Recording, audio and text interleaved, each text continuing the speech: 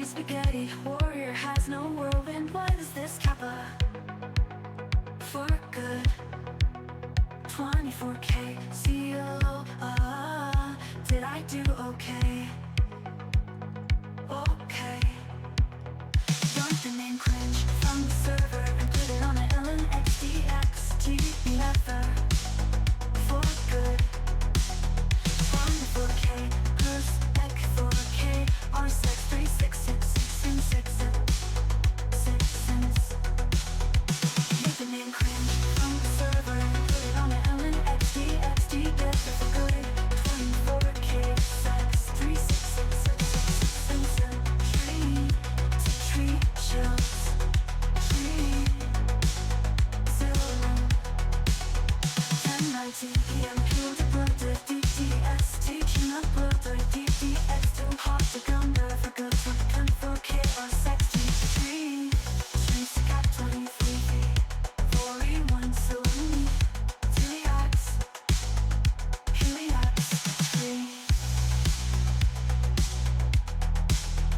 Watching without audio. Amazing pat. Hey, bucko. This is Ban Evasion. No, it's... Shut the fuck up, man. Shut up.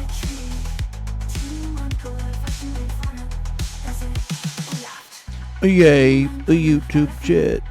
Get out of here, Clanker. The Pecker Peeker got banned on Twitter. Oh my god. Dude. Would you guys just shut up? Smoked. It's just for a day. And the reason they gave me was weird. I assume it was for the Pecker incident, but I assume it was for that. Okay? I assume it was because of that.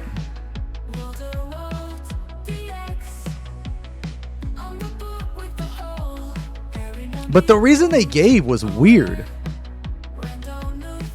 No, I did, yeah. No, I'll talk about it.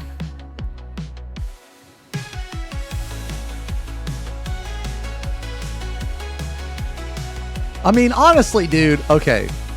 Honestly, man. I mean, it was bound to happen.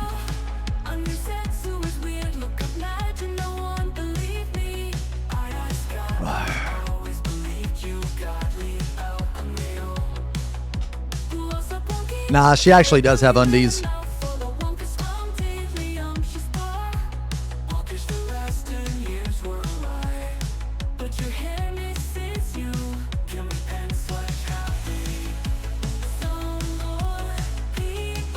Thank you guys from, if you're normally a Twitch rat. Thank you for bearing with me in my time of humiliation.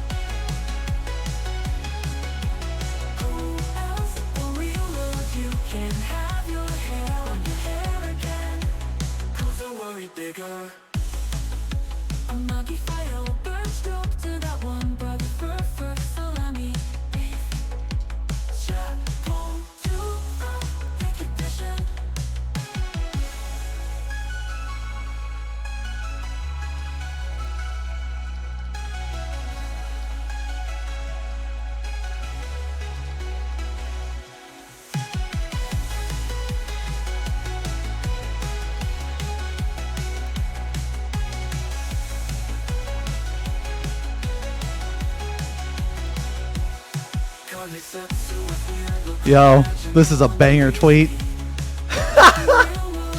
This guy says, you know what, man, we're just gonna react to this stuff.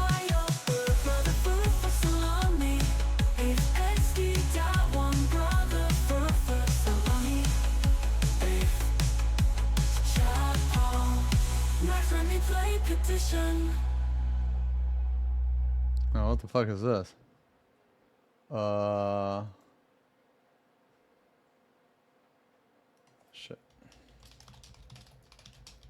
Oh, fuck. Sorry, my food's ready.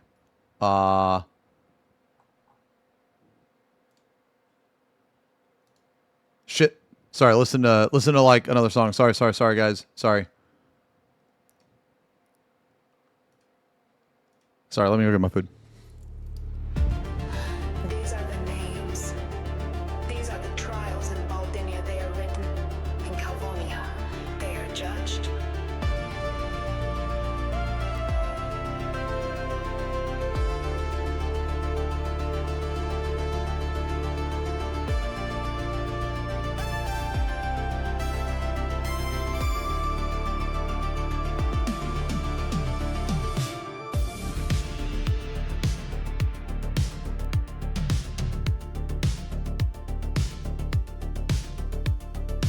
When schools like shadows in the forum halls, the darkest druid mutters hexes by the walls. Faberuchik's hammers master, pancakes flips, Zetsu echo static through the cracks and rips.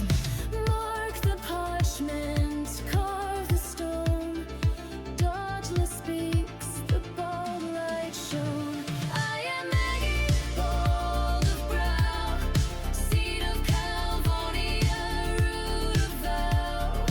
Wise tree rises, shadow falls, dodgeless carved in ancient walls.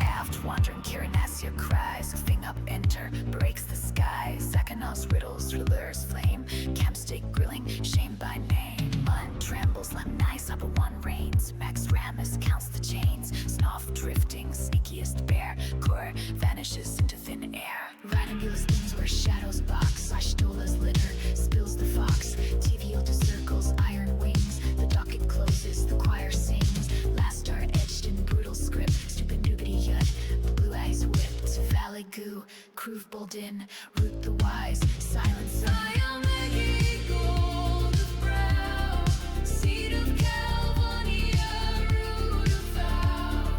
Wise tree rises, shadow falls, dodgeless carved in ancient walls.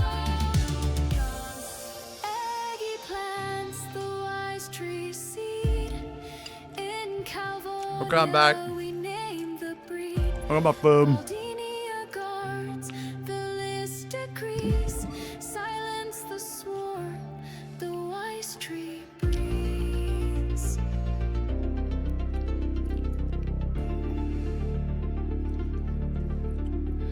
I am Maggie, bald of brow.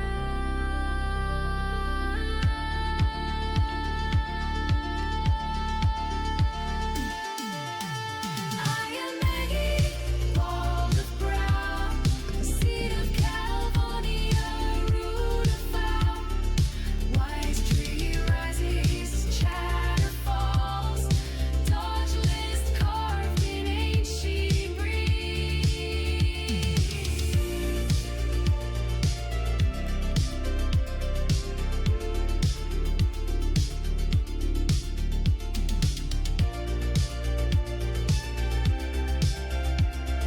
Okay.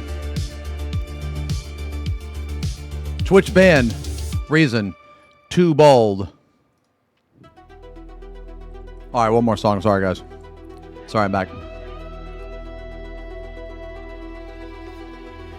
Enter Baldinia beneath crimson skies, where Eve whispers truth. Ain't no shot. You are banned. So I'll talk about it, but the reason they gave me was because I played a game that was you weren't supposed to stream. But that's obviously wrong. So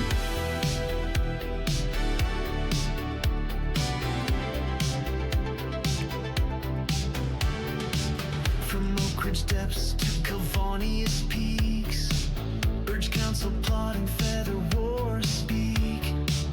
King XenosysVex, beard burning with pride, heart cleaver in hand, flame at his side. Queen thirsty Bia, Commands from her throne. Infernal enchantment, her rules set in stone. The darkest druid haunts forgotten groves. Master pancakes sail skies no one knows. Step into this masquerade, Baldinia's delight. See with echoes under neon's light, lost in the archives. Truths we entwine, digital whispers, reality's alive. It was the genitalia jousting. Oh nah, guys, it's only for a day. It's only for yeah, like even if it is a mistake, right? It's whatever, man. Like I don't really care. eternal and stern. Svenule game silent, secrets she learns. Ember Lunelska commands wind and stone. Gaming crowd TV laughs on his throne. The Blay Empire naps in their tranquil guise. F Nation mocks under satirical skies. Step into this masquerade, Boldinia's delight. To the Next is a good band at 14. neon's light, lost in the archives. Truths we entwine. Bro, the rate tier's over. I don't even give a shit. Reality's alive.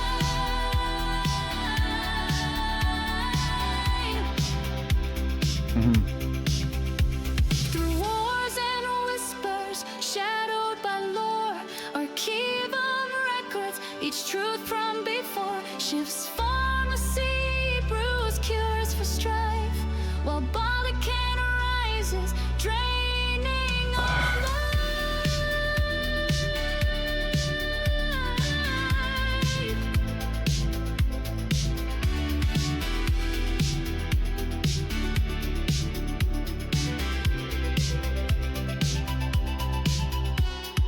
Mask lifted softly, our truths intertwine.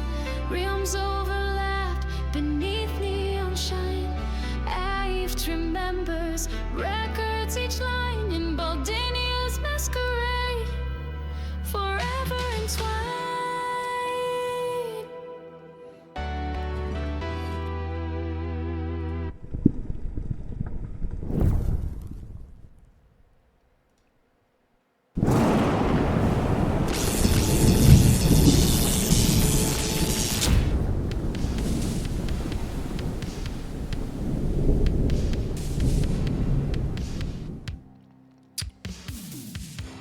Are you happy? Are you happy? You see what you did? You see what you did? Because of you, I got banned. So disappointed in you. I'm so disappointed in you. Yo, yo, yo. What's up? What's up? Okay.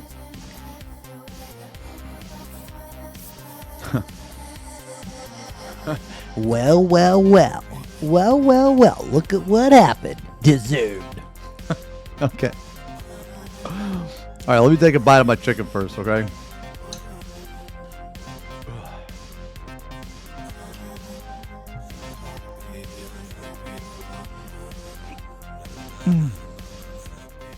All right.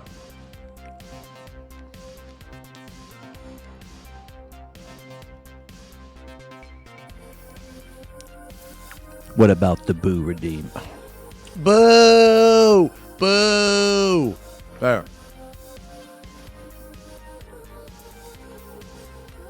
Okay.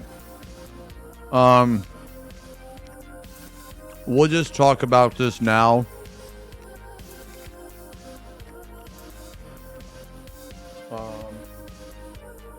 Dude, what the fuck is wrong with my... Hold on, sorry guys. I don't know why my camera does this. I think it's because when I put little zooms in front of the camera. Sorry, give me a sec. Let me fix this. Okay.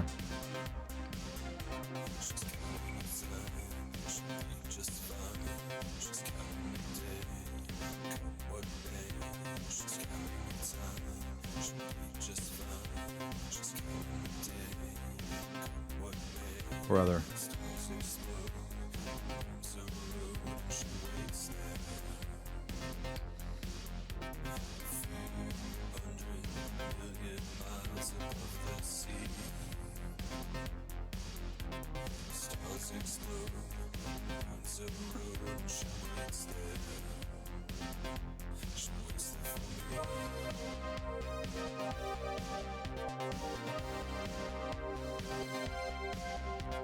Okay.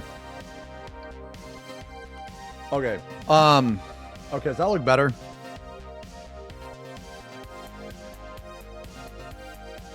Not really. Okay, guys, I'm sorry. Just give me a second, man. I don't know why my camera's doing this fucking cringe shit.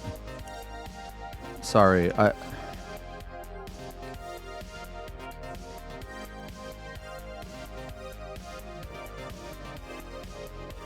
Dude, what is it doing?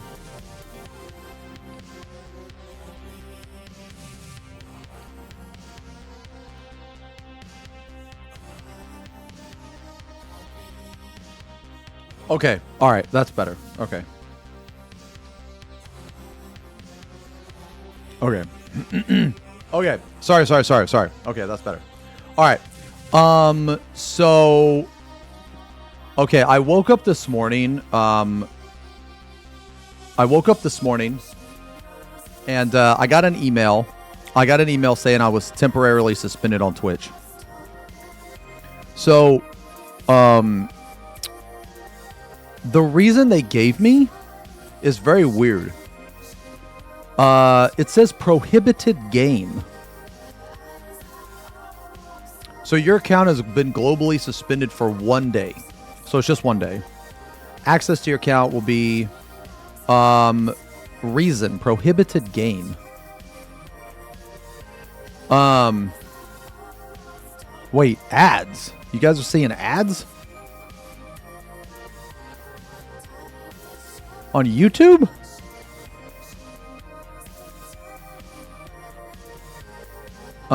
Okay. So, all right, here's the thing, guys.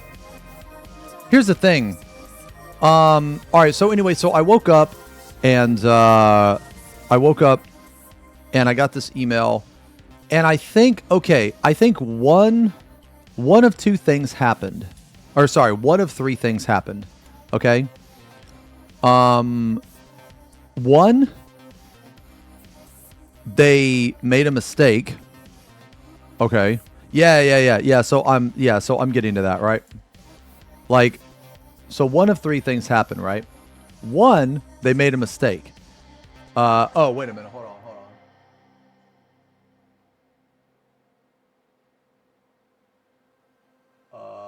Okay.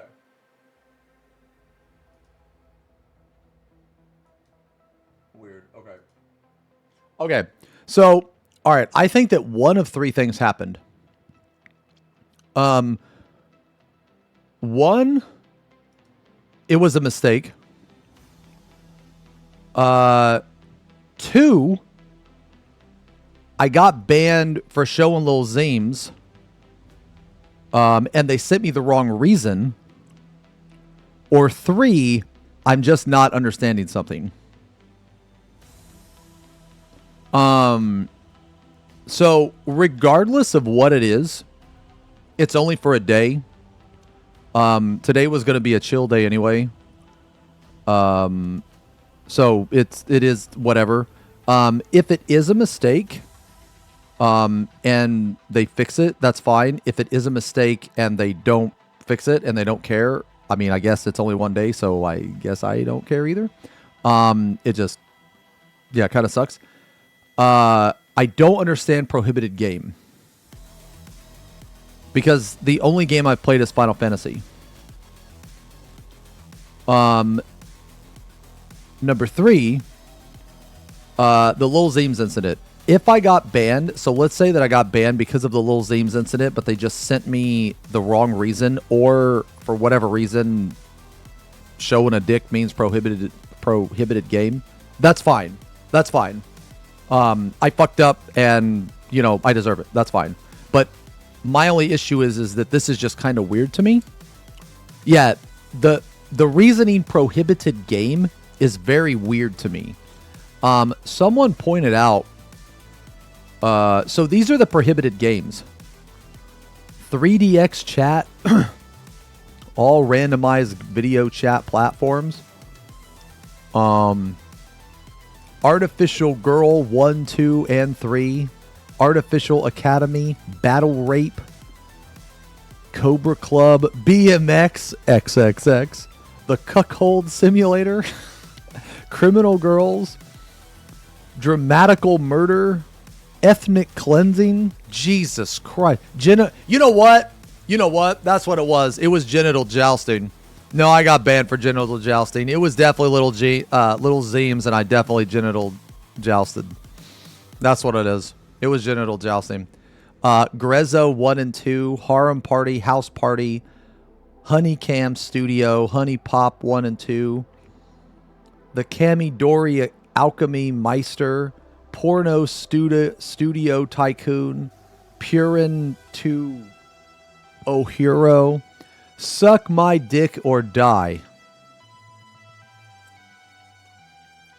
Okay.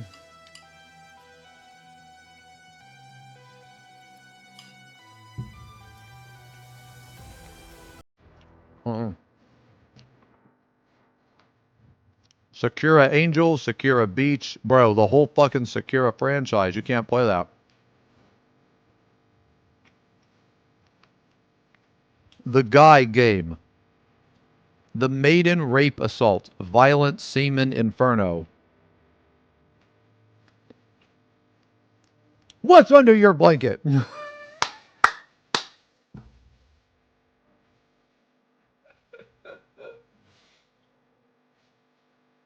I'll tell you what's under my blanket. Some fucking toy dinosaurs. That's what's under my blanket. Okay, so anyway. So I'm just thinking they sent me the wrong reason. I'm just going to assume that it was because of Lil Zines. That's it. And they just sent me the wrong reason.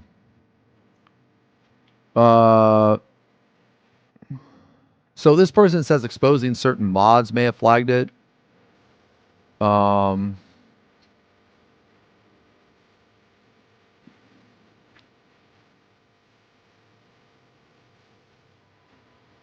Maybe I'm mistaken, but I believe people got into some trouble for streaming 14 with mods. I don't know. Like, this doesn't make any sense because people stream with mods all the time. You know what I mean? Wasn't the ban delayed? Didn't the incident happen? Yeah, it happened a little while ago. Yeah. Like, I think I think they just gave me the wrong reason. Or maybe the reason is like,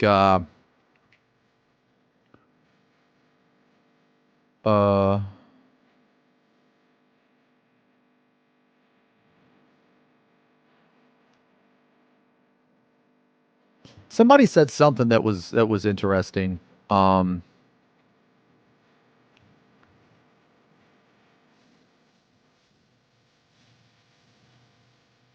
Damn, where was that one? Okay, there was one person that said something like really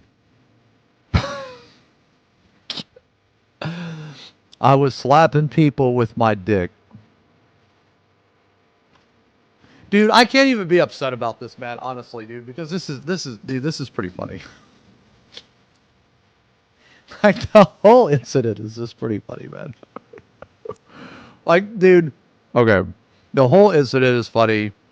If I got banned for the Lil Zeems incident, I deserved it. I deserve to be bullied and made fun of.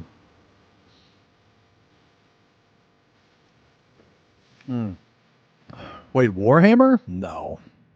Like, some of the stuff doesn't even, like, some of the reasons people Battle Raper 2 any percent speed run. Holy fuck. Okay, so somebody, I'm trying to find the comment, but somebody said somebody had a really good comment. They said that apparently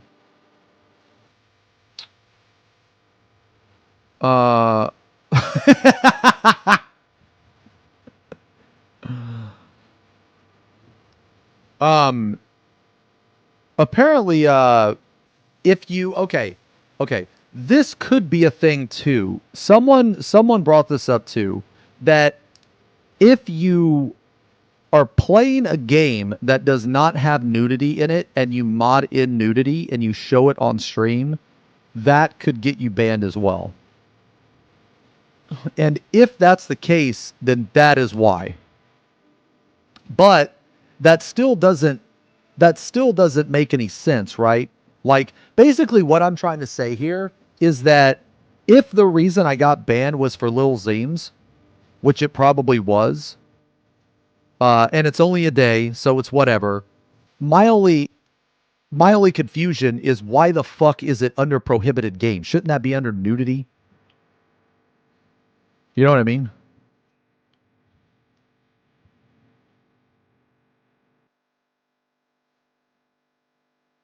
Reported me for playing Second Life. No, that I don't know. That doesn't make sense. I've never played that game. Uh,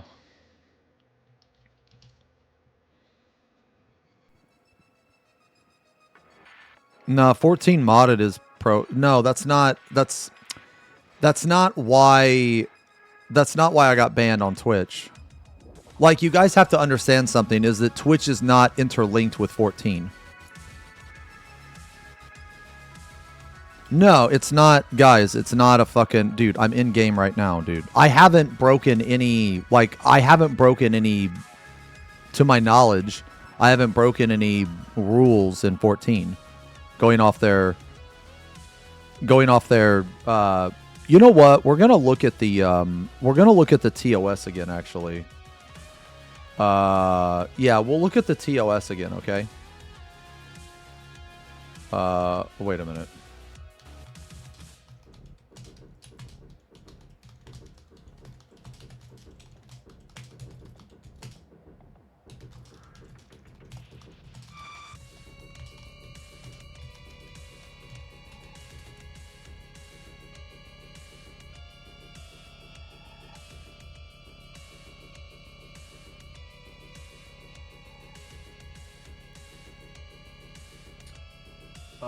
Where is the command?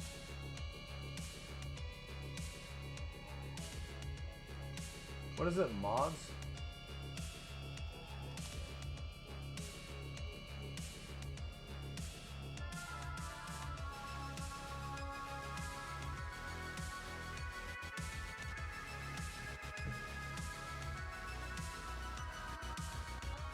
Honestly, this is a good time to talk about this too.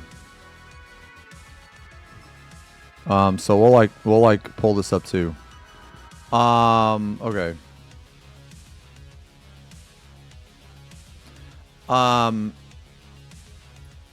Yeah, so wait, why am I streaming with mods? Well, I'll get to that in a second, man, because they've stated that they don't care if you stream with mods, or they've stated that they don't care if you use mods as long as they're like cosmetic only. We'll look at because they put out a community note about it. But the thing is like, guys, okay, like Twitch, okay. Twitch is not going to, how do I want to word this, okay? Twitch's TOS is not interlinked with the game's TOS. Does that make sense? Yeah, so like, I got banned on Twitch for a completely different, like, the reason I got banned on Twitch has nothing to do with 14. Does that make sense?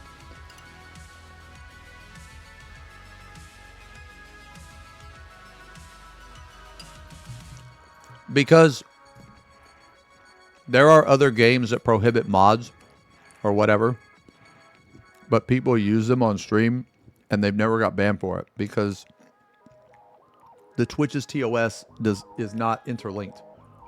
Does that make sense? What the fuck is this? I don't know what the fuck is this.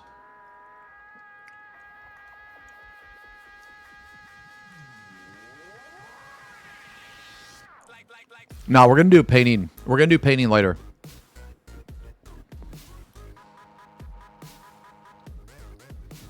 Yeah, so like, well, I mean, that's my point, right? Is that I can get banned on 14 independently. Yeah, but that's what I'm trying to say, right? Is that like me using mods in 14 doesn't have anything to do with why I got banned with, like, okay, the concept of it doesn't have anything to do with that, right? So like, let's say that I got banned for showing, little Zems, right? If that was the case, then that same incident could happen in another game. You know what I'm saying? Well, no, like, why would Twitch even begin to address mods in 14? That's not their problem. They're never going to police that. So guys, that's what I'm trying to, is like, that's what I'm trying to, man, people are just really, they really need to think, man. Like, whatever I did to get banned, so let's say that it was the Little Zems incident, because that's the only thing I can think of, right? Yeah, so Twitch will not ban a streamer on their platform to enforce a TOS in a game that they play. Does that make sense? Yeah, so like what I'm saying is like I think that this reason they gave me, I think they just fucked up and they gave me the wrong reason or something. Okay? I think I was banned for the Lil Zems incident. I mean, and it's only one day, so regardless, I don't really care too much.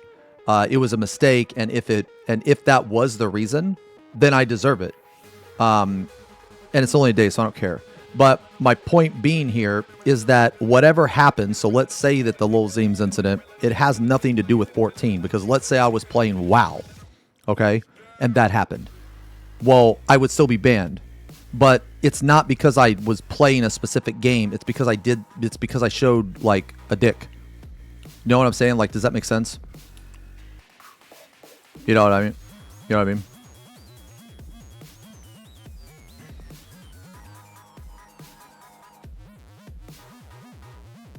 I've never heard of a streamer being banned for breaking a TOS in game.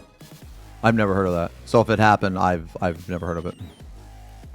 But even if that was the case, let's say that you're right, Vin. Let's say that you're right. This is still not the reason they gave me. So like that's what I'm trying to say, is that like for the people that are like, oh, well, you broke TOS in game. Well, no, I didn't break TOS in game. But even if I did, this is the wrong reason that they gave me. You know what I'm saying? Mayhaps you were banned for insufficient kisses for the gentle chatters. You may not care, but I do, because I can't farm points in here for wrecked. Can you fart for us?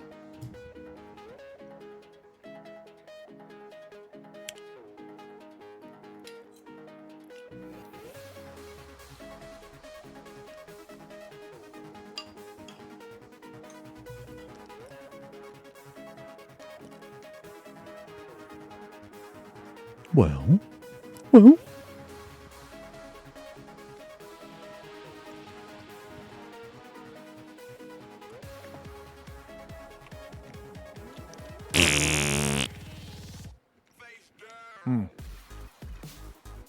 Twitch bans independently of in-game TOS, but both might cover the same offense. Online cheating. Maybe, I don't know. Dude, this is insane what I'm eating right now. This is like chicken and rice with this really fucking good sauce, man. Yo, we made it.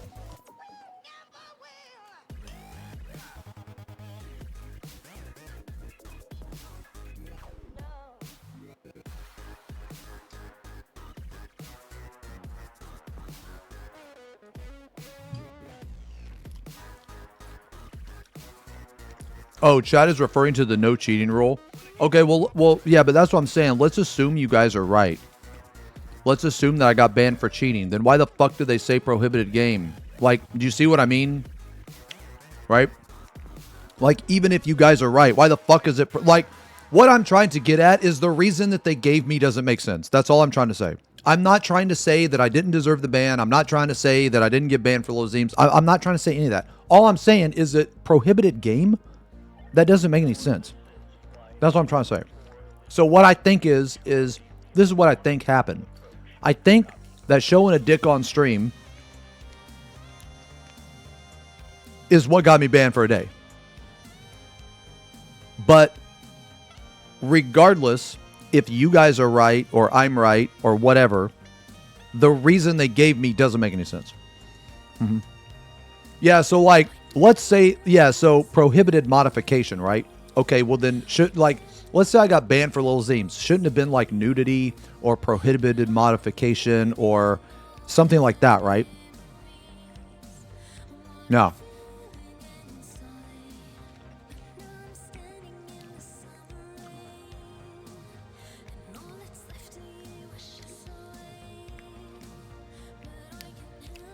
Dude, I love how all you motherfuckers from Twitch made stupid fucking kick names like Kuma Chama Hater and shit like that.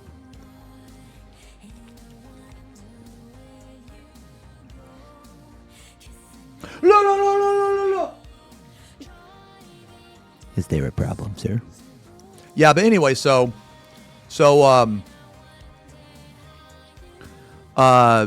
I got banned at like 5 a.m. this morning or something. This is the reason they gave me. I'm just going to assume that, yeah, I stream on Kick and YouTube. Yeah, I stream on 3 platforms, Kick, Twitch, and YouTube.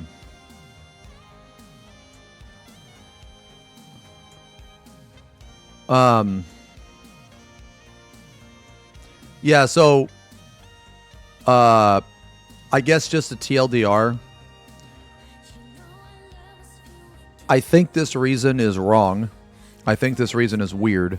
Prohibited game doesn't really have anything to do with like nudity or a mod or anything like that. So I think that the reason is wrong. And again, I'm just going to assume that I got banned because I showed Lil Zems on stream. And that's it. That's pretty much it. You know what I mean? Because I put in an appeal and they didn't give me a reason.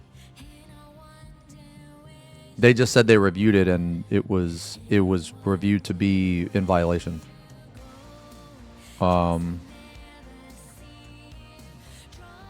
Yeah. So, okay.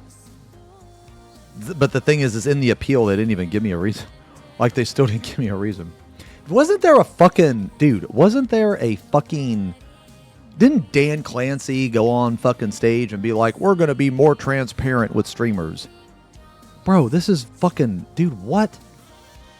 You banned me for prohibited game. Like, if anything, I'm more confused than anything. Well, yeah, that's what I'm saying. Like, I don't yeah. Maybe the reason and the ban time are linked and they only wanted to give you a 1-day ban. I have no idea. Well, no, because here's the list. Here's the list of prohibited games. Yeah. But no, I just wanted to, you know, tell you guys about it, talk to you guys about it, because, like, you know, if I was banned for, you know, the Lil Zems incident, okay, that's fine. I deserve it. You know, yes. I fucked up. But the reason they gave me is weird. That's it. Yeah. Yeah.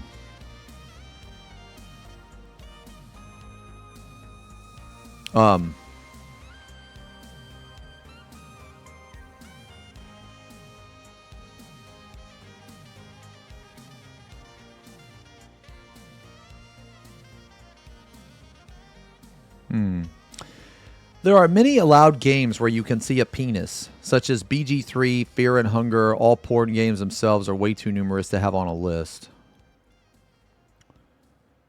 Oh, okay. So this person right here, this is the comment that I wanted to to mention because this is the comment that makes the most sense actually. From my understanding and what I've heard, if you show a penis or something like that in a game because of a mod, then it can get you in trouble. But if the game already has it, it's fine. This makes sense. So like of all the reasoning, I think that this makes the most sense. Which is why I got banned. Because I've streamed Baldur's Gate 3. You know, dicks out, tits out. I've literally streamed sex scenes in Baldur's Gate 3. And I didn't get banned for that. So it can't be because I showed a penis on stream. I think it has to be this because Final Fantasy XIV doesn't have like nudity in it, right? But you can mod nudity into it. And if you mod nudity into it, then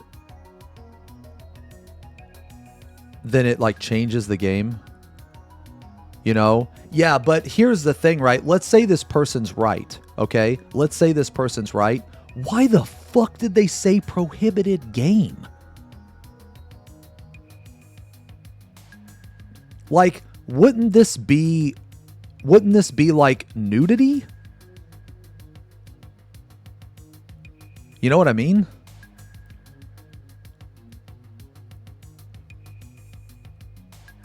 Guys, I don't think it's that. I don't think it's people mass reported me and someone doesn't like me at Twitch. I don't think anybody at Twitch doesn't like me. I mean, I don't think they like me either. I think they treat me just, you know, like a normal streamer.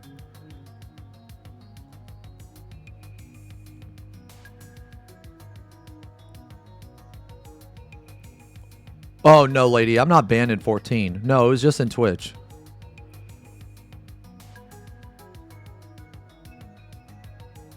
Yeah. So, anyway, yeah, that comment makes the most sense. So, anyway, guys, this is literally just, it's literally just a one-day ban. I wish I would have got a better reason than this, but at the end of the day, I don't really care that much because it is only one day. It's only a single day. I just, you know, like I said, man, like, look, right when I started streaming with mods, if you guys remember, I said somewhere along the line, I'm going to be banned at least once. Like, somewhere along the line. I don't know why, I don't know when, but it's probably going to happen because I'm going to probably make a mistake somewhere. And I've never streamed with mods before, so this is just going to be a learning process for me. I need to know what I can do and what I can't do. But the problem with this is like, I got banned for prohibited game, but this doesn't actually tell me anything. You know what I'm saying? So I think that they sent me the wrong reason or something. I think that they banned me for showing nudity in a game that doesn't have nudity in it. That's what I think. And for anybody wondering if I'm like evading my Twitch ban or anything, well, first off, I'm not. I'm not logged into Twitch. I'm not even watching Twitch. You know, when you get banned on that, you're told to stay away from Twitch, which I'm doing. I'm streaming on Kick and YouTube. And I'm just going to do that for the rest of the day. That's it.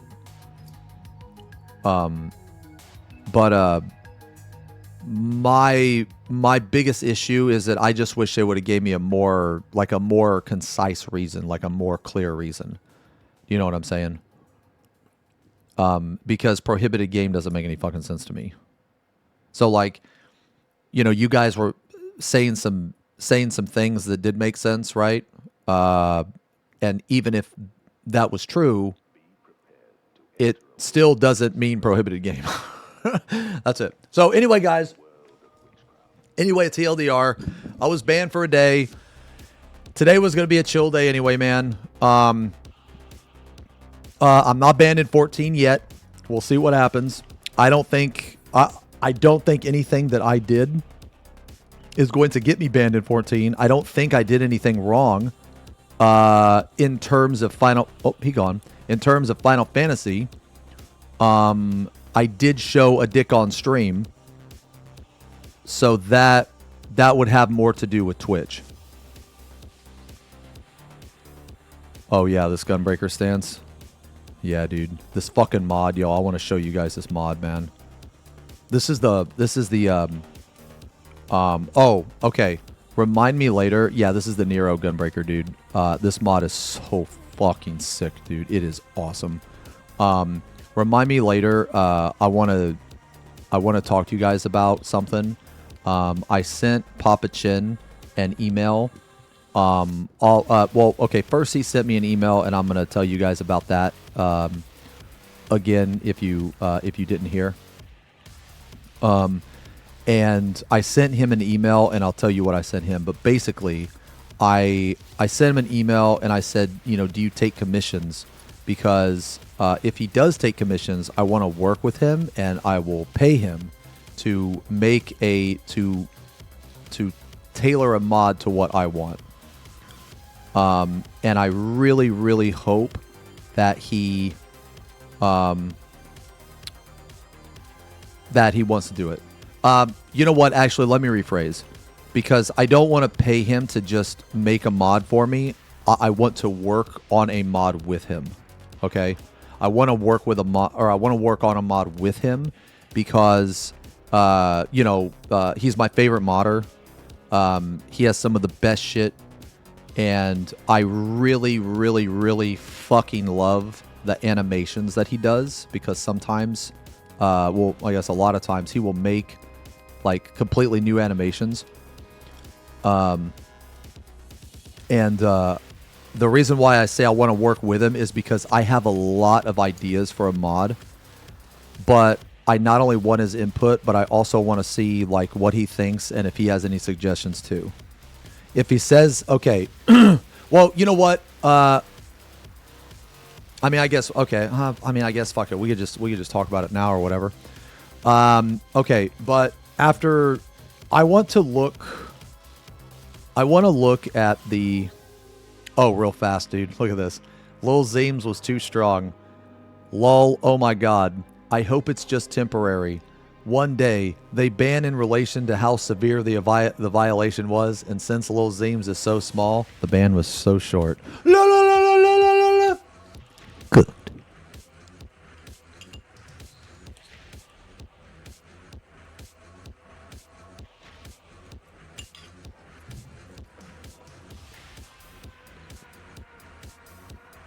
I don't know who this guy is, but he's funny. I'm gonna follow him. Mm-hmm. Oh yeah, like mods are a net positive for the game, man. Like, you know what, man? If I gotta take like a ban or two here and there, is, you know, as long as it's not anything too crazy, it's fine. But I think in this case the ban was 100% my fault, and I don't think I did anything wrong in 14. I really don't. I want to reread this, guys. There's been a lot of people asking about the mods and stuff, so I want to like revisit this. I'll probably make a community post on YouTube about all this shit. I'll probably make like another like short video. But let me since we were talking about Papa Chin and the mods, okay. Hold on, man. What do you feel like listening to, man? You know what, man? Let's listen to some fucking let's listen to some fucking Mega Man, bro.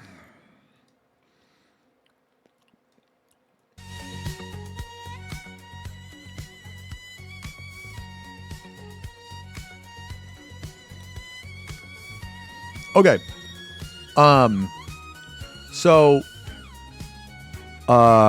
Okay. So for those of you that don't know, Papa Chin sent me a really nice email. It was fucking awesome. But he said, Dear Xenosis, I'm Papa Chin, the creator of 14 mods you've watched in your live streams before. First and foremost, I want to express my sincere gratitude for you and your love and reaction to the videos about my mods. Which, dude, his mods are so fucking good, man. Like, they're so fucking good. Anyway, so he said, like, I mean, I don't know if he wants me to read the whole thing, so I'm not going to, but he says he just basically, you know, he says some really nice stuff in here, man, and I really appreciate it. And anyway, so he sends me three of his mods. One of them was the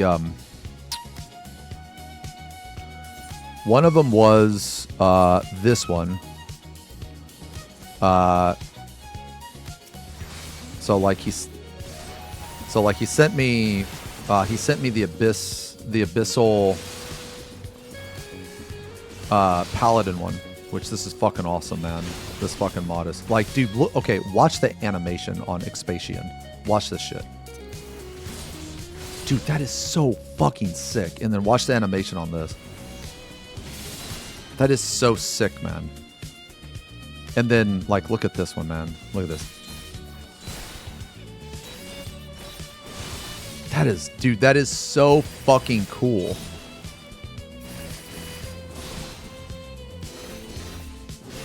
Like, that's crazy. Anyway, okay, so he sent me that one. He sent me the Dark Knight one. I don't have it. I don't have it installed yet. I'm gonna try it out. I just haven't gotten around to it because I tried the Paladin one first. Now I'm trying the Gunbreaker one. This Gunbreaker one is fucking insane. This Gunbreaker one is fucking nuts, man.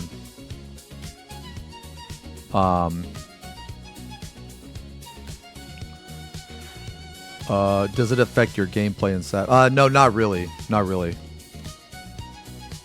So like, dude, like, watch these. Okay. All right. The first 3 hits of this, of the chain are so, no, I don't ignore YouTube. Okay. The first 3 hits, like the solid barrel combo, dude, this shit looks so fucking badass. Like, I love the multiple fucking hits with the sword, man. And then, dude, that's just so fucking cool. It's just so badass. And then there's also, okay, so, yeah, so he sent me all this shit, and then here's the, all right, so for the No Mercy, there's actually an effect that gives you the Devil Trigger, and I have some of the effects turned off. I have them turned off just because some of them are a little bit too much for me. Okay, but this is the, dude, like, look at this combo, dude. That fucking Wicked Talon is insane. Like, that Wicked Talon where he, like, fucking slashes up in the air, like, multiple times. That is insane, man. So here's, okay, Lionheart is also fucking insane. Dude, like, Lionheart is crazy. Like, that is insane, man. This is so much fucking cool. Like, that is so much cooler than actual Lionheart. That's fucking nuts. And it's really cool when you're like, when you're doing this in combat, your character's just floating in the air doing all this shit. There's none of that, like, goofy, like, fucking ragdoll shit, man. You know? You think it's too much, Dikey? I mean, the thing is, it's like, this is going to be a very personal thing, you know what I mean? Mm-hmm. What's the burst strike? See, I think this is sick too, man. What's, here, what's double? Oh my god, okay. What's double down? Jesus. Alright. See, double down looks cool too. Okay. My favorite animation of all of these is Wicked Talon. Okay? Like, dude. This Wicked Talon, man, is so badass. Like this one right here. That is so fucking sick. Like all the slashes in the air. Okay, so anyway. Yeah, so anyway. Papa Chin sent me like these 3 mods. I haven't checked out the Dark Knight one. I guess we can if you guys want.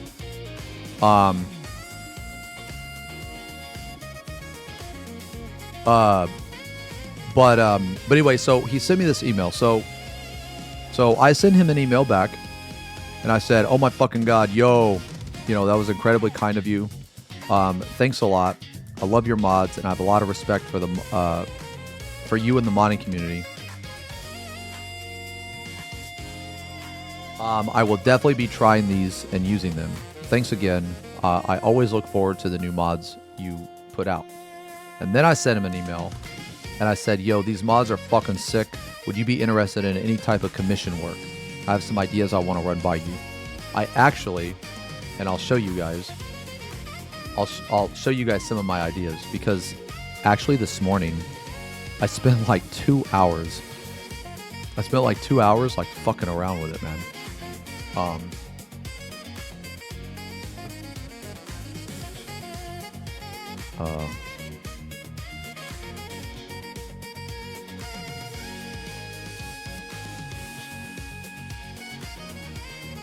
So, okay. I hope that he gets back with me. I hope that he gets back to me, because the idea I have is going to be first it's going to be for a warrior mod.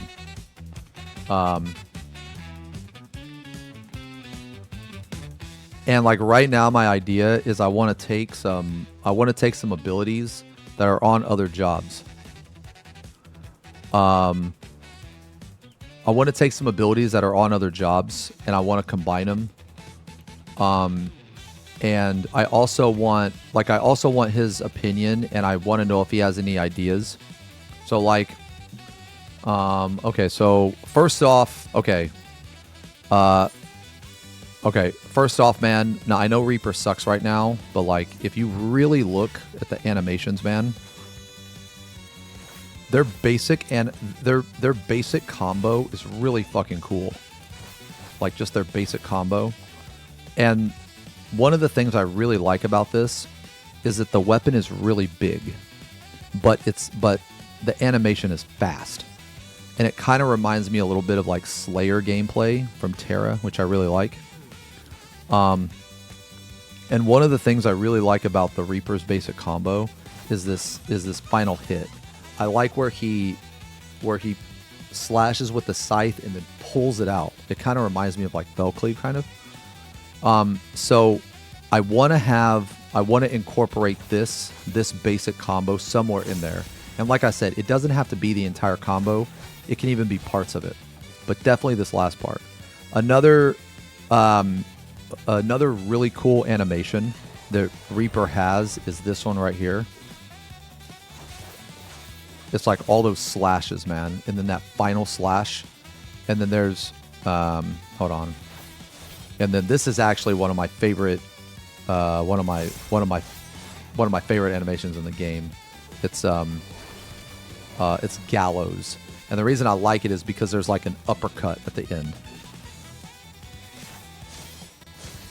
So there's like that. I really like the slash, and then he pulls it out because it feels like there's a weight behind it. And then there's the uppercut. So for Primal Rin, I have an idea for Primal Rin 2. Or for Primal Whip.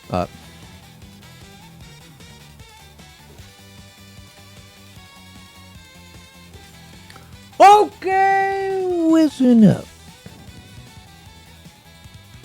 Today, we're going to talk about a primal wind. And how cute I want to make it. And that's it. That's it. Okay, anyway. So, my idea... okay, I'm just going to go in order. Because I actually wrote all this shit down. And I have two mods that I want to take inspiration from. That are actually not Papa Chin's mods.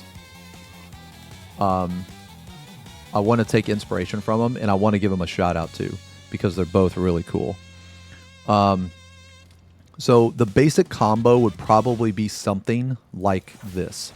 Probably be something like this. Just like Storm's Eye.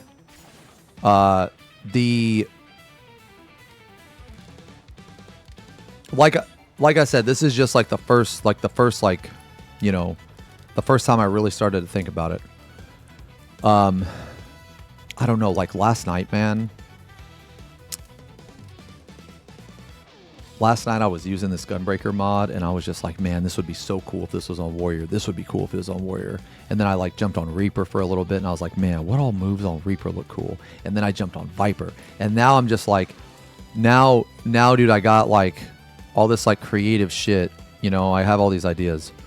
But anyway, so like my first thought was that the Warrior basic combo could look something like the Reaper basic combo. Not exactly like, not one for one, but the, like if you were to watch these and you were to slow them down, there's a lot of really cool stuff. Like I'm a big fan of like uppercuts with like a weapon. I don't know why. I just am. Like the animation for Inner Beast.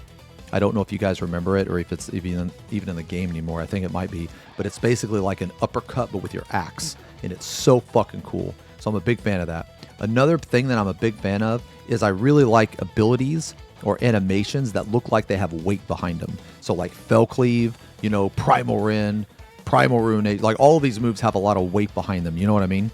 What do they call it when you like, what do you call it when it's like stop something? It's like when you hit something, you pause just for like maybe half a second and then you continue. What is that? A hit stop. Yeah. Hit stop. Yeah. I like hit stop. I do. Like not overboard hit stop, but I think hit stop is pretty fucking cool.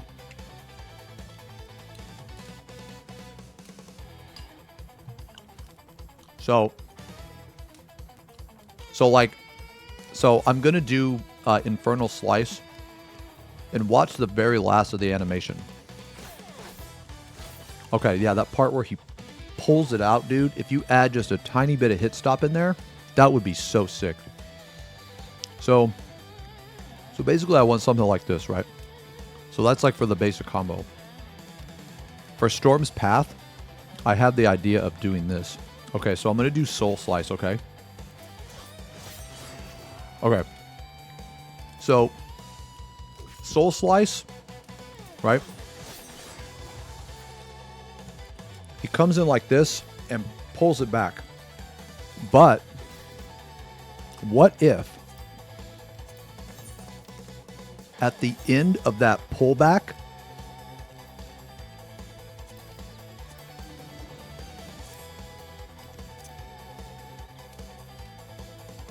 what if the end of the pullback, right? Hold on. Let me turn this off for a second. Okay. So what if at the end of the pullback, you have Jugular Rip, okay? Okay, watch Jugular Rip. Or, fuck. Ah, God damn it. Sorry. Sorry, let me try it again. Sorry, let me try it again. Okay. Okay, so watch the end of this, okay? All right. So he kind of spins and then comes down. Well, if you pair that with the end of if you put that at the end of Soul Slice, so if you can imagine Soul Slice having a continuation, I think that would look really fucking badass. I think it'd be really fucking badass. I've seen a dual wield Berserker mod actually. I tried it for a little bit. It was okay, but there were some abilities that just didn't work.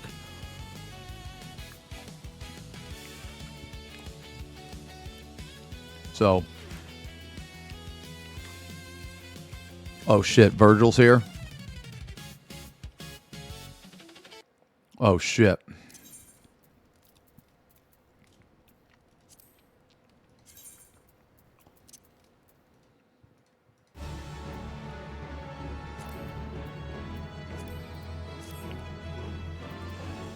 Where the fuck's it at?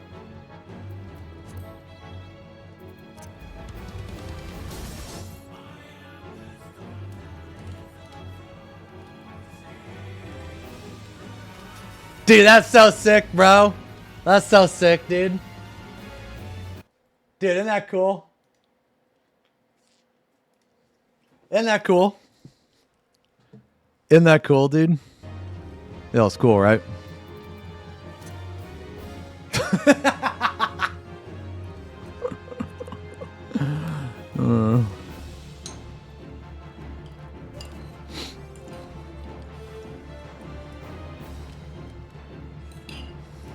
Yeah.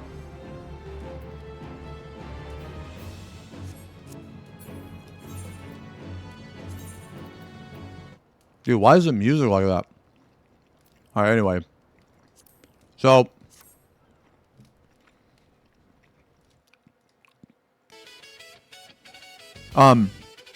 so let me tell you some other ones, man, okay? Let me tell you some other ideas. So for Storm's Path, I think I want to have Soul Slice with Jugular Rip behind it.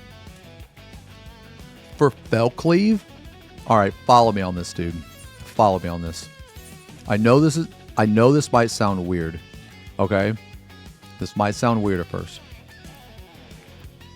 But just follow me and think about it.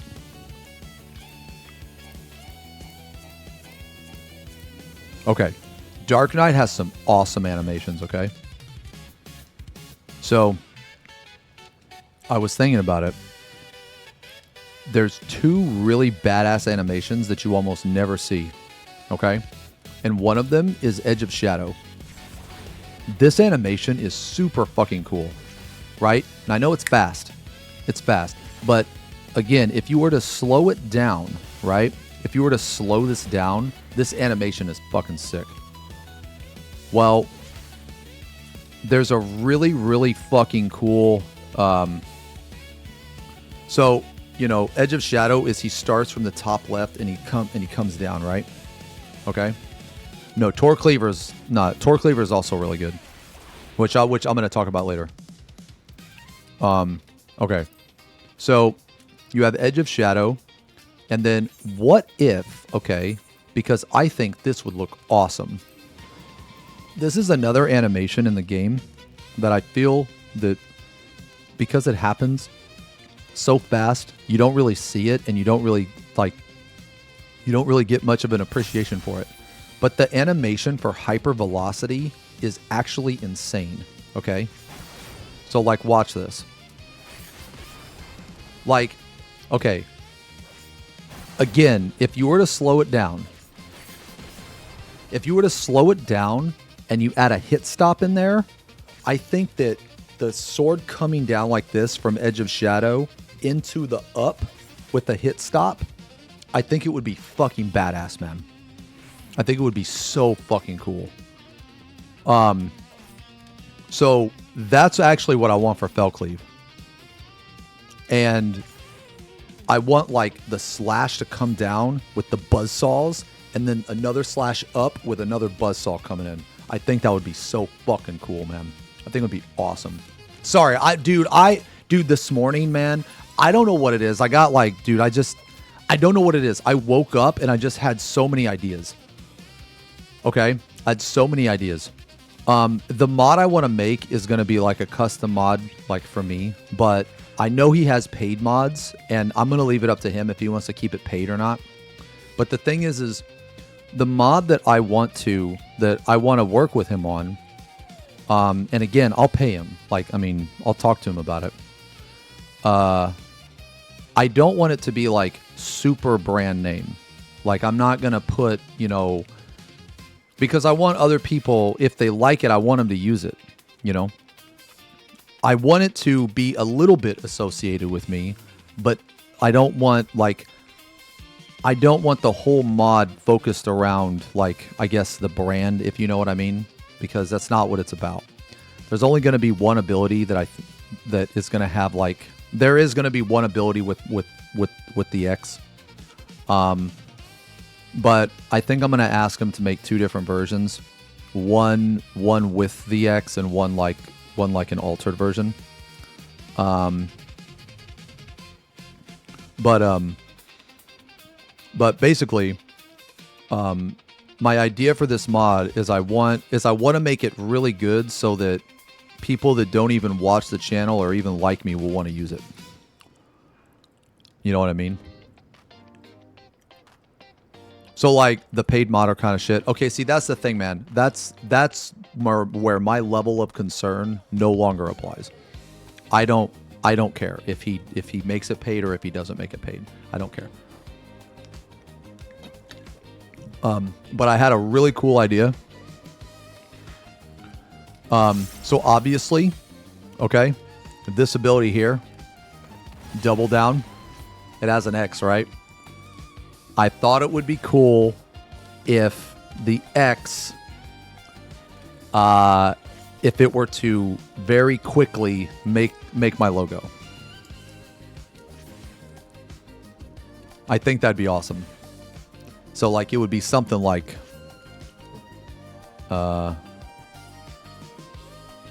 just wondering, but how come you're more open to showing mods? Yordle, we are going to talk about that after this. Yeah, we're going to look at a community post. Oh fuck, what was I going to show? Oh my god, what was I going to show you? Oh, right. So it would be the X would be something like this, obviously, right? You know? So let me show you guys this. Okay. So you see how it lit up and then it spread out and kind of turned off? You know what I mean? Well, I was thinking it could be the opposite. So like it could light up and then as the slashes happen, the X would be formed.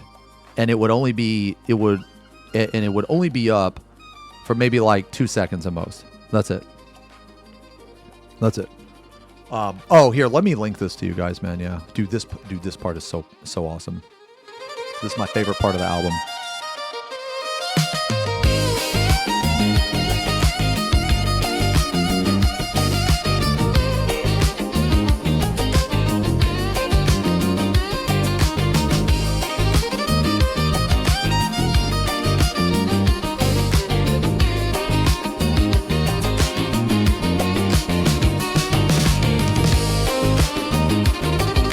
I liked it.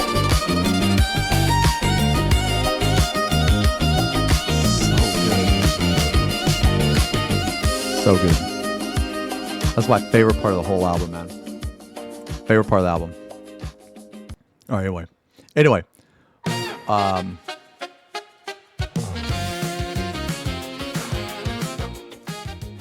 Anyway, okay. Yeah, so we're gonna talk. So your question, the song I just linked, it's the entire album. So yeah, it's the whole album. That song that just played is on that album. It was Bubble Man's theme. If you like that, you'll like the whole album, man. It's really good.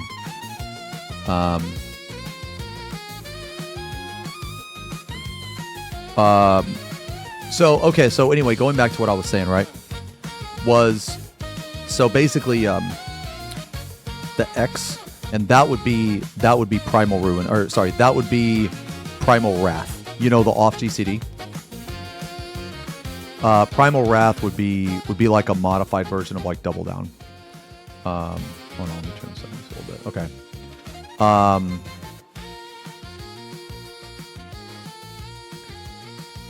Let's see what else. So yeah, so Fell Cleave would be Edge of Shadow into Hyper Velocity, and I think it'd be really cool with an axe. So for inner release, I had a couple ideas. I'm not solidified on them yet, but one thing that I really fucking like, man, is I really like this grid. You see the grid like behind my logo, right? I really fucking like that grid, man. I don't know why I like grid. FB Pong likes grids. I don't know why I like grids, okay, but I do. At least that one. And for inner release, man, I was thinking when you activate inner release, the grid would spawn like underneath your character. And then have you guys ever seen the ability from Terra called I think it was called Murderous Intent.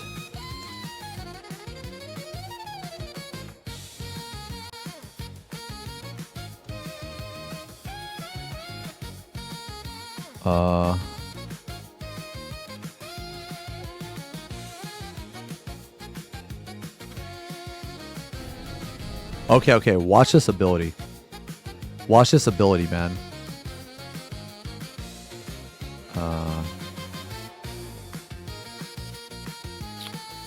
Hold on, sorry, let me pull up my screen.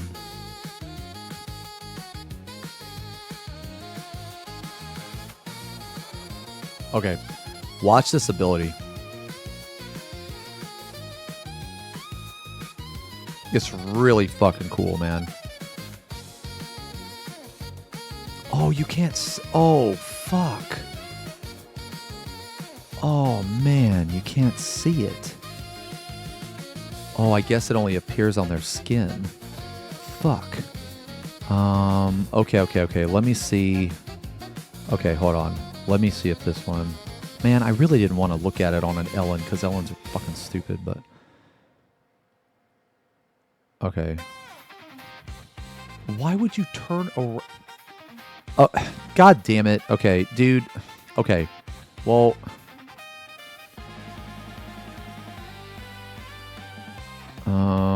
let me see if it...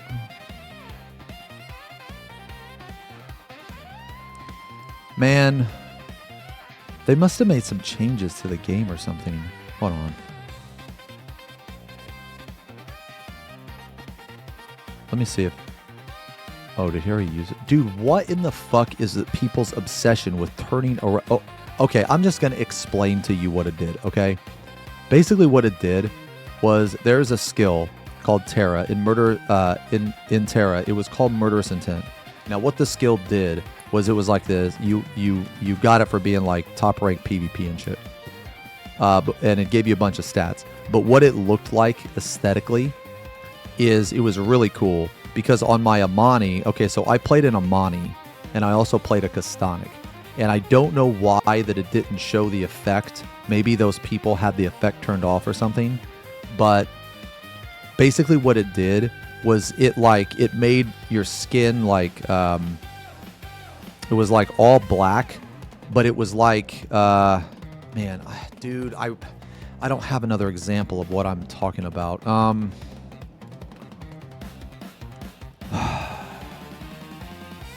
Oh, maybe I do. Maybe I do. Hold on. Hold. Maybe I do. Give me a second. I think the nurse in Silent Hill 1 did it. Fuck. Silent Hill 1 original. Shit. Okay. Does anybody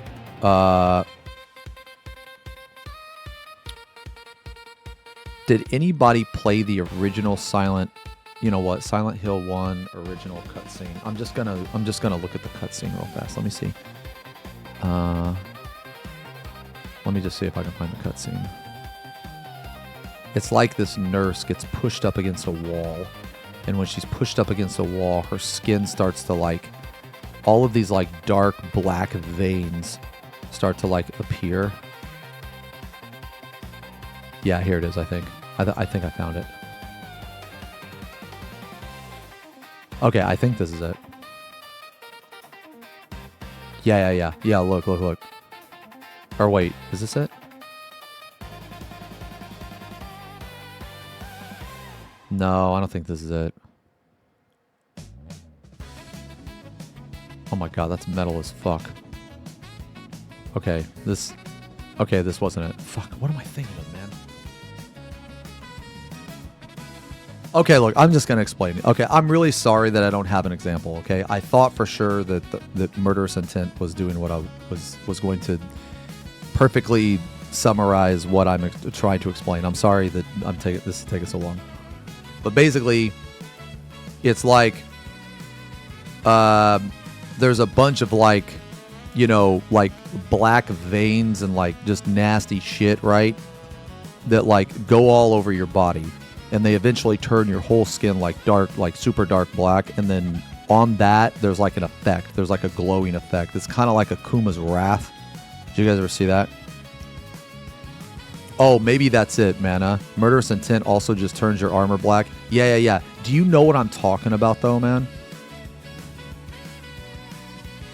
You know what I'm talking about?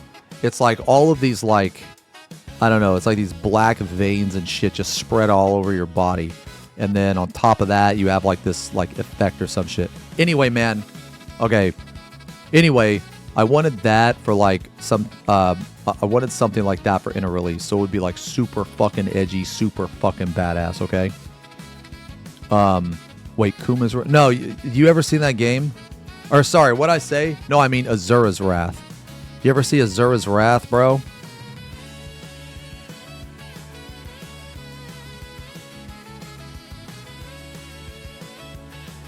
Nah, not really in Shroud. You know what? Maybe. I don't know. Maybe. Let me check.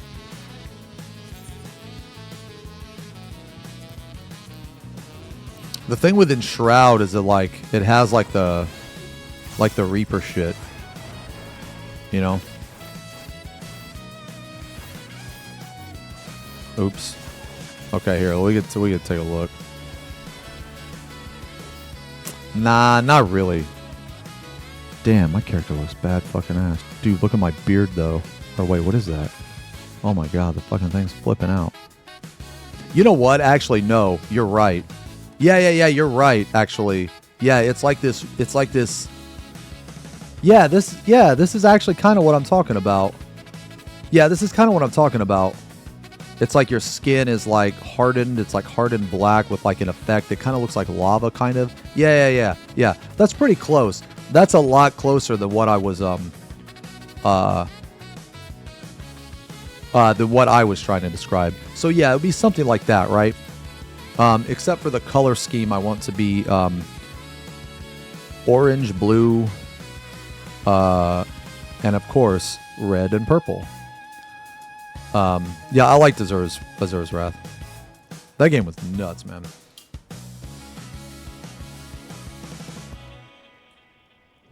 Just check my tweet, XFFing.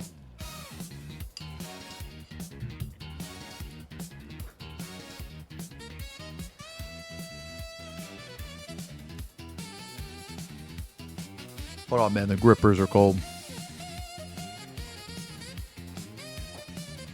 Okay. Yeah, so anyway, it would be something like that. And then, okay, let me ask you guys a question. Okay. So, does anyone in here know anything about modding at all? And when I say modding, I'm specifically talking about changing the animation of something.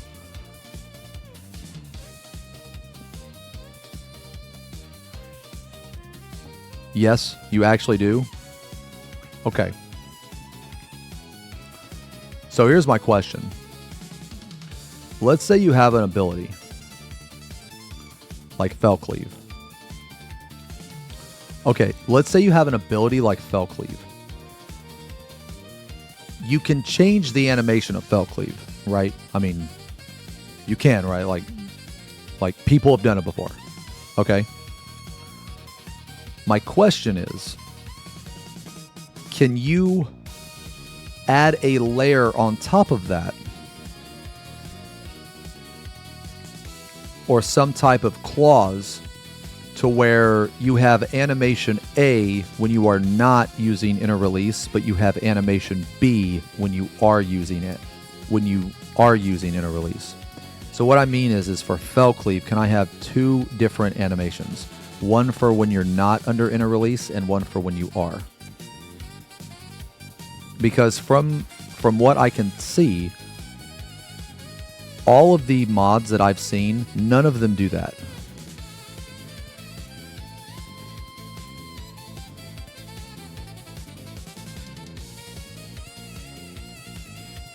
Yeah, so here's the thing, right? Okay, so I know you can do it with Dark Knight. Okay? Yeah, so I know you can do it with Dark Knight, okay? Because you know. So for example, so Blood Spiller, when you use Delirium, it turns into whatever the fuck it is, right? But the thing is that it's a completely separate ability, okay? So I'm going to take a guess here, and from a modding perspective, and you can correct me if I'm wrong, but from a modding perspective, if let's say you want to make your Delirium combo the same animation as Blood Spiller, you would have to. Okay, like, so here, I'll put it this way. What if you wanted to make Blood Spiller and every hit of Delirium look like Fell Cleave? If you were to do that, you would have to change Blood Spiller to look like Fell Cleave, but you would also have to change the Scarlet Delirium, the Comeuppance, and the Tor Cleaver to Fell Cleave as well, right? Because if you just change Blood Spiller, it won't work. Okay, correct. Okay, so my line of thinking so far is correct.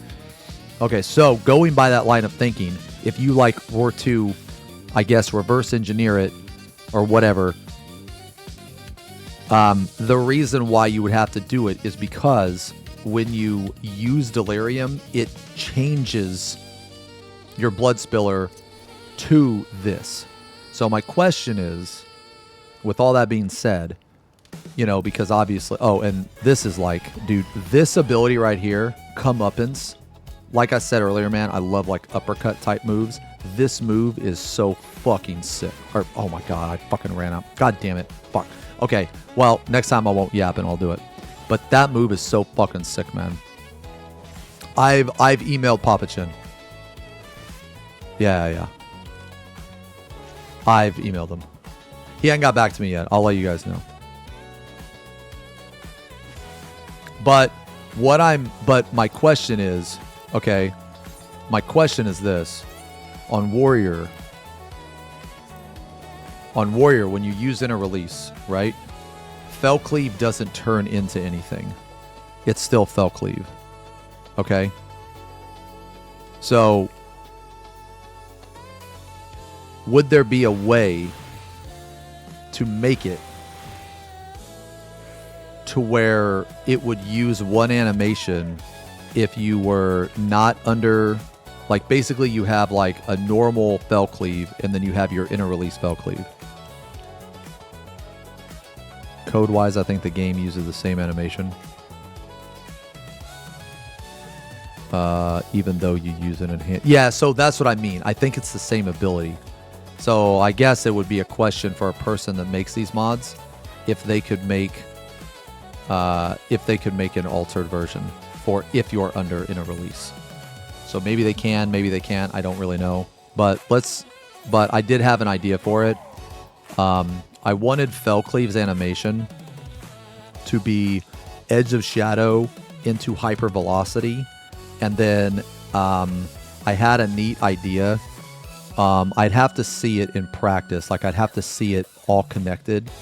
But if you take Reign of Beasts, so you know Lionheart combo, if you take Reign of Beasts, you put the character on the ground and make them teleport around, kind of like a Viper, and then you do Noble Blood with the same thing. You put them on the ground. Because my biggest issue with Lionheart is I don't like all the floatiness, right? I think the floatiness looks weird.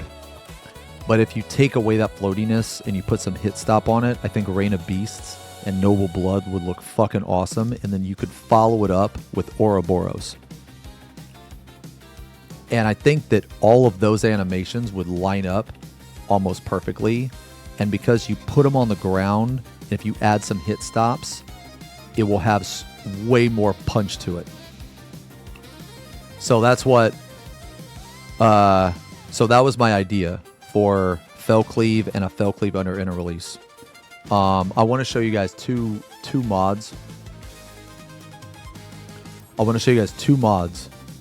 Both of them are very, very cool.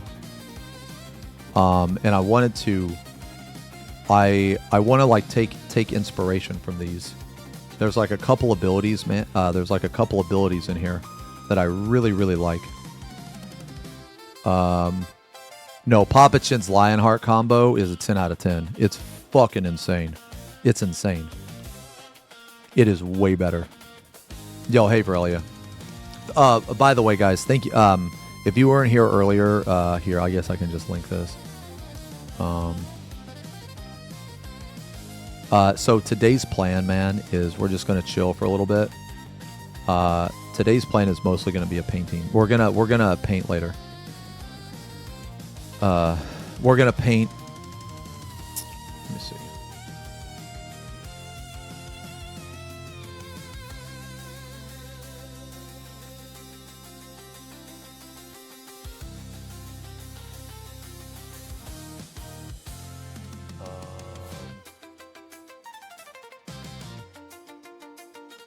Wait, what the fuck?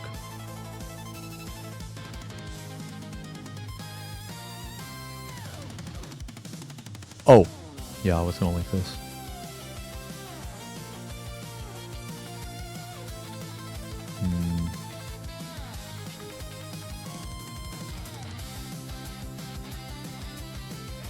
Here, I'm just gonna link this again for those of you that weren't in here. We talked about it. We talked about it later. Leo will put a video out too. Yeah, Leo will put a video out.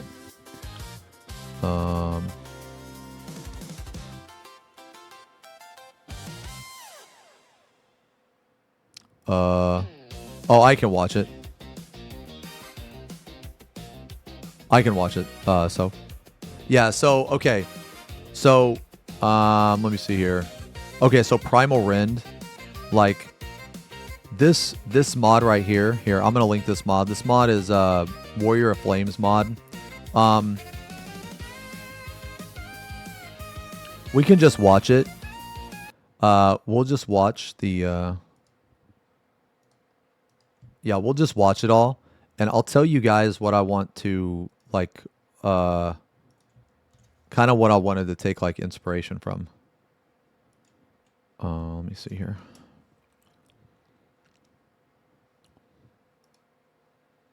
Okay.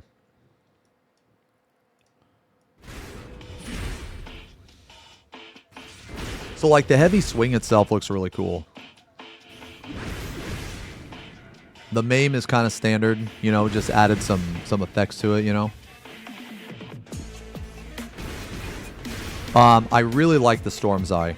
This animation here is really cool. My only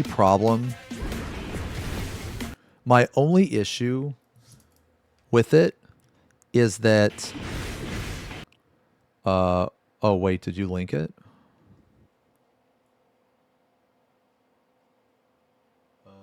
I don't actually see it. You could just DM it to me on Discord, man, if you want.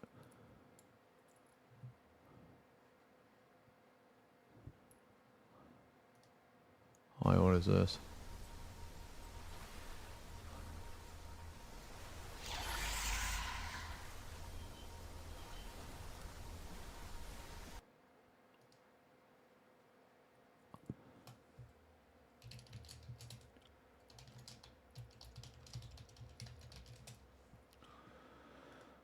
Message request. Okay, let me take a look.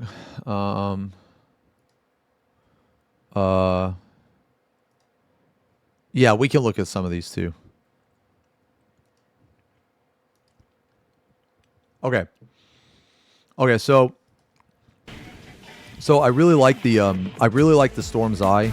This is really cool animation. The only problem is I think that it's just a little too slow. I think it's just a little too slow. I think it should be faster. But I do like the animation of it. And I also really like the Storm's Path too. Like, basically my idea for a warrior mod, so like I know warrior is known for like slow, like big hits. But if I wanted a warrior mod, I would want it to be more fast. I want a faster gameplay. Like, just because it's a big weapon doesn't mean that it has to be slow. And I think slow sometimes is cool, but I don't want that. I want, like, the only way I can describe it is like fast gameplay like Slayer. Because Slayer was my favorite. It was like one of my favorite jobs in any game ever. And dude, man, when you played Slayer in Terra, you had a great sword. So it was a huge weapon. And the abilities you hit, man, sometimes your gameplay would just be so fast because you had this ability. It was called Overhand Strike. And it was a 50% chance that it would like proc. Basically, Slayer was a proc-based job. So, and then from Overhand Strike, you had another ability that you chained into it. And then from that ability, you had another ability you would chain into it. And it was called, it was called Eviscerate. It was, oh my God, you know what, dude? Holy shit. We're going to look at Slayer moves, man. We're going to look at Slayer moves too. But anyway, basically Slayer's gameplay, right? No, Slayer was incredibly fast. It was fast. It had to be fast because it was a fast job. Like you could go like GCD into overhand strike, into eviscerate, into overhand strike, into measured slice. It was, dude, it was insane. It was so fucking fast, man.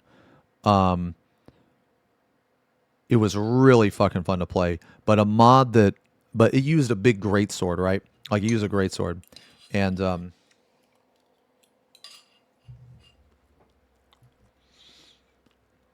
if I wanted a mod, or if I had a mod, the ability to like, you know, kind of put my influence on it, I would want that style of gameplay. I'd want that style of gameplay. But anyway, going back to this mod, I really like this animation too.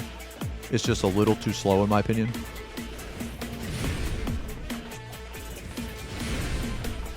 This animation's also really sick, man.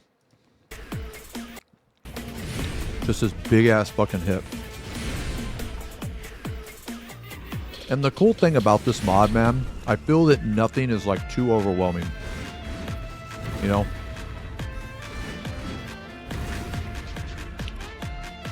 After Reaper release. Yeah. So one of my favorite animations of this mod is actually Primal Ren. It's nothing too crazy, but it's just very satisfying, I feel.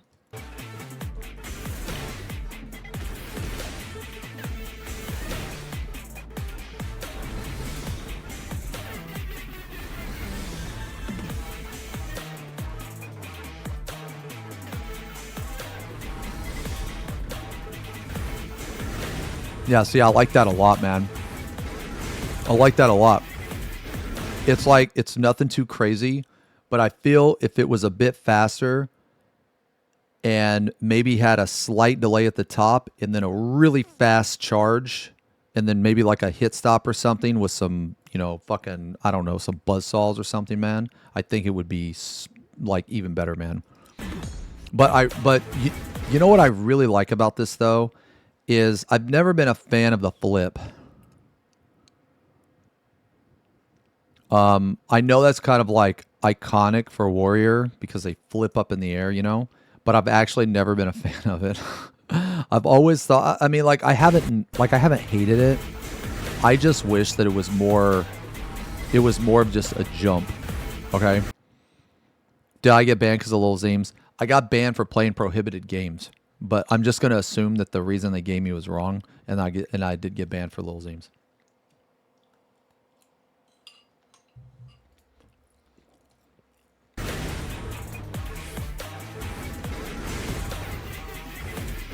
I really like this Primal Rim, man. I really like it a lot. And the fell cleave is pretty cool.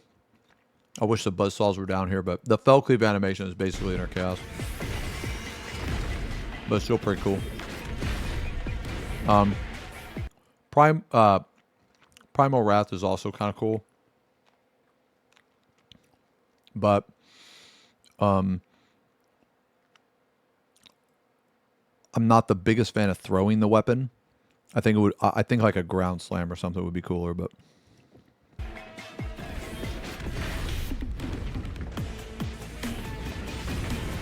this is also pretty cool. It's just a jumping version of Primal Ruination. But honestly, man, dude, Warrior has some badass looking skills already. Like some of the skills that they add to Warrior are just fucking crazy cool.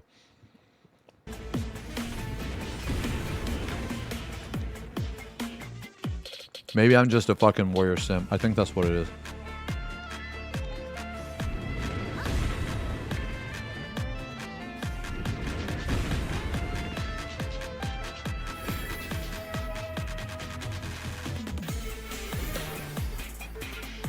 Yeah, that's cool.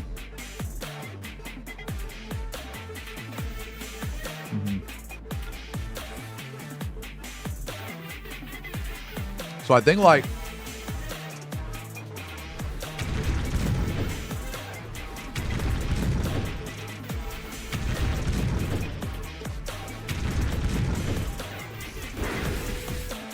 Yeah, I want to look at some Slayer mods or some Slayer abilities, man.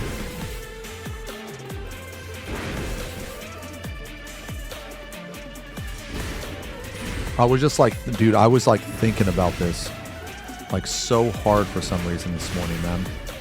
See, it's like the basic combo looks pretty cool. It's nothing too crazy, not really overwhelming, I guess.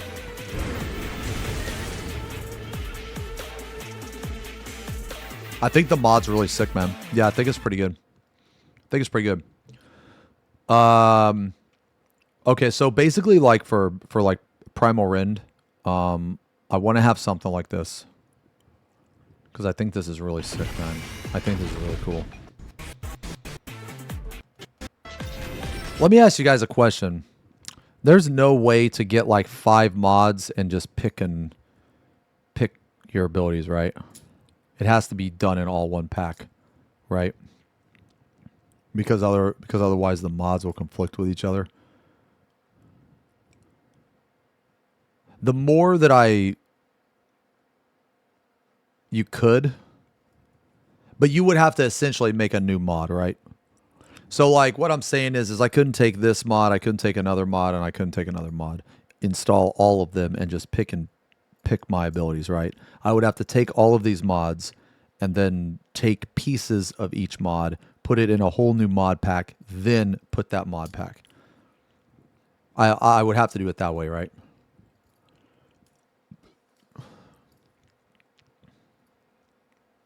I know in Penumbra you can select per action, but the problem is that when I do that, the mods conflict and one will override the entirety of the other.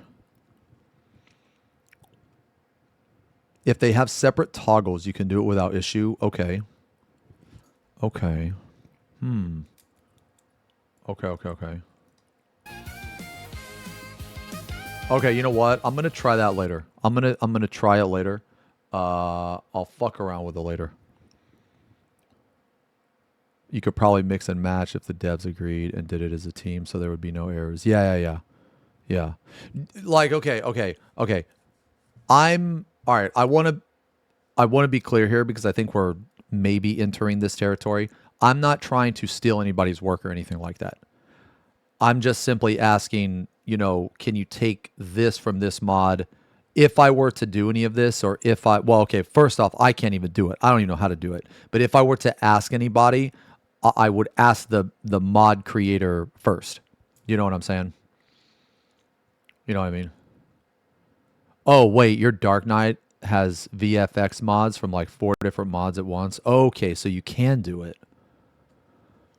Okay. Okay, that's really cool. Okay. But it has to have a toggle though, right?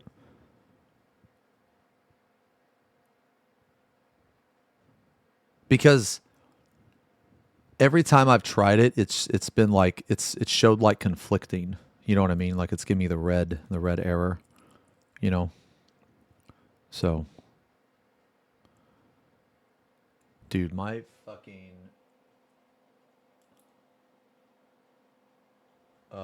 you can erase the path or just put a symbol at the end to break the path. Oh, okay. Okay. Anyway, I really like this mod's Primal Rend. Here is another mod, man, that is really fucking cool. I'm gonna link this one too. It's Sax mod, I guess. Oh, it's a switch axe. Okay, right. This is like the buzzsaw shit. Yeah, this is the buzzsaw shit. Okay, so you miss offline chat. It's just gonna be down for a day. Just gonna be down for a day. Let me link this one too.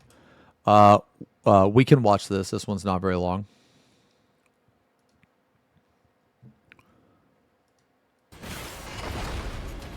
This one's really cool too. Okay, so here's the thing though. This mod is, I imagine it's supposed to be used with the buzzsaw weapon because a lot of the abilities try to emulate the I guess, the like effect or animation or like style of a buzzsaw. So it's cool with the weapon, right? It makes sense, but some of the abilities wouldn't work with an axe. So like this just basic one, man, which I'm pretty sure is just carve and spit. That animation is really sick. And like this one right here, yeah, I don't know what the fuck that is, man. But it really wouldn't work with like a normal axe, right? But the follow-up, man, like the two follow-ups are really fucking cool.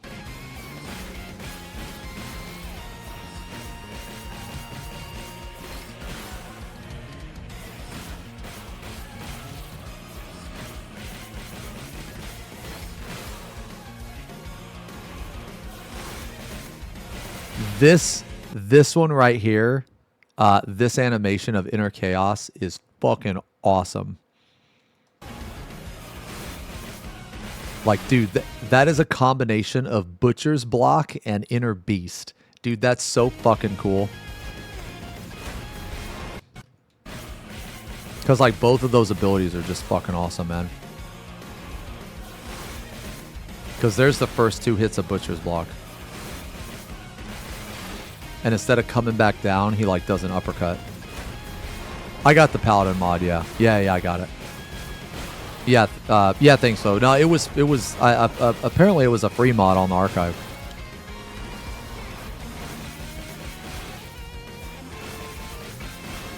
So, like, I think this animation is, like, kind of cool. I don't really think it goes with Decimate, though, but it's kind of cool.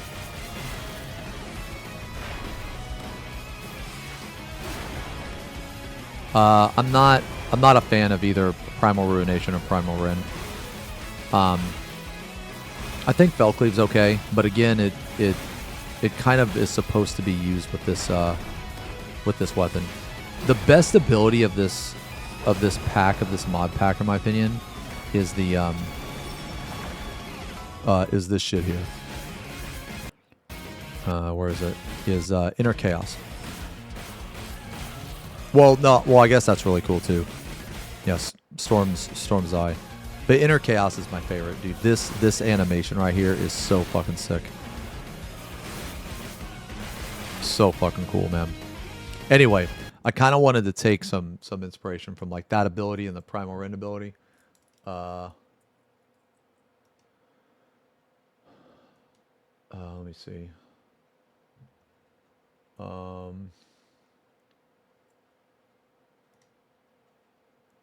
And then, okay.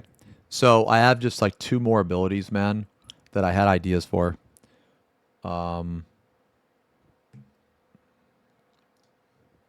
Yeah, I like two more ideas.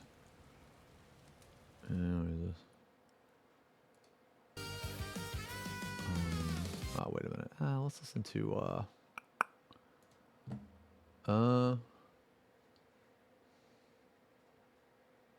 I kind of want to listen to some synth.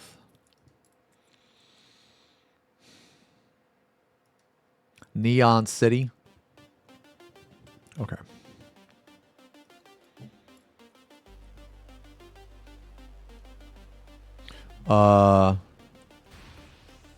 You could just ask Chat GPT how to research how to mod animations. I mean, I could, yeah.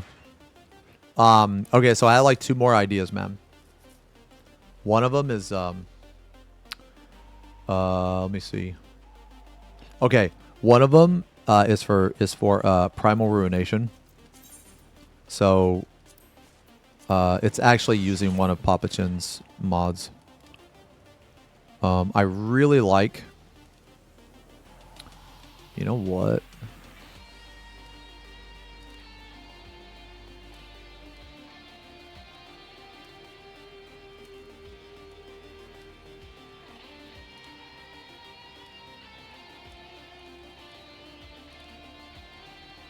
I really like this animation.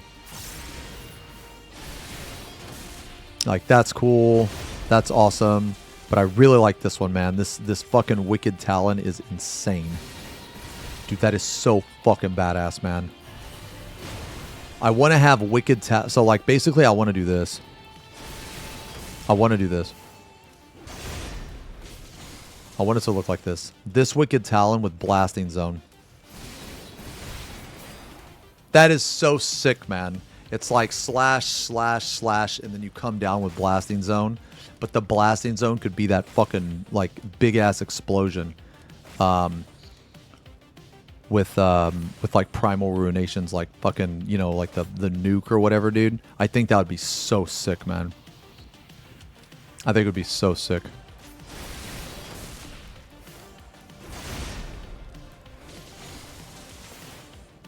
Yeah, so it'd be like this. Dude, that'd be insane, dude. I just like the vision, the vision that I have, man. Oh.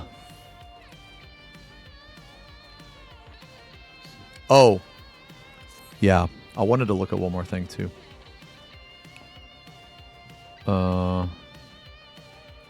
Yeah, I mean, it would be cool. Like, I really want I really want Warrior to have, like, a couple more off GCDs, man.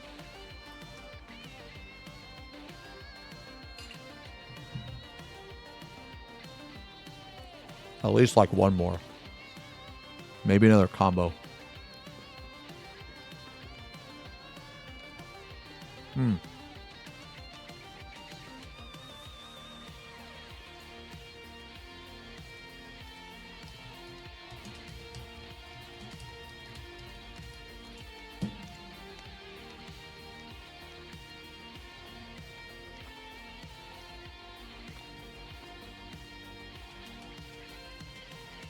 Let's see some Slayer animations, bro.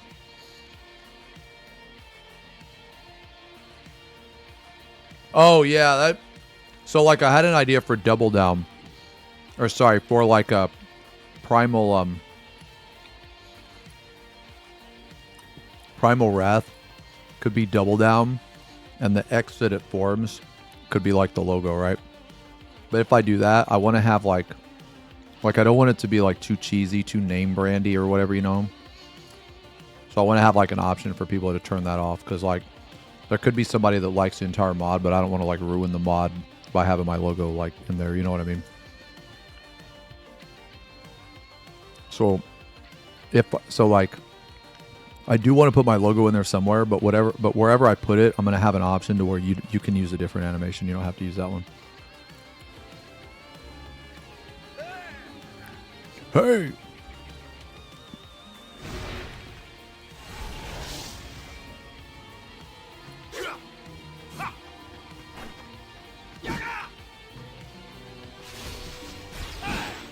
Overhand strike is really cool.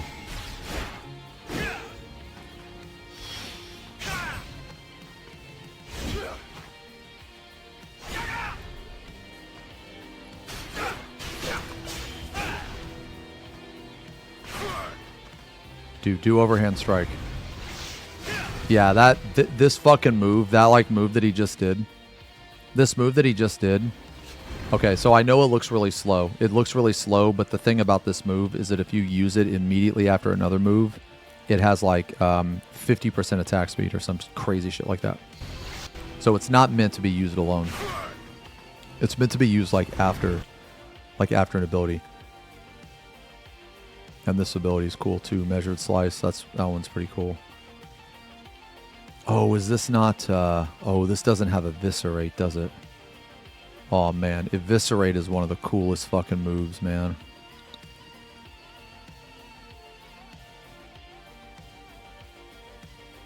Yeah, I guess it doesn't have it.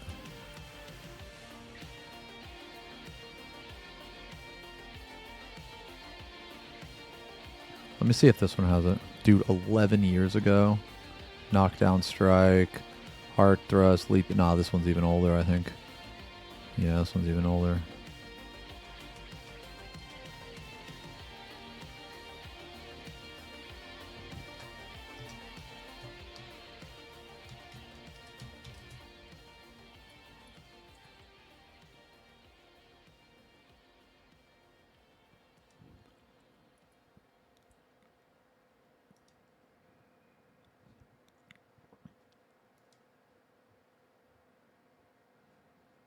How many years ago was this? 9? Okay, this might have it.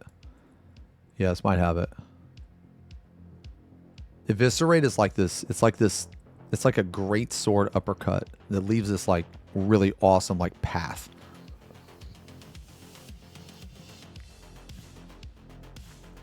So that's measured slice. Yeah, there it is right there. Dude, this fucking skill is so good. It's like fast. Here, let me slow it down.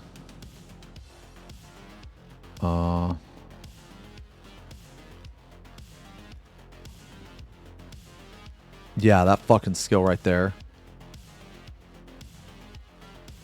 Oof. Dude, this skill had... Okay, this was Slayer's best skill. Okay?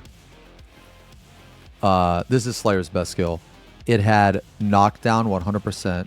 It was your second hardest hitting ability. It was your fastest hitting ability. And it was fucking AoE. It was like a line AoE in front of you. It was fucking insane. This was not only insane in PvP, but it was insane in PvE too. You could glyph it. Okay, so you could basically, you could make it to where it dealt like 50% more damage if you used it after like an overhand strike or something. So the amount of burst damage that you could do with a Slayer was just fucking nuts. You could go like, you could go like GCD. It kind of didn't matter what GCD. You could stun them. You could knock them down. Whatever. You could do a GCD and then you do overhand strike. Because it's going to proc, and then you do eviscerate, and then after eviscerate, your overhand strike has a 50% chance to reset the cooldown. So then you do another overhand strike, and then from that overhand strike, you could do measured slice. So basically, dude, Slayer gameplay was like, it was like a proc based gameplay. It was really fucking cool. And like this ability right here, man, this like fucking uppercut. Oh, dude, that is like, it was so satisfying when you did it too, because like it had a lot of weight behind it. You know what I mean? I'm gonna say this.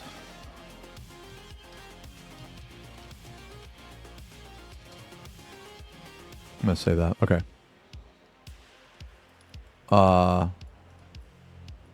So this is Valkyrie. I never played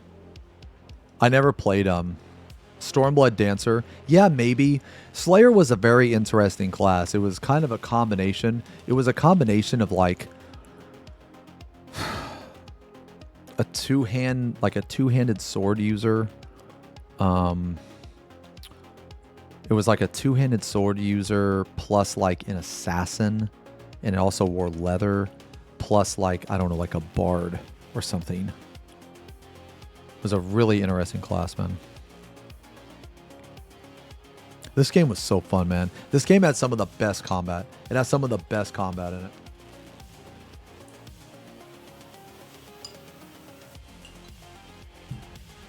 Damn, that was sick.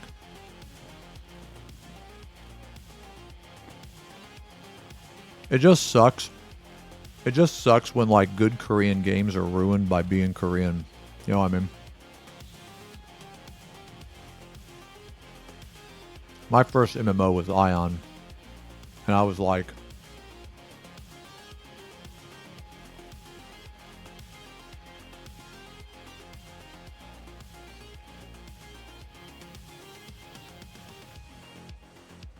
"23, I think, maybe."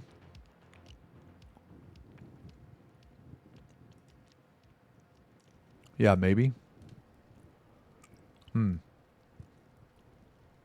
Okay, so here's the thing, man.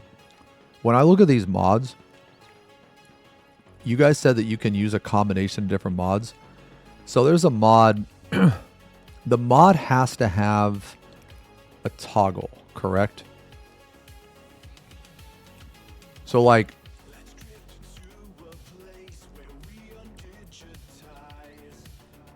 basically there's a mod called the Gunblazer,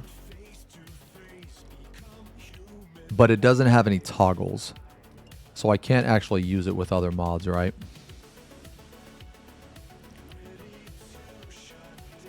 Yo, Caliban, what's up, man? Yo, thank you guys for Again, thank you guys for hanging out with me today on Kick and YouTube. I got a temporary 1-day ban for on Twitch for showing a dick, I think. But the reason they gave me was prohibited game, which didn't make any sense. So I don't actually know the reason why they banned me. They just fucking banned me for a day. I'm just gonna assume it's because Lil Zeem's made an appearance.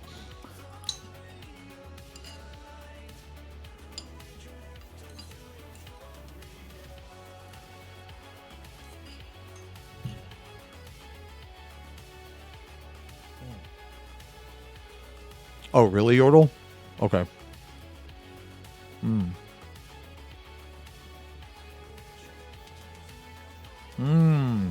Okay. Have you ever asked him, Crow? Have you ever talked to him?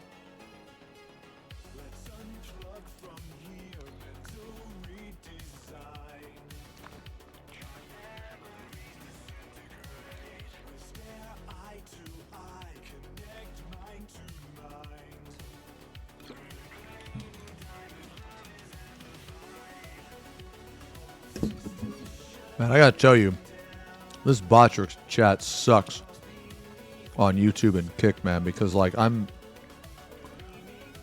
I'll like, oh, okay, he's on Instagram. Can you DM me his Instagram? I'll follow him on Instagram.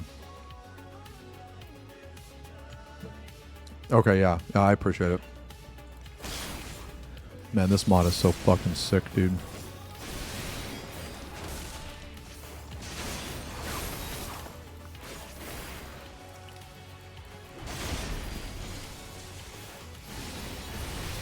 Dude, this Lionheart combo is fucking awesome.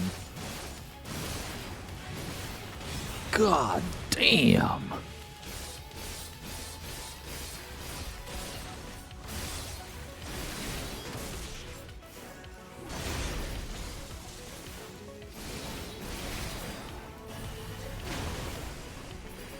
Yeah, this shit is fucking sick, man. Dude, man. Ever since I started streaming with mods, dude, this game has like literally doubled in fun.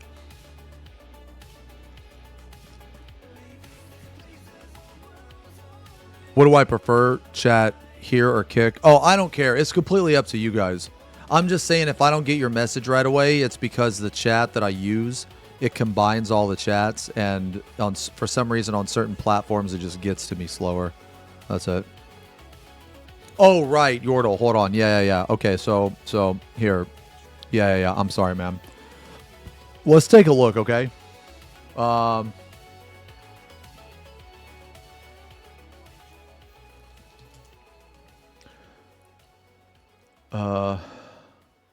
Bro, your fucking name is... Okay. You know what? Never mind.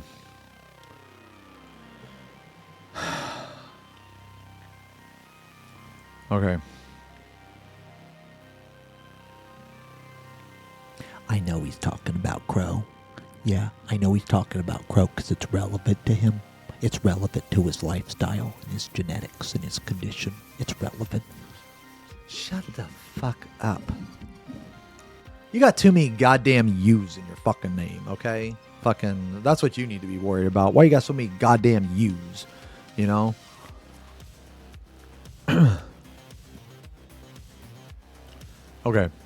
Okay, so a lot of people have been commenting on the mods and stuff that I use. So we've already looked at this, but let's look at this again. Okay, so if you can, so like you can see here, this was posted back in August. Okay. Yo, hey Yordle, thank you for the bald sub. The bald sub, thanks, man. So basically this was posted in August, and this is regarding mod usage and culture. Okay, so people have asked like, okay, well, why aren't you banned streaming mods? Why do you stream mods? Are you wanting to get banned? Okay, so here's the thing.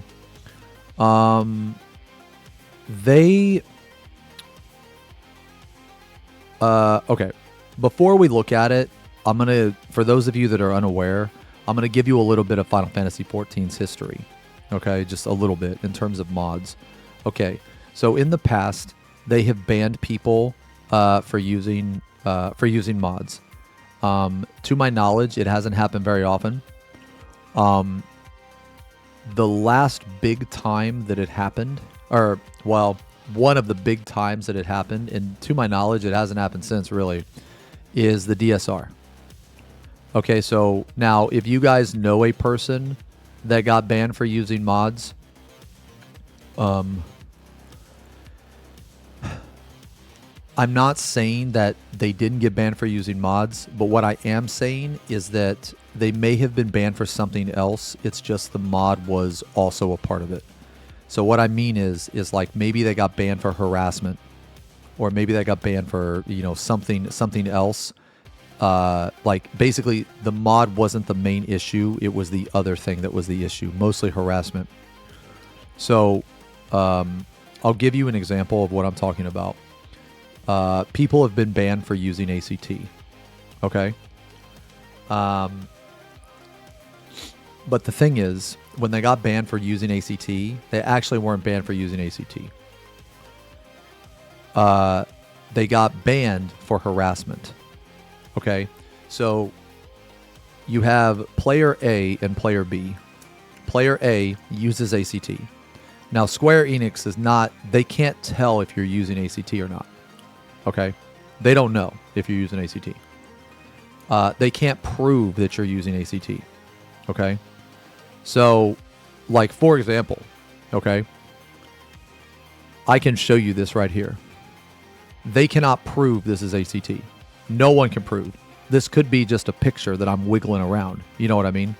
You know what I'm saying? This could be a still image. There's no way that they can tell that you have something installed on your computer. Okay? And they have said this multiple times. All right? So they cannot police mods. They've never been able to police mods. Okay?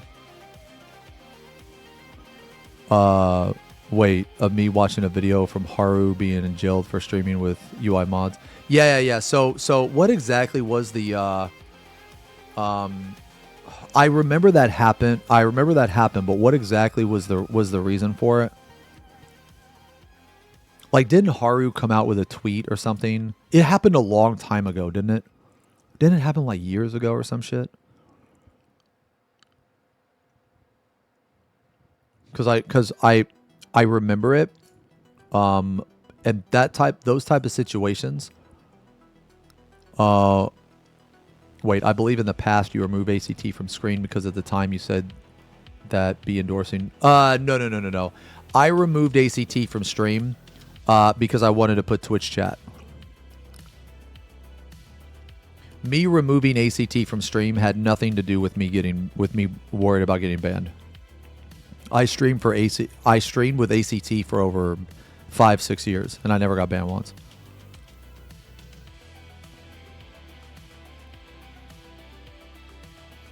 Oh, it was shortly after DSR. Okay. I'll have to go back. I'll have to go back and see. Yeah, I'll have to go back. But from what I remember, it hasn't happened very often. Now, it has happened, right? You know, in the example that you brought up, and also the example that I brought up too, the DSR. DSR was kind of a big wake-up call for a lot of people. So for those of you that don't know, what happened, so basically what happened, fuck, there's nobody around. Okay, well, pretend I'm in a party, okay? Actually, wait, can someone, is there someone in chat that can just invite me to a part here? Can someone just join this real fast if you're in game? Just join it. We're not going to do anything. I basically just need a party list. Somebody join this real quick.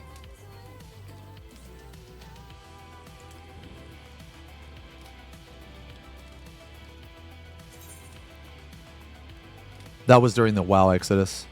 No. No.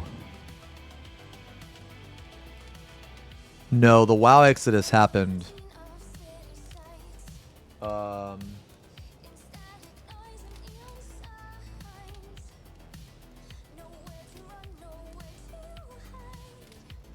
Was it during the WoW Exodus?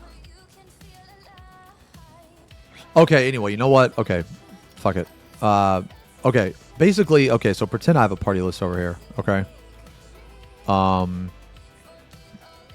So, okay, you see this number here? See how it says 13?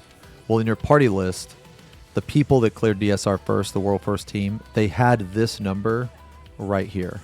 But the thing is like they used a mod to do it, okay?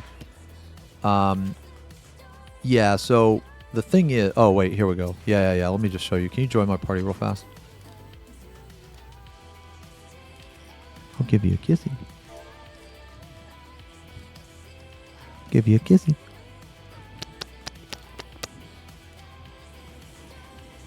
Man, what are you, AFK? Man, you know what? Fine, I didn't want to do this. Fine, I didn't want to fucking do this, but now I'm doing it. Nah. You know what? I'm doing it. You stay right there. You fucking stay right there.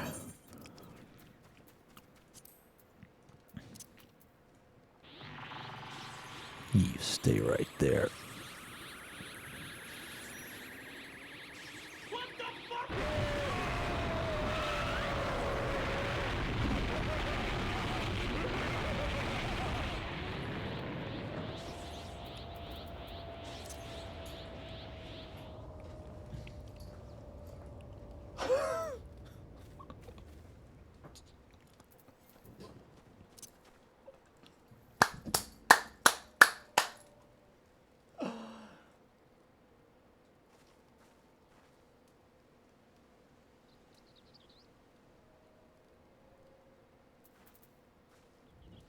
You know what? I got a message for you, Inspector Yoshi. Farting on Inspector Yoshi. Oh, god damn it, I farted the wrong way. No, I'm farting the wrong way.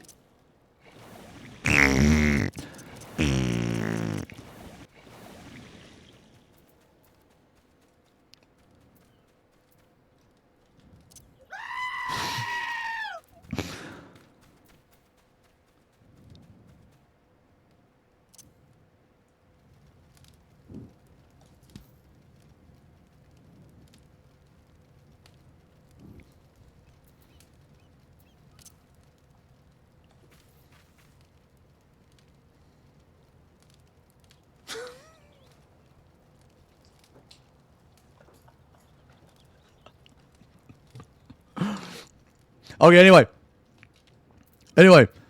What's this in? Look,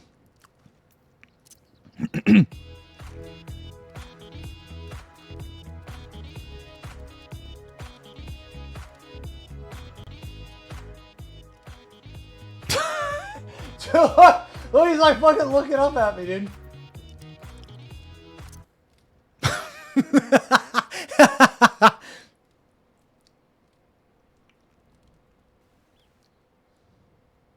Sorry, I'm very stupid. Okay, anyway. So hold on. Join my party real quick. Oh.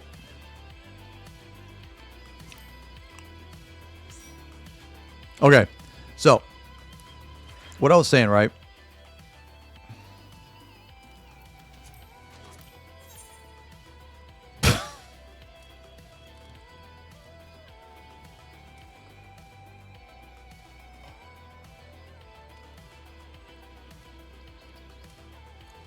Okay.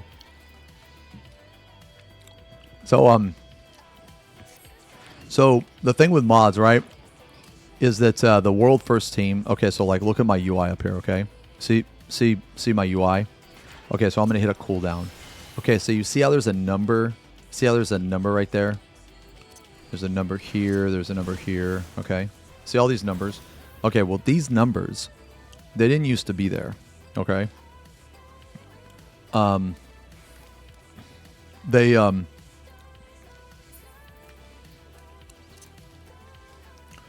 The numbers didn't used to be there, okay?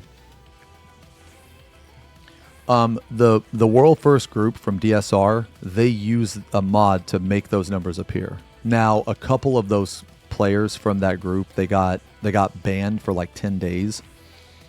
They got suspended.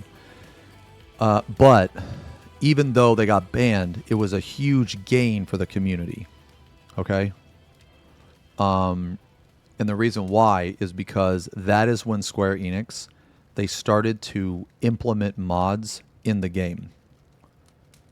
So this is what I think that SE's logic was at the time, okay?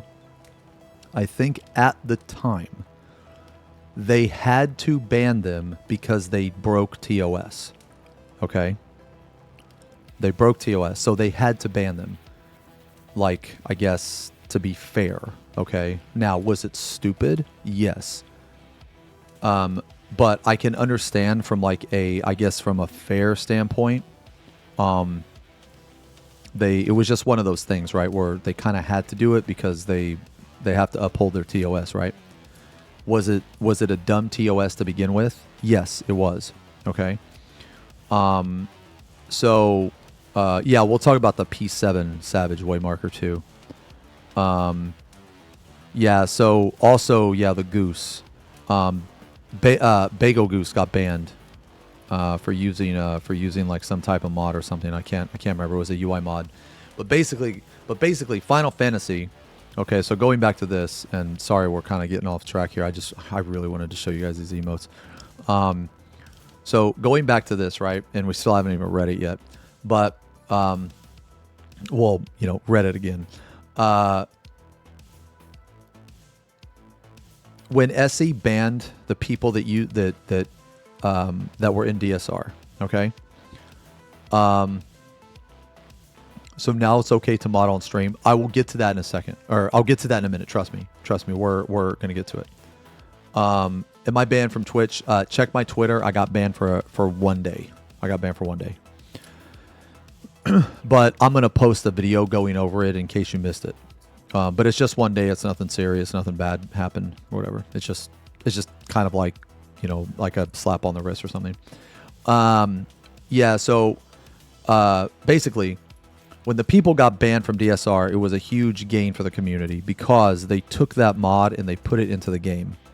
And then after they did that, they did it to another one. And then they did it to another one. And then another. And then another. So like what people don't understand, right, is that this game has gotten so much better. Like people don't even realize how much better this game has gotten because of mods. Like honestly, man, I don't think that we would have like, dude, we surely wouldn't have this, right? Like we wouldn't have this. We wouldn't have, I mean, there's been a lot of mods, okay? I don't know every mod that they've implemented off the top of my head, but like, I mean, now you can glamour everything. That's because of a mod. You know what I mean? So like there's chat bubbles. Yeah, there's chat bubbles. My point being here, okay, guys, is that, my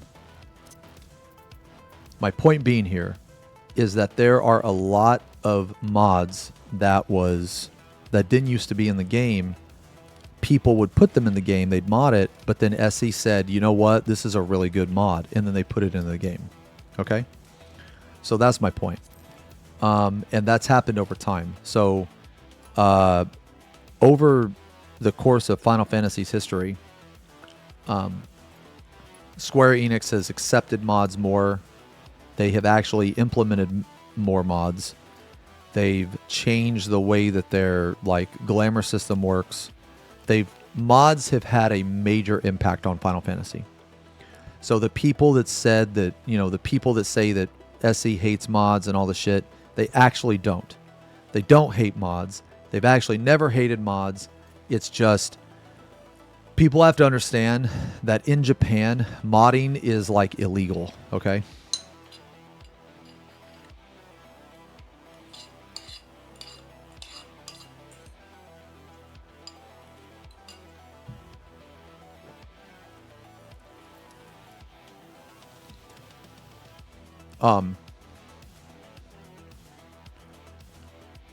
it's different over there in Japan.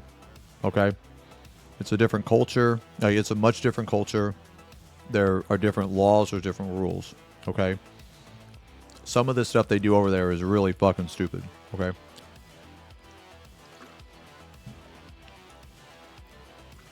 So,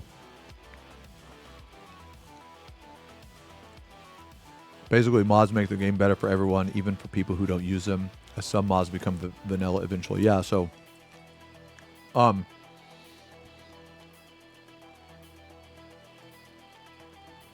over in Japan, certain modding or all modding or whatever is illegal. Okay, now it depends on the game, depends on the company, but basically what I'm saying is, over in Japan, and you can fact check me on this, okay?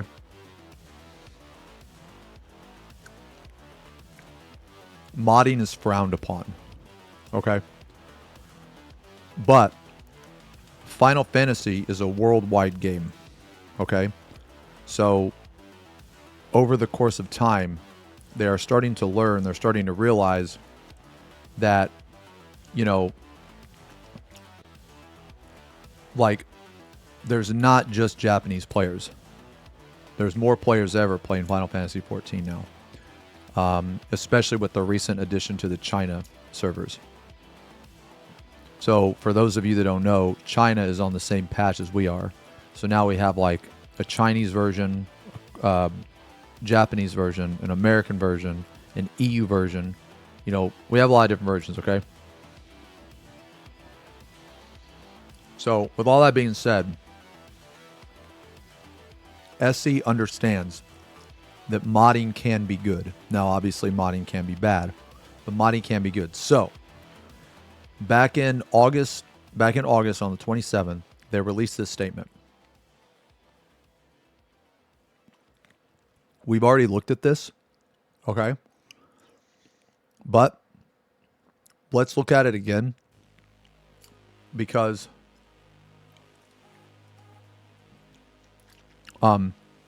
let's look at it again, because now that I openly use mods on stream, and all the mods I use are just UI and cosmetic. Okay? So, for instance, okay, so you see how my character looks crazy, right? I'm sitting in a fucking lawn chair, you know? Okay, well, this person over here, they don't see this. Okay? This person sees my default Final Fantasy XIV character. And I don't know what the fuck I'm leaning on. That must look really weird to them. But this emote is /lean. Okay? So like this right here, I'm gonna teleport. This badass fucking teleport. They don't see this. Only I see this. Okay? And that is very important. Okay? It's very important because something that only I can see matters to Square Enix. Okay? So this is the statement that they released. Okay.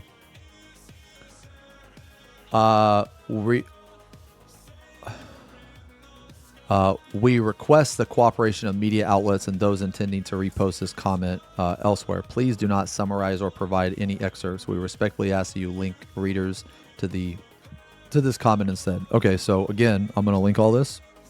It's also a command on the channel. I'm going to link all this so you guys can check it out.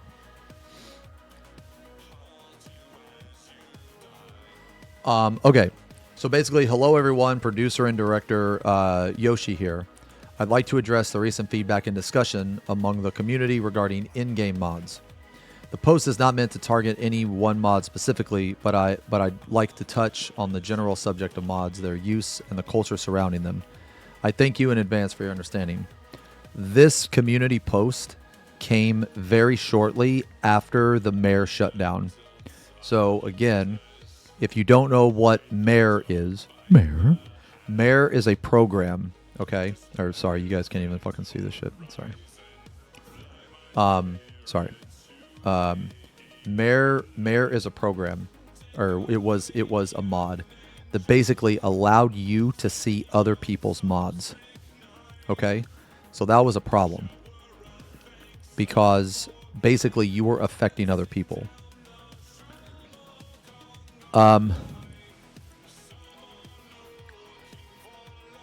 I've played Final Fantasy XIV a really long time. I've played over 10 years. One thing that... Okay, if I were to tell somebody one thing, I would simply say, don't bother other people. And the reason why is because you can more or less do whatever the fuck you want within reason for as long as you are not bothering other people. Okay? So like you can use ACT. If you don't bother other people, nobody cares. If you use a mod, if you don't bother other people, if nobody else can see it, nobody like Square Enix doesn't care. They don't care if you have fun the way you want to have fun. Okay? They don't. They only care when it involves other people. Okay? And that is why Mare was shut down. That is one reason.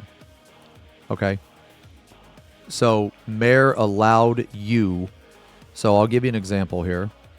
Let's say that I have my modded character, okay? And let's say that this person, you know, for whatever reason, let's say that they look like a fucking space marine, okay? So let's say they look like a space marine, okay? Now, if I can see them looking like a space marine, that can potentially open up a door. And that is a door that they don't want. What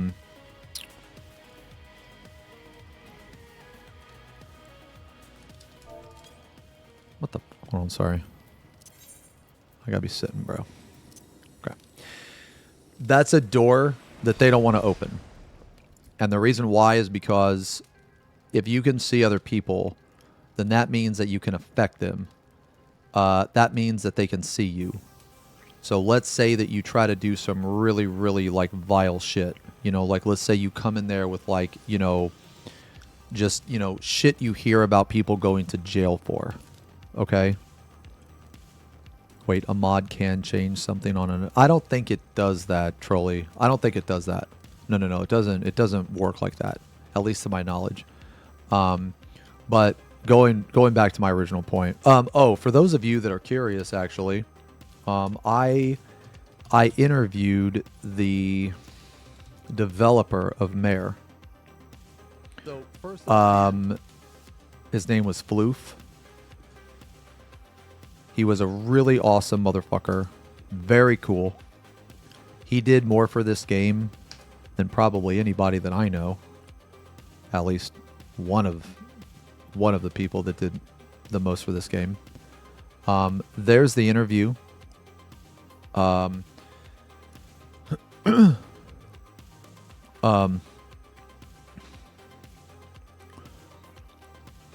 So if you guys are curious, you know, if you're just curious, how Mare works, like he gives a lot of really good information.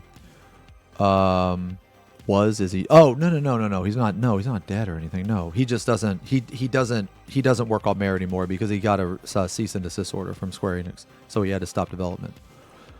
But going back to why Square Enix cares is that if I can see your character and you can see mine, then that means that I can affect you. Meaning that let's say that I wear some like racist mod, or let's say that I'm doing like vile like shit that's actually against the law, like that has to do with like, you know, like child crimes or, you know, like threatening to murder or something like that, right? Just vile shit. Okay. There are mods that exist out there. Okay. Wait, it's okay. People use... Okay, well, that's the thing, though, is that I don't use that. Okay. I linked the interview. Wait, did you not get it?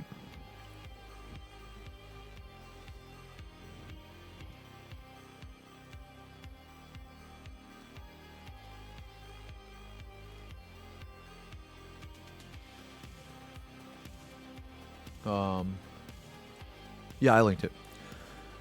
But anyway, so that's why Mare. That's one reason why Mare was banned. Okay, or whatever. Is because other people. It affected other people. Okay, and that's why I say that whatever, like typically in Square Enix's history, they don't really give a shit what you do as long as you don't affect other people. They don't care how you have fun. Okay. If they cared how you have fun, then fucking Balmung wouldn't be fucking ERP Central, okay? So anyway, this post is not meant to target any one mod. Firstly, while I am in charge of 14, I am also a PC gamer and have been for many years. I've spoken about this multiple times in the past, but my own personal stance regarding mods that I do tolerate them has not changed. Yoshi accepts mods, okay? Literally says it here. Literally says it. In the past 20 or so years, I've seen numerous positive examples of games with fan-made mods that expand upon existing gameplay. So, for example, you have cosmetic mods, you have UI mods, you have really good quality of life mods. Okay? However, these mods are genuinely created with the vital premise in mind. They are for personal use only, and the individual player is responsible for the mods they use. Furthermore, the mods must not impact the core game, its services, or the intended game design in a negative manner. I personally feel that these rules should be followed by all mod creators and users. Okay? So, mods should not impact the core game. So what are mods that impact the core game? Like auto rotation bots, Splatoon, like that type of stuff. Okay. It's services. Okay. So what do they mean by services? I would say like Mog Station. So let's say that if you were able to mod and you saw other people's mods, there'd be no reason to ever buy a Fantasia. You know what I mean? There'd be no reason to use Square Enix's services like the Mog Station, okay? Or the intended game design in a negative manner. So this is like pretty much any type of like harassment or anything like that, okay? That being said, if players continue to uphold the above premise of mods enhancing one's personal enjoyment of the game and acknowledge that they are taking responsibility for what they download, I personally see no reason to track down or investigate gamers for the general use of mods. He literally says it right here. I personally see no reason, okay, to track down or investigate gamers for the general use of mods. As long as you do what he said up here, okay? The mods are created with the vital premise in mind. They are used for personal use only, and the individual player is responsible for the mod they use. So personal use only means that only you can see it. As far as the individual player is responsible for the mods they use, I think right here they're talking about like maybe you download a virus with a mod or some shit. You know what I mean? You have to be responsible about that. Of course, from my position leading Final Fantasy XIV, I still feel that it is vital for players to follow our user agreement and other rules. See, this is him saying it's in the TOS, so I can't tell you to do it. Okay? So Yoshi is like between a rock and a hard place. On one side, he acknowledges how stupid the TOS is. Okay? He is aware. Okay? He's not an idiot. I actually think Yoshi is an extremely intelligent, smart person. Okay? He knows, okay, he is aware that a UI cosmetic mod that is going to enhance your fun and enjoyment, like, why would you ban that person? They're not doing anything to anybody. Like, they're not harming anyone. They're just having more fun with the game than what the vanilla game offers. And in his mind, that is a good thing, okay?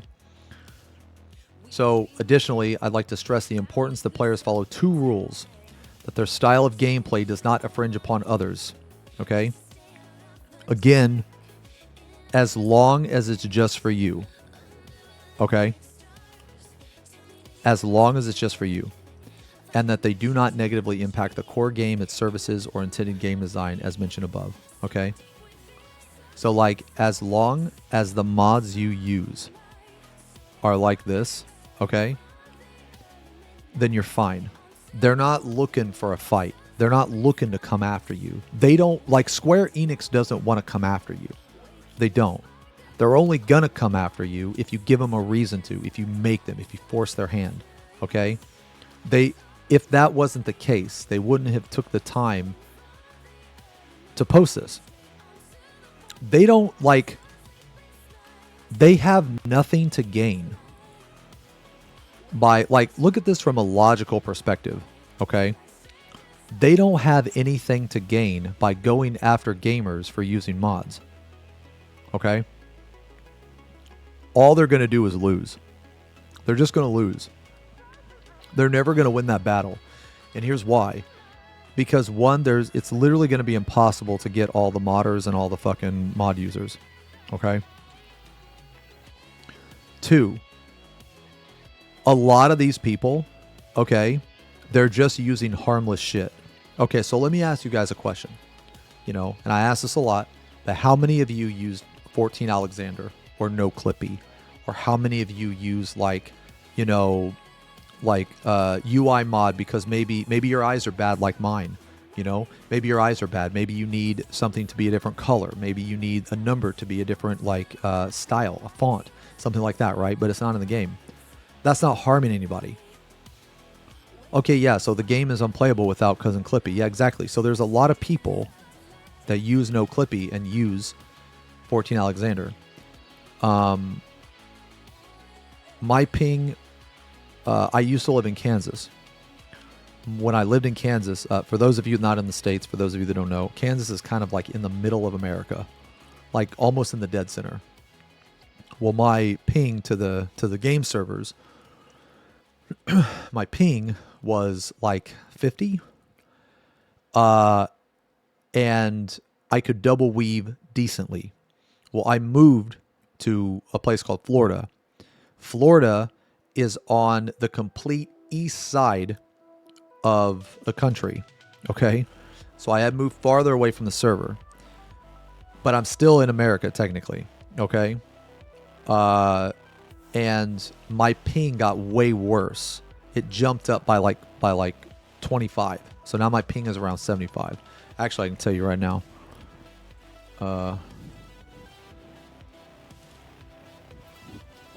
My ping is 76 right now. My average ping is 80. That means that my ping, I gained 30 ping. Okay? It means I gained 30 ping just because I moved. Because I gained that ping, I can't reliably double weave anymore. Wait, doesn't service part apply to you? You changed character race without Fantasia? Okay, that is a really good point. He actually talks about that later in here. He talks about that. We will get to that question, 100%. Because I thought the exact same thing. But again, if other people can't see that change, then there's still a reason to buy a Fantasia. Does that make sense? There's still that reason to buy the Fantasia. Because if you want other people to experience things with you, you will have to have your character so that they can see it. Okay? Like, that's if you care about it. All right. You also have 75. So my ping right now, my average ping, it said was 81. Well, I can't comfortably double weave anymore. So I have to use, like, even though I live in the United States and I'm connected to a United States server and an NA server, I still have to use no Clippy. What's the Alexander mod? It's like no Clippy, but it's more powerful. It's kind of funny because my NA ping got worse, but my EU ping got better. So I was sitting around 130 on EU. Now I'm sitting around like 110. 100. Yeah. The US is very big. For those of you that haven't looked at a map, you know what a globe looks like, you know, the United States is very big. It's pretty big. Very wide. Very wide.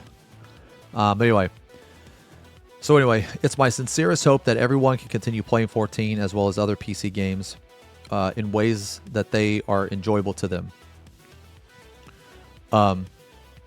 Below, I'd like to elaborate on what infringing upon others and negatively impacting the intended game design entail.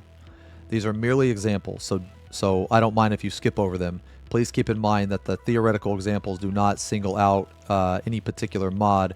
Furthermore, this is not a criticism of those who create or use mods. The following is meant to deepen everyone's understanding of our stance on this matter. So, altering item and character appearances. In Final Fantasy XIV, we have several extremely high end duties that challenge players to their limit, known as ultimate raids. To defeat these enemies within these raids, players must dedicate a significant amount of time and effort. As their reward for clearing, they earn the title of Legend, as well as job-specific weapons with specialized visual effects.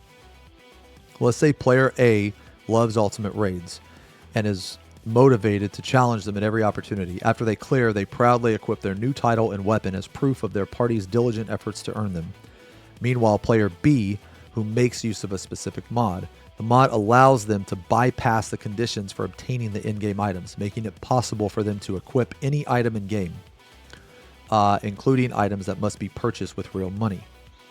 Player B is busy at work, and although they have the motivation, their circumstances prevent them from progressing through any of the ultimate raids. So more or less, they don't have time to do it. They decide instead to install a mod so that they can at least see what it looks like to have their own character equipped with one of the ultimate raid weapons. Player B uses said mod to equip a set of items, which only displays on their client screen. Okay? This is very, very important. All right? It only displays on their client screen. To other players, player B model is only wearing default gear, but on player B's monitor, they equipped a dazzling ultimate weapon. They take a screenshot of their character and decide to use it as their desktop background. In this case, player A has followed the rules of the game and worked hard with their party to clear ultimate raid, earning themselves a weapon and a title as evidence of their feat. When other players come across player A, they will see the title and ultimate weapon. They will see Legend, who has overcome one of the game's most punishing duties. On the other hand, should they encounter player B, they would simply see a character with their default gear. No one is going to know that player B did that except for player B. Okay? Let's imagine a scenario in which player A and B cross paths in game. On player B's screen, player A appears with the brand new title and ultimate weapon, the same weapon they appear to themselves as having equipped. Conversely, on player A's screen, player A appears with their title and hard-won weapon, while player B appears in their default gear. Okay? In other words, player A sees the rewards each player has earned fairly within the context of the game's rules. Player B sees a modified version of the game, but these changes are visible only to player B themselves, and thus fall within the realm of individual enjoyment. Please note that this is not intended as a judgment on the virtue of one's approach versus the virtue of another. Okay, so this is extremely important, guys. Okay, extremely important. These changes are only visible to player B and thus fall within the realm of individual enjoyment. So, are they using mods? Yes. But is Square Enix going to go after them for enhancing their own enjoyment? No, they're not, because it's pointless. There's no reason to. The only person that can see it is player B. They're not harming anyone. They're not doing anything wrong. You know?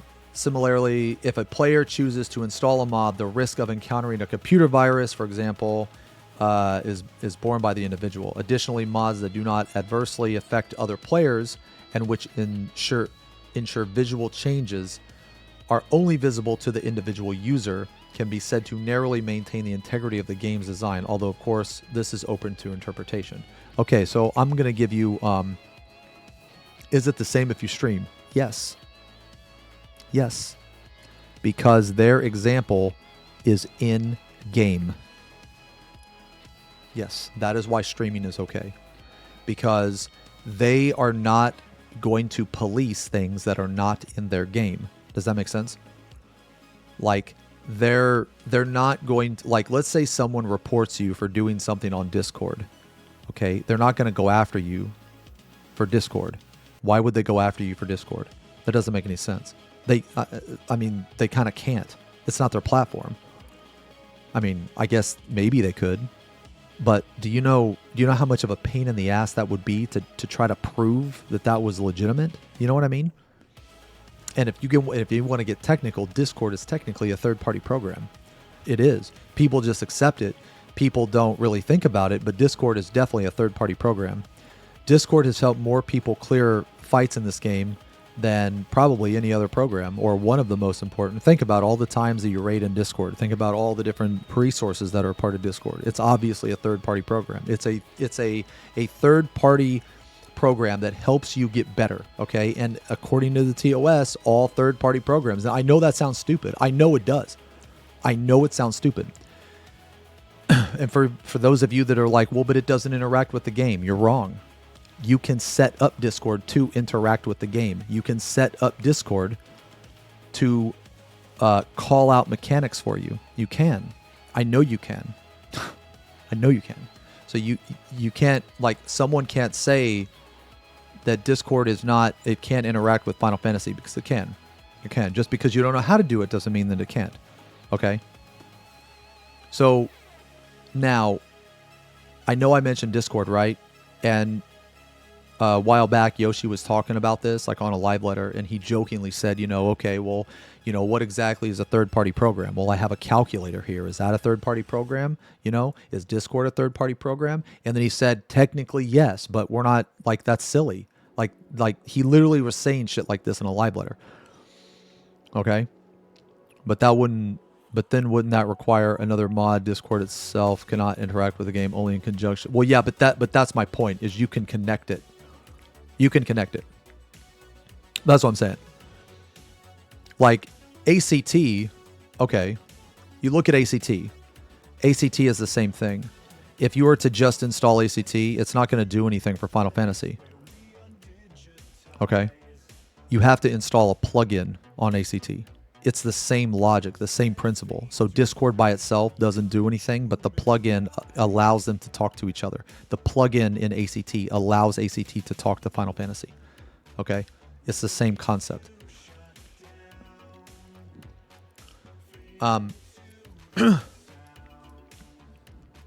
So they are aware that their TOS is stupid. They are aware that their TOS is dumb. Okay? And one of the most important things here, right, is this right here. Mods that do not adversely affect other players and which ensure visual changes are only visible to the individual user can be said to narrowly maintain the integrity of the game. Okay? This is what they're talking about. Shouldn't they update, modify? I mean, they should. They should, yes. But that's like, I guess that's a different conversation, right? I guess that's a different issue. But anyway, so yeah, so again, but these changes are only visible only to player B themselves, and thus fall within the realm of enjoyment. I'm going to show you guys an example. I'm going to show you guys an example of something that should be in the game. Okay. Okay, so first I'm going to log on Dark Knight, or I'm going to switch to Dark Knight. Okay. Now I'm going to do this. Now, do you see this timer here? See this timer?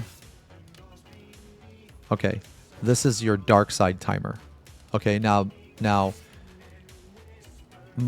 I want to say a lot of people that play Dark Knight, they don't even realize that dark side gives you 10% damage. Because this is a buff. This is a buff. Now, back in the day, you had to keep dark side up. Dark side was more like it was more like Storm's Eye, okay? So you could drop it, you could lose it.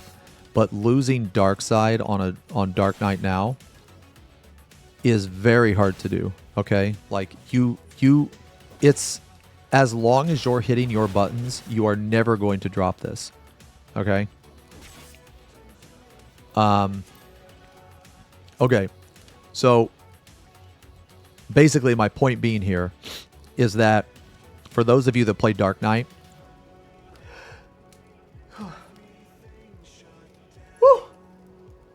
okay, excuse me. Yeah, so for those of you that play Dark Knight, you have to actually try to lose this, okay?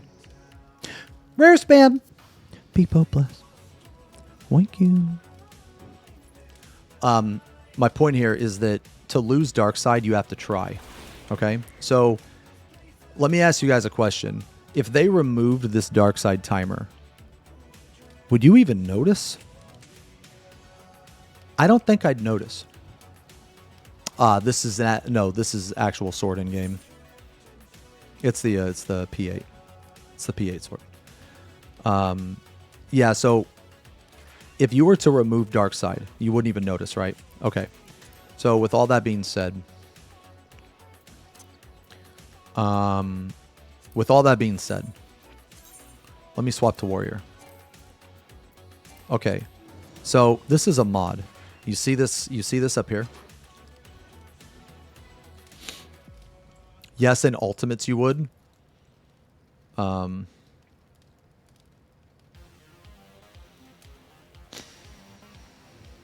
If you're losing it besides a cutscene, I think that's skill issue. And even though you lose it, what does it matter? Because you're going to put it up immediately again anyway.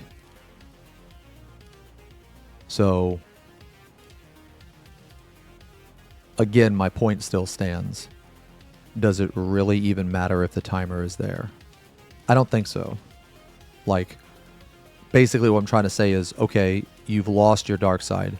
Is there any benefit to knowing how long you've lost your dark side? I don't think so. Because right when you're able to control your character again, you are going to immediately put it up and you're never going to lose it again. So you should never even need the timer. That's my point. Okay, even if you like losing, it's not the point. It's, do you need the timer? No, you don't. But what you do need is you need a timer on Storm's Eye. So this right here is a mod. This mod keeps track of Storm's Eye. This is my Storm's Eye timer. Now I know there's a Storm's Eye timer down here. But my question is, why in the fuck don't I have the option for both? Why don't I have the option for both? For warrior, there are, okay, Storm's Eye, there are parts in the fight where you purposely want to drop it. Okay? It doesn't happen too often, but it does happen. There's also points in time where you have so many buffs, right? You have so many buffs, okay? That being able to keep track of this can be a little tricky. Like basically you have to be very precise right here. So like, what if I want this, like basically when I'm doing the fight, right? Okay. So I'm doing the fight. Okay. Well, what if I want, like, cause I'm trying to look right here as much as possible, because I think if you stare at your hotbar, I think if you look at your hotbar 50% of the time ish, I think that's fine. There's nothing wrong with that. But if you're trying to do a mechanic and you're sitting here looking at your hotbar or looking at your buff bar, you're probably going to fail that mechanic. Okay. So the point here is that why doesn't Warrior have this? Wait, gonna disagree, just keep it. I have it simple. Oh, no. I think you misunderstood me. I'm not talking about removing it. You didn't let me finish my point. I'm not talking about removing the dark side. I'm just simply saying that it's not needed. If you need it, that's good. I don't need it. But if you need it, then it's good that it's in the game, which strengthens my point right now, which I'm about to make. Why doesn't Warrior have this? Why doesn't Warrior have a Storm's Eye counter? maintaining Storm's Eye is way more important than maintaining Dark Side on Dark Knight. Because maintaining Dark Side on Dark Knight, it's a part of like Dark Knight's natural rotation in terms of off GCDs, right? But maintaining Storm's Eye, now it's not hard, but you have two different combo enders. Okay? So let's pretend for a second that I am literally the worst player in the world. Okay? I'm the worst player in the world. I'm dog shit. I'll ask the question. What is the harm in putting a Storm's Eye tracker in the game just like Darkseid? What is the harm? And you can't even say because of clutter. Okay? You can't even say because of clutter. Because Warrior has literally one bar. And you look at some of these other job gauges, and it's like a whole fucking Egyptian diorama of like the fucking meteor coming down. You know what I'm saying, man? So if they have a gauge, okay, if they have a gauge for Dark Knight, if they have a gauge for Dark Knight, why the fuck don't they have one for Warrior? I'm not saying that they should remove the one from Dark Knight. I think they should keep it. I just think that it's unnecessary. Now, if people need it, okay, then I'm glad it's in the game. Okay? Wait, can't you argue it's part of a buff on character? Well, not really. Not really because... wait, but we do need to do... Okay, well, not really because if that's the case, Darkseid and Storm's Eye are virtually the same thing, except for one is an off GCD, one is a GCD. And my point being here is that why don't they both have both? You know, Darkseid used to be a buff. Darkseid actually used to be a buff. But then they removed it and turned it into a gauge. So why didn't they do that with Storm's Eye? The entire point here is that going back to the post,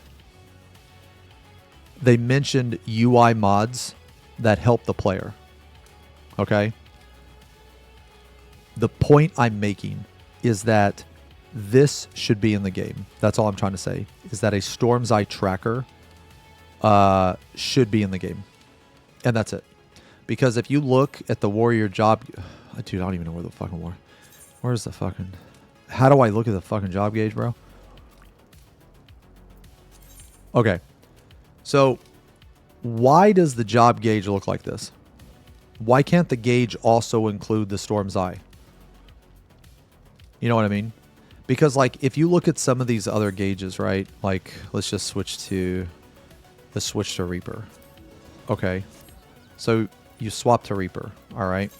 Well, Reaper has... It has the Enshroud. It has these things that light up. It had like, look, this is a fucking mess. You know what I mean? It's a fucking mess. My point here is that why in the fuck did they design something like this, but then for Warrior, they just didn't simply add a fucking Storm's Eye gauge? You know what I'm saying? Like, it doesn't make sense to me. You know what I mean? There should be a Storm's Eye gauge. So, with all of that being said, I know I ranted there for a little bit, but with all of that being said, if we go back to the post,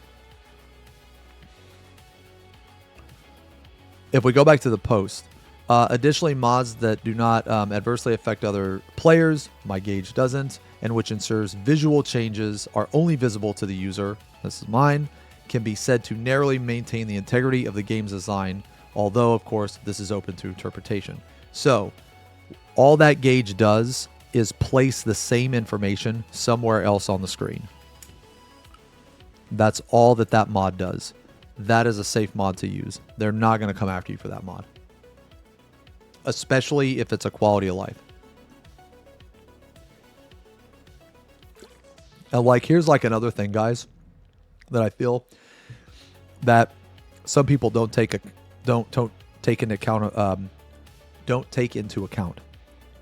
Is like, I don't want to strictly say disabilities, but disabilities and the way the way someone I guess sees things, or maybe someone has bad eyesight. Okay, my point being, or like maybe the way someone sees color. You know what I'm saying? So I'll give you another example. This is another thing. So if you notice here, you notice up here how my stuff's bright green. It's bright green. You see that shit? Well, this isn't the normal color. The normal color is a more pale green. It kind of looks like this. It kind of looks like the Shake It Off debuff, or sorry, the Shake It Off buff. Well, so it kind of looks more like this, right? Well, the issue with that is because it's more light. Whenever you put that small number that's a lighter color on top of anything that is light, you can't fucking see it, man. You can't fucking see it, or at least I can't see it. So I need to, you know what I mean? Yeah. So I need this to be a different color. And honestly, guys, you know it and I know it. The vanilla UI, I actually think it's pretty decent, but holy fuck, it needs to be more customizable. Okay?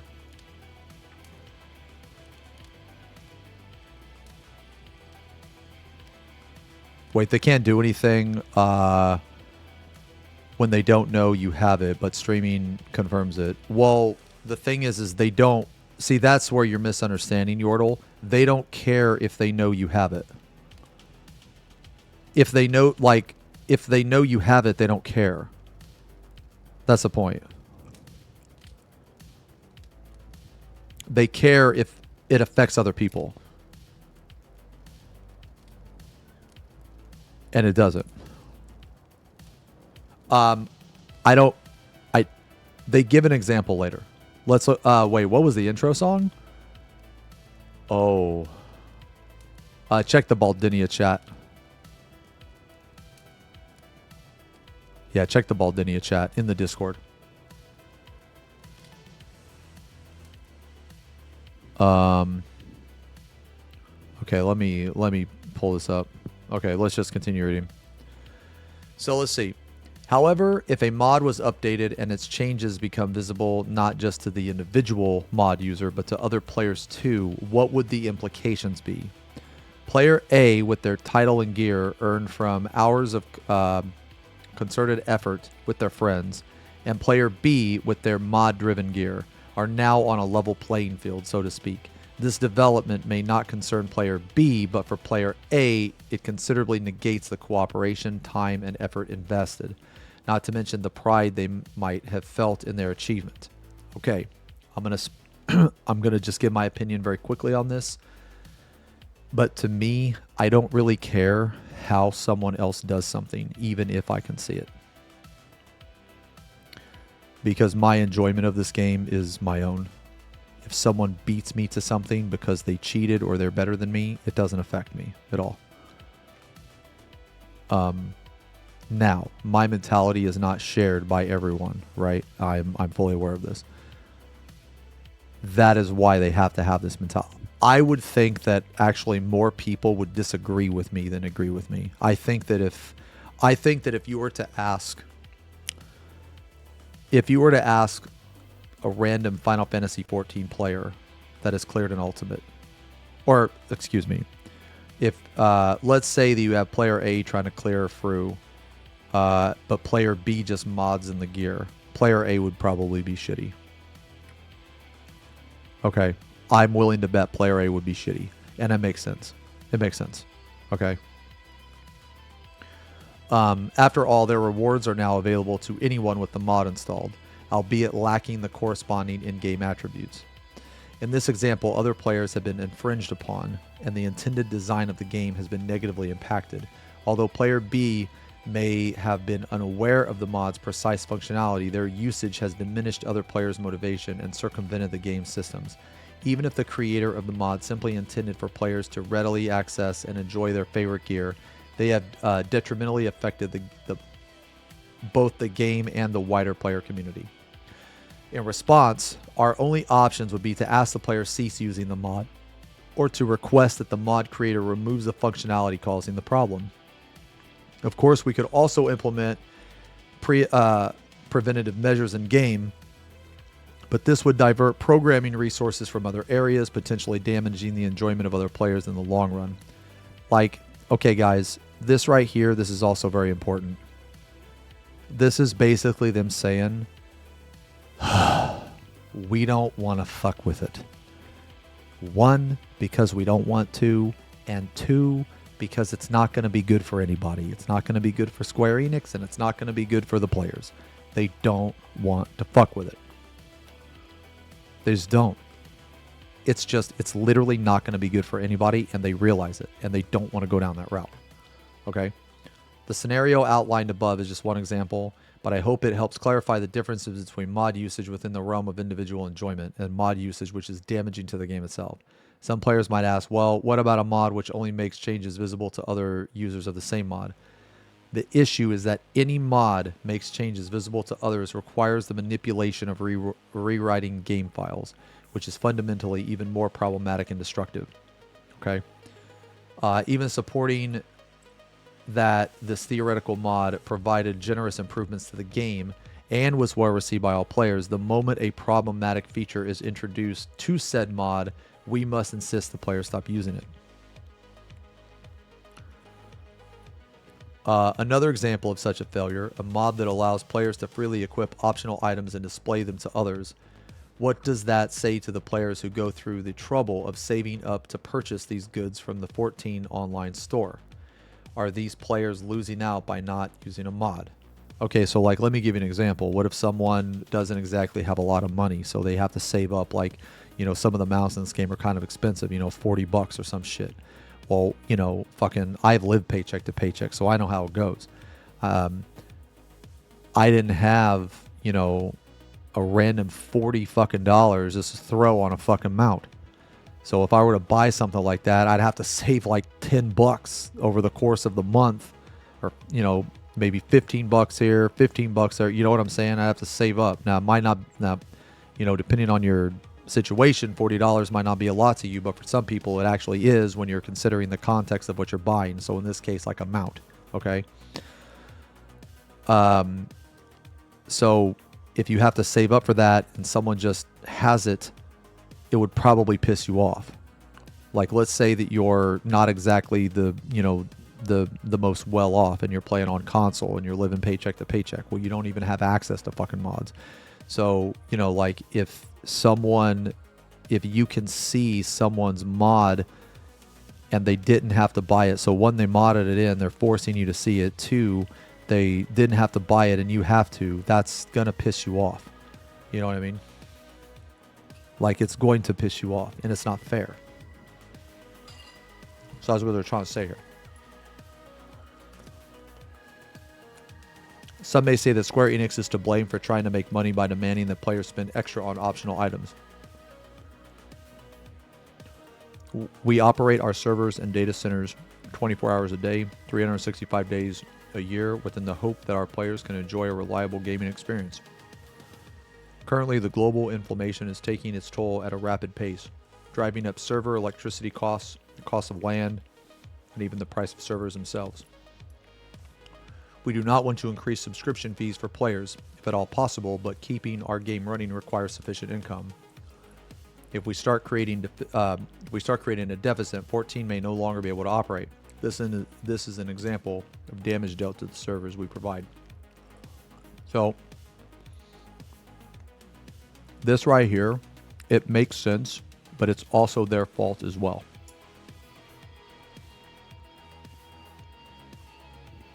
So what I mean by that is their MOG station items could be a lot better. Okay, so like, for example, look how I'm running. So I'm playing a warrior, but I'm running like a reaper. Okay. Or let's swap to Dark Knight, because this is one of the most infamous ones. So for those of you that play Dark Knight, you know you run like a fucking brain damaged monkey. But I don't. Okay?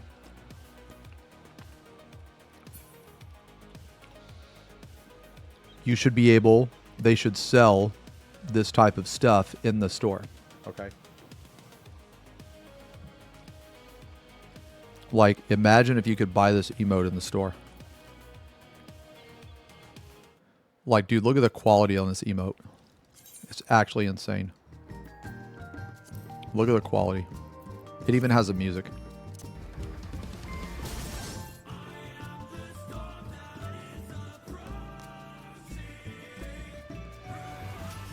Dude. Dude. It even has the music, bro. You know what I mean?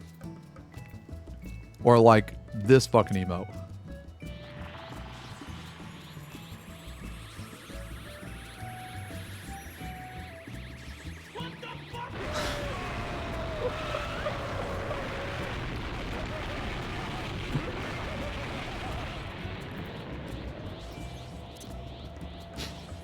So what I'm saying is, man, what I'm saying is, it's like, you know, if they sold, now I'm not saying they sell that exactly, right? Because they can't sell that exactly because it's like copyright or whatever. But my point is if they sold like better, okay, so like, okay, how many people in the chat would buy this emote?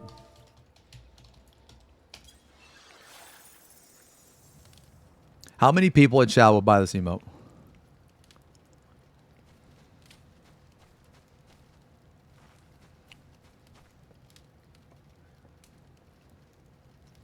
This emote's fucking awesome. You telling me you wouldn't buy this emote for like $5? Bullshit. I don't fucking believe it for a second. Dude, this emote is one of the coolest emotes in the game. Yo, so I had an idea. If me and Papa Chin work together, I'm gonna ask him if he can make this emote, but a custom version to where instead of this staff here, it's little Zeems instead.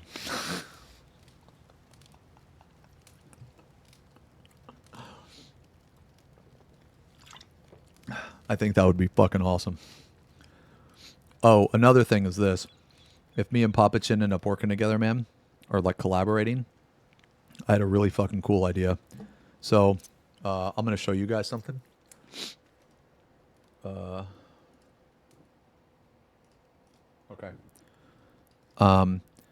Okay, so this is a Dark Knight mod, okay? Oof. Man, that was sick, right? Wasn't that cool? Okay, so this is a Dark Knight mod.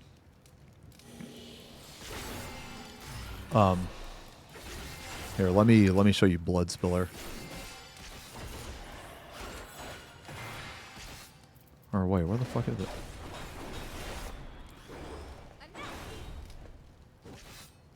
Okay, anyway. Blood Spiller looks kind of cool. Okay, let me show you Blood Spiller. This looks kind of cool. But the best thing about this mod is this, right? This is Tifa. So you summon Tifa. The quality of this is insane. Like, she even uses all of her moves from a remake. Like, what if they sold...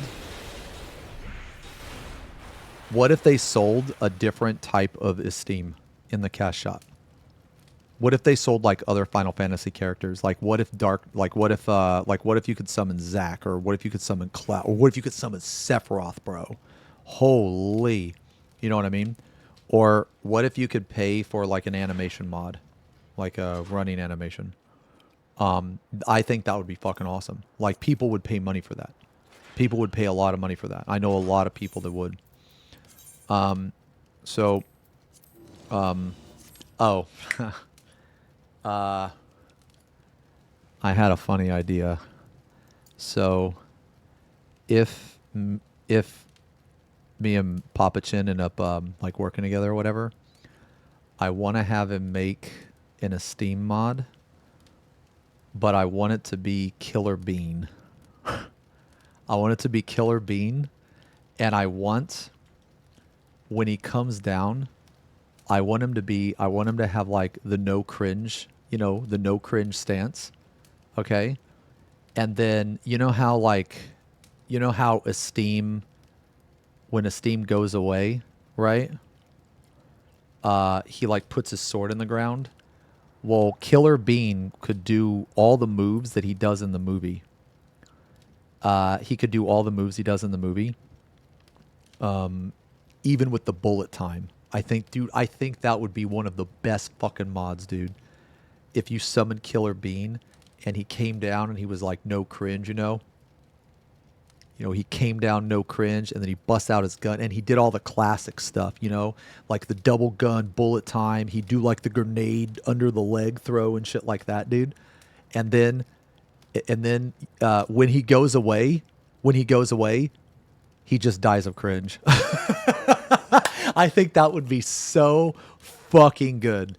And then I want to ask him if we could do an emote and it would be the Killer Bean dance and it would play the play the music. It'd play the music. So you'd be like, you know, so it'd be like, you know, you know what I'm saying, man? It'd be the Killer Bean dance. Yeah, with the Killer Bean music. I think that, the winds, bands, stems. Yeah. Yeah, it'd be that. Yeah. It'd be insane. I think that emote would, I think that fucking, that emote would go so hard. But anyway, let's get back to the post. Okay. Okay. In these cases, as well, we ask the players refrain from using such mods or remove the offending function from the mod itself. I personally understand that modding culture is rooted in good intentions, but we are given no choice but to act if mods even incidentally threaten player motivation or the viability of our services. Let's consider another theoretical mod, one that displays your character entirely naked.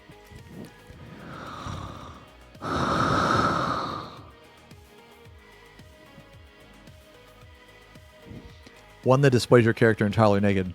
If this presentation is displayed only on the user screen, that might fall into category of personal use and responsibility. Bear in mind that this is my personal interpretation, and not a discussion of whether that behavior is right or wrong.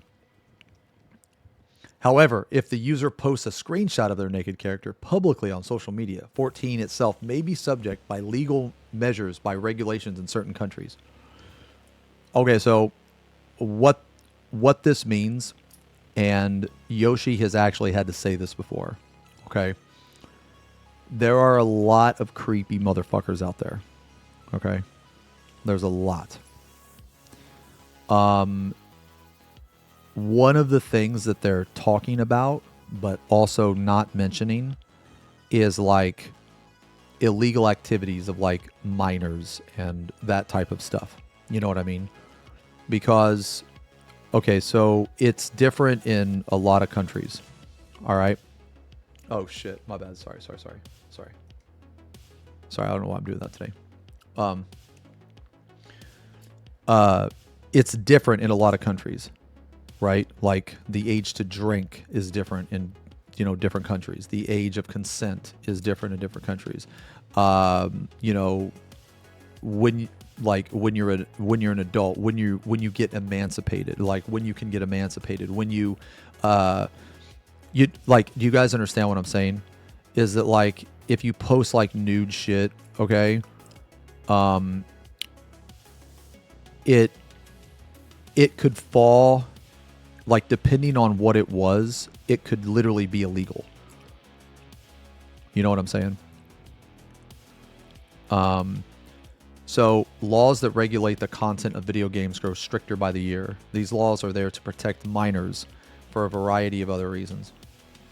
But the fact remains that they are tangibly becoming stricter. We have a duty to provide our services in adherence to the laws of all countries where 14 is available. And if we are unable to do so, the distribution of our game can be prohibited. This is another example of damage dealt to our services. Okay? So, like, you know it, you know it, and I know it. People do really weird shit with Lalafels. Okay? They do. And, this is the type of shit that Final Fantasy has to deal with. Okay? So, they have to keep the laws of each country in mind. You know what I mean? So like, you know, showing a woman's breast is not the same as like shit, like stuff involving a child. You know what I mean? They're two completely different things. Okay. This is another thing that they have to consider, and especially because the game is playable in so many different countries. Okay. There are different laws for different countries. Sometimes the age is lower, sometimes the age is higher. Not only for, you know, consent, but, you know, to smoke, to drink, you know, all that shit. You know what I mean? Like in the United States, they changed it. Now you have to be 21 to buy cigarettes and alcohol. But I believe it's in Canada, you only have to be 18. So you can like drink when you're 18. Like, it's kind of crazy because here in the States, the age of consent actually varies from state to state as well. So some states it's like 16, some states it's like 17 or 18. At least last time I had to look into it. So it's like, you know, when we were like talking about this last time, right? You know, you have to know these laws. You have to know the age of consent to, yeah. So like in Japan, it's like crazy low or some shit. Okay. So Japan had the age of consent set to 13 to 16, only like, yeah. So like the last time we talked about this, like I had to actually look up, okay, well, because like, I mean, I didn't really think about it like before. But like, what is the age that you can drink? What is the age of consent? What is the age you can smoke? What is the age you get fucking drafted? You know what I'm saying, man? Like and it's not the same. It's not the same in every place that you go.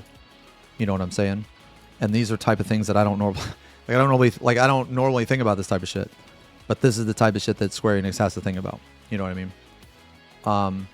So allow me to repeat myself when I say that I do not intend for these examples to be censure of mod users or creators. I only wish to provide some tangible examples of how using certain mods can damage other players, 14, and the services we provide, regardless of the mod's original intent. As always, we will do our utmost to keep creating a world which all players can enjoy. Even though it may take some time to do so, it is my hope to incorporate player feedback and officially fulfill as many functionality requests as possible. I'm also considering how to increase the freedom of choice players have in the gear they equip. Okay, this was this was a really good change. This is after they changed the glamour, or this is before they changed the glamour system.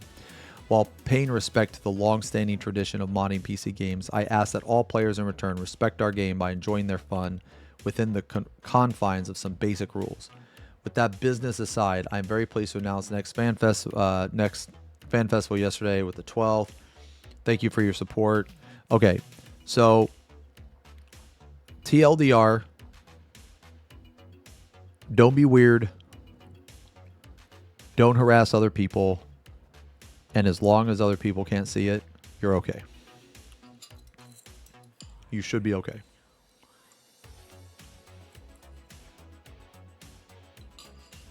So like, you know,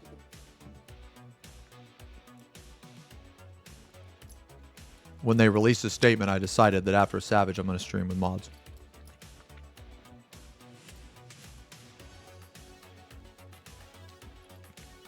Chat doesn't really work properly on my stream currently. It's a little weird. I see your guys' messages like probably 30 seconds after you send them. So I'm sorry if I don't respond right away. Yeah. But anyway, like I know a lot of people were asking me about mods. And why I started to use them. Has anyone seen me since the incident?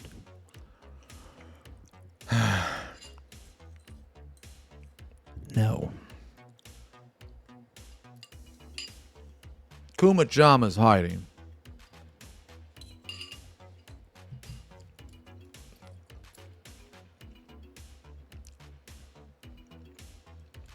Kumachama was framed.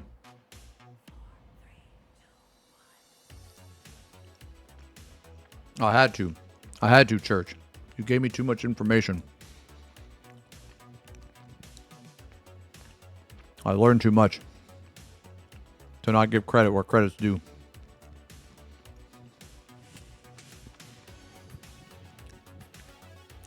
I think Warrior's in a pretty good spot right now. There's a couple abilities I think need to be buffed. But anyway, guys, I just wanted to look at this again because a lot of people were asking me about mods, and you know, I've started using mods. You know what I mean?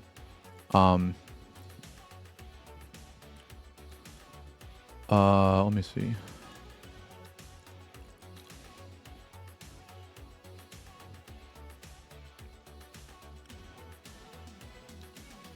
Let me see.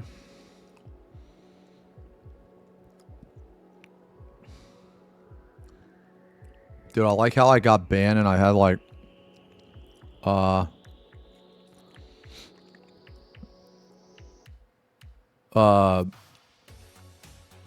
wait, what?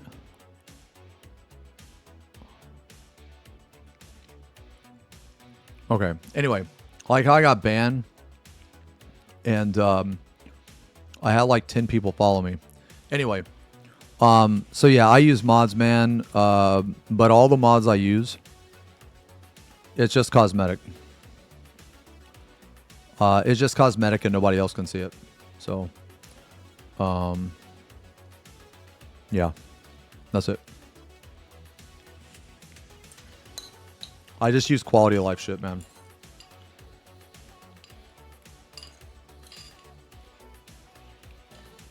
And, I mean, and here's the thing, man. Here's the thing. Let's say that Square Enix does ban me in 14. You know, let's say they say, hey, you're using mods and you're not supposed to. That's okay. I'll just stop using mods on stream. I'll stop. Like, I'm not trying to cause any trouble. I'm really not.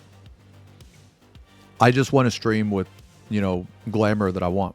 You know what I mean? And it doesn't matter to me that other people can't see it. I only care that I can see it.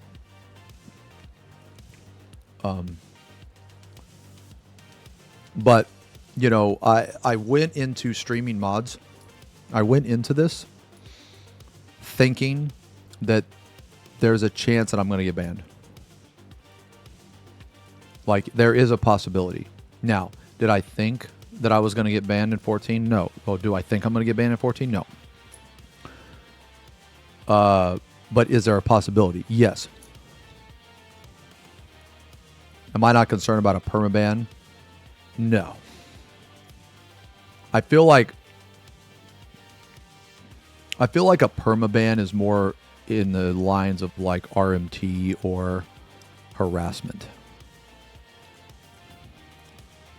I don't think that they're going to permaban a person for using mods that no one else can see. It's only cosmetic. I really don't think so. I don't think I've ever heard of that, actually. Like, I don't think I've heard a single time someone gets permanently banned for using a cosmetic mod. I don't think so. I mean, I mean, don't get me wrong. I could be wrong, you know. When more eyes are watching, such as expansions. I mean, they could be. You could be right. It's just I don't think so. You know.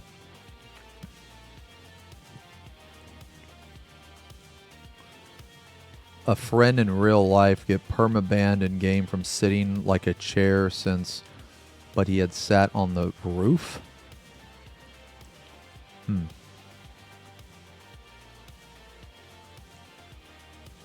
not advertising them. I don't tell people where they can get these mods. I don't tell people where they can get them, and I don't tell people how they can set them up either. I mean, it's the thing, like, it's just a thing, man, where this is the way I want to play the game. I've played the game for over 10 years, man. Like I've played this game. I've played this game for over 10 years. I'm tired of playing it vanilla. I am, man. It's boring. I want to play it with crazy shit. I want to be crazy. I want to have fun. If me having fun is going to give me permaban, then, you know, like, honestly, I don't know. I don't even know if I'd want to play the game anyway. That's the thing with me. It's like about the principle of the matter. Like, why would I want to play a game that is going to permanently ban its players for using mods that doesn't affect other players? Like, I don't think I even want to be a part of that. I mean, now, don't get me wrong. I mean, I hope that doesn't happen. I don't want that to happen. But, like, they can't come out with that statement and then turn around and permanently ban people. They can't do that. Well, I mean, I guess they can. They can. But that's not right. And if they do that, then this is a company that I don't want to have anything to do with. If they're going to act like that, I don't want to have anything to do with that. You know? Isn't 14 90% of my content?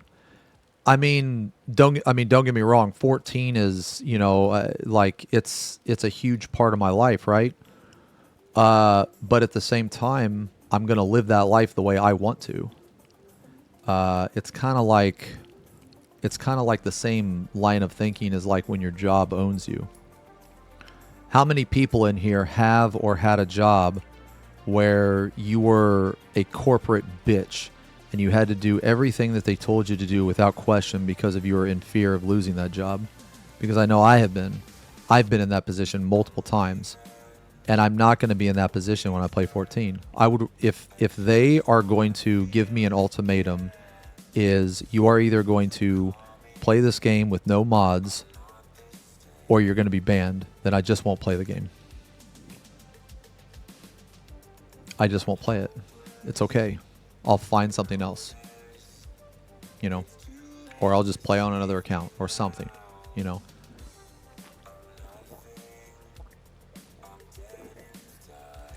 Like, it's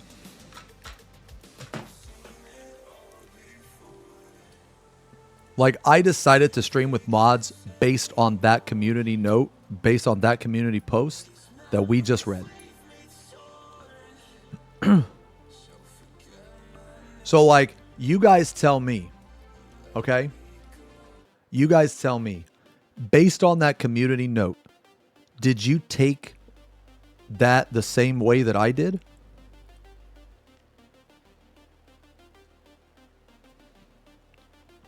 Like, when you read that community note, did you have a similar understanding as me, or did you have something completely different?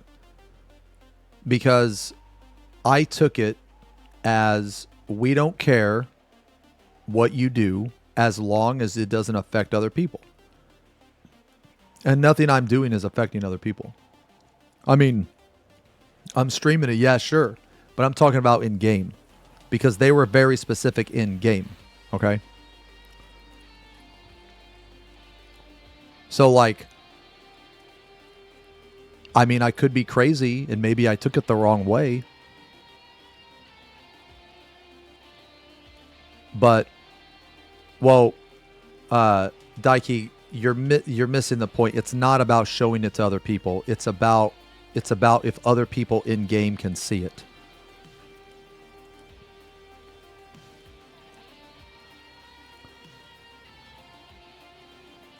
So that's the point. Yeah, so okay. Now that I will agree with, right? That I will agree with. The streaming could be considered, right? It could be. I just don't think it is. And, okay, again, I want to be clear here, man, is that I don't think that I'm going to be banned. I don't want to be banned.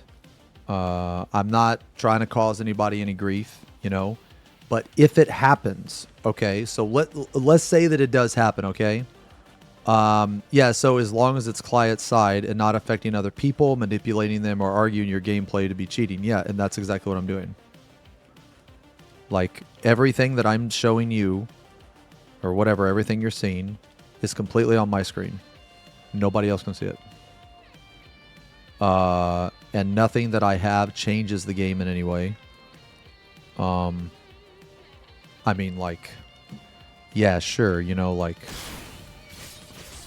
So, like, for instance, when I do this ability, like, yeah, my character is technically in the air, but it's only visual. My character still registers right here.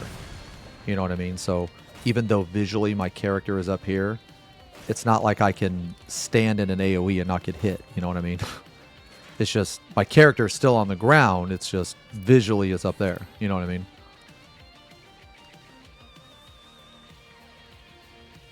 Who is this? Who this bitch?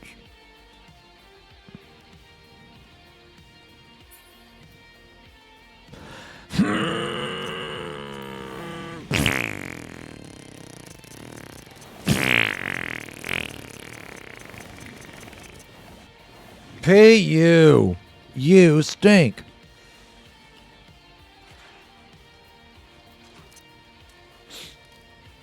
Don't. Do not. Do not. Yeah, to others it's the same animation.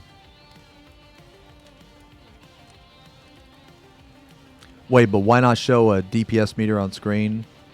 Oh, I don't show a DPS meter on screen just because I don't fucking have anywhere to put it. I mean, so like the screen is already kind of cluttered.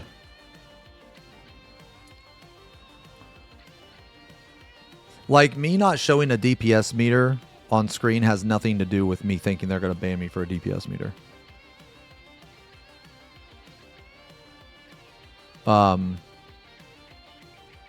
I just don't stream with a DPS meter because I want chat. I want chat in the bottom right. I mean, I could put it above my head, but the problem is that I don't want too much clutter on my screen.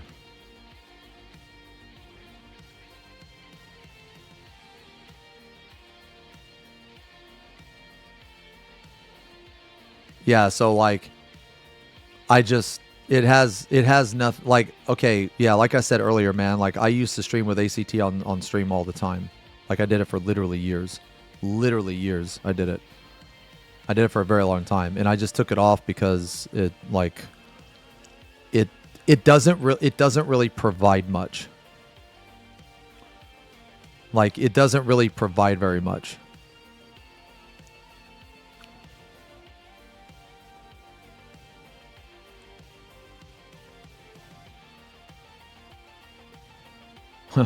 If you put a DPS meter over your head, you'd really be shining up there. Jesus.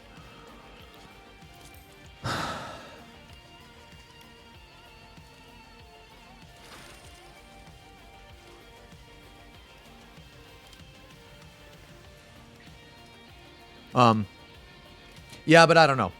I guess TLDR, man, is I'm just gonna ride this out and see where it takes me, you know? You know?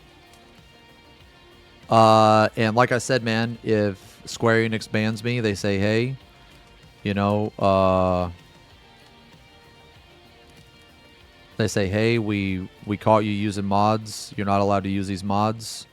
Here's you know, a temporary ban for a week or whatever, 3 days, a week, 10 days, whatever. I'll say, okay. I won't use mods anymore on stream. It's literally as simple as that, man. You know? Literally as simple as that.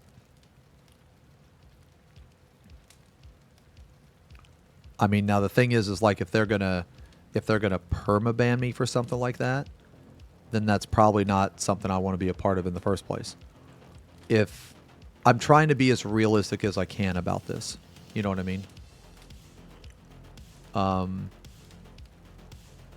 trying as best I can to adhere to what they say, and I'm trying to be, you know, I'm trying to acknowledge the wiggle room that they're giving players.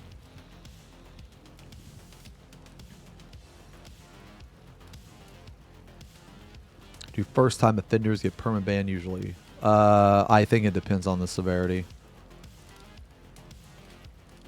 I think so. I don't know.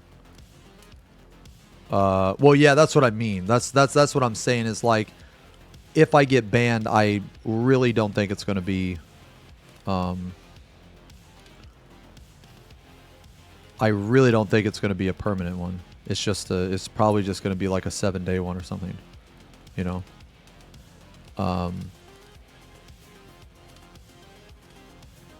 Or you know, something like that. I don't know. I don't know. We'll see, man. We'll see. You know.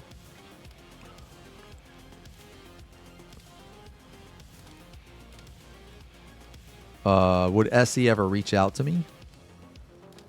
I mean, they haven't.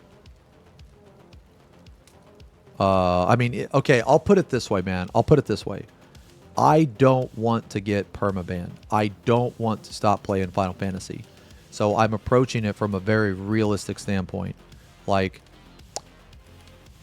I understand that they're trying to give players the freedom. I understand that. And they set rules. And I'm trying to follow those rules. Yeah, I'm trying to follow those rules.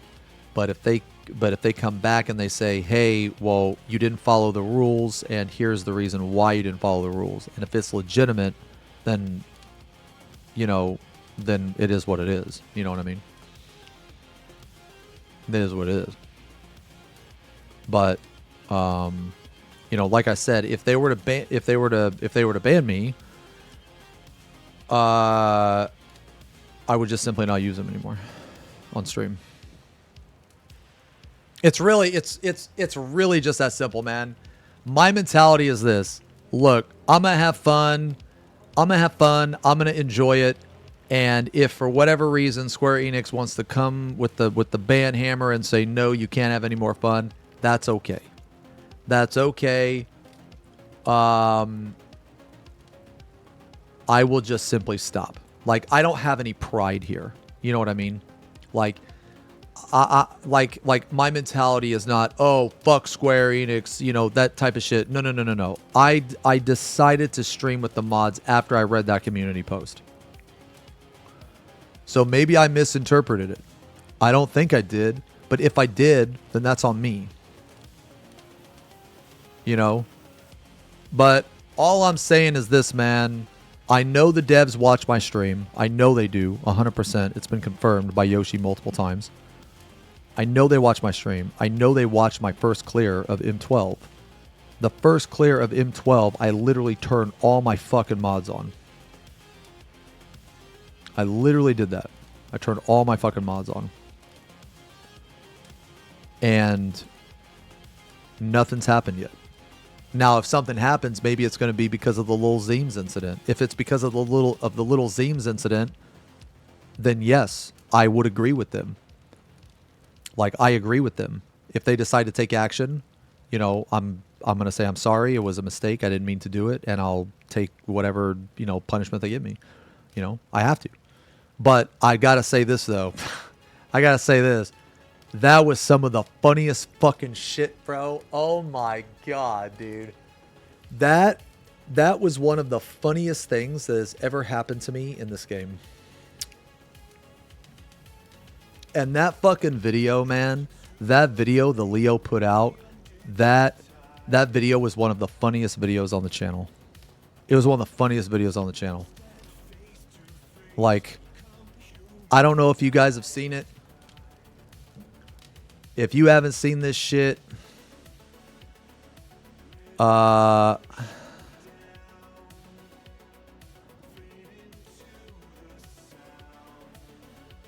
me see.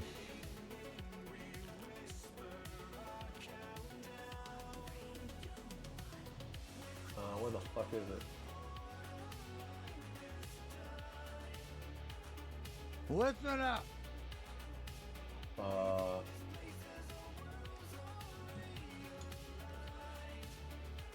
If you haven't seen this shit, man. Okay, I'm going to tell you this right now. You don't even have to watch the video if you don't want to. Just fucking read the comments, brother. But I'm telling you, man, the video was one of the funniest videos that's been on the channel. It is very fucking funny, man. That was a really fun stream. It was really fun, man. Mods definitely enhance the experience. Definitely enhance the experience.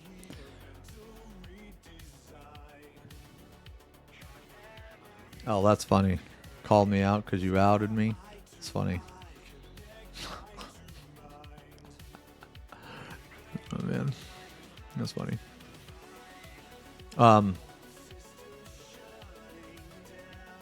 Okay. I think it's time to paint. I think I want to paint now, guys.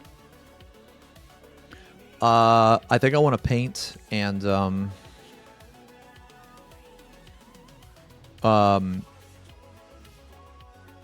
today's gonna be a different type of painting stream though. If you weren't around, if you guys weren't around when I was talking about it earlier,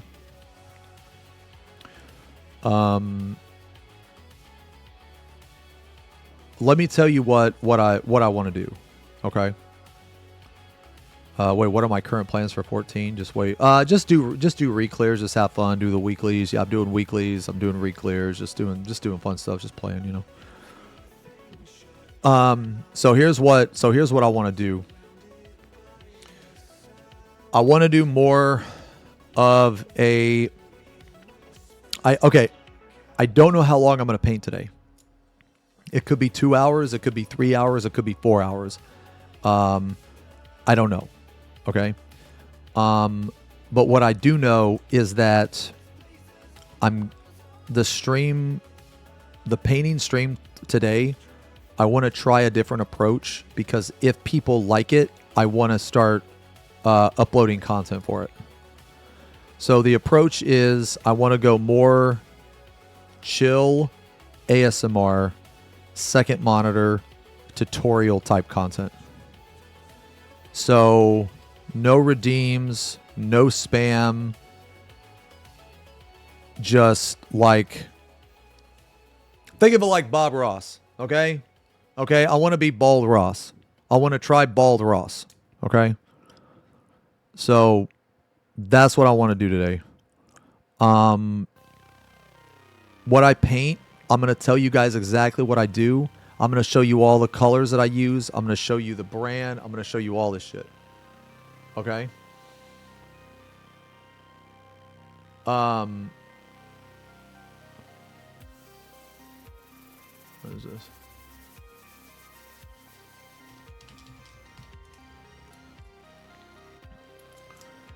Yeah, so okay, so that's what I want to do. All right. So let me log out, and I got to get everything set up. I want to paint today for somewhere. What time is it? 5. I want to paint today somewhere between 2 and 5 hours, I think. I'm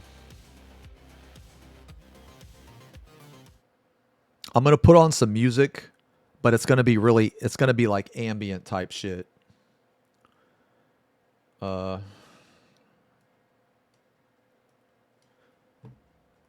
leave this music on for now though. Yeah.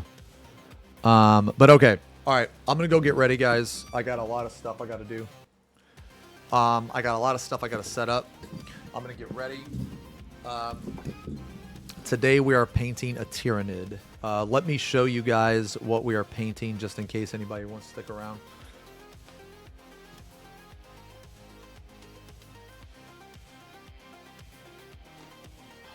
Okay, this is the model that we are painting.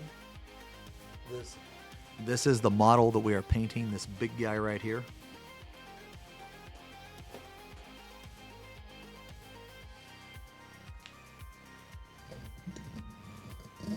We are not going to paint the entire model today, obviously, because that'd take way too much time. This is what we're gonna paint. We're gonna paint the top carapace.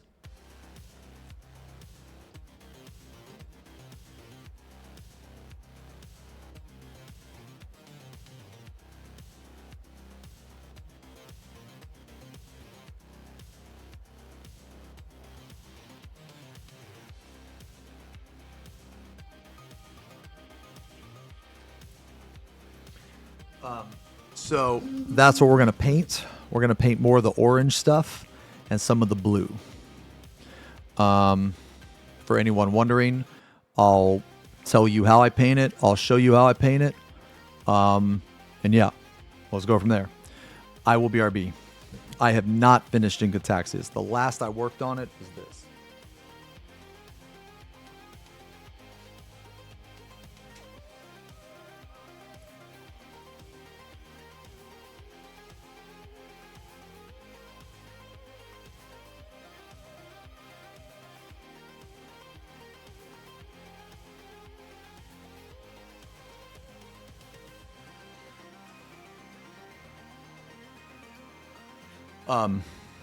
Yeah, so that was the last time I worked on it.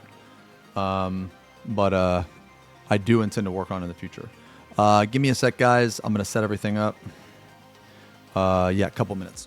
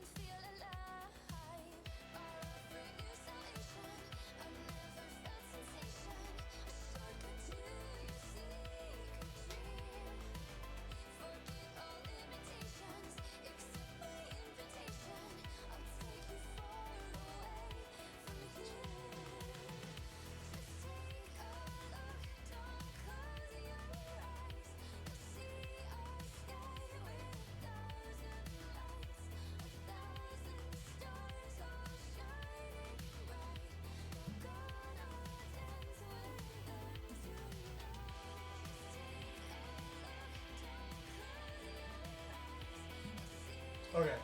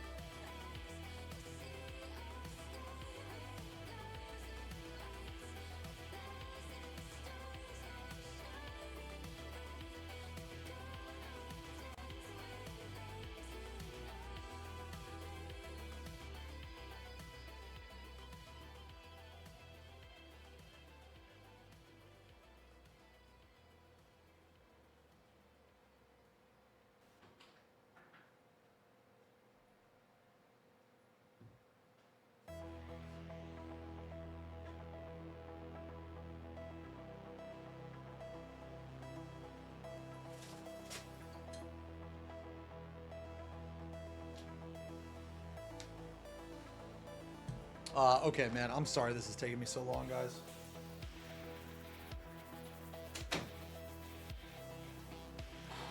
Okay.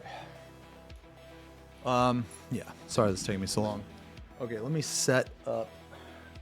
I gotta set up my camera.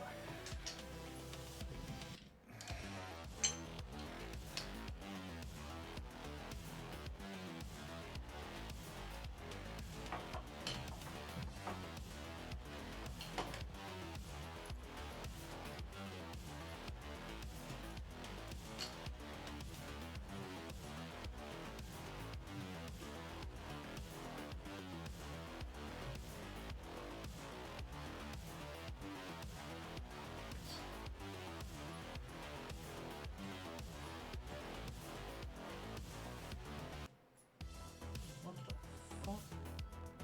Bro, it's fucking righty tighty, lefty loosey.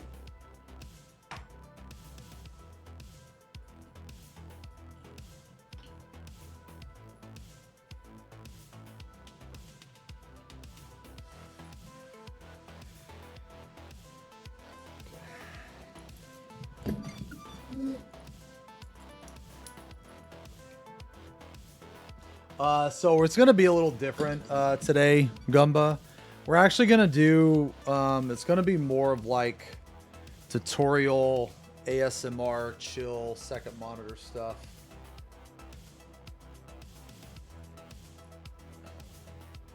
I want to try to.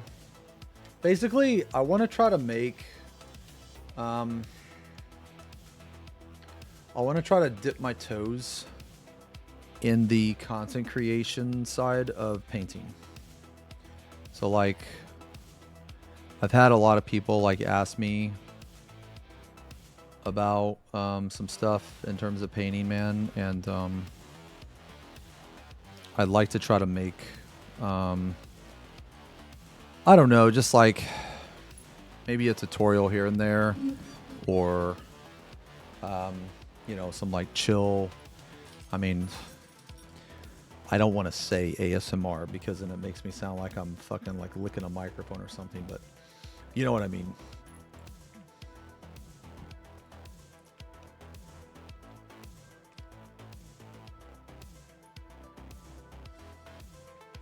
Oh man, sorry. Like, basically, I kind of just want to dip my toes into that. And I just want to see if there's an interest. And you know what, man? If there's no interest there, it's completely fine. But I do know that there are a few people that are really interested in it.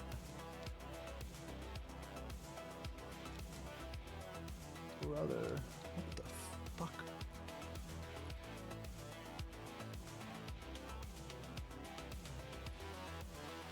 Okay, sorry.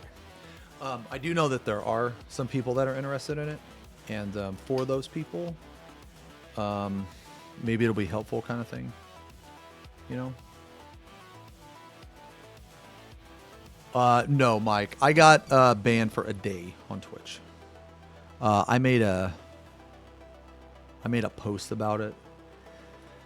There was going to be a video about it too, but basically I got banned for streaming a prohibited game. I've thought about getting the green stuff. Yeah, I've thought about it.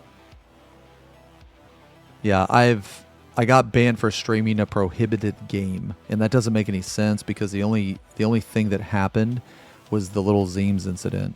So I'm just gonna assume that they banned me for the little Zeems incident, and they just sent me the wrong reason on accident or something. I don't know. It's very weird. Very weird.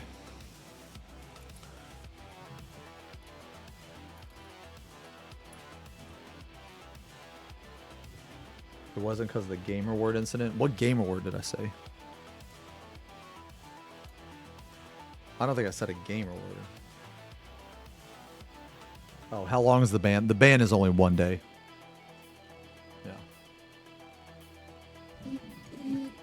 Yeah, I'll be good to stream tomorrow, but I'm taking tomorrow off.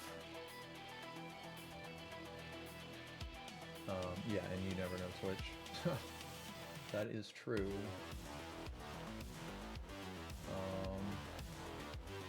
Oh, where the dude said that. Oh, you're right. No. That wasn't it. No. So for that, they are lenient. For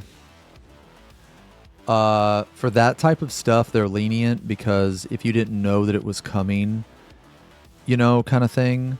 When it happened, we like Googled it and everything. And they said that if you like, you know, just, you know, you acknowledge it, like apologize, you immediately stop whatever it is you're watching, and you don't return to it, then you're fine. Yeah.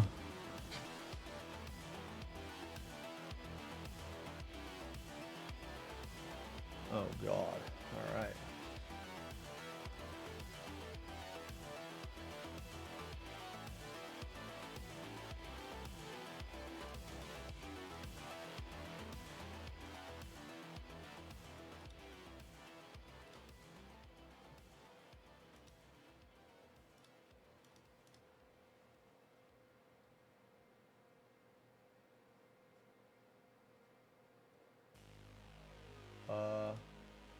Sorry, guys. Let me get this camera up and running. And it always does this. It always has issues.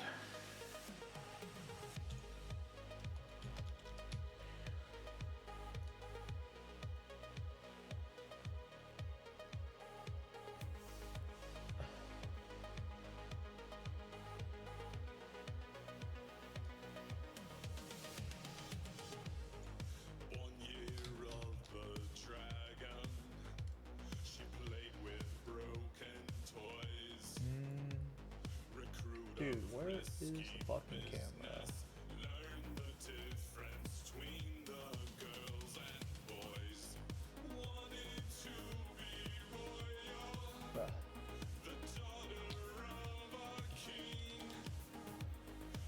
Sorry guys, this normally takes me a little bit to set up, man. I don't know why. Camera settings, camera device settings.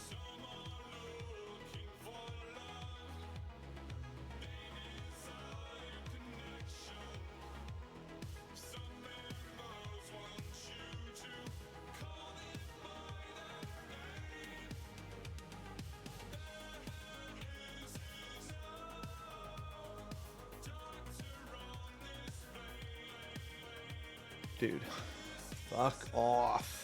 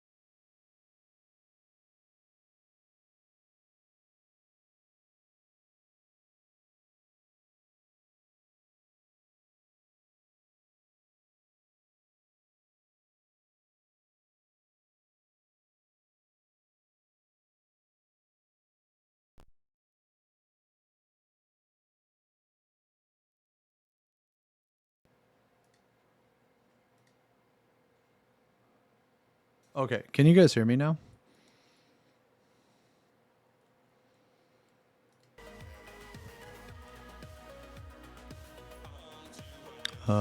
Okay. Man, I'm sorry about this stupid fucking... This camera is always a piece of shit, man.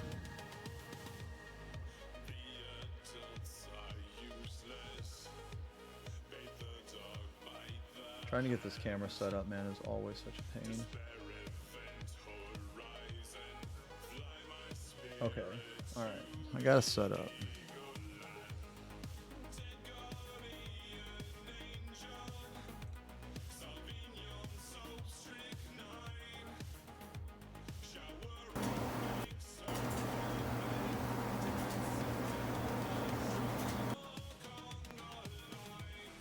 Okay. Here we go.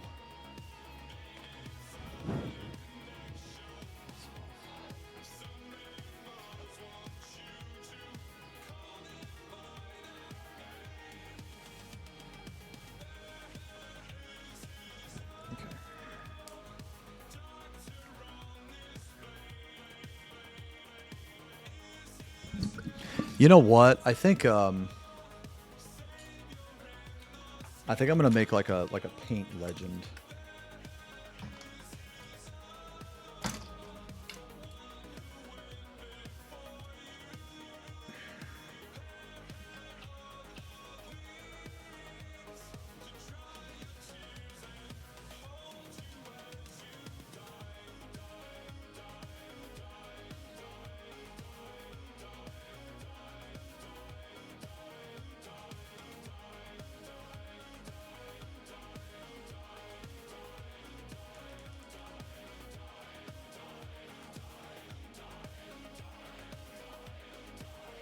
Can you guys see this okay?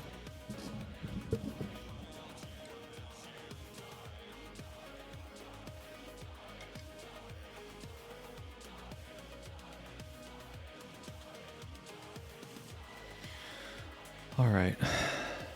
Looks okay, I think.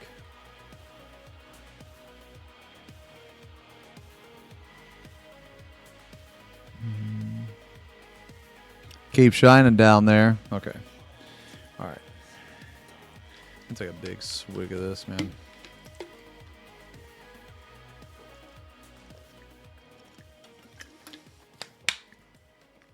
Okay. All right. I think I'm gonna have a I think I'm gonna make a legend.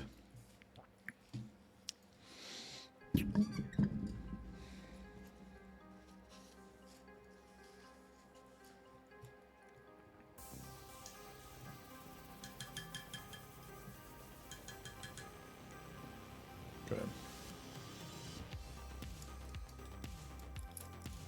So here's what I'll do. I'll set this on autofocus, man. I'll set this on autofocus for now. And if for whatever reason autofocus fucks up,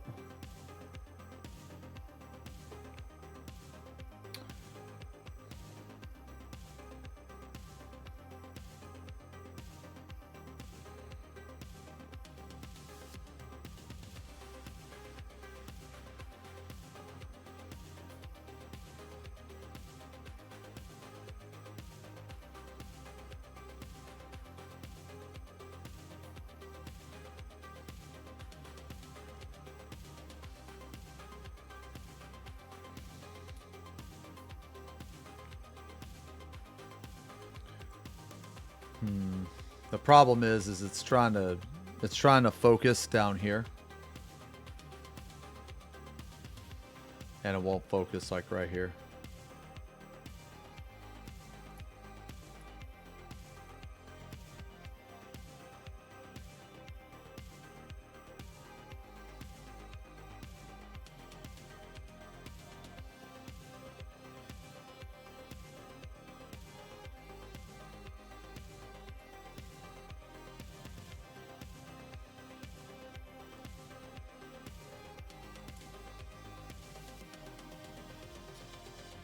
This should be okay, right?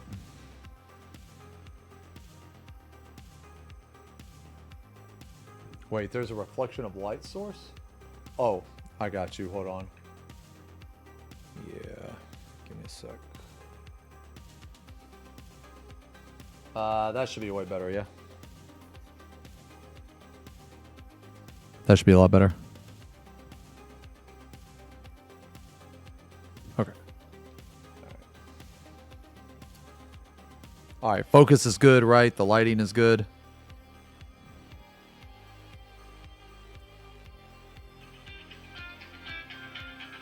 Give me one sec. Hello?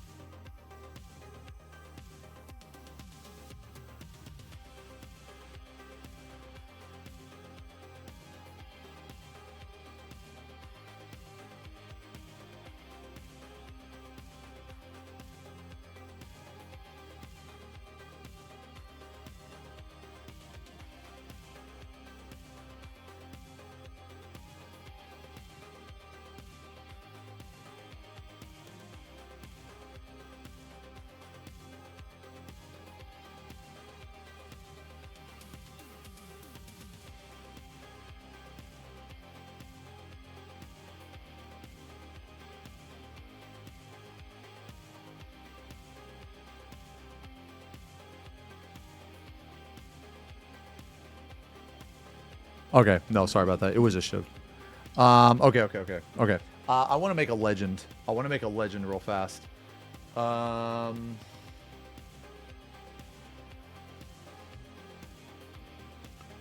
want to make a legend of all the colors I'm using. Paint. Yeah. Paint app. Okay. So let's see. The colors I'm using are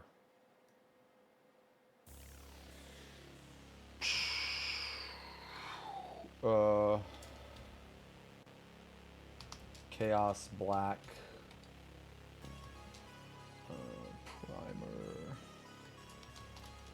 Primer Chaos Black, and then I'm using Corn Red.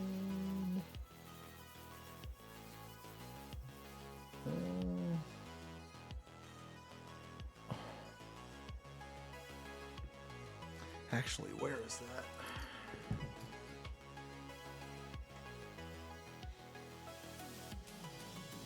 So many lights are on repeat. A glowing dark is coming to the streets. We catch the magic of the sights. We breathe again with the neon from the heights. Tell me, did you ever want it? I'm gonna try something slightly different today.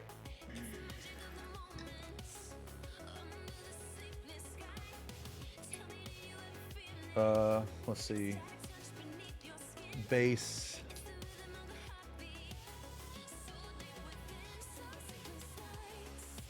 Shh. Sorry. Bass.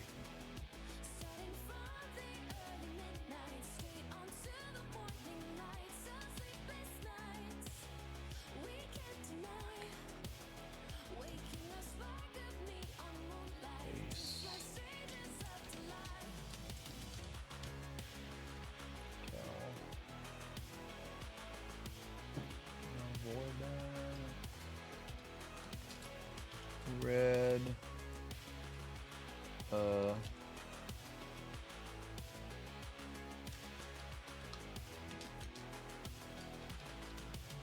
Corn. It's corn red. Corn red. Highlight. And now we cannot stop the stream. We light the arc, we change the gravity.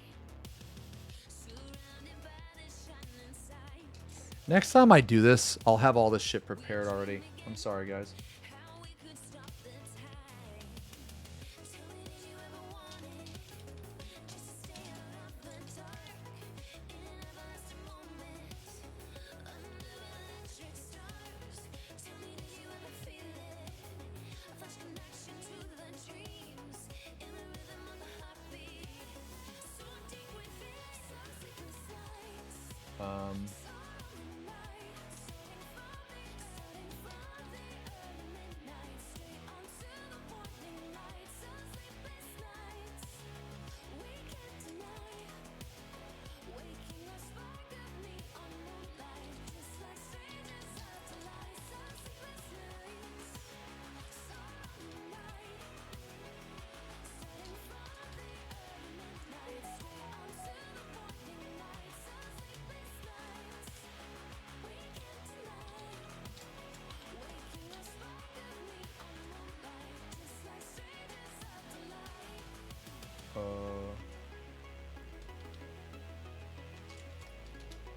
Blue glow.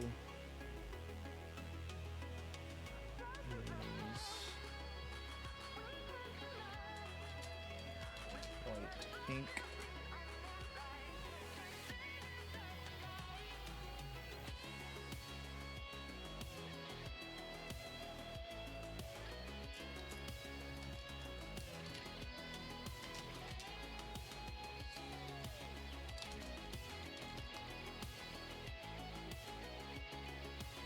White ink,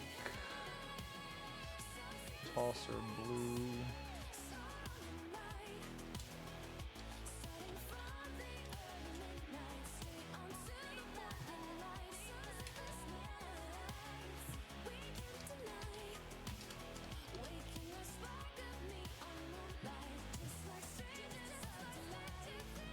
temple guard blue.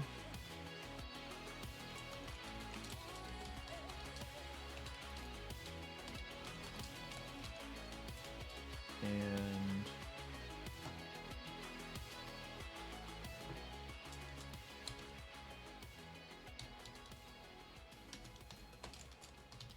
okay, here's my legend.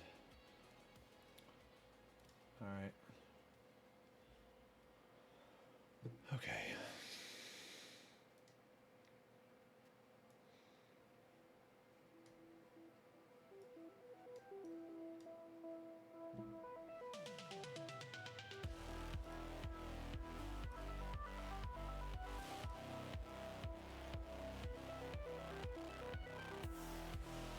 What the heck? Oh.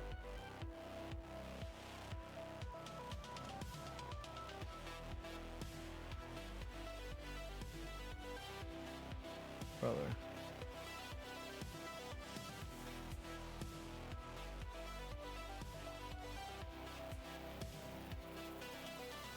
Wow, really? Okay.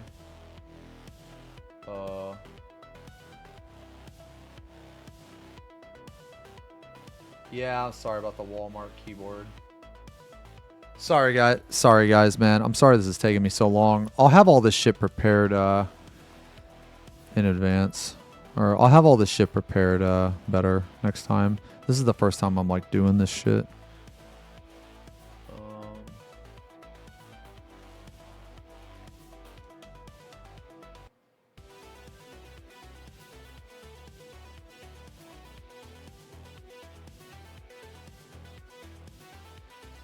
I guess I'll just take a picture of it.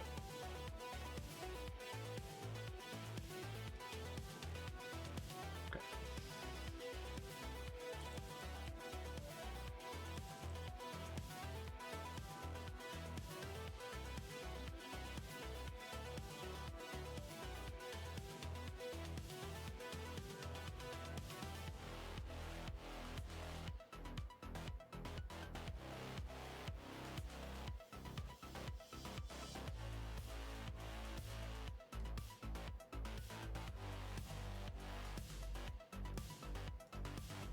Okay, here we go. Okay.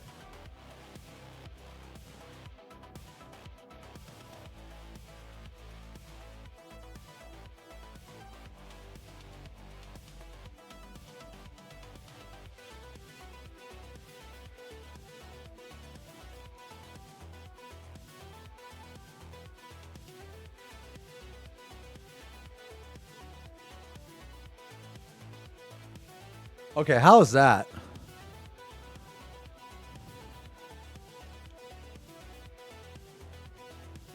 Does that look okay?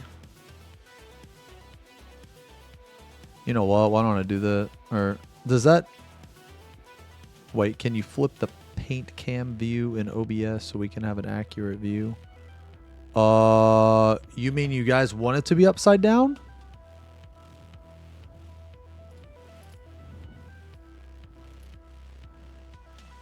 I could make that a little easier on the eyes. You know what, guys? Let me make this a little easier on the eyes, actually.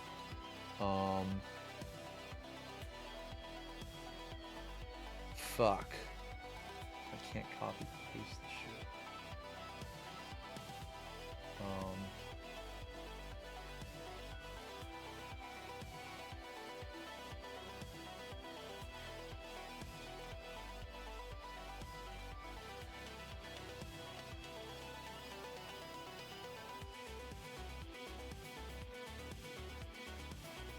What? Oh, fuck me.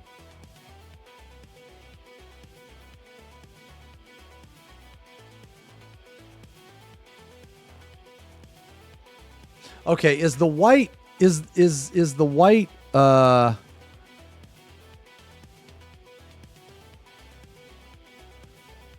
Oh, just flip horizontal?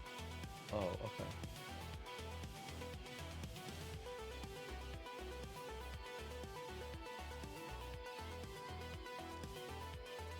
Oh, right. Like that. Okay, yeah. Okay. Yeah. Yeah, corn red. Yeah.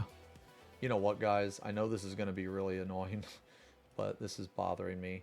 I'm just going to, dude, guys, thank you for bearing with me on this. This is the first time I've actually tried to do any type of like ASMR fucking chill second monitor tutorial type content, man. So I'm sorry I'm fucking this up, man. I really am. I'm sorry. Just please bear with me. Apologies. I'll have all this shit prepared in advance, like next time, man. Okay. So I want yellow lettering.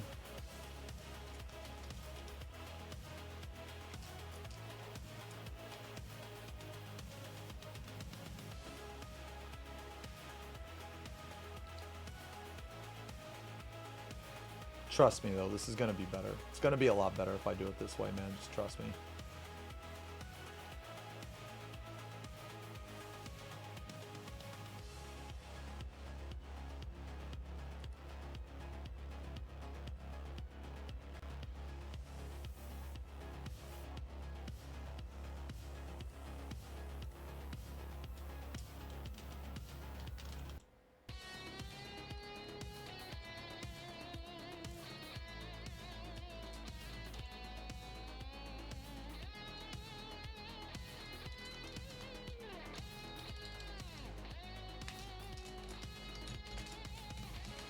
Primer, Chaos Black.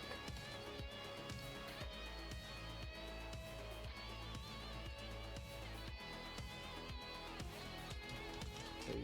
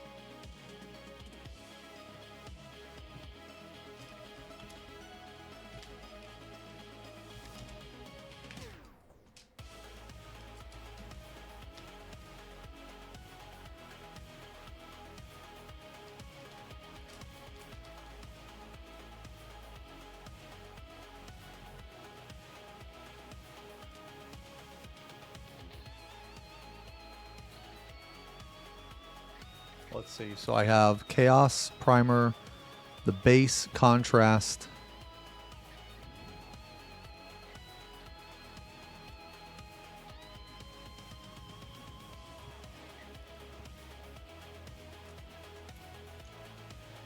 Base Corn Red, Shadow, Nagaroth Knight, Highlight Mephiston Red, Highlight Evil Sons. The lines are Wild Rider, Troll Slayer, Uriel Yellow, Blue Glow is white ink, white ink.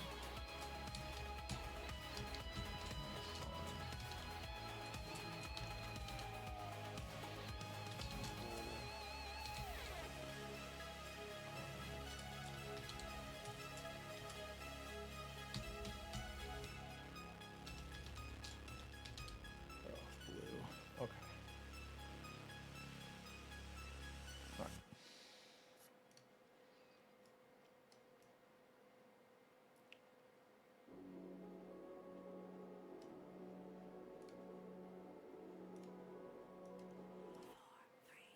Okay, this should be way better, guys. All right, just trust me. I think this is gonna be way better.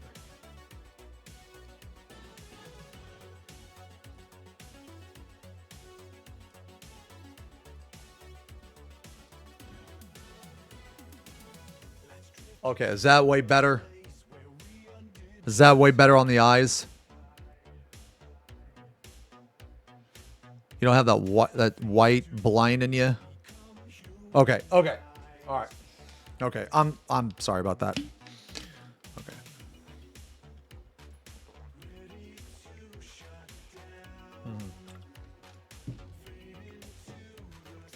Okay.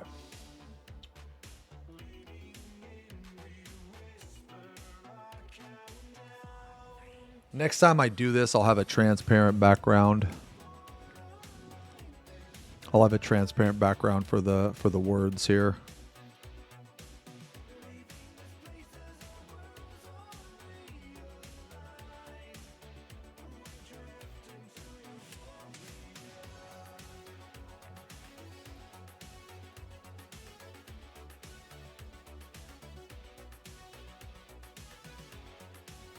Okay. All right. What do you like? Do you like full camera, or do you like the other way better?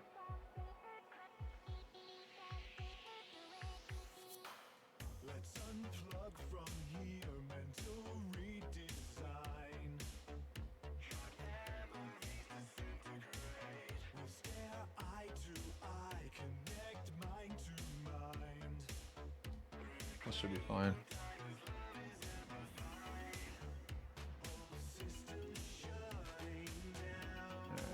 Let's just. Okay. All right. I am very sorry that took so long. Holy shit.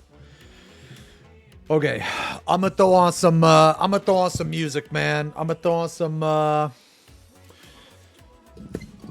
Not this music. I'm gonna throw on some hella fucking chill music, bro. All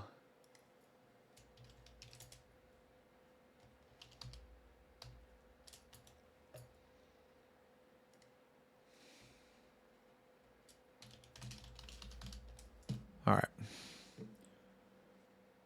There's a couple things I'm gonna have up.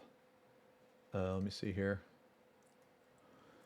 Let me move this over here. All right, there's let's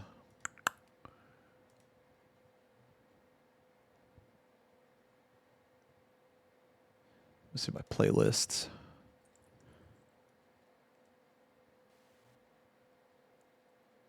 Where's my painting? My painting playlist, brother.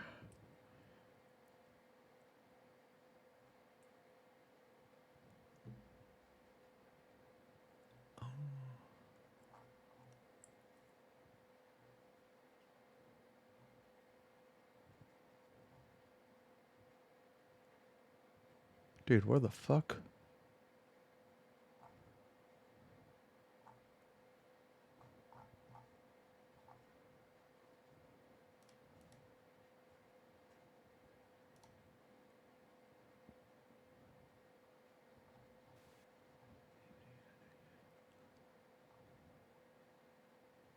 Here we go. Hey everybody, All right. in this video we're going to be...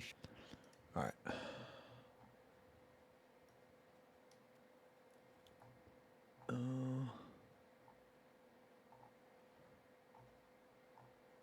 Dude, where the fuck did I put those songs? Whatever, man.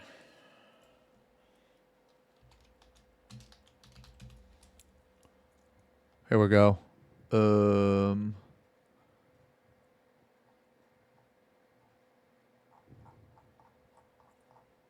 Is this it? Oh, yeah.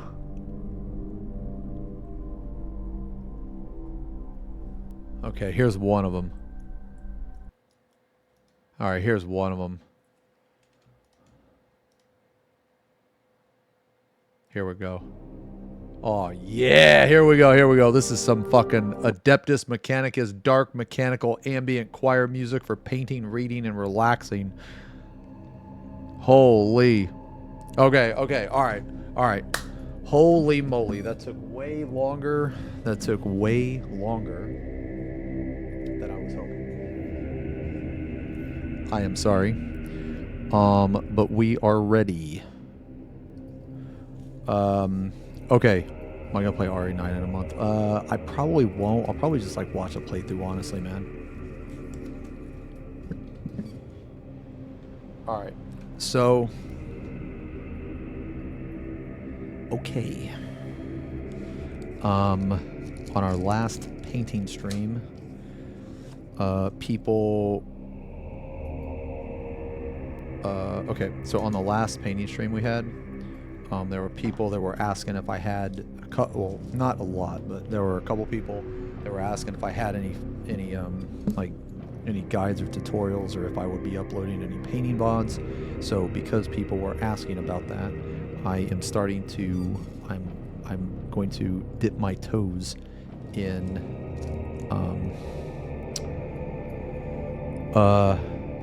I guess this type of content. Okay.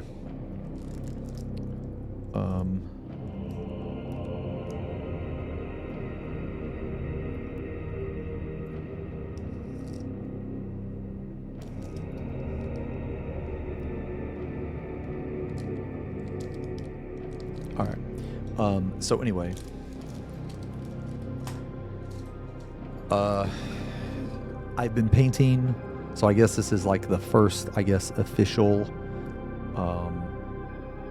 ASMR type tutorial slash whatever you want to call it. Okay.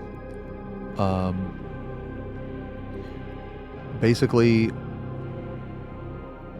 I'm going to try to do a video like this, and if people like it, I'll do more, and if people don't like it, then that's okay too. That's okay. I've been painting for a year and like 4 or 5 months. I've painted 73 models, which you can see on my Instagram if anyone's curious. Today we're going to work on a hive tyrant. Today we're going to work on this. So I'll tell you exactly what I'm going to do, how I'm going to do it, what brushes I'm using, and in the top right I put a legend. I put a legend up there. Those are the colors I'm using. Let me make sure the legend isn't covering chat.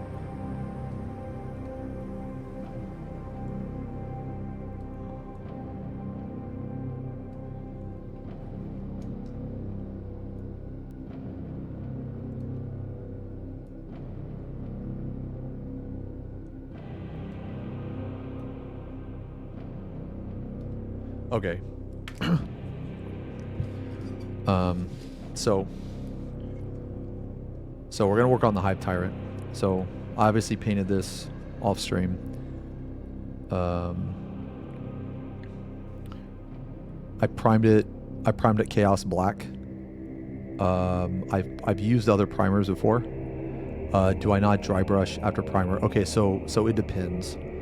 On this particular one, I'm not going to. Because this is what we're gonna paint today. All right, so again, I've been painting for probably a year, and I've been painting for somewhere around like a year and like 3 months or something like that. So I'm not the absolute best, but I try to learn as much as I can on everything that I paint.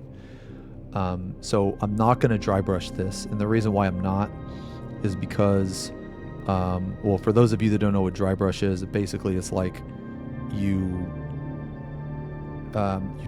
dip your brush in paint, you wipe off all the excess with paint, like on a paper towel. So you like wipe it all off, or whatever, you like dab it, and then there's barely any paint on the paintbrush, and then you you just like, you know, paint it like that, right?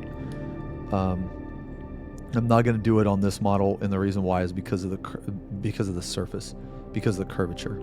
So if you guys can see, so like deep in there's purple, and I want basically, if I have my darkest shadow is purple, to my eye, it makes the reds look, I guess, brighter than if it was just dark. Maybe that's just to my eye, but I want to have purple in here. And if I dry brush, what's going to happen is that these areas that I want dark, it will be light. So I don't want that.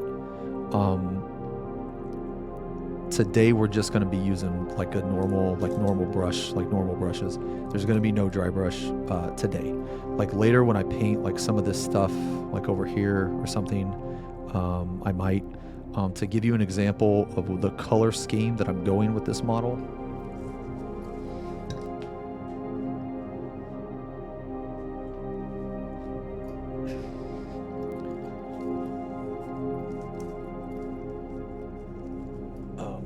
This guy here is a good indicator on this guy right here is a good indicator on what it will hopefully look like. So the carapace is how fragile are these models? They're kind of durable. They're kind of durable. I mean, like you could drop them and it'd be okay depending on the model. Yeah. Yeah, it's like the, you know, obviously the bigger the model, the more, like I have some models, massive models that have like huge wingspans and stuff. And those models, I'm sure if I dropped it, the wing would easily break off. But this is kind of the color scheme. This is kind of the color scheme I'm going for. So today we're just going to focus on the orange and purple and this part. But eventually I'm going to do like a nice like green turquoise for the, I guess for the second layer of armor, whatever it is. Tyranids are very fun to paint. All of these little tiny lines I have to hand paint. So we're going to be working on that today. If you like any of this, I'll show you how to do it or how I do it. This is by no way means the only way to do this. There's a lot of different ways you can do this. You know, you mentioned dry brush. That's another way you can do this too. Just because I'm not doing it doesn't mean that it's bad, doesn't mean that it's not good. It's just, that's just not how I'm going to paint it today. So to give you the thought process on how I'm going to paint this, I have a very specific way of how I like to paint stuff. I like to lay a base coat down, a medium to dark base coat, not super dark, but a little darker than medium. And in this case, that color is going to be this. It's going to be Galvorback red. And the reason why is because this is kind of a purplish or violet, I want to say. It's like, it's more red, but it has a little bit of purple in it. At least I think so. So we're going to put this down. And then after that, one of the things that I really like to do, I do intend to paint an orc. Yo, peace out, bro. Yeah. I do intend to paint an orc. I really like painting green skin. So after we lay that base down, we're going to use Magos purple. Now, the last time so when I did this, I used Flesh Terror's red. Now I have Flesh Terror's red here, and if this purple does not turn out how I want, then I'm just going to cover it with Flesh Terror's red. So using the purple here, this is going to be new. I'm just going to take a guess, and I hope that it's going to work. But the reason why, if we use that purple, this purple right here in the deep recesses will be easier to create later. So that's why I'm going to try this purple. Like I said, each time I paint, like even if it's the same thing, I want to try maybe one thing slightly different to see if it works. Because if it does, it can speed up the process, and not only it might speed up the process, but it might actually be better. Do I use a mixer to mix? I just do it by hand. No, I just mix it by hand. So anyway, sorry, I'm probably ranting, but yeah. So we're gonna put medium. We're gonna start. If you look at the legend, I put it in order as well. So Chaos Black primer, and then Galvorback red, and then Magos purple contrast. One of the things I really enjoy doing is I don't really use very many shaders. A lot of people, they will use shaders like Agrax Earth Shade and Nullin Oil. I do use some of them sparingly. I use some of them rare. Yeah. I don't use them very often. What I like to do is I actually like to use contrast paint as a shader, because contrast paint is thicker than a shade. And I have more control with contrast paint because I can control, like with a shader, I feel that it's harder to add paint than it is to take away, if that makes sense. So because contrast paints are a little bit thicker, they still run in the recesses. Contrast paints or speed paints, they're really good for like slab chop, but I use them as shaders because I think they're really good for shaders. And so we're gonna put a layer of that. We're gonna put a layer of the Magos purple. It might not look how I want. If it doesn't look how I want, that's gonna be okay. Because if that's the case, we'll just put a thin layer of flesh tears and everything will be fine. So after that, we're gonna put on corn red to brighten it up, give it more of a red, and then we're gonna do our first highlight. After the corn red, we're gonna go back in with some shadows. We're gonna make some shadows here and there. Then we'll do our first highlight, Mephiston red, and then Evil Sun scarlet.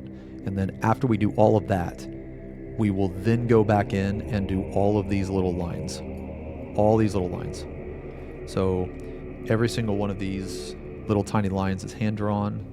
You don't have to do this on a Tyranid. I just think it looks really cool, based on other people's art. It's kind of like you'll kind of see this kind of style done a lot on Tyranids, and it's just really cool. So when we make the lines, these are the three colors: Wild Rider red, Troll Slayer orange, and Uriel yellow. And then finally, the last step is this blue in here. I chose blue because, to me, and I don't know, like, I don't know if this has like something to do with like color theory or any of that stuff. I'm kind of dumb when it comes to that, but to me, this blue looks brighter when it's paired up against a dark purple or a red than if it were to be like a green, for example. So maybe I'm crazy, but that's just why I chose blue. Plus, this blue looks really, it's very bright. We're not going to do it today, but this weapon here, should be very fun because we're going to do the same thing on this plasma, this like plasma gun or whatever, that we did up here. So anyway, with all that being said, these are the brushes I use for anybody. I have a mix of Da Vinci, so these are Da Vinci, and Golden Maple. These are the two that I use. Oh wait, is that color theory? Okay. So at least I was at least somewhat on the right track. So I would recommend these two. They're kind of expensive, so I know I paid it was like $60 or something for like 3 brushes of Golden Maple, but these brushes are absolutely insane. They're phenomenal. So I would highly recommend Golden Maple. The Da Vinci are a little cheaper and you get more, but the quality is a little bit less. So I use both because I like Golden Maple because the number 1 size, like my favorite brush size is actually number 1. It's either number 1 or number 4. I don't know. I'm weird, I guess. I either like really big, really small. But the really cool thing about the Golden Maple is the length of the bristles. They're longer than other brands that I've used, so it can be very helpful. So anyway, sorry, I forgot to mention one more thing. The white that we are going to be using is going to be white ink. The difference between white ink and a normal white, you can use a normal white fine, but what we are going to use this for we're gonna water it down, or like we're using it basically as a okay, this is gonna sound weird, but we're using this white almost as if we were using it as a shader. Basically, we need this white to be extremely watery so that when we apply it, it basically fills up the, it goes into the recesses. It'll make sense later for those of you that don't know what I'm talking about. But we use white ink so that way we don't have to water it down. You can achieve the same effect if you use just a white paint. Just make sure to put water in it. The paints I'm going to use today, all of them are Citadel. You don't have to use Citadel, and as a matter of fact, I would recommend Vallejo or Monument Hobby. I would recommend one of them. There are some colors in Citadel that you can't. Wait. Oh, yeah. So there are some colors in Citadel that are specific to Citadel. But the main reason why I don't recommend Citadel, and you're going to find out, is because of these tubs. These tubs, and I complain about this every time, these tubs are the most obnoxious thing.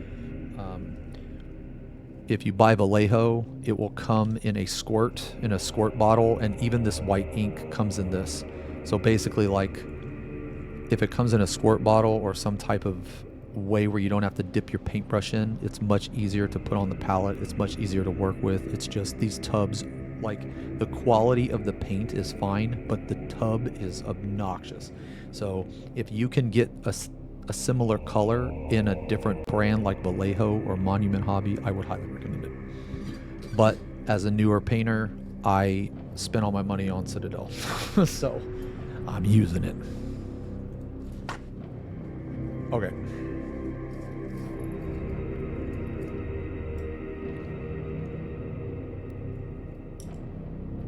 All right, so the first thing,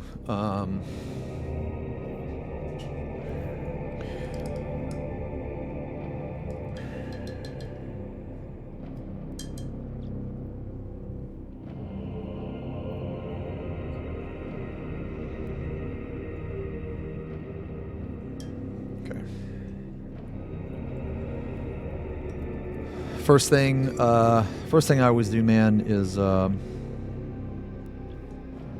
always just get my paint out because I've used Citadel for so long. It's like the most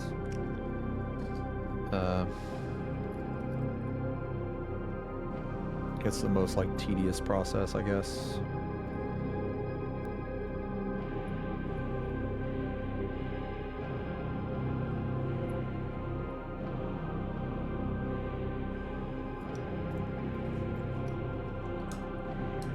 Whitewashing even. Oh, yeah.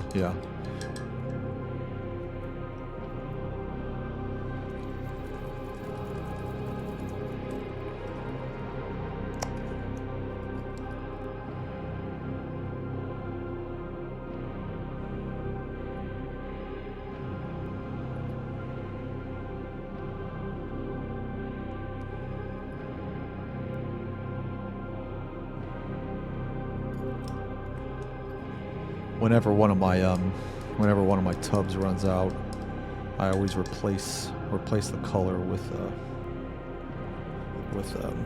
Vallejo or Monument Hobbies.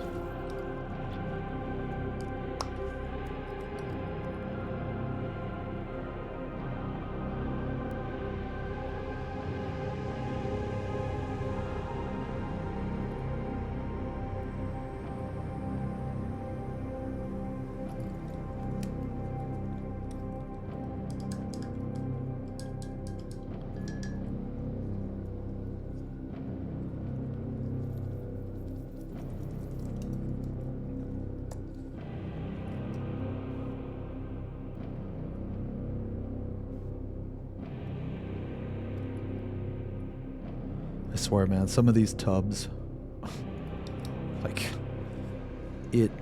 I can't even close some of these tubs. And it's not that I don't like take care of my paint.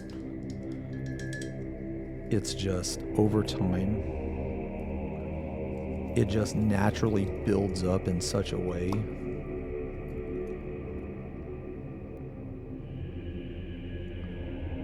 to where it just gets clogged.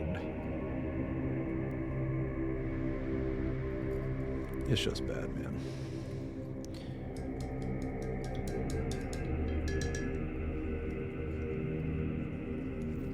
So these are pretty much, so like, I don't know. I would say more times than not, I do it this way, but it also depends on like what I'm painting. But I will normally set up my paints in a way to where it's like I'm gonna use them in that order. I guess if that makes any sense. Yeah, the tubs are really bad. Like, I don't understand why Citadel just doesn't sell paint like a fucking normal fucking company, man.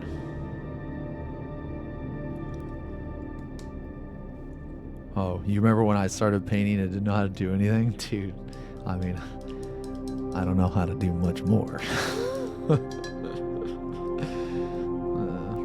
Okay, so, alright. So I have my base here. So I have my base here, colors. Then I have my lines here. So, these... So I didn't mention Screamer Pink. I didn't put it in the legend, but I have it here just in case. There's a really cool thing that I did. You probably can't see it. It's more of like an in-person type of thing, but I did a glaze of Screamer Pink on the top here, and it turned out pretty good. So I'm gonna keep it. I'm gonna keep it like, you know, nearby, just in case that I need it and I want to try it again. It's not like, it's very subtle, and it's kind of a thing that probably only, you know, the person painting it would notice, I guess. I don't know. One day you found your paint dried while still half full since you couldn't. Yeah.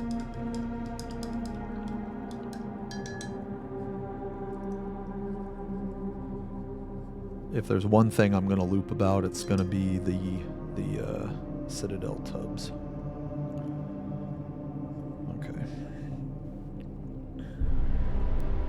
All right.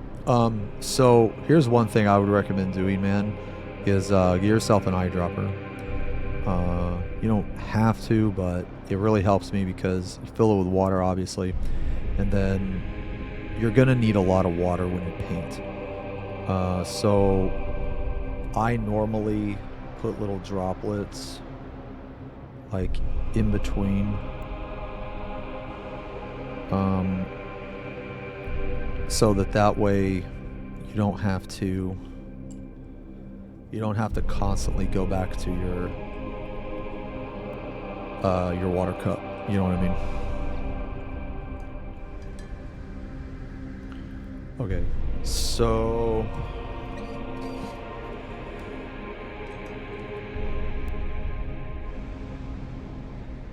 all right, so we're gonna put the base on first.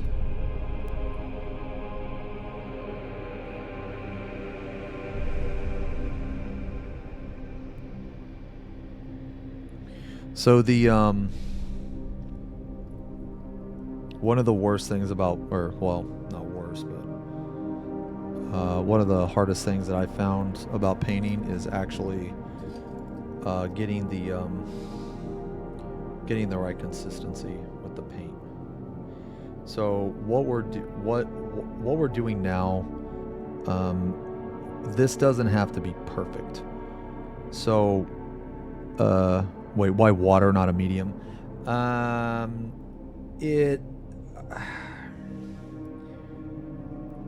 I'm not gonna say that a medium is bad, because I don't think it's necessarily bad. I think it's more like a placebo. I have used medium. I actually have some medium back there. I just haven't really noticed the difference. And if there is a difference, I don't know if I want to spend money on it because I barely even notice it. If that makes any sense. Let me hold on a second. I forgot to update my category.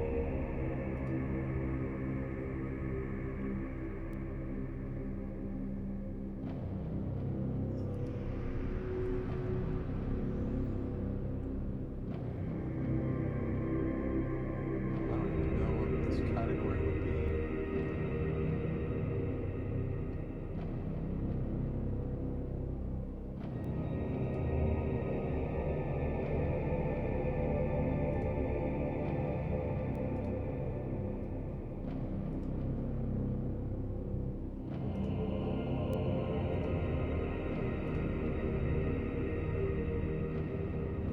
Let me see.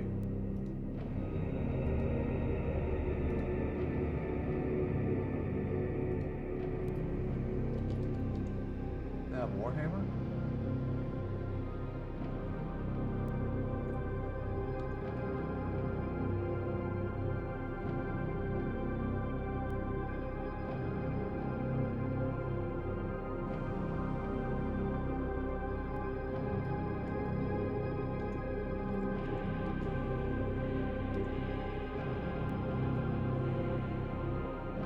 Dude, what? I'm trying to update my kick. Do they not have like a mini category?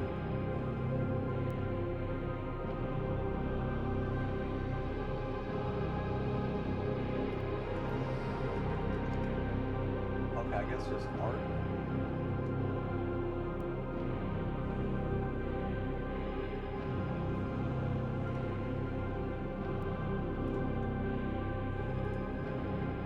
Okay, sorry about that. Yeah, and I just put us in art. Yeah, sorry about that, man.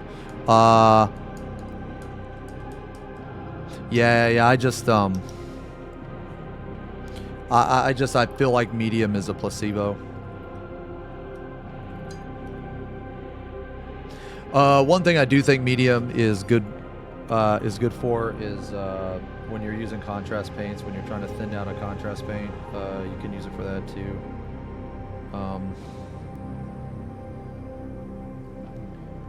But for the most part, no, I just use water. So like this step right here, one of the things that I've realized, I guess, is this step right here. It doesn't have to be pretty. Like the first initial step, it doesn't have to be pretty. It doesn't have to be precise. You just have to get the paint on there. Just as long as you don't get it into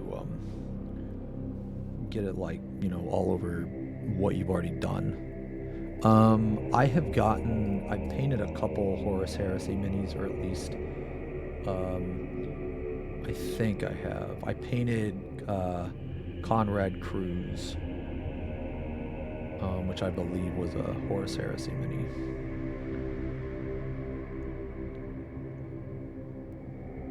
Some of the Horus Heresy minis are really cool. The only thing I don't really like about them is the fact that they're resin. I prefer plastic models, but resin's not the end of the world.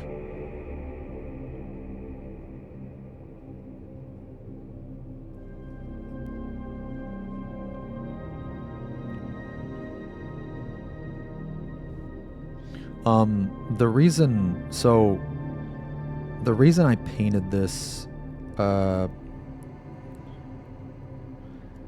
so there's always like multiple ways you could paint something. So for instance, like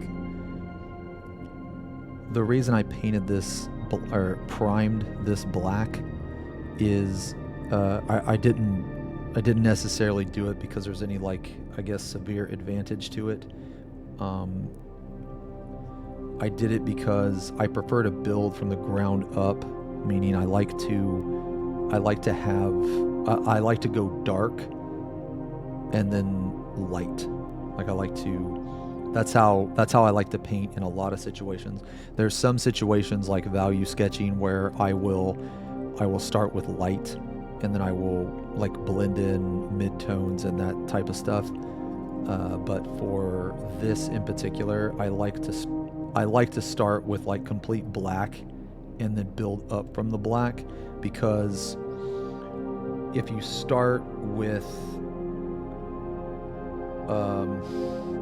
a black primer, in my experience, it will save you some time. It'll save you a lot of little tedious details that you need to do, because if you prime it white and if you use a contrast paint, which is like a speed paint, if you use a contrast paint, then it's not too bad. But if you're priming it white and you're not using a contrast paint, you run into this problem where there's going to be these like really tiny recesses, right, that are very annoying to get to. And because you primed it white, you have to take care of it. Whereas if you prime it black, you can just leave it black, because it doesn't matter what color something is. The darker or the deeper in shadow it goes, the blacker it becomes. So you can kind of like crutch on that a little bit. And because I have primed models completely white, or like Wraithbone or something like that, and I found myself, if I didn't use speed paint. Now, if you use contrast paint, it's a little different because it like runs into the recesses, so it's okay. But I don't always paint with contrast paint. And like I said, a majority of how I paint is mostly with base paints and layer paints. I've tried a lot of other techniques. It's just something that I've kind of stuck with. Not saying the other techniques are bad. I'm just saying this is just naturally what I enjoy doing. One of my favorite things to do in painting is blending.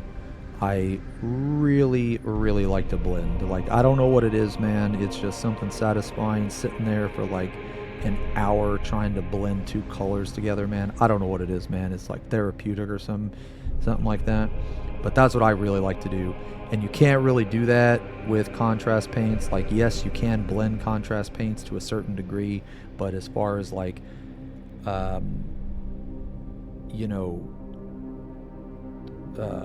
getting extremely very precise blends, it's much harder to do that. And that's the kind of stuff that I like to do. I don't mind sitting there and trying to blend something for like 40 minutes. Now obviously, like, if you're sitting there trying to paint, a full army, then yeah, you don't want to do it like that, so it's just like what you want to do. So like today, for example, we're gonna work on the second section here.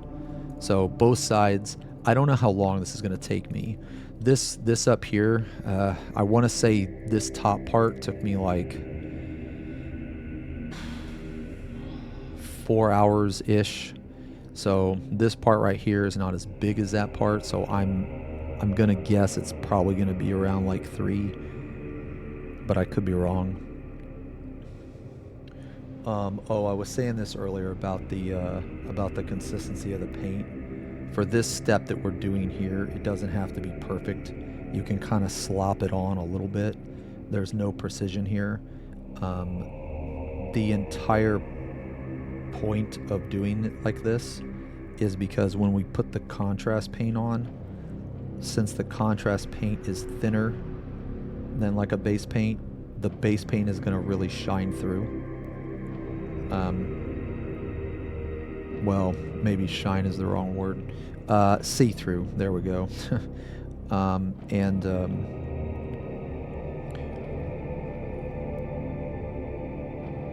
Because it's going to shine, because it's going to be see-through, it doesn't have to be perfect, because a lot of these like inconsistencies, right? So if you were to If you were to really look at this, you guys probably can't tell because it's very difficult, but there's like that part right there that I just got.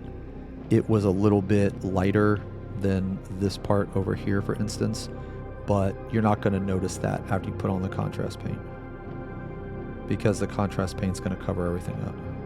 You just want like a decent layer, at least for this method, from what I'm doing. And you know, you don't have to do it this way either. You know, like someone suggested dry brushing. You could easily just dry brush this and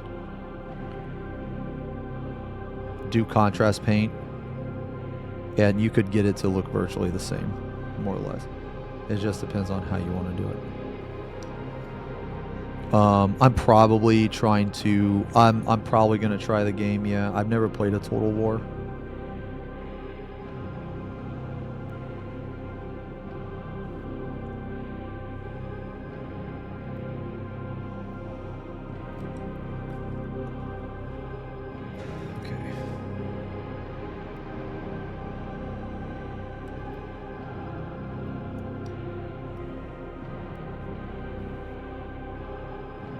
I will say it looked pretty cool.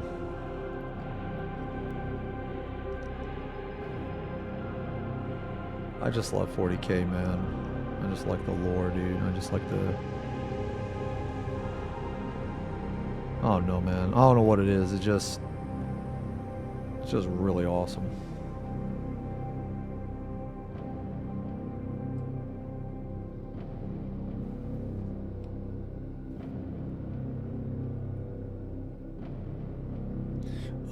I've said this before on other streams, but I'll say this again because I think it's one of the most important things that I've learned as a painter is the pinky. So sometimes when people see some of the stuff that I paint, or just not even me, but just in general, when you look at something and you're like, okay, well, how do you get the precise lines? Like, how do you make it so straight? How do you get the brush in there? Like, how are your lines so straight? You know, like, how do you do that? And the thing is like, if you watch like some of the best painters, man, they're never painting like this. You know what I mean? Or like very rarely. They always use the pinky. So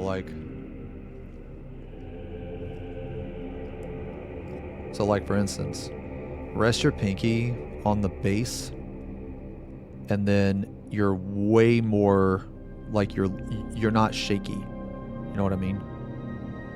You're not shaky. At least I'm not.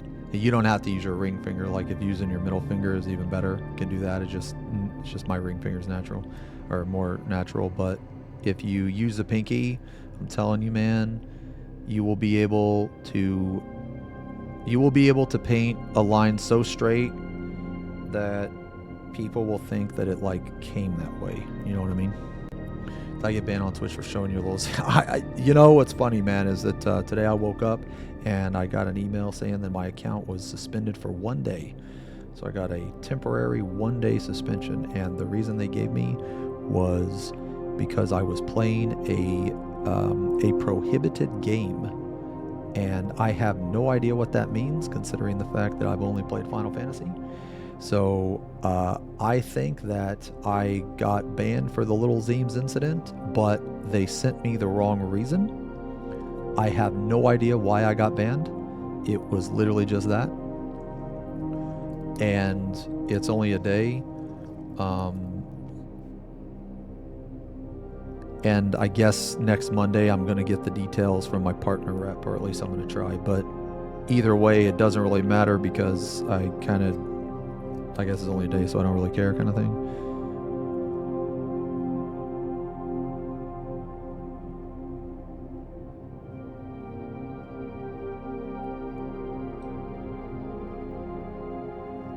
What if it's on purpose just for the amount of time ban? I'm not sure what that means.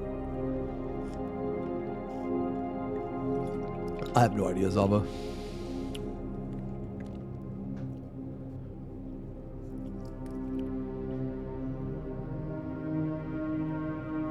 All right, so, okay, so this is looking about the right color that we want. We want a dark reddish purple, and the reason why is because I really want to put purple. I really want to make the shadows purple. I want to have a very dark purple. I think it'll make the red. I think it'll make the red and oranges pop a little bit more. So the next thing we're gonna do, so I'm gonna let this dry just I'm gonna let this dry just for a couple minutes, man. I'm gonna use the bathroom while I let this dry, and we want this to be completely dry, because the next step is contrast paint.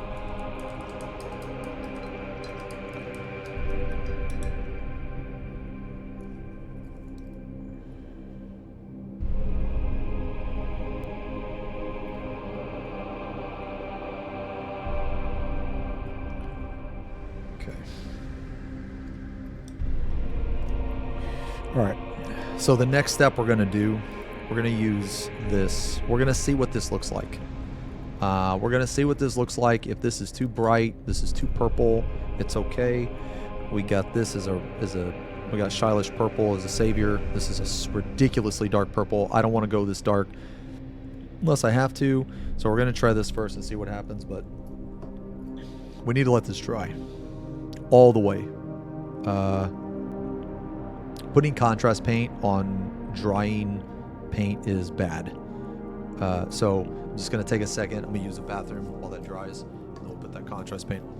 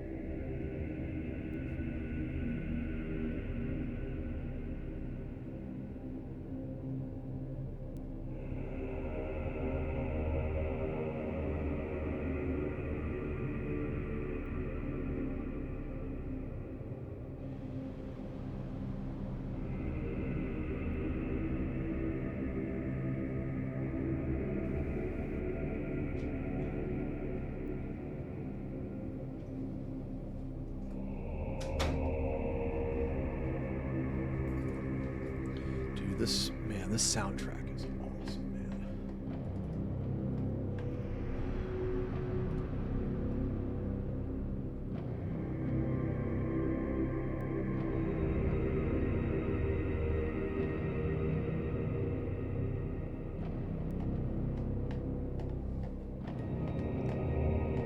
Man, this soundtrack is awesome.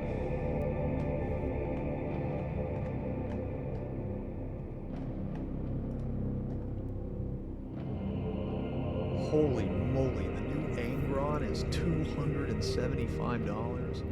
Jesus. Alright. Yo, XFFing, good night. Okay, so. Okay. Alright. That looks dry enough. Okay, so next up, contrast paint, Magos Purple. One of the things I mentioned earlier that I really like to do is I like to use contrast paint as a shader. So we're gonna add a purple to this. Hopefully it stays just as dark. If not, gets a little darker. I don't know if it will though, because Magos Purple is it's not exactly a dark paint, but we shall see.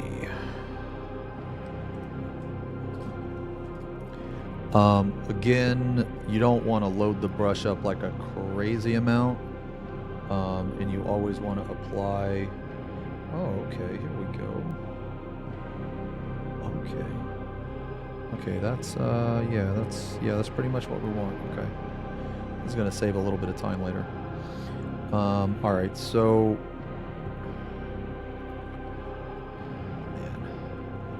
Sorry guys,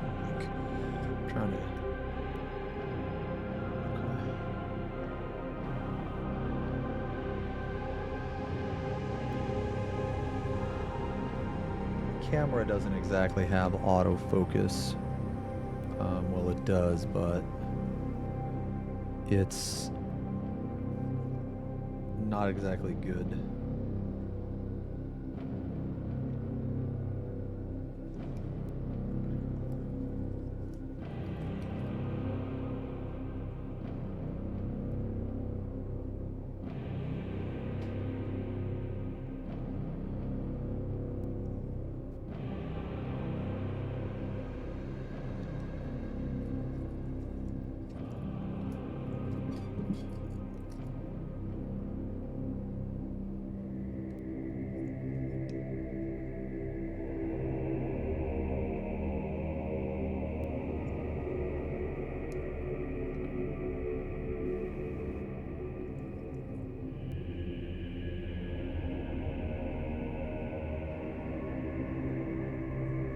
Alright, that's coming out okay.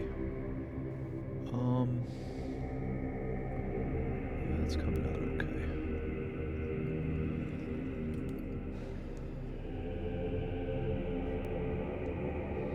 Painting this section a little different than the first one, because on the first time I painted this, I found myself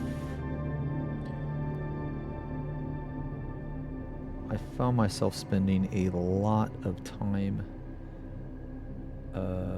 that I deemed, like, I guess, unnecessary on the shading part.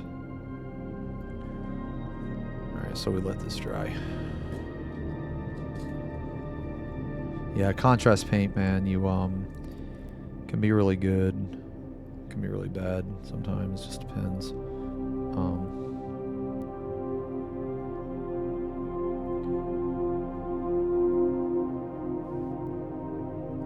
But yeah, one of my favorite things to do though is I really like to kind of sandwich contrast paint in between two base paints, because contrast paint is a very good shader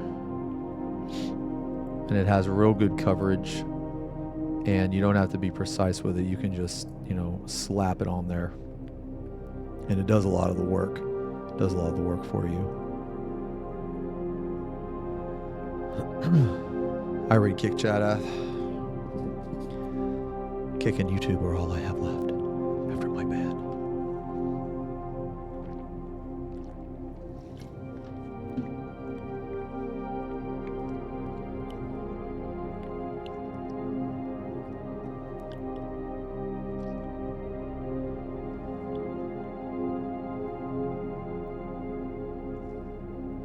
All right, so we're gonna do one more. Gonna do one more pass. One more pass.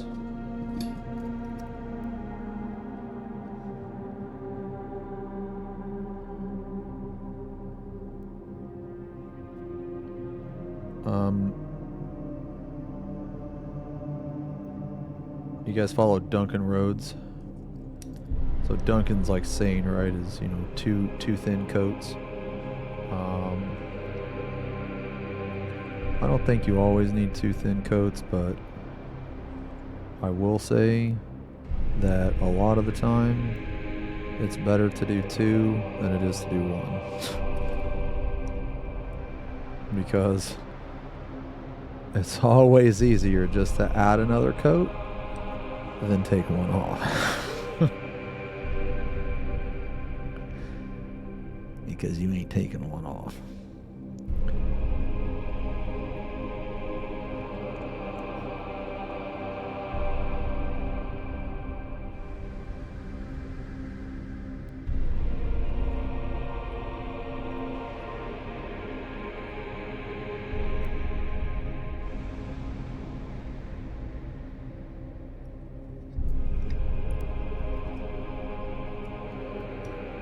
Kumachama better not stream anymore.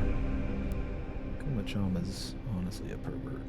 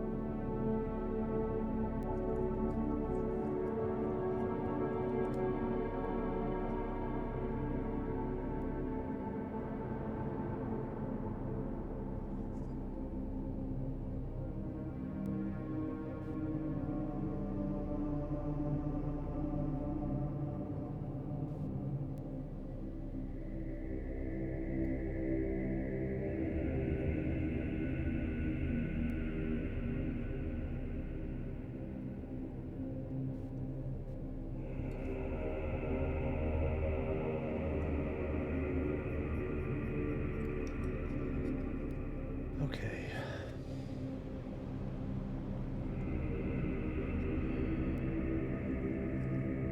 All right, we'll let that dry.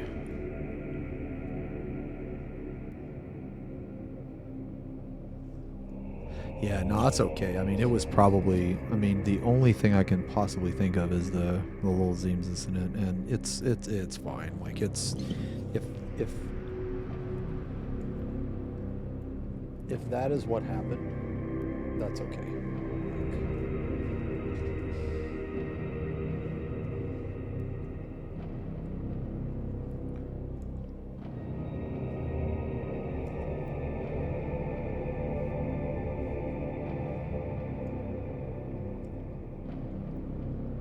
All right.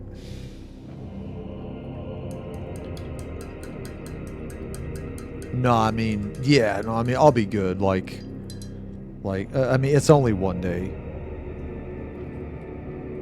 Like, I'm not even worried about it. It's like one day. And the thing about Twitch is that like multiple bans don't increase the penalty. Only multiple bans of the same incident. So, like for instance, let's say that I got banned for showing a penis, like a cartoon penis. Okay, well, let's say I don't know. Let's say I call somebody fat and I get banned for 2 weeks. Because that's what happens, right?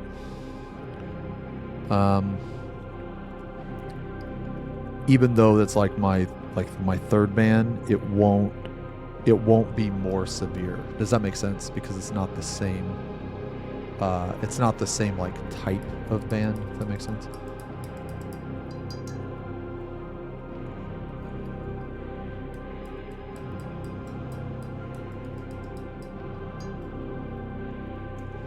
Okay, so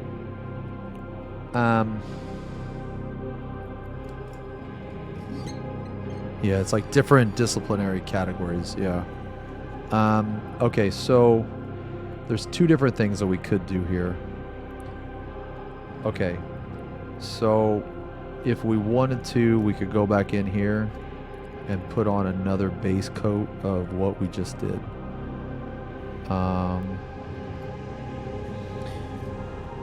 But and I would say that you could do that.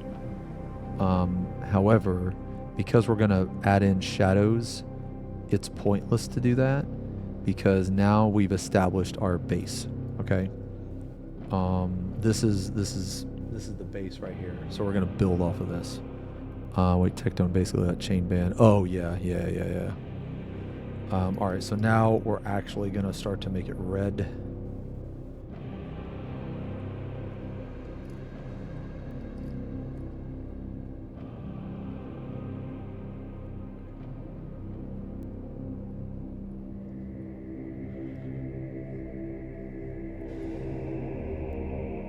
So the consistency that we want,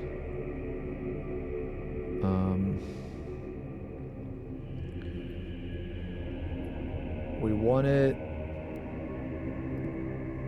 at least what I'm going to do, is we want it thick, but not too thick. We want it to where you can kind of see what's underneath. That's what we want. And we don't have to be extremely precise with this.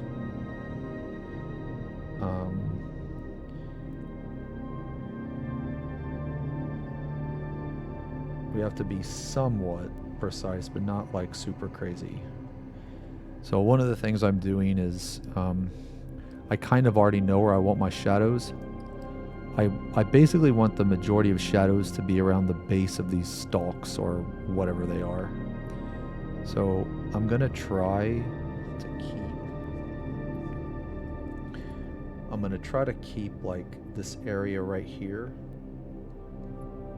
I don't know how much you can see, but I'm gonna try to keep that area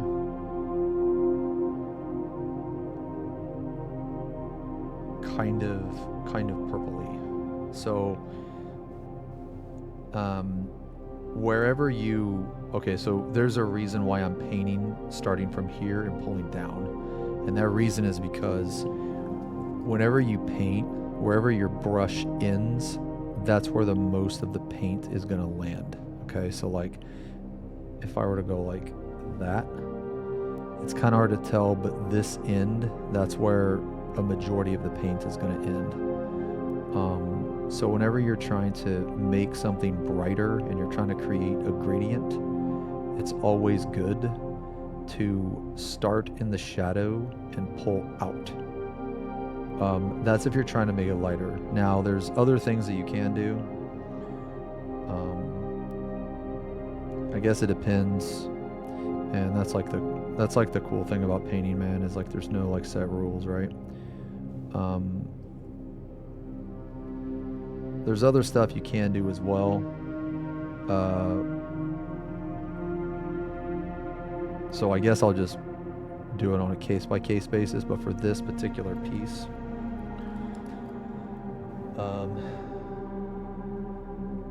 sorry if the model is ever too far away from the camera, or my mic is too far away. Sorry, I'm having to like. Sometimes it's kind of hard. But what I was saying. Oh yeah, so I don't know if you can tell. Like right here, there's a little bit more darkness than there is right here. That's because I started here, and every new layer I'm adding, I'm not going as deep, right? So I started all the way up here, and now when I'm adding the new layers, I'm starting halfway down. So what that's going to do is over time, over the course of like, you know, each layer and stuff, and like I said, you don't have to spin this long. Like, you can accomplish pretty much the same thing that I'm doing with just straight, you know, speed paint and contrast paint. It's just doing it this way is just something I really like to do.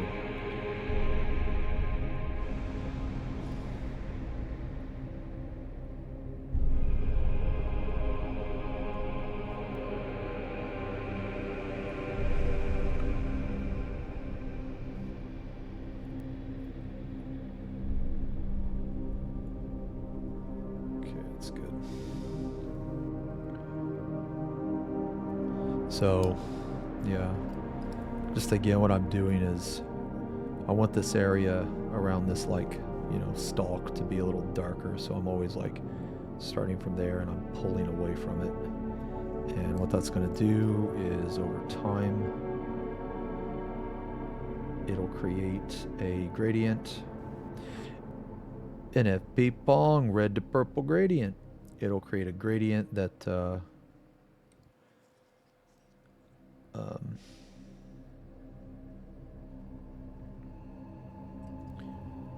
that'll start with dark and then get lighter as it goes on.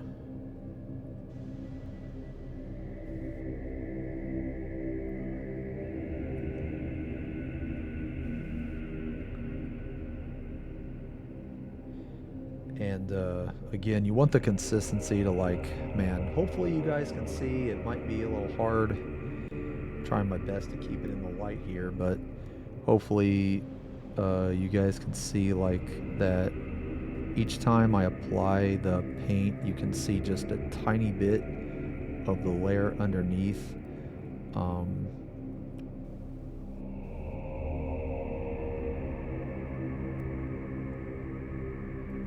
And this basically, doing it this way, it's like, it's not exactly value sketching, but it's, I guess, the same. I don't even know what you would call it, like layer sketching almost. I don't even know. Value sketching is another technique that I like to do. It's very, very helpful. It's what I did on the Jingataxias. There's a when I made, as I painted the Jingataxias, I put a workflow out on my Instagram, and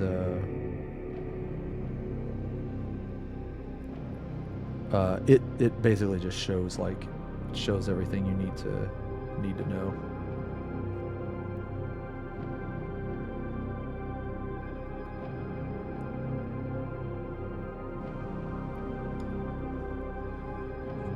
Miss Twitch chat. Twitch chat will be back tomorrow, man. Although I do think I am taking tomorrow off. And I am not excited about Monday. Holy. Monday is going to be rough, man. Monday is like I have to go to the doctor. I have to go to the eye doctor. I really need cataract surgery, man. Like bad.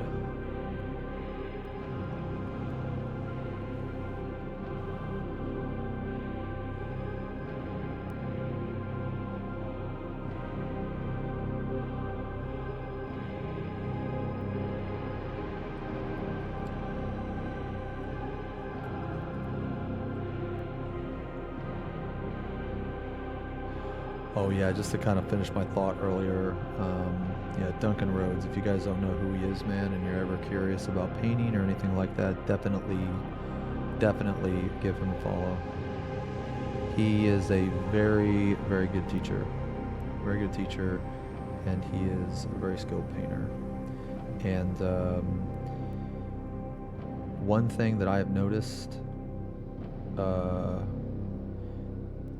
more so in painting than other aspects, but just because someone is a good painter does not make them a good teacher. But he is both. Of a checkup or actual surgery? No. So the thing on Monday, is like basically they're just gonna look at my eyes, and they're gonna see. One, do I qualify? But I already know I qualify, or at least that's what the doctor said anyway when I lived in Kansas. But because I'm a new patient, they have to like check me out, right?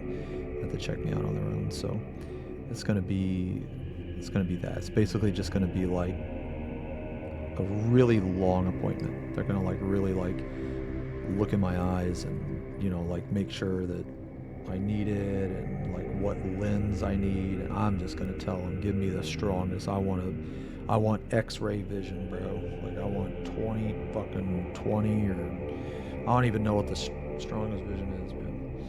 So I don't know. Okay, hopefully you guys can see this, but you guys see that nice gradient that we're making? See, it's starting to look pretty cool, man. Like my goal. One of my goals is whenever I paint is I want to, whenever I paint a gradient, I want the viewer to not be able to tell where one color starts and one color ends. Because I feel like that always really impresses me. Like when I see other people do it, it always is like really impressive if I can't tell. So I try my best to replicate that. And also another thing, man, I forgot to mention this, but so the consistency of the paint, right? I mean, I know I mentioned like, you know, like what I want it to be. If for whatever reason, like, let me see here. Let me zoom in a little bit. Okay, here we go.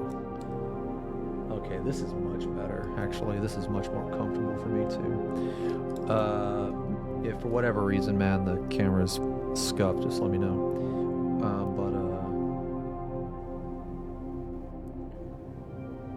Trying to get the right consistency of the paint is sometimes difficult, because you need a good, I would say a layer paint is, so one thing people will try to do when they explain it is they will try to explain it in percentages. So like you have, so like for instance, right, if you're trying to put on a base paint, you want something like 75% paint, 25% water, just like as an example. If you're trying to make like a layer paint, you want like, I don't know, something like 50-50. glazes are like 75% water, 25% paint. What I do is I learned real fast. Like, I think it's just in how fast you want to paint, man. Because to me, I will take the extra 45 minutes, 50 minutes, whatever, man, and I will try my best to blend it as well as I can. Now, I understand some people, they ain't got the patience for that, they ain't got the time for that, especially if they're not like me. I'm not I'm not an army painter, right? Like I don't even play the game, you know. Now, that doesn't mean I don't want to learn how to play the game. I played the game a couple times and I had a ton of fun. But I just don't have anybody to play with around my area, and I would need somebody to teach me. So, but anyway, yeah. So what I normally do is I normally do 50-50 on everything, man. I normally have like somewhere around there. But also it's like another way you can tell is just like by the like if you don't want to look at it like in terms of percentages, right? You can always look at it as like how thick it is. What music is this? So this is Adeptus. So if you look on YouTube, I can't really link it right now. If somebody can, that'd be awesome. But if you look on YouTube and just type in Adeptus Mechanicus, or you can just type in 40K music ambient, it should come up.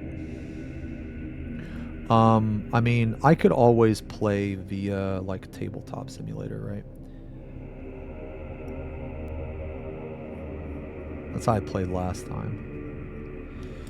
So if we look here, so you see how like, so this is what I'm talking about. When I was talking about pulling the paint from the shadow to the edge, like right here, there's a nice, we got some nice gradients going on here. Now you can kind of tell where it starts, right? You can kind of tell where it starts right here. Now these parts are kind of bothering me a little bit. In certain areas it's completely acceptable, in my opinion, for you to be able to tell. And the reason why is because of how light works.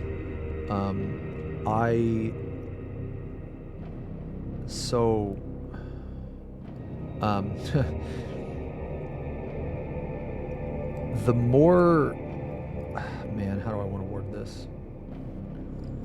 The more you understand how light works, man, the better painter you will be, I want to say. It'll save you time, and it'll also make things look better. So, like, let's say this wasn't Tyranid armor, right? Let's say this was like a piece of gold armor, or silver, for example. Well, you would have like super bright areas right here next to immediate darkness and shadows. So like, because that's how metallic surfaces work, right? But if it's not a metallic surface, then it's gonna behave differently. You know what I mean? And another thing you could do is when you're like, you could put it underneath the light. So you guys see how there's this shadow right here, right?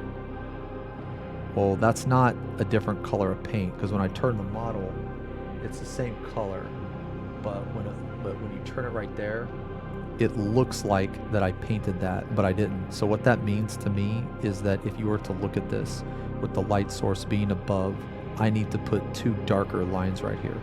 So I'm going to do that later. I'm going to do that before I put the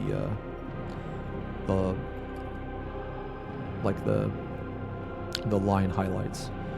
All right, so right now we kind of sketched out the base. We have some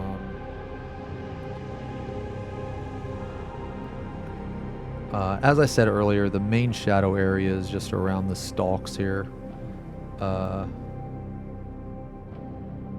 It's just around the stalks. Also very little pressure too when you paint. Just always remember that it's just a lot easier to put on two coats than it is to put on one super thick, you know. It's also less prone to mistakes as well, because the lighter the paint, the more you, I mean, yes, there's more work, but it also means that if you do a little, you know, a little oopsie, you know, it's way easier to fix.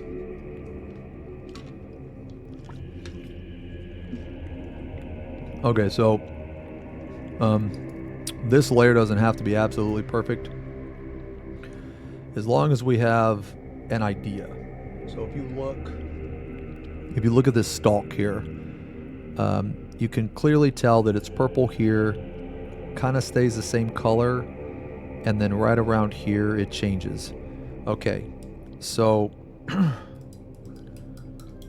this is basically like, it's kind of like value sketching, but I would say more like value layering or something, or sketch layering. Let me show you the Jenga taxias for those of you that weren't here earlier.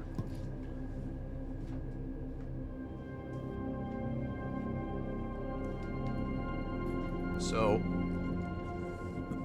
I'm not doing any value sketching today, but if you want to see value sketching, this is a good example of value sketching.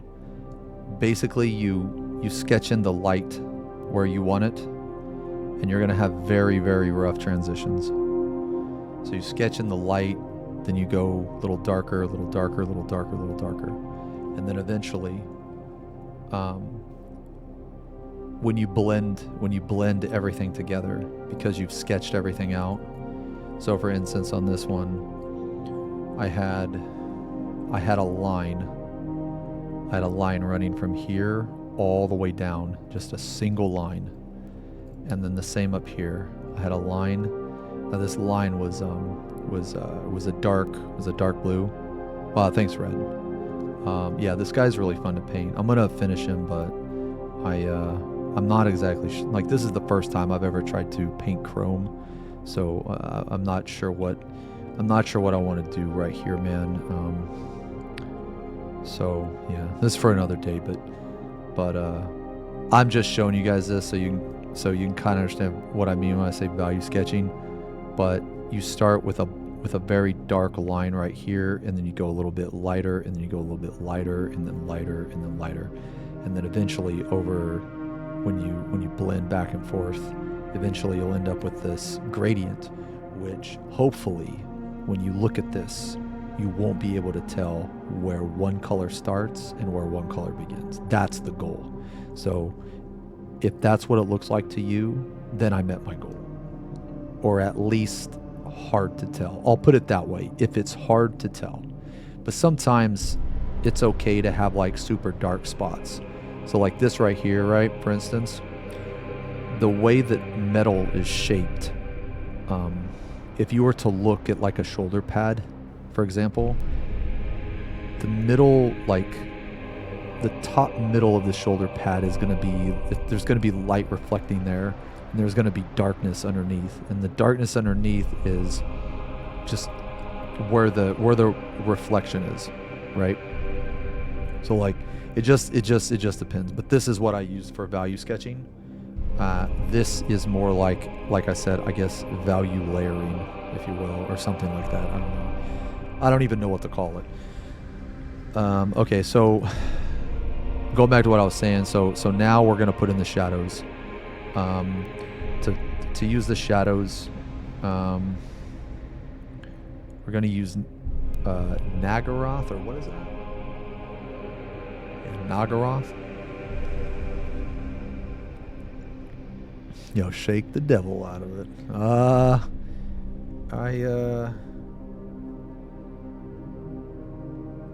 We do. Actually, you know what? We kind of drown the devil. We kind of drown the devil, man. it's a little more brutal in here.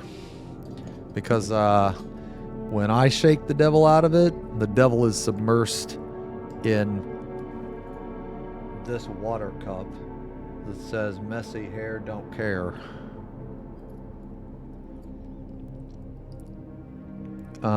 So for these shadows, we are going to do what they call a fat glaze. So what is a fat glaze? A fat glaze is a glaze with a little bit more paint, at least from my understanding. And the reason why is because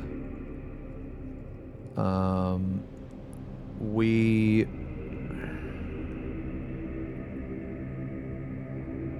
want to create a transition, but at the same time, we want it to be very dark. So I said earlier how we pulled the light. We started in the dark and we pull it out to the edge. So right now we're just going to try to blend it. We're going to start in the mid-tone and we're going to like pull it up. We're going to pull it up to where we want the darkest part. Now this part right here, unfortunately, you need to take your time and you need to be precise. This is the first part in this entire process, or at least this, I don't want to go as far as to say technique because it sounds like I'm doing something that other people can't do, or don't do rather. So we'll just say part, but the edges don't really matter too much. So what I mean is like, let's say that I make a mistake right here. That's okay. We can always go back over it. The part that needs to be precise is the part where the shadow is the deepest.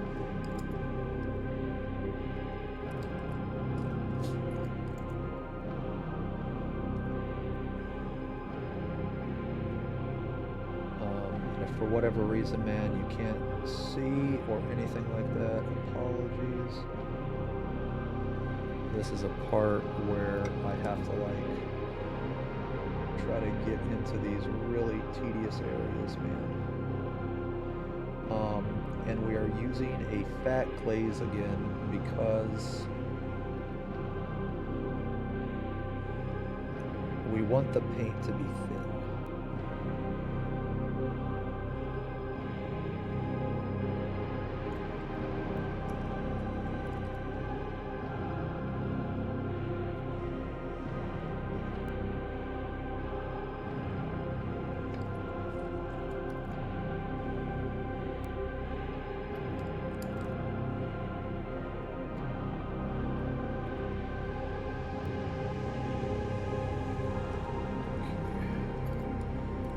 Alright, so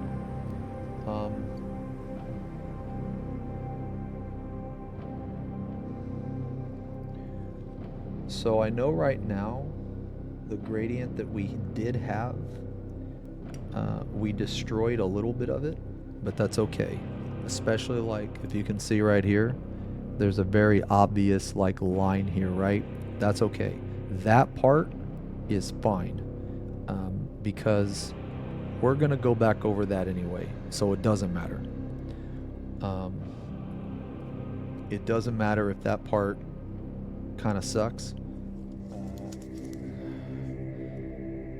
because regardless if we got it perfect or not, we were gonna have to go back over it, or at least, you know.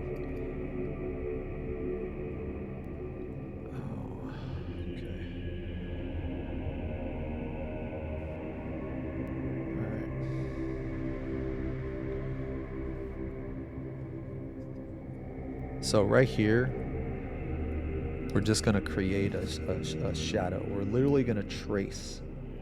Just going to trace this line right there.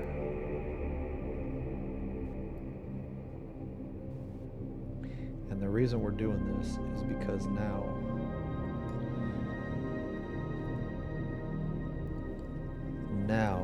if you were to turn the model, it would look the same.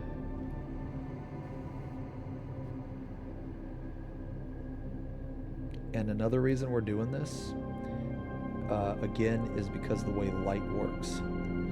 Like, it's kind of crazy, but one of the best things that I've learned is, like, that's helped me, like, paint-wise, is learn how light works. It's kind of crazy, but... so, like, I kind of goofed on this side, and this side's, like, you know, really fat, but it's fine because we're going to go back over it.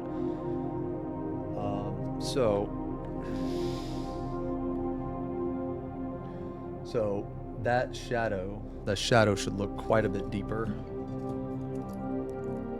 Let me fix the camera just a little bit. Okay, there we go. So the shadow should look deeper right there. All right, now we got this stalk to do.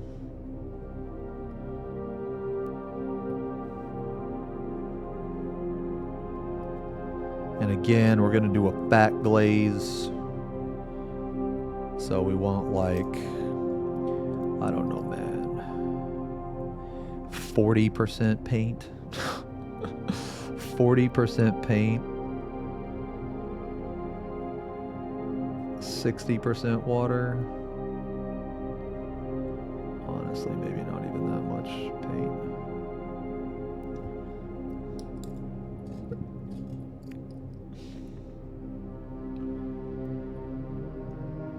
Streamer, you are really cute today. Thank you. Thank you.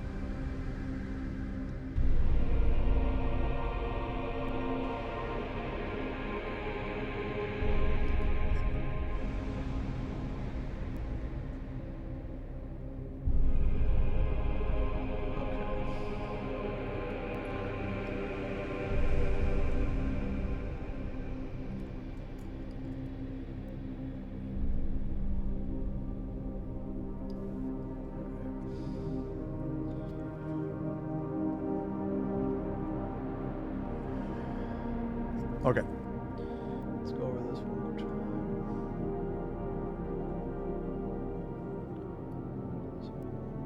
Okay. All right. So that's looking good. At least decent. It's looking decent. Ooh. Okay.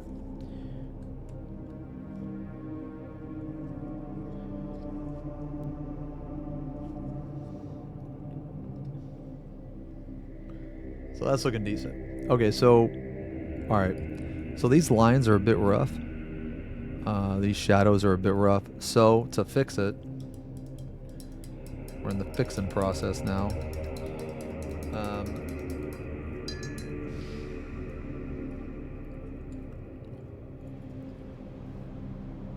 We're gonna go back to our base, which is corn red. And we're gonna do something like a fat glaze again.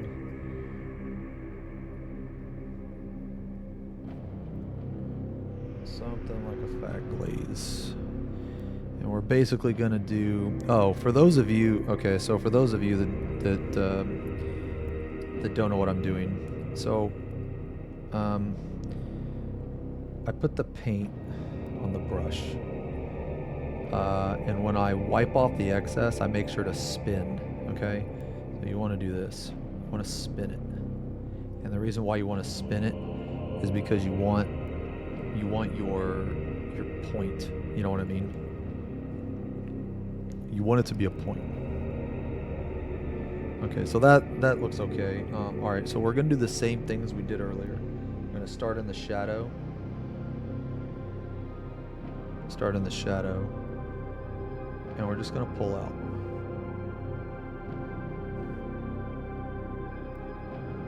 The consistency of the paint is very important here, and the reason why it's very important is because you must be able to see through it. So you see how you can kind of see through that? You need to be able to see through this. If for whatever reason you're like, well, I don't know if I'm going to be able to see through it, just put some more water on it, because you can always put another layer on. Yeah, there we go. So you want it to be, like, in my opinion, I don't necessarily think that you need to glaze right now.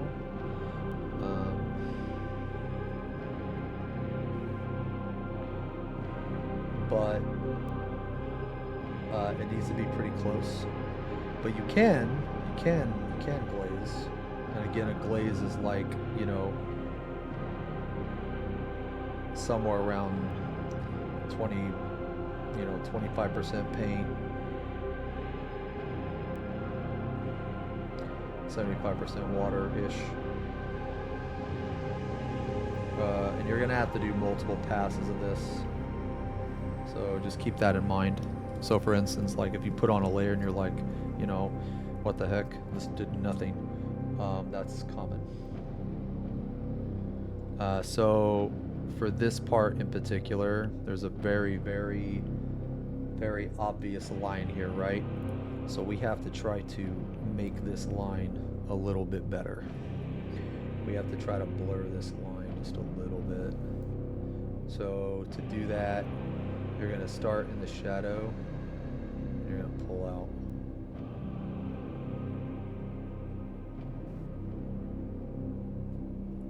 For everything that we're doing, you're going to start in the shadow, and you're just going to pull out.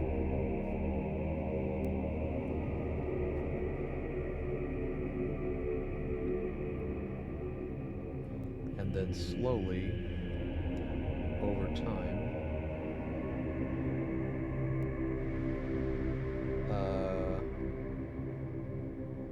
you will create a gradient. Think of it like applying a filter, almost.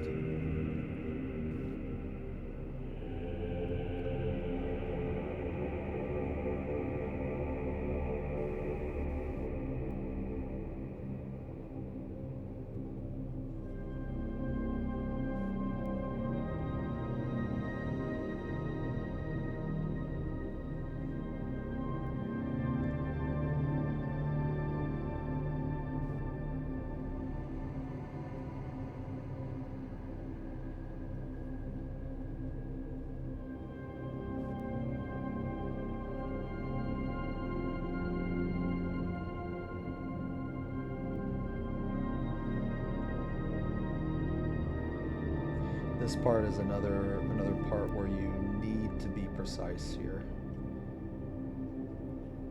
if you want to make it look as good as it can.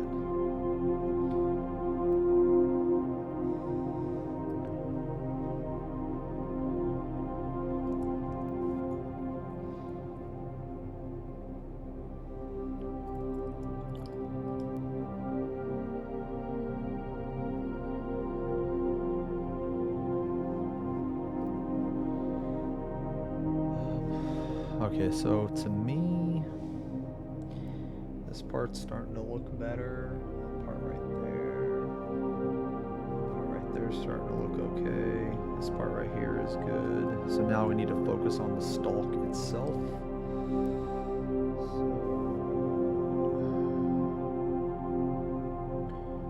And remember, this purple, I mean, you know, don't have to do it this way, but I only really want the purple because again, this armor is supposed to be more red than anything. It's supposed to be more red orange.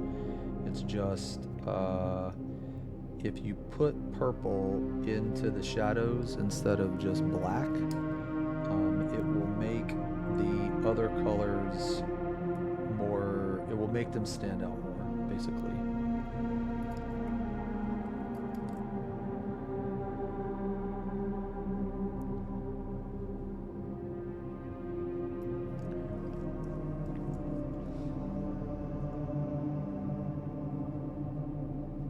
Look at that. See, that's starting to look pretty good.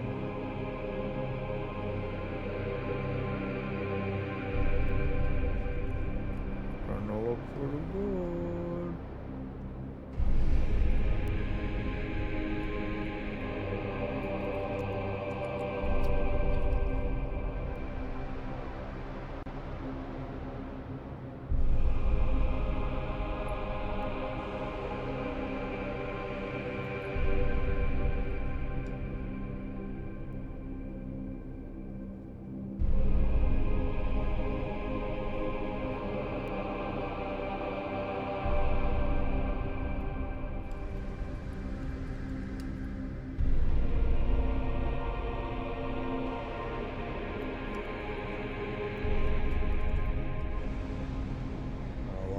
To do here, and that's okay. It's whenever I try to create shadows like this, I always find that if you like overextend the shadow, it's fine because you're gonna go back over it anyway, and sometimes it can be. Sometimes overextending the shadow can be really good because like this stalk right here, man, I really wish my camera would autofocus so I don't have to constantly, but this stalk right here is starting to have like a really nice gradient.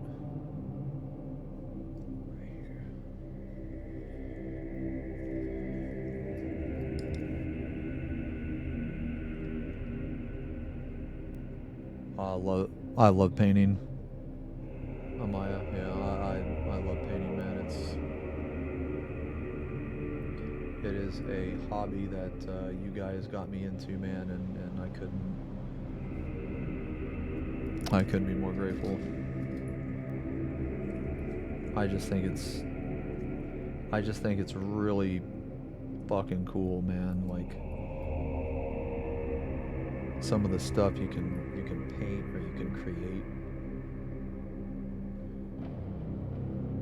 Very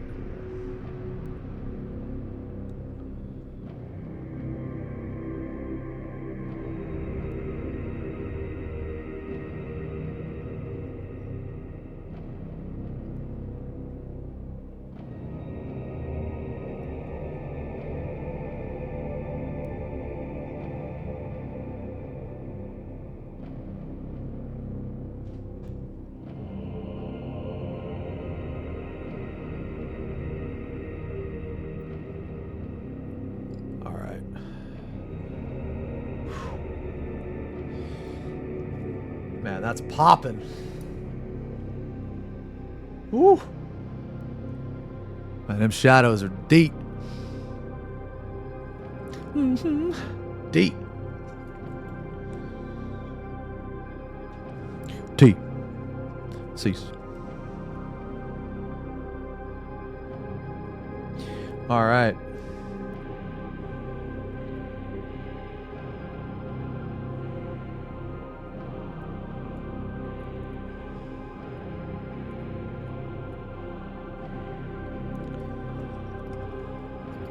Let's just do a little bit more right here.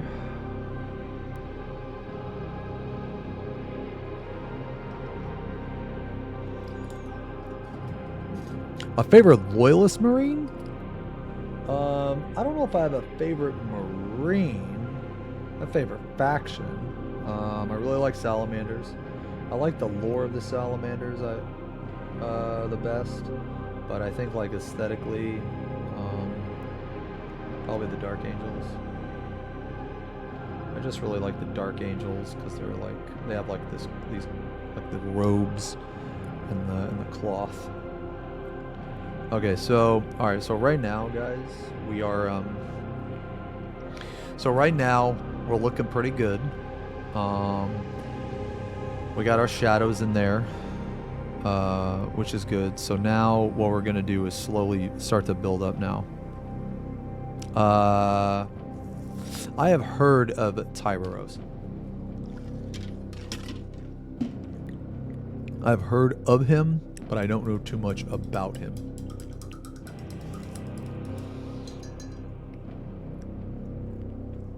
Okay. So now what we're gonna do, our first highlight. This is, we got to be careful with this.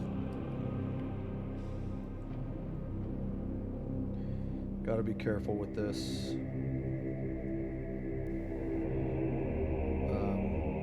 This is the part that that now we're gonna have to start being a lot more careful.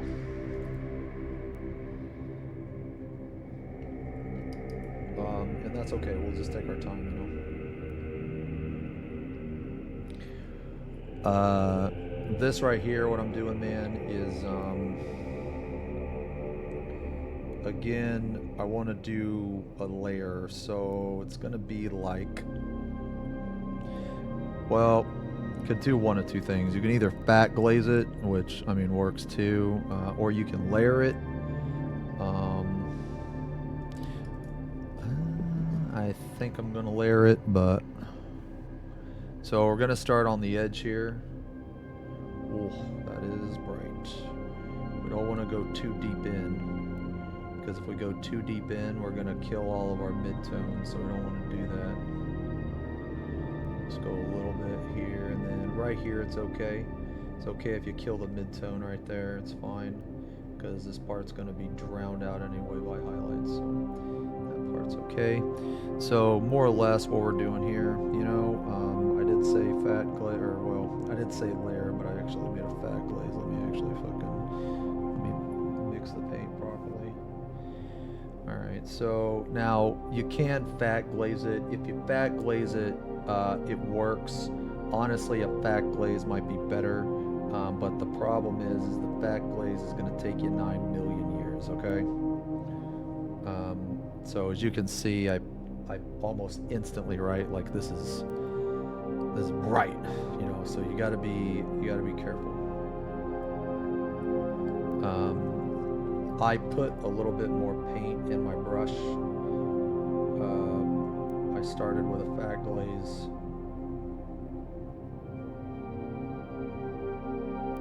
But I don't want to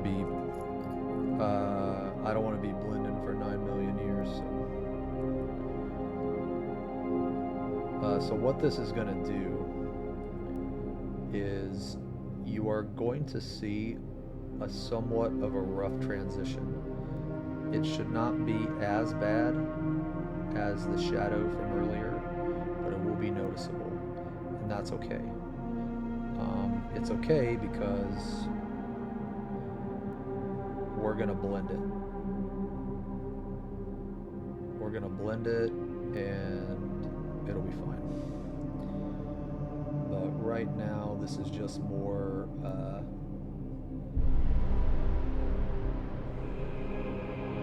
I guess value layering, however you want to put it. So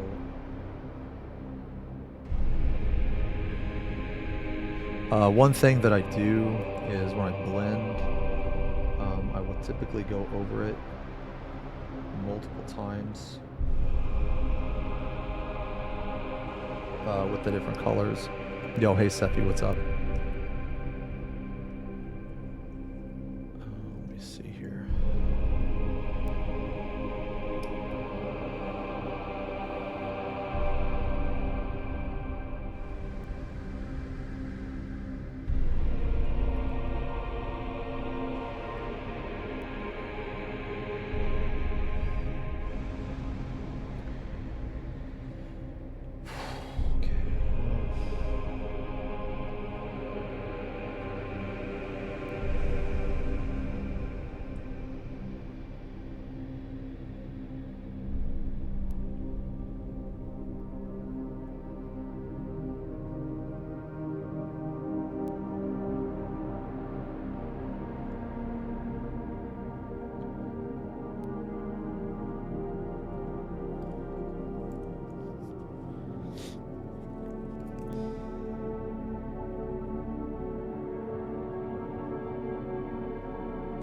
once we get all these edges out, it'll be a lot easier to kind of see what the heck's going on, you know.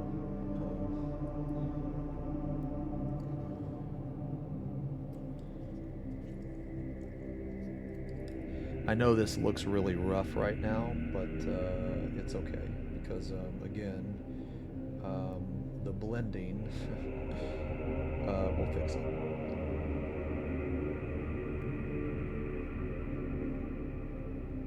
And we're not really worried about the stalks right now. Worry about the stalks later. So I know this is a rough transition right here. I don't know if you guys can see that or not, but that's a very rough transition right there, and that's okay. We shall fix it.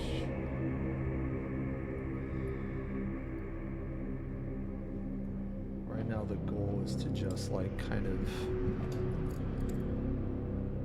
get a good gauge of where we want the brightest point. And then after we get there,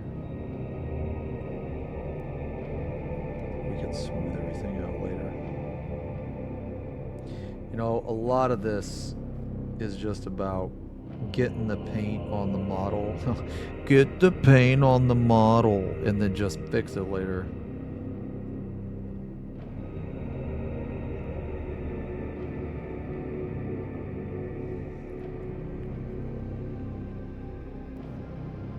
Hard hand steady for finer details. So I mentioned this earlier, Brandon, but there's a trick to it, man. You use the pinky.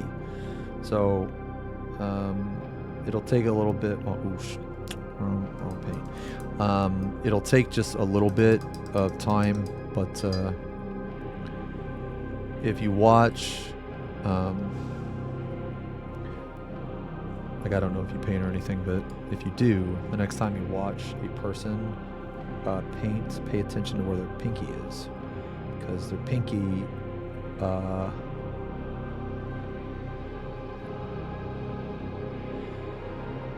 you can set your pinky on the model, so like right now, for instance, we're trying to highlight this edge. Well, if I set my pinky on the model, it's much more stable. So like if you see I'm not like shaking, right? But if I were to do this, like my lines are like all over the place, right? So if I do this, I can do very, very straight lines. So I'm actually putting a ton of pressure on my pinky. Like I'm actually pressing against the model.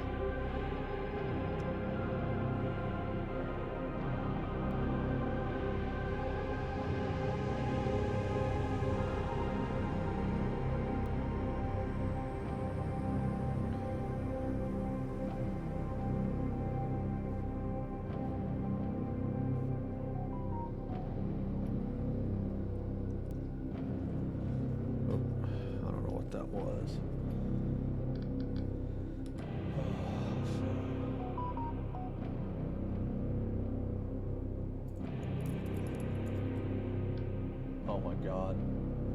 Time to check in.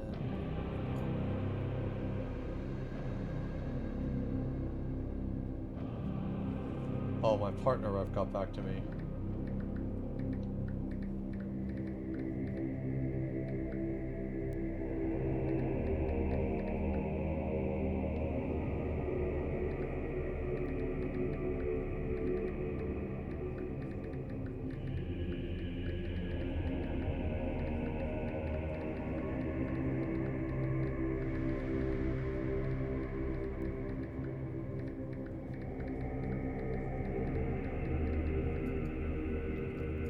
Let's see. Yeah, let's see.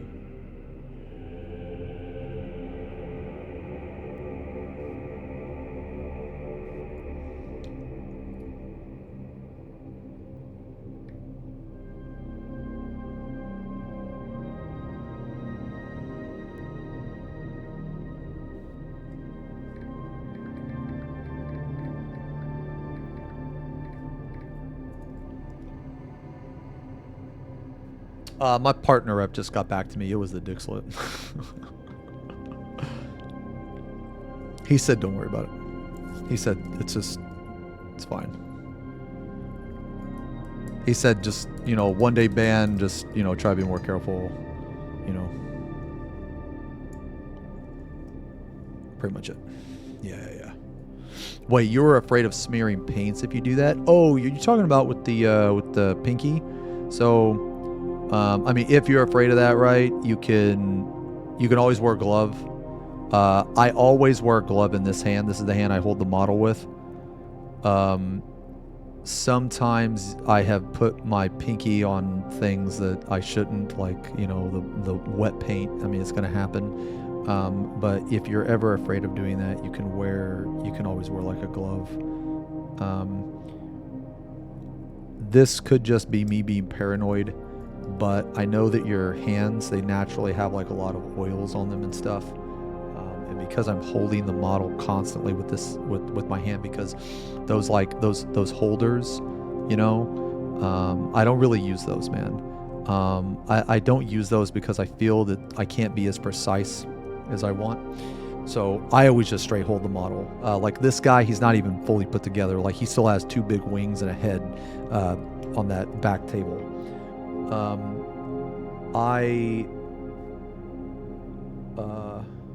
If the paint is dry, you should be fine 100% to like rest your pinky on it.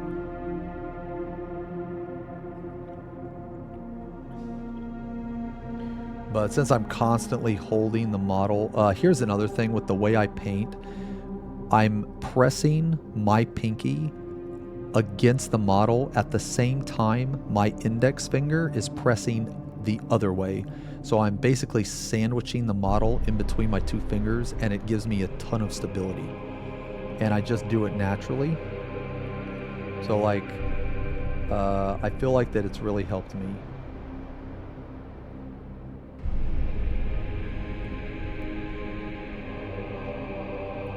How costly is it to get your first model of basic paints? Oh, I mean, honestly, dude, you could buy yourself a, like a starter set for like what, $40 or something? It comes with, I know the first set I got was, it was just a Space Marine set. Just a normal Ultramarine set. It comes with 3 Space Marines. What you think costs a few $100s? I don't think so. There's kits you can buy. At least I'm pretty sure there are. There's kits you can buy, and the kits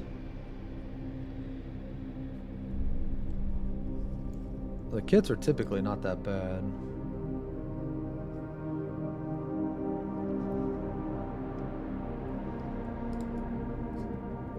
You got it, dude. FB Bong, red to purple gradient. I don't know what it is with red and purple, man, but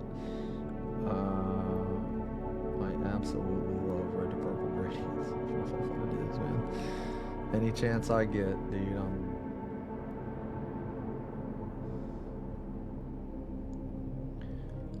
making a red to purple gradient.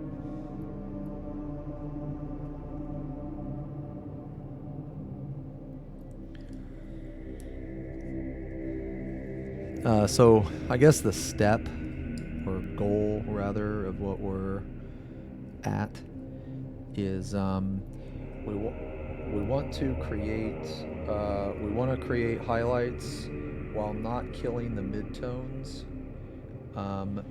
It's okay at this step to go over the midtones a little bit.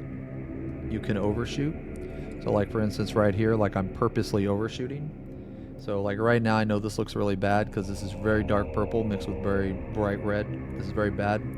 But the way we're going to do it, it's going to make sense later. So it's okay to overshoot a little bit here. Just as long as the paint that you put on is watered down and it's thin. As long as that's the case, you're good.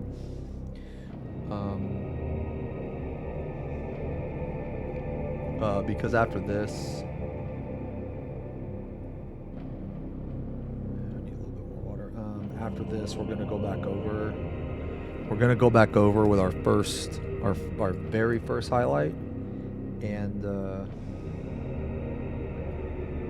blend it all together. And then after we do that, it should be looking very clean.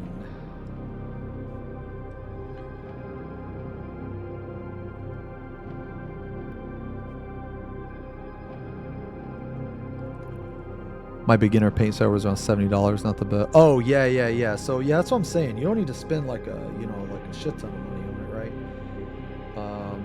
I don't know what set you bought, man, but the set I bought, it had 3 Space Marines. It had It had good old McCrag blue, Corax white. Oh man, what's that? What's that metallic paint that's like kind of copperish? What is that? It's oh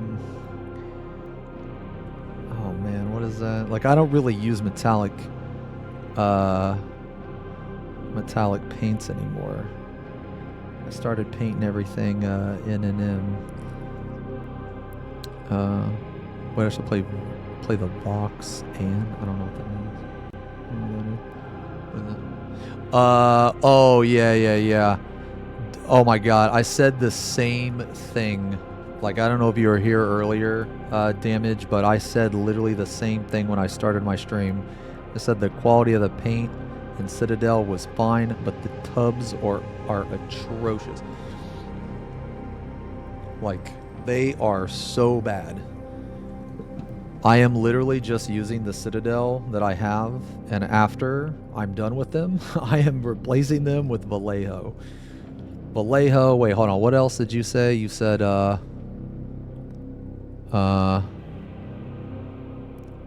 Army Painter. Okay, so like me, I'm not really a fan of Army Painter.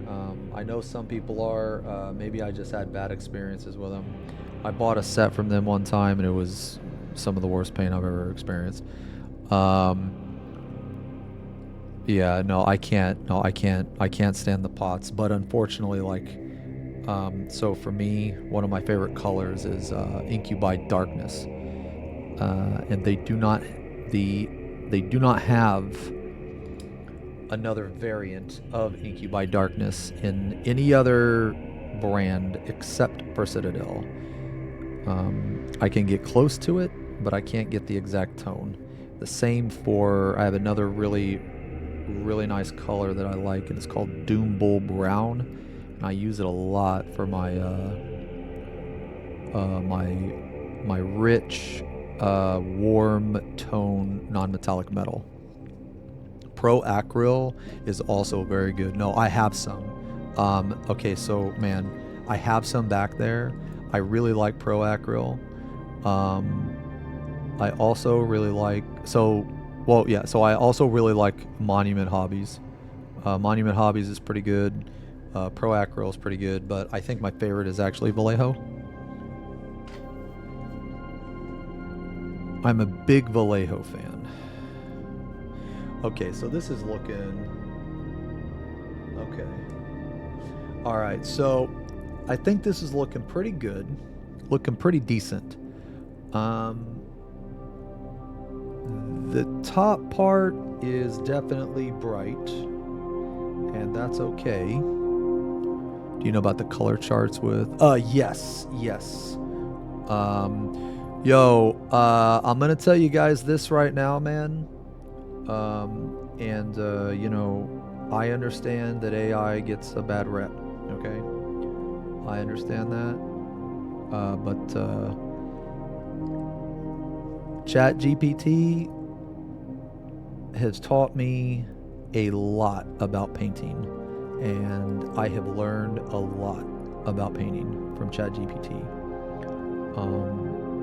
So for example, I will ask it, I will say, hey, I need to find this color in another brand. Can you recommend it? And it'll recommend it to you. It'll also recommend certain color combinations that you can use. ChatGPT can be very helpful. So if I were you,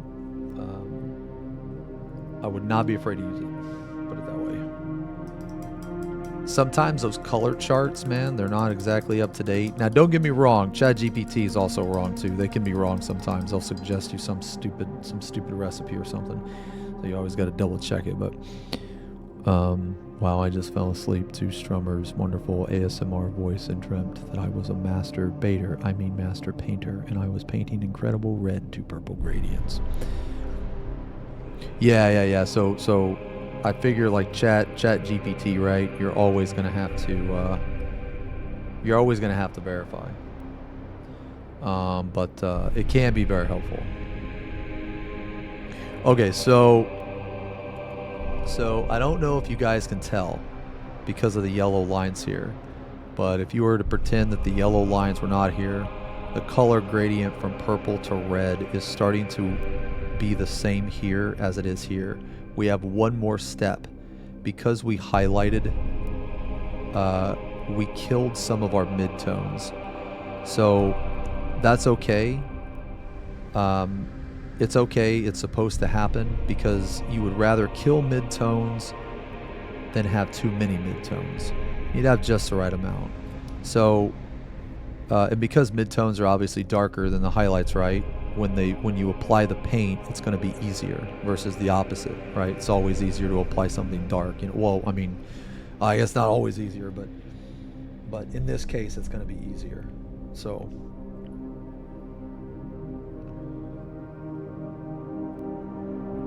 we want this paint to be no thicker than a fat glaze, at least in my opinion.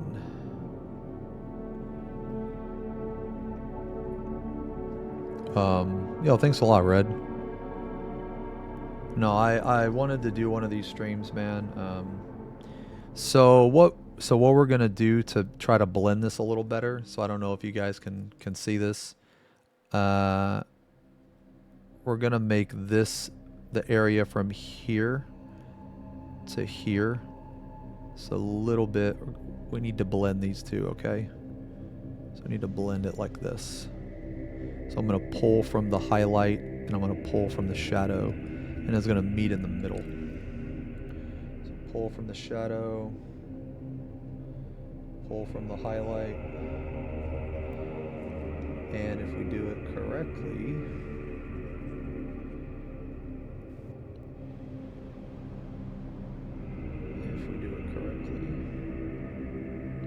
this is another part where you got to take your time. Just take your time.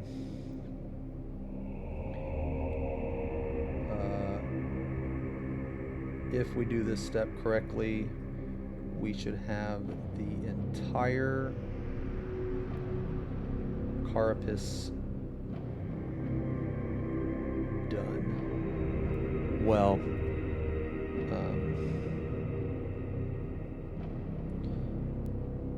let me rephrase that. We will have all of our shadows done, all of our midtones done. We will be able to move on to the final highlight, and we will be able to start with the lines.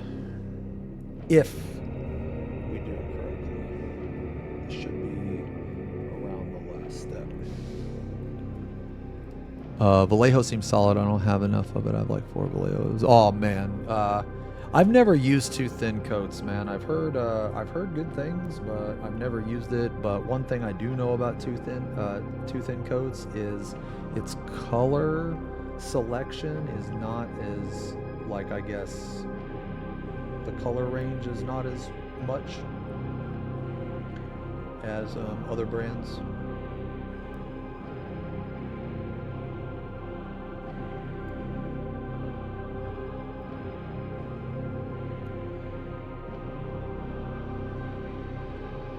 But like I said, I'm a Vallejo fan. I'm a Vallejo sim, so.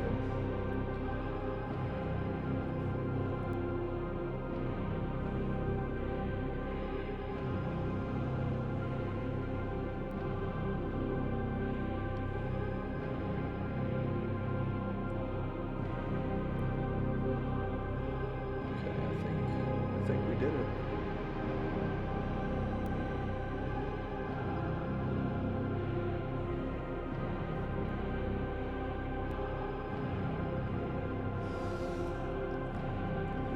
Oh, Two Thin Coast is just Citadel and dropper bottles. Oh wow, okay, I didn't actually know that. Okay, that's good to know. Dude, why don't Citadel just put their shit in dropper bottles? Like, dude, Citadel is they're fucking psychos, man. Like, there's got to be like some reason why they don't do that. It's like, do they even use their own paint?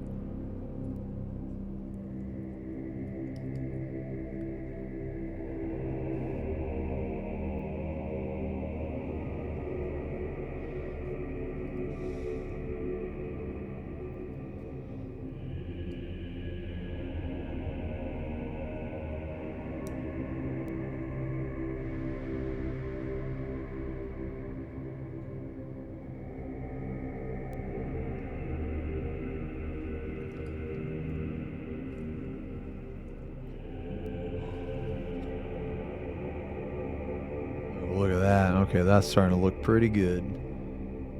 It's starting to look pretty good.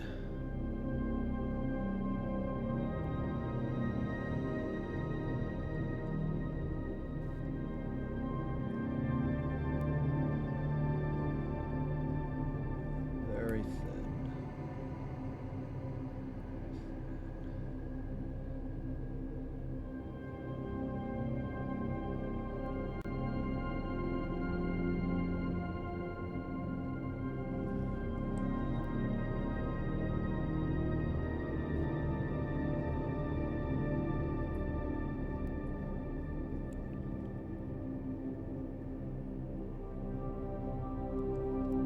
Strummer, if the paint doesn't run out, then we'll. Oh, yeah, I mean, maybe. Let's see.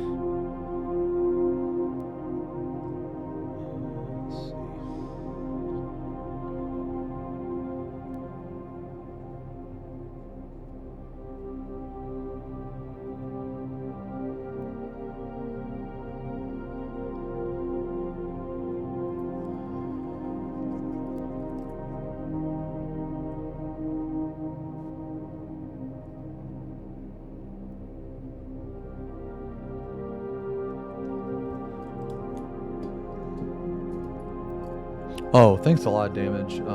So this is, I was talking to my editor, and I've really, like, basically last paint stream we did, there were some people that were saying some really nice stuff, and it just kind of got me thinking, maybe I should try actually, maybe I should try to actually, you know, put in, like, dip my toes in, you know, this type of content, right? I'm not saying I do it all the time. I'm not saying I'm like, you know, it's gonna replace anything. But, like, I mean, on days like this, right? Like, you know, I'm not really doing, like I don't have anything to do in game, like in 14. You know, I was planning on painting today anyway. I try to paint at least twice a week, but like this week it just didn't. This week I was just really busy, so this is the only day I've had to paint this week. But I just, last painting stream, people were saying some nice stuff, and one guy, there's a person said something, man, that really, really meant a lot to me, and that was that as I was explaining how to do something, they said that they learned more in my explanation than any tutorial that they had watched. So after I read that, I was like, wow, okay, that's an insane compliment. What the heck?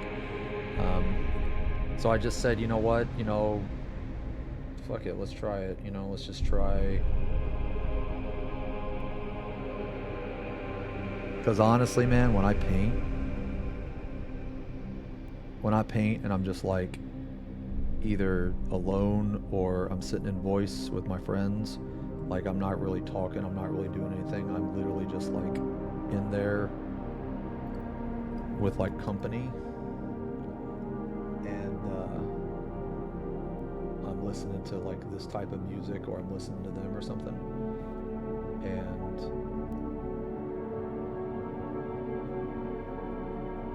apparently the ASMR type of stuff is very, very, very popular, and I'm not saying that this is exactly like it, but I know for one that I really love falling asleep to criminal, like crime shows, or like interrogations, or like JCS and that type of stuff, like forensic files.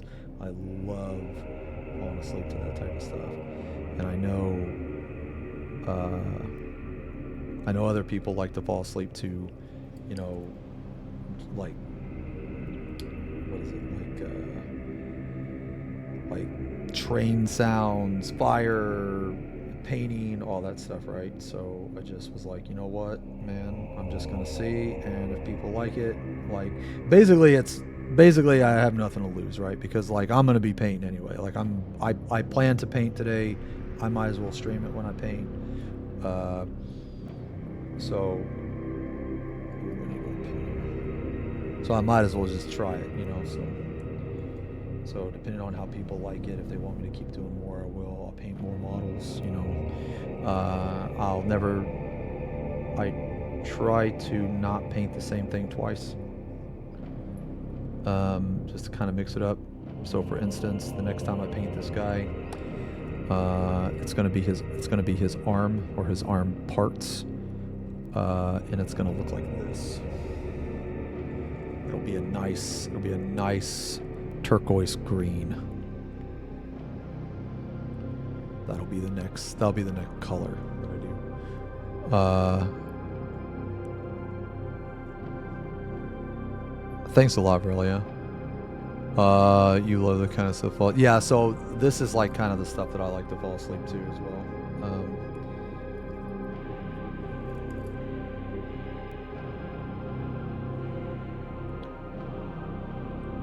So I've never really done this type of stuff before, so I figured,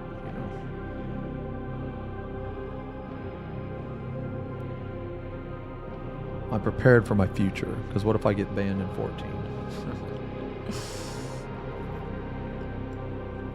Alright, so we just got a little bit more to do, and then we got a little bit more to do here.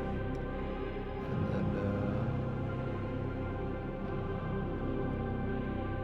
then I think we're done with the gradients, or well, at least this anyway. Okay, so what I'm gonna do is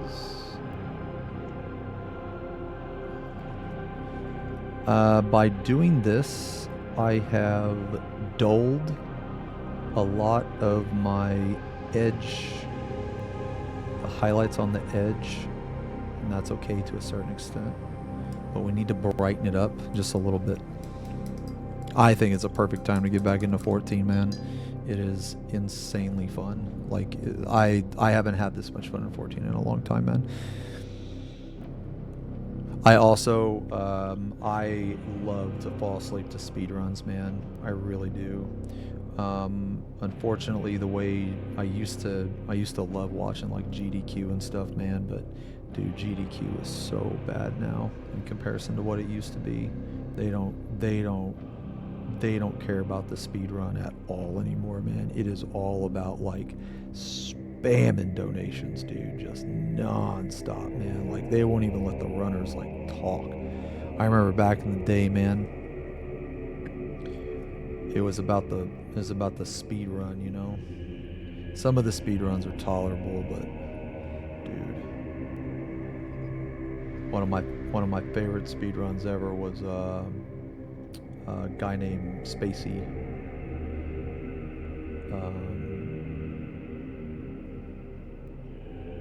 He speed ran Dark Souls 3.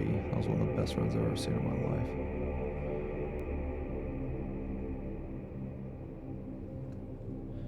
I need just a little bit more water.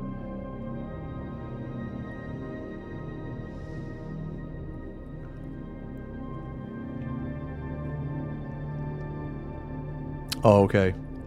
Yeah, you like WoW over 14, or you like 14 over WoW? Yeah. So I mean, I've tried to give WoW a multiple shots, man. It just didn't work for me, man. Just never been a WoW guy. I've tried.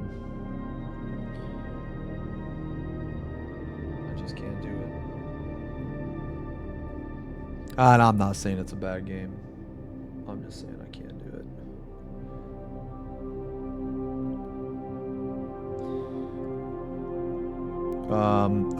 Basically what I'm doing now is when I was like blending all the stuff together, I killed a little bit of my highlight, and I'm just basically like just going over it with really thin paint, like really thin. Like you can see through that, you know, it's just really thin. I'm just going over just a couple more passes on the edge. I just want it to pop a little bit more. It doesn't have to be 100% accurate. It can be a little off, just as long as you pull from the shadow and you don't go too deep.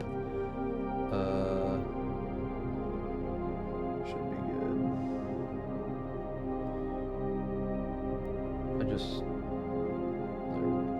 This is just me being nitpicky, by the way. Like I said, man, it's just a thing that I really like doing, man. I love blending.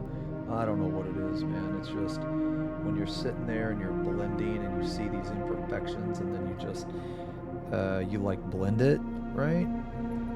It's very nice. It's a very nice feeling. Have you guys ever watched those videos where it's like, oh man, it's like compilations of like nice things to look, or like satisfying things to look at or something? It's like when a person will draw like a perfect circle freehand, or a person will like, you know what I mean? What are those videos called? You know what I'm talking about, man? Hold on. Do you think chaotic is going to be once per expansion? Oh, I don't know. I hope that it's more than once per expansion. To my knowledge, we are only getting one though this expansion, but I hope that it is more eventually. Okay, see, now this is what I'm talking about right here. Like, it's brighter up here than it is right here, and it continues to go darker. So this is the effect that I want. Now, like I said, it's probably going to take me a couple more passes to fully get it, but the hard part, what I think when it comes to blending, the hard part is the line of one color to another. Once you get that to where it looks good, it's just all downhill. It's easy. So like, I don't need to blend this anymore. So what I'm gonna do is, just to make it like stand out just a tiny bit more, I'm just gonna edge highlight, even though probably no one is gonna be able to tell. This edge highlight that I'm doing will help the next step.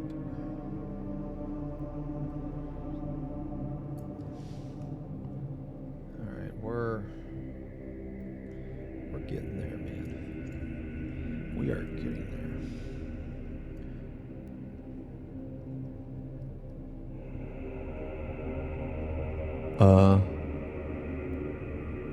You think 14 would benefit from something like Mythic Plus? Oh, Mythic Plus. Like, I think so. I mean, like, maybe. maybe. I mean, I could see it. They'd have to implement it right. And I could definitely see it. It would just be on the implementation, and unfortunately, like, you know, 14 has a very bad history of implementing things poorly. So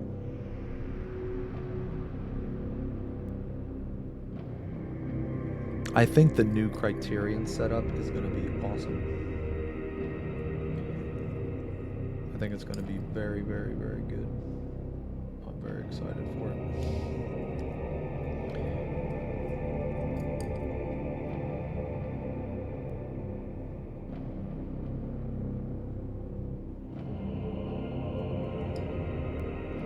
Alright. Man, this is, yeah, this is pretty decent. I feel.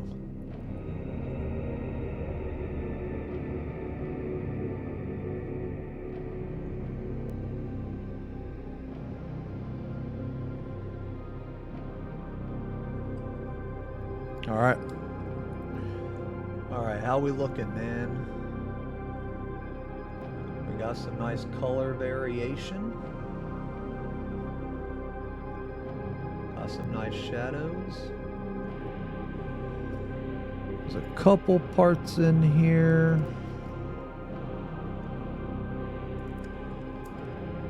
Couple parts in here.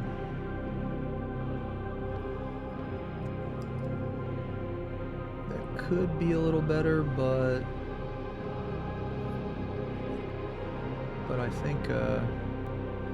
think when we apply the highlight, it'll be a lot better. All right, so now we're gonna do the final highlight, man.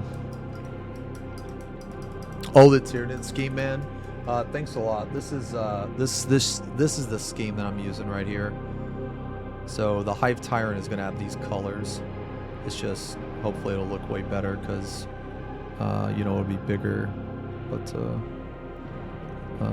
the next time I paint this guy, I'm gonna paint the green. Yeah.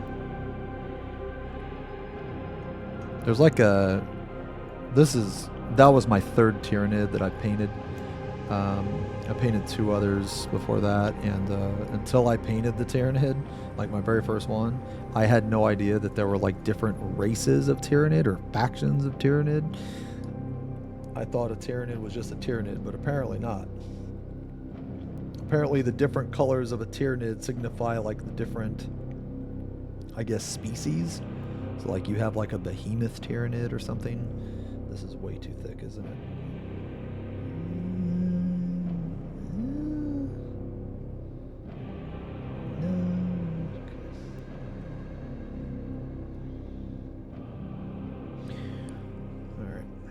All right, this is good. Okay, so this step right here.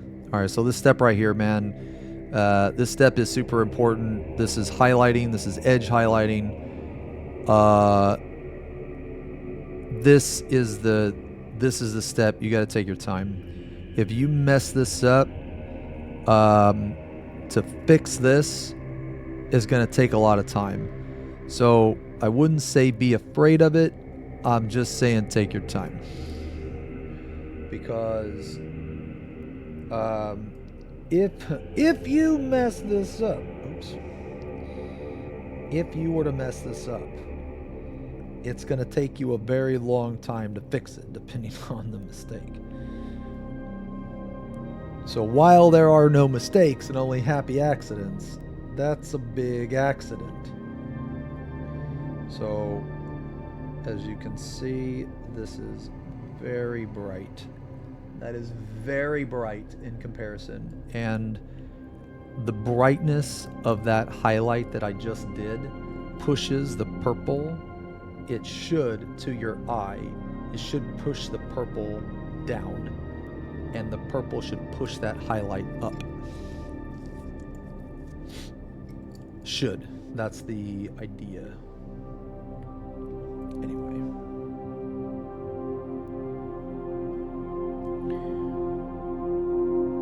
And then of course just the tops of these are going to be completely covered. I'm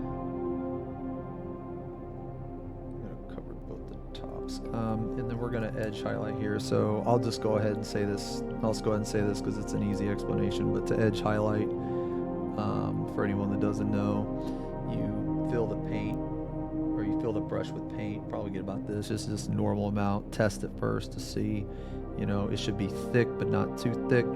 Then you take the edge of the brush, right? So there's two different ways you can edge highlight.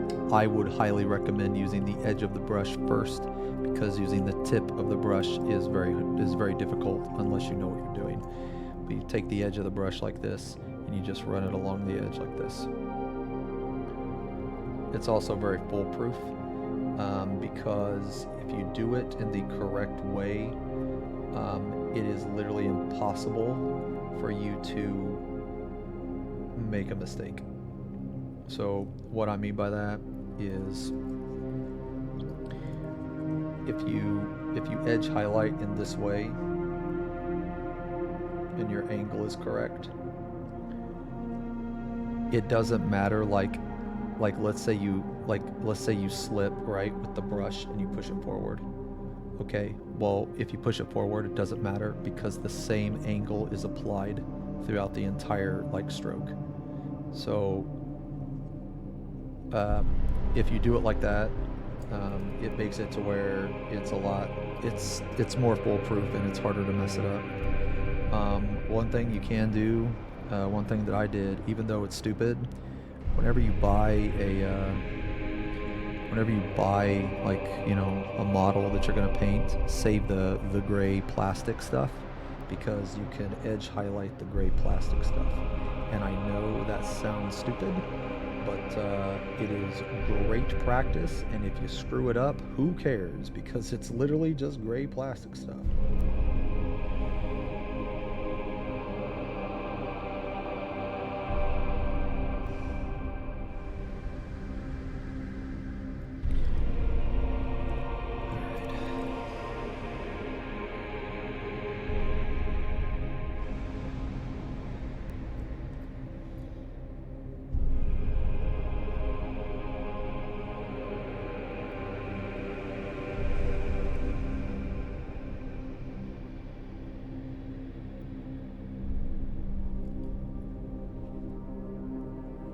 Yeah. Yeah, it's kind of crazy, because if you have the correct position right on the model, your hand remaining steady it's not even a part of the equation, really.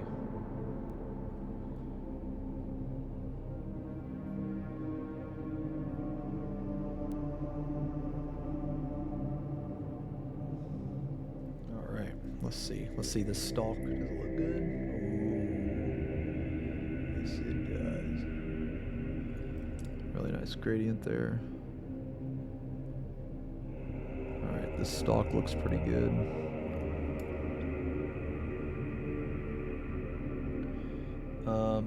One thing that I do, and it just kind of depends. It depends on the color, really. Depends on how bright I want to go.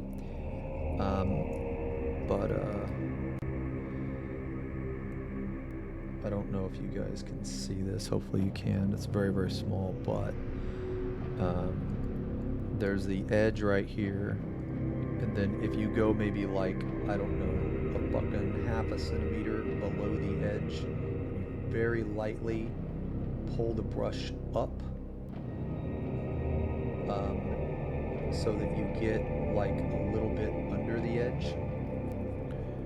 It will actually enhance that edge highlight depending on what you're painting, depending on the surface, and it'll make it pop a little bit more. But if you do this, you have to be really careful, and you have to make sure that the consistency of the paint is very good, because I would say go no more than, definitely don't go no more than a layer. So you don't want any more than 50% of the paint in the brush. And when you do this, be very, very, very gentle. Very.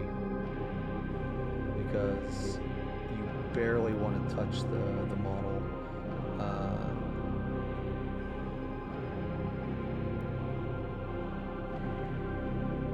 And the reason why is because you don't want because this is a very bright color, right?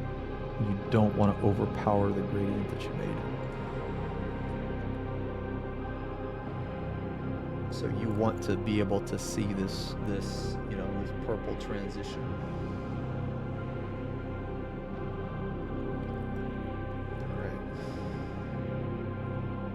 All right, stalks are done. Stalks are. Oh, that is a lot of fucking paint. Okay.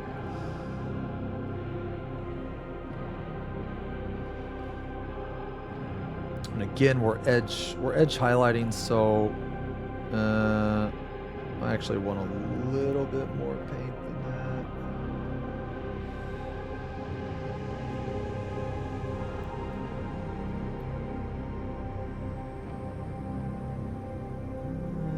Yeah, let's try it. Very, very gentle. So we're gonna edge highlight the entirety here. Just gonna do this. Now this edge highlight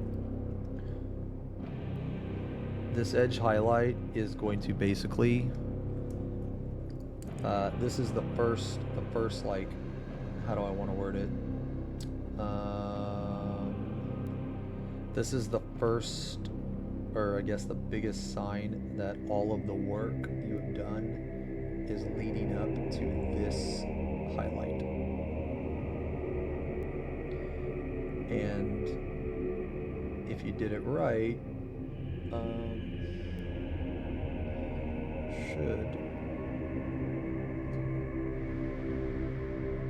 you should be able to tell immediately when you put it on that the armor is gonna pop.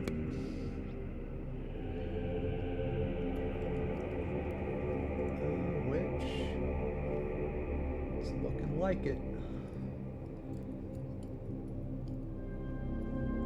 But this is just the beginning. This is we're not even on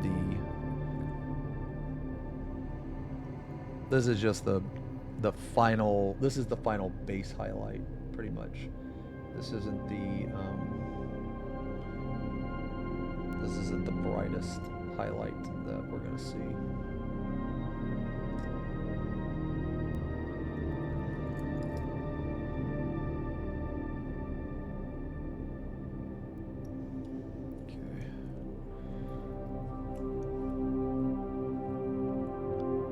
Yo, hey, Ein. Paint stream, able to sit down and enjoy it. Oh, nice, man. Nice, dude. Yeah, hopefully you're enjoying it, man. We're painting a nice tyrannid, man. A hive tyrant. This guy was the pain in the ass to fight in Space Marine 2, man. The one that I chose to build is the one with the wings. I thought the one with the wings was the coolest. Big fan of the wings. I think I'm gonna paint the wings like I'm not 100% sure yet. I'm gonna think on it for a little bit, but I'm pretty sure that I'm gonna paint the wings like a turquoise.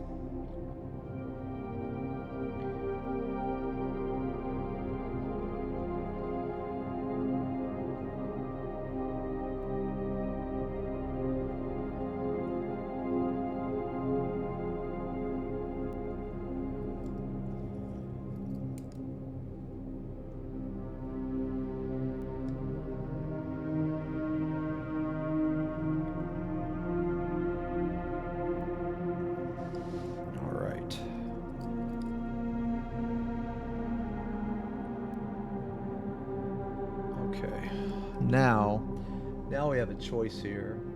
So the highlight right here definitely looks good. Highlight on the top definitely looks good on the stalks, you can see.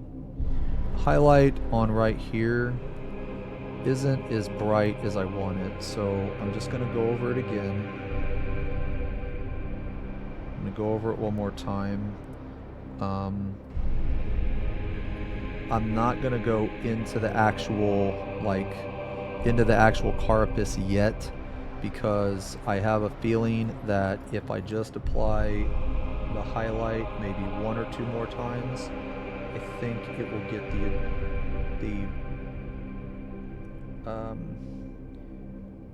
the result that yeah. So I was right. Okay. Well, that's really hard for you guys to see.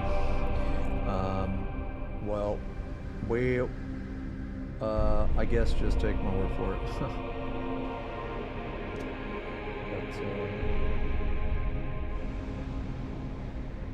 But if I do any more highlights, it's going to start to take away from the. It'll start to take away. But this last pass should be good.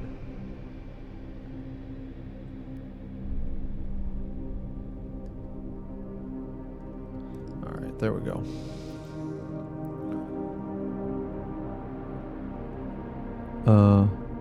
Wait, you never thought to look at the Kick channel? Oh yeah, no, I'm streaming on Kick and YouTube. Yeah, I'll be back on Twitch like tomorrow or Monday. There was an incident. All right. Okay. All right, so now we're done. We are completely done with the first section of our legend. We are completely done. So everything from Primer to Evil Sun, Scarlet, we are done with. So this is the result of all of that, and I think it looks pretty good.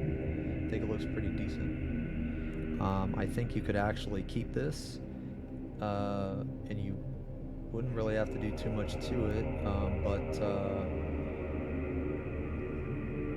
but we're gonna keep going because, well, we want to make it look even better. Okay, so I'm gonna let that set just for a second, man. I'm gonna go use the bathroom. I want to make sure all of this is 100% dry. I mean, it probably already is, but I'm gonna give me an excuse to use the bathroom. After this, I'll go over my thought process for the next step, which is gonna be the lines. I played 40K a couple times. I am interested in playing. I'd like to play. It's just I need somebody to teach me, basically.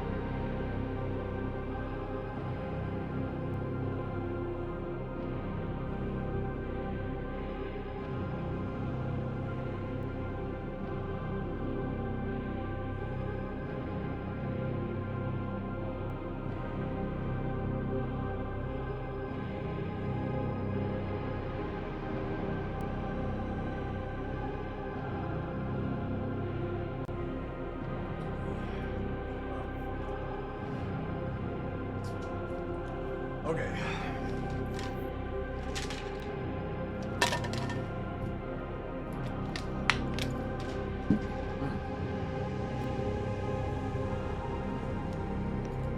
I'm actually not red.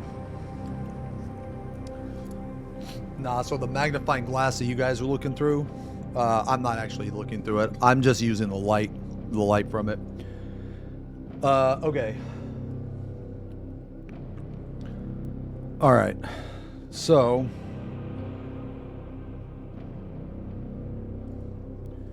We're gonna get a new. We're gonna get a new paper towel. All right. So. Okay.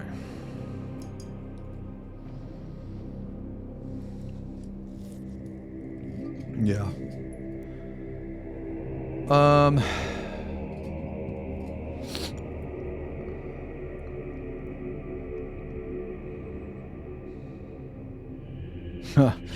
I don't know, Doobie. I don't know, man. All right, so if you look at the palette here, I know it's kind of blurry, but these were the bases. This was the shadow.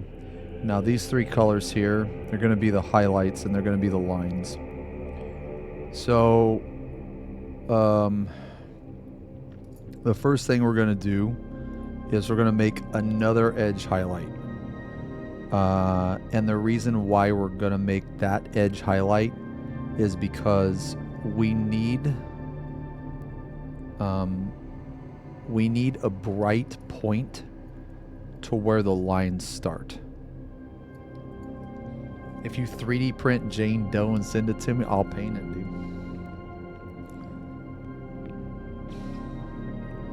I'll paint it. All right, so the next thing we're going to start is the lines. Again, all these paints are Citadel. I would recommend Vallejo, Monument Hobbies. Citadel is okay if you want to mess with the tubs, but tubs are pretty bad.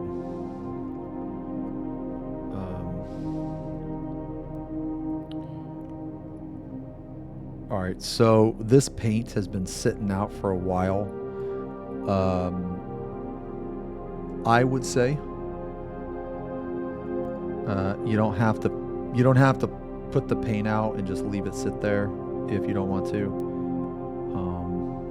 I did just because, you know, like, oh shit, sorry.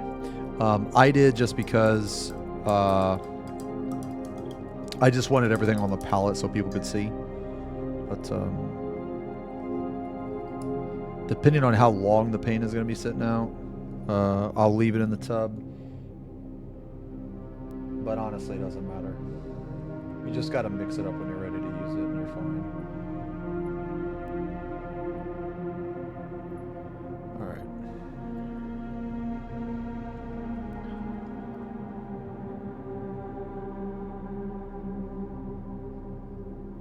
Okay. So we need this to be as thick as a layer paint. So about 50-50. And what we're going to do is we're going to go over everything again.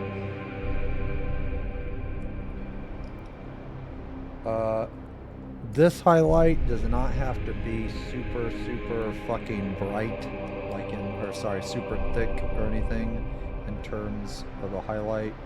It just has to be on there because we're going to use it and we're going to build off of it.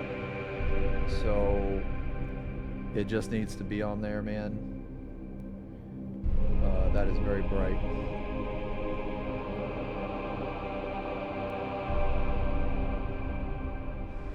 You want it to be around a layer paint because you don't want it to be super bright to the point. Like, basically, you want to be able to see the previous highlight just a little bit if you can, or at least in my opinion.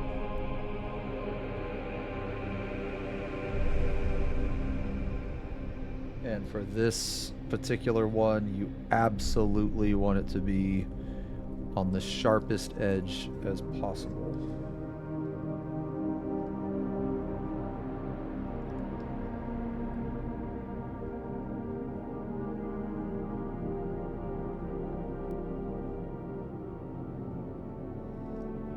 And take your time.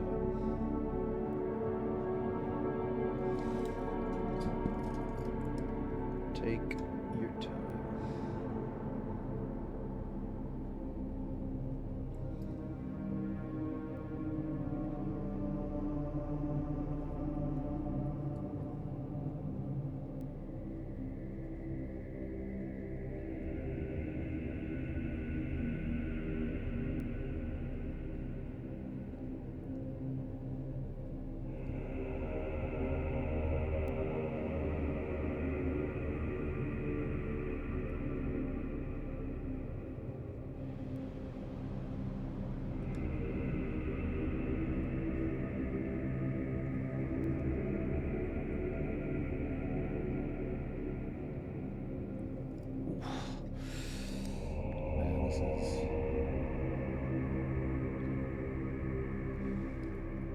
This reminded me of that song, Everything Burns. Light it up.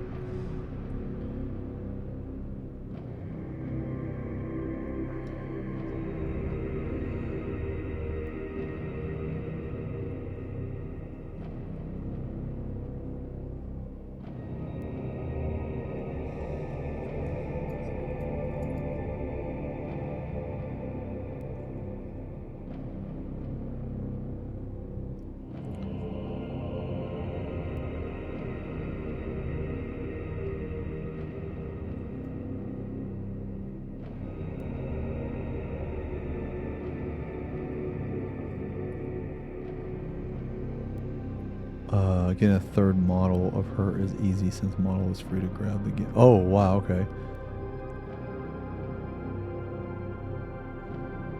Was banned and my heart sank. Oh, no, you weren't the one that was banned.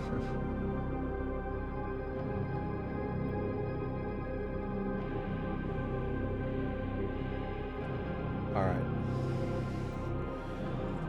So now we take another look. This keeps getting brighter and brighter, man. All right. Okay, so here is the freehand stuff. All right, now we're gonna make the lines. Okay. So, I don't, I don't really have, I don't really freehand too much stuff. But I do know that I like the way this looks, so I'm gonna try to do it the same. And how I did it was somewhat easy. I feel like the most important thing of when I did it last time was the commitment. Once I committed to a line, I just accepted the line for what it was. So for this, you definitely want a layer. So you want about 50-50, so that's there. All right, so you could do it one of two ways. Do it the easy part first or the hard part first. I'm gonna do the hard part first. That's just how I like to paint. I'm gonna do the hard part first. So I'm very happy with this gradient. I have to fight the urge to not paint this, okay? Because I don't want to paint this because I'm afraid I'm going to ruin that gradient, but it is what it is. You know what I mean? So first what we're going to do, we're going to outline that vent or whatever the fuck it is. That's the first thing. And the reason why we're going to outline it, and you know what? We're actually going to switch brushes too.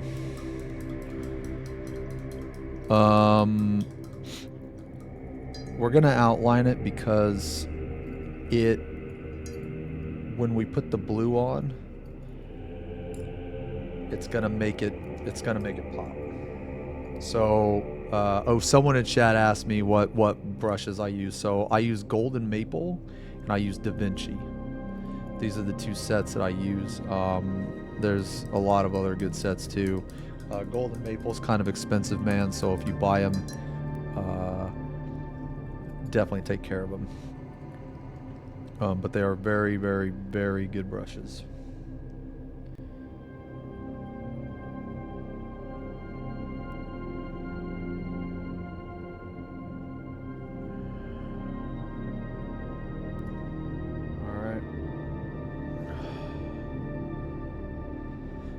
Oh, okay. What does Bobby say?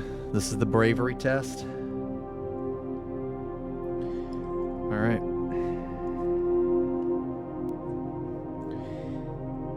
Here we go.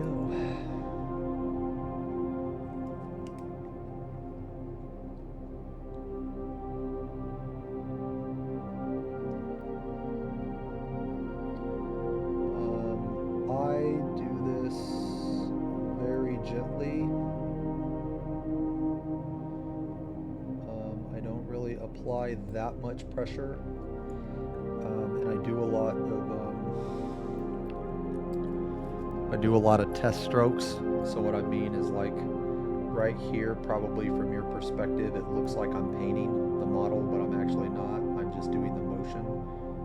I'm doing the motion and kind of like practicing it a couple times before I actually apply the brush to the model, if that makes any sense.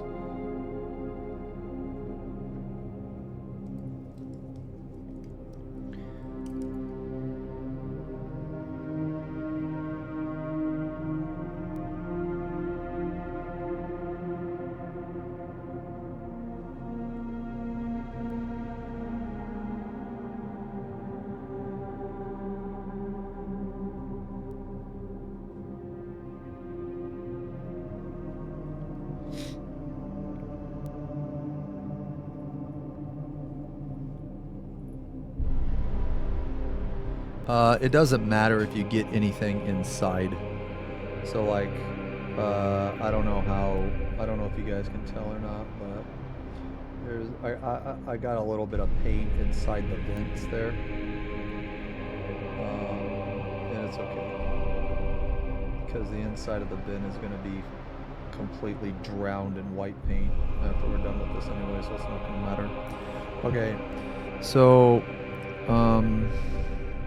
okay, so that part was rough. Let's do the other side.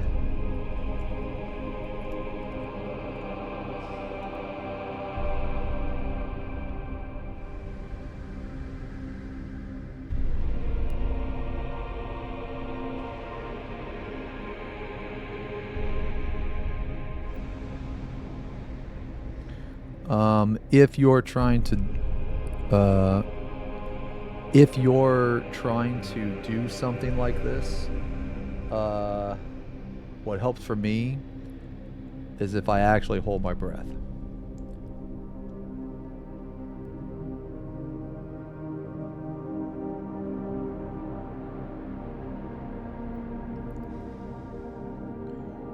There's a really funny meme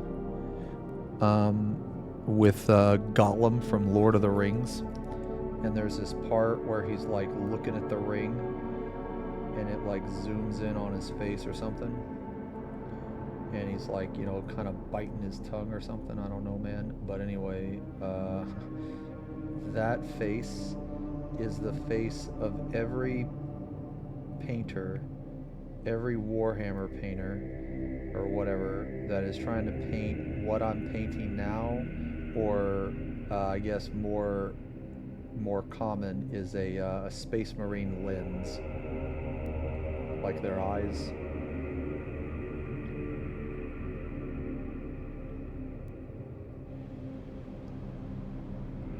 So I don't know if you can see that or not, but that has been outlined, and this has been outlined too. Alright, so that's one of the hard parts is over. Okay, now the second hard part is we're gonna do it next. Or sorry, not next, but the last step. You're way too fidgety. You'd be surprised. Wait, I watched some people at my LGS painting earlier, so it looks really cool. So you have no idea that you got points when playing for having painted. Oh wait, really? Oh, I didn't know that either. Oh, now you can. Okay, yeah. So we're gonna do the same thing, but we're just gonna make some stripes. Okay. So we're gonna do a couple practice ones, and then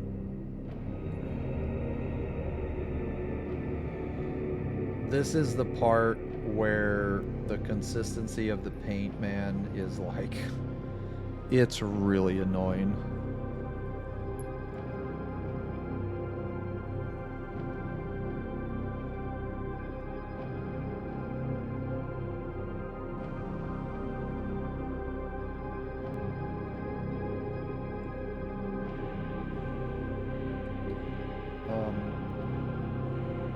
There's kind of no right or wrong.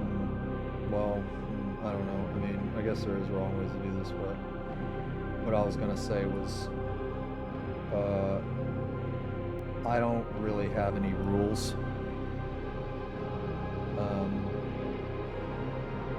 for how I paint these stripes. I haven't really painted the stripes very much, honestly. So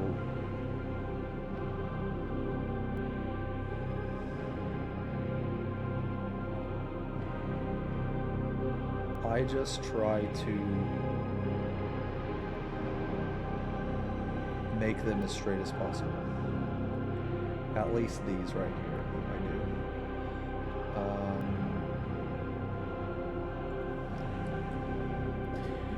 The other ones kind of don't matter. I also really, really want the, I want them to be long like this.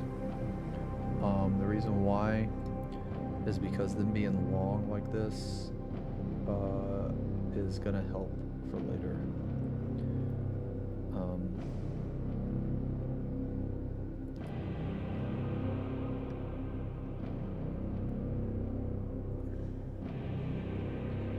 So we're gonna paint the stalks last, and the reason why, or the reason why I do, is I like to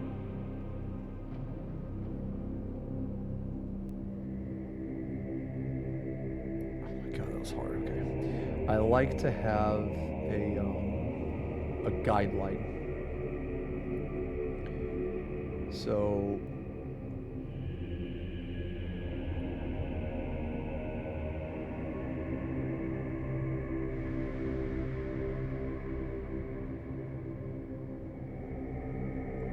Jesus. Okay. I like to have a guideline. Because it'll make it easier to connect the lines, because you want to connect some of these lines from up here to down here. Not all of them. Some of them are just going to run into the vents, but you want to connect some, and the reason why, in my opinion, you want to connect some is because it's going to give it, like if you run it down, the stalk, it's just gonna give it more depth. And it can also like make it appear as though it's shaped a different way.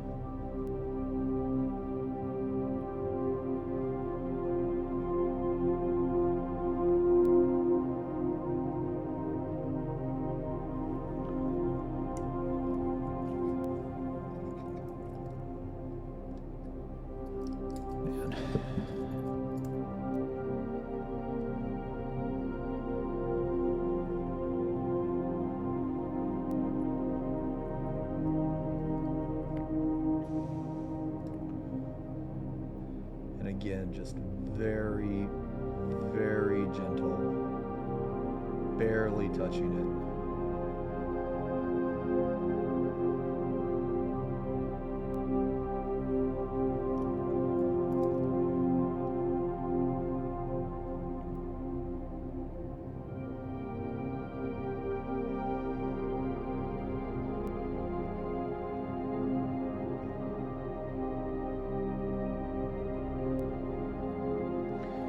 And one cool thing, so a mini holder doesn't really help me, man. It really doesn't.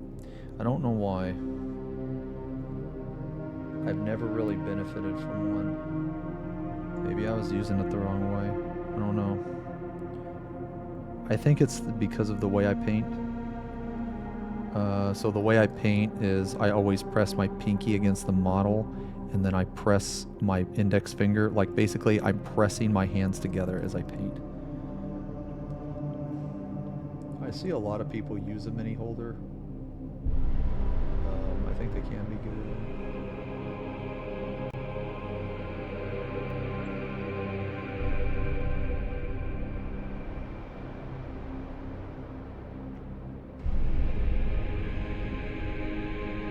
I think it just comes down to how you paint, honestly.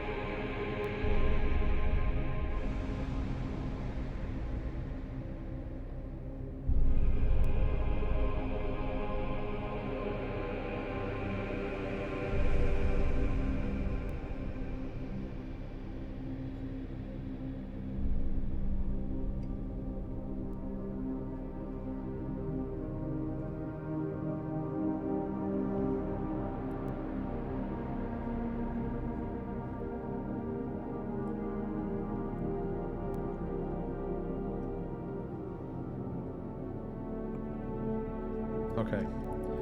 So there's our sketch. I think that looks pretty decent. I know it doesn't look as good as the top, but we're not done with it yet. We're not done with it yet. So what we're gonna do is, now that we have our sketch, we're gonna just not super quick, but just gonna go over like one more time. Just gonna go over one more time. And it doesn't have to be super precise. I mean, you want it precise, but it doesn't have to be crazy precise. You just basically trace over the lines you already did. And this time, we are not gonna cover the entire stripe. We're only gonna cover a portion of it. And the reason why is because we want the stripe to fade out.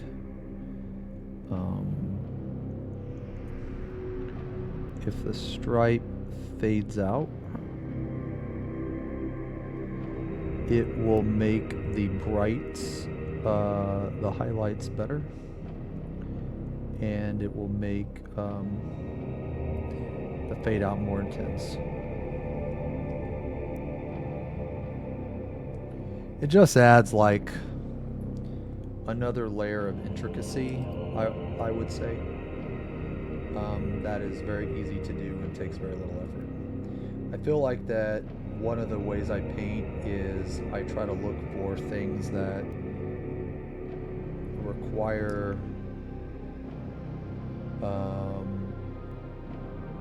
very little effort, but the reward, or I guess the effect rather, that you're trying to make is high.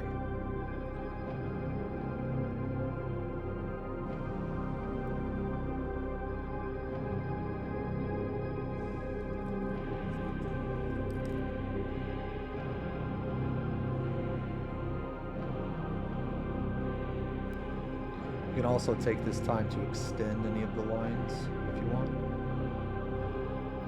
And again, these lines don't have to be perfect, man. This is a fucking hive tyrant. This is a monstrous creation.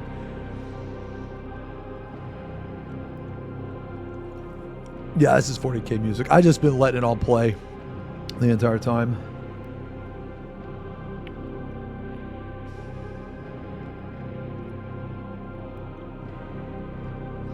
Okay, so I think that looks pretty decent.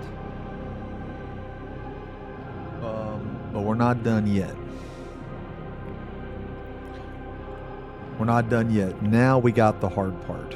Okay, so now we have to make these, and we have a lot of decisions to make here. And the reason why is because these lines are, I'm gonna be honest, man, I just go with it. So like, for instance, man, I just go with it. I just try to make the lines look cool.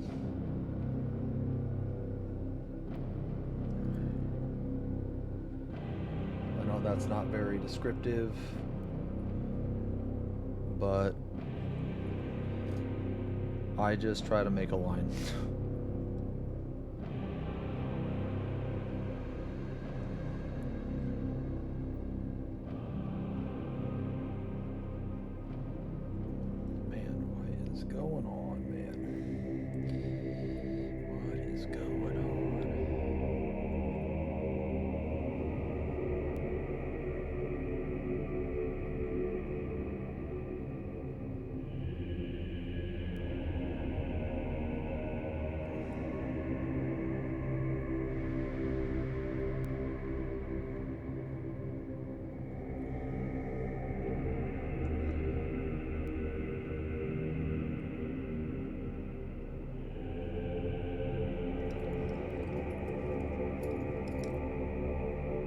So this part right here, part that we're doing now, this part is insanely tedious.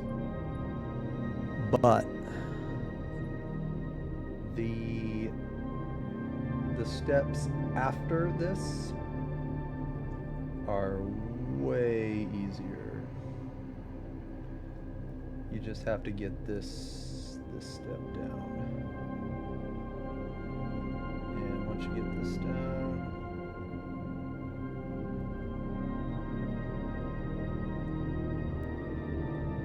this is basically like our sketch.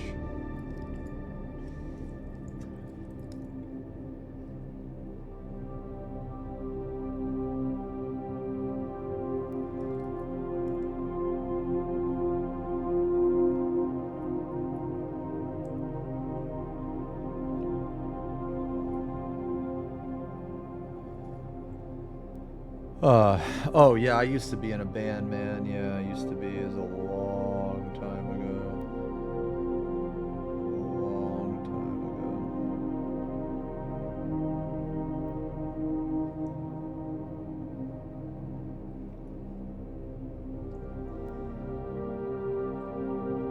ago. It was very fun. Some of the best years of my life, but it was also some of the years I will never again do.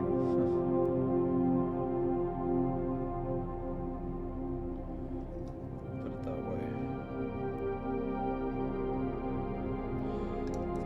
Sex, drugs, and rock and roll.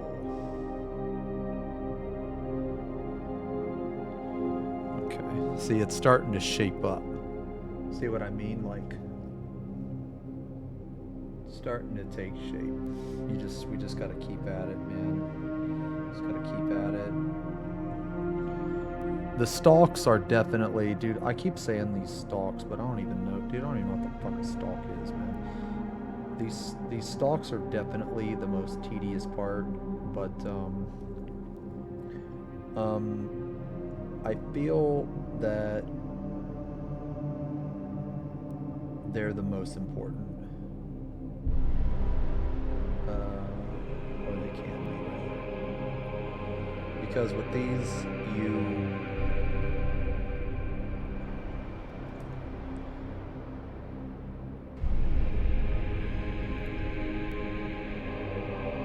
you're like you're basically adding a lot of like depth to them, which are,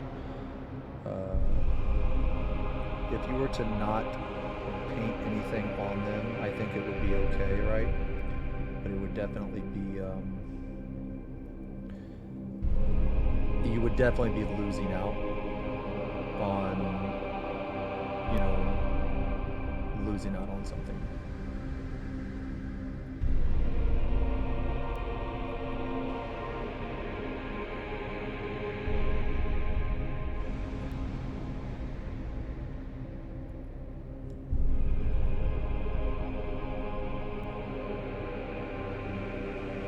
So these lines right now, they kind of look like shit, but they're supposed to, because this is just the initial sketch. But after we put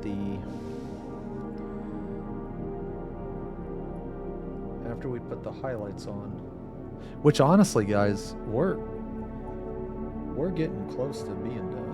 I mean, well, kind of.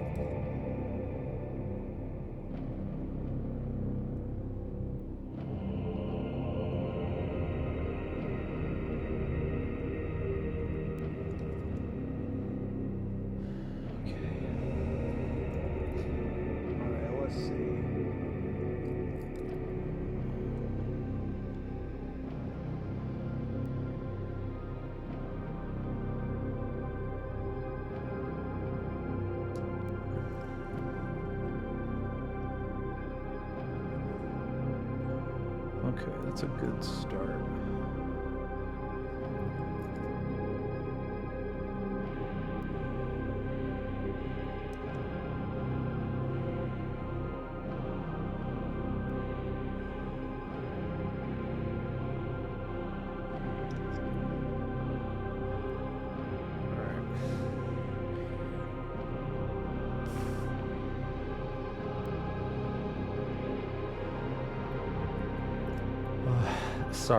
Sorry, I'm not really talking much anymore. This part is, I'm having to hold my breath a lot, actually.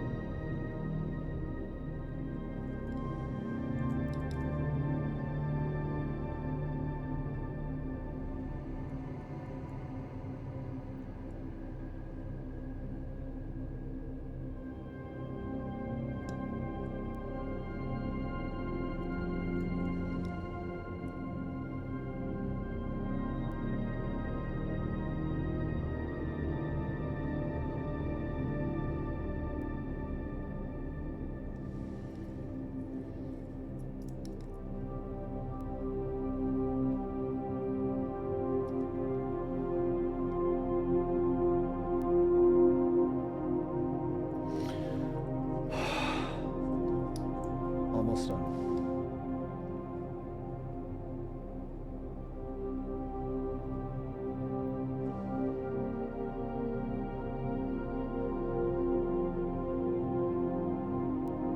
Okay. Okay, Jesus Christ. Okay, alright, so now we're gonna look at them. Okay. I'm sorry, Div, man. Yeah, I'm sorry, man. It's just for a day. Alright, well, those are the stalks. So now it's starting to look a lot like the top part. Okay, so I think the stalks came out pretty decent. We got a little bit of area right here we can clean up. Basically, this is just man,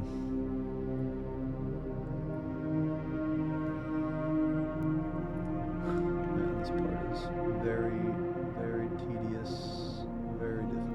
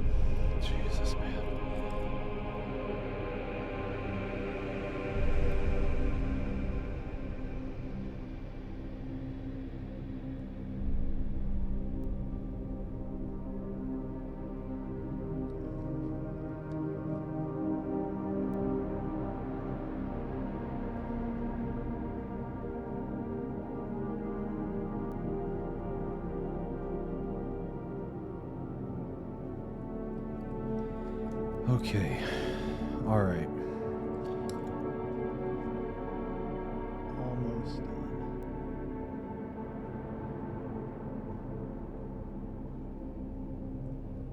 Jesus.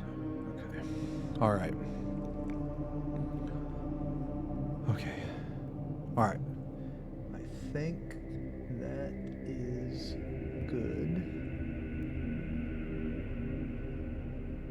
All right. Now.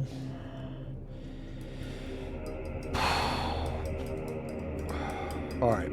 Now this is going to be the brightest highlight.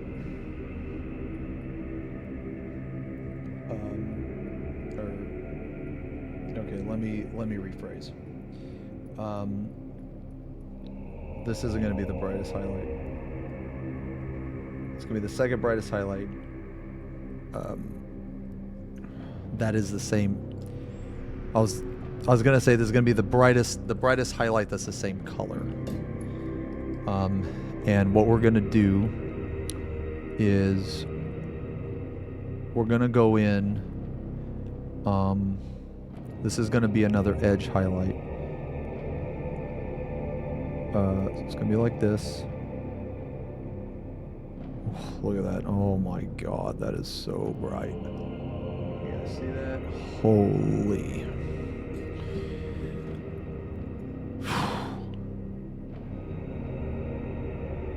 Okay, that is very bright. Okay. So with this, we're going to go about halfway and very gently.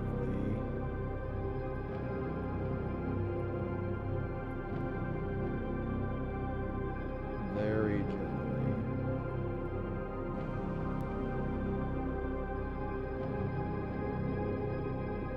And ideally what happens is we will create a very, very small gradient of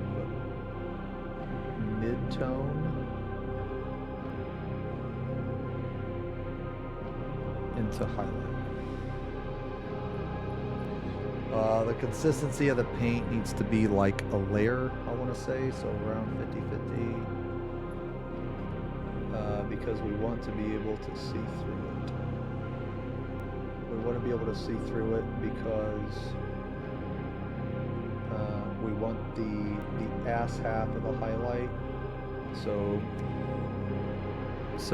the end of the highlight is, or the end of the stripe is here, and the beginning is right here. So I'm gonna start like 75% through, but every time I go over it, I'm just gonna go a little bit farther down. So I'm gonna go like 75%, then 65%, then you know what I mean.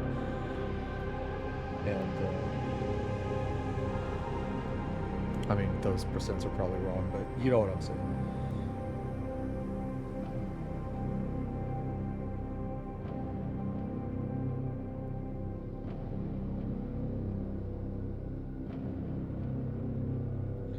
You want to leave the color that we just did. You want to leave a little bit of that. You want to leave a little bit of that in there still. And these two different stripe colors, it is all to set up the final highlight. So we're just going to edge highlight this. This is easy edge highlight. Put the top right here. I almost messed up. Easy ass edge highlight right here.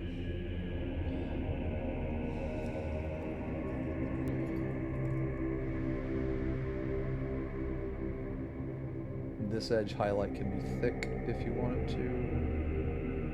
And the reason why it can be thick is because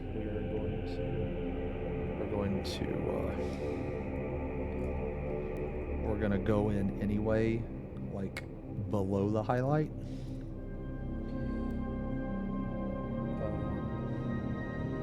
And do the same thing to these, because we want to make it appear. We want to make it appear as if it's getting brighter. The stripes are getting brighter as it's going up.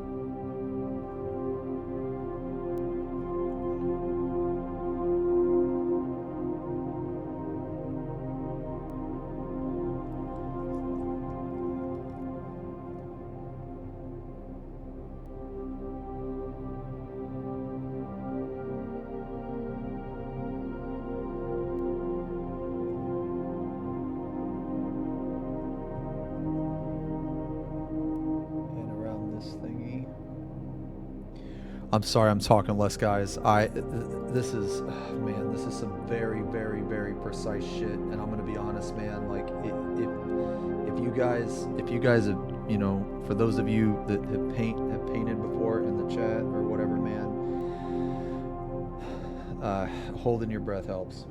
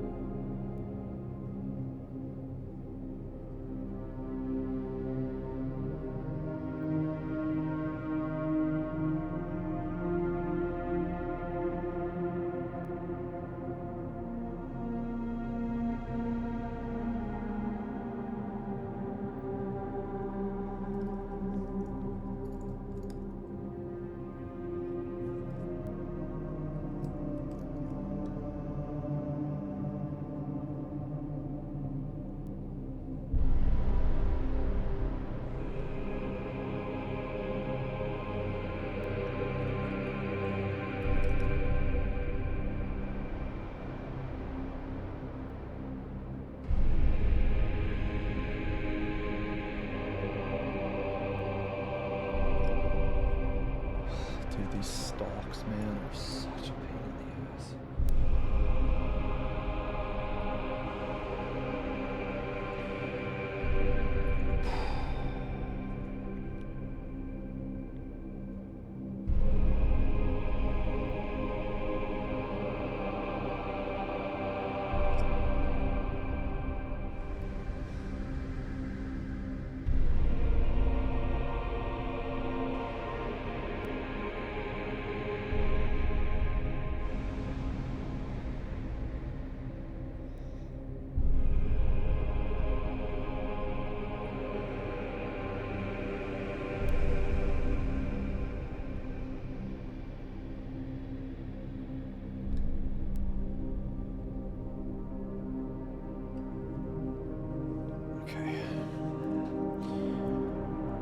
Alright, halfway done.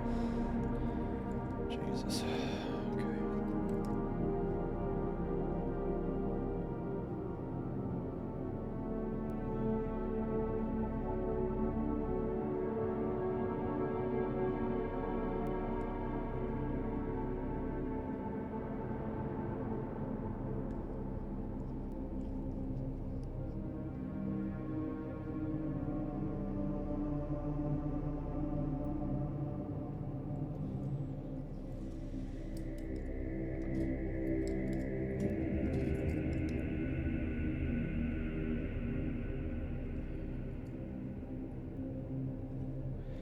Stripes are definitely the hardest part.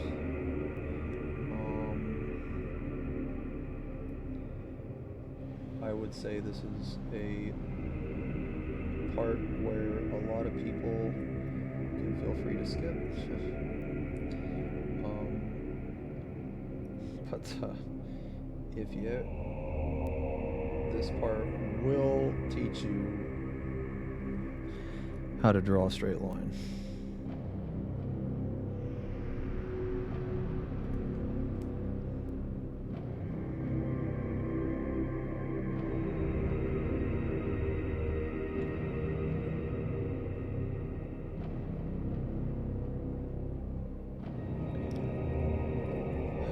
All right, starting to look like it. All right.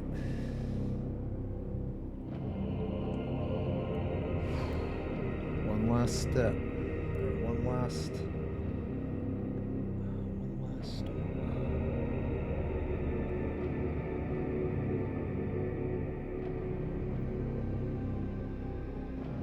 Okay, this paint is a little bit too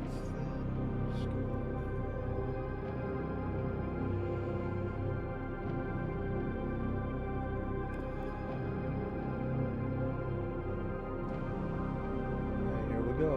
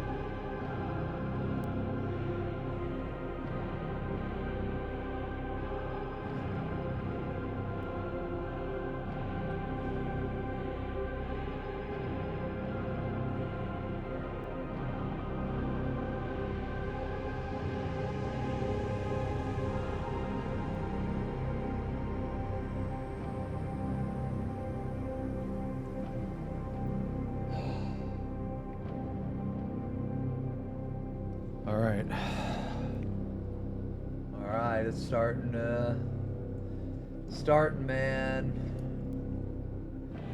All right, we got one more, man.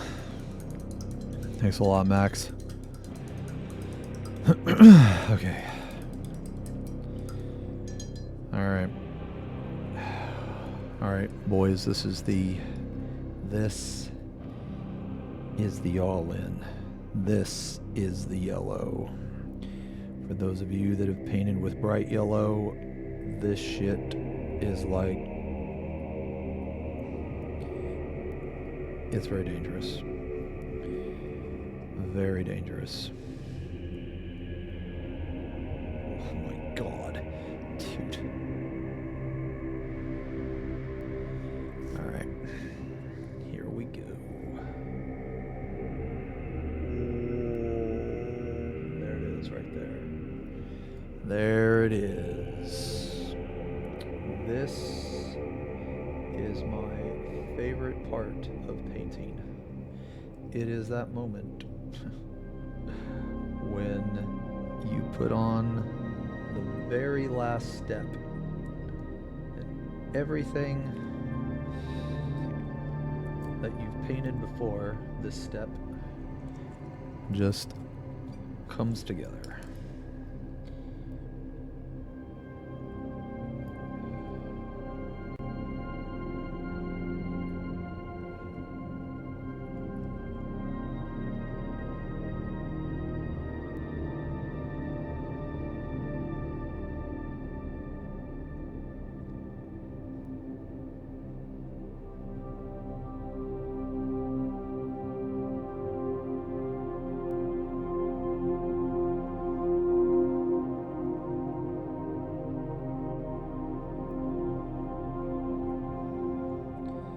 Very, very, very, very fucking careful.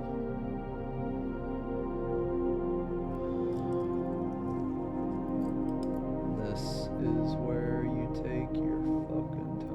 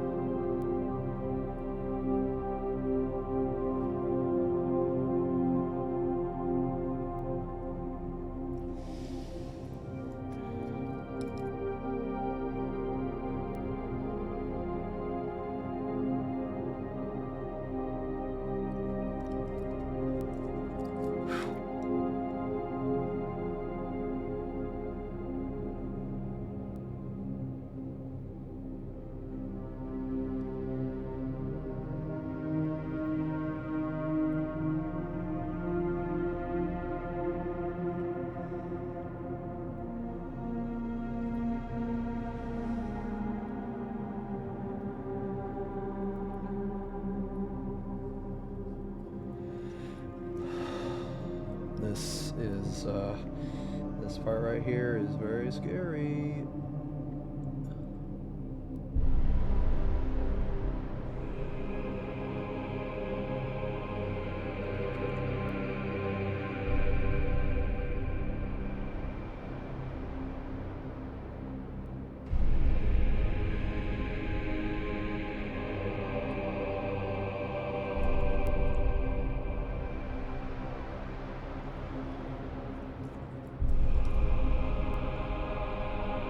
That curve is terrifying.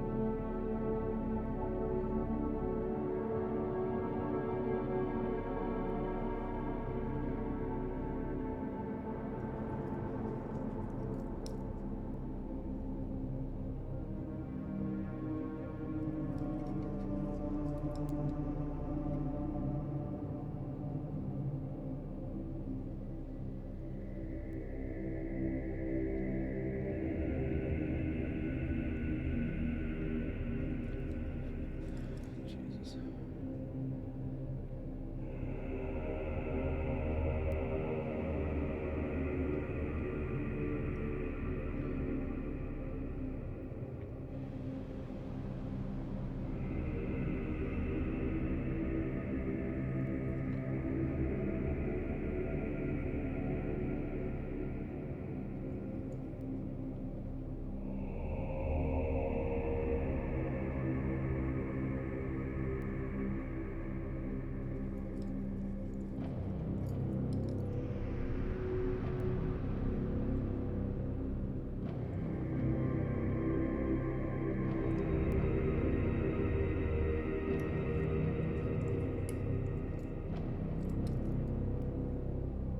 Another terrifying curve.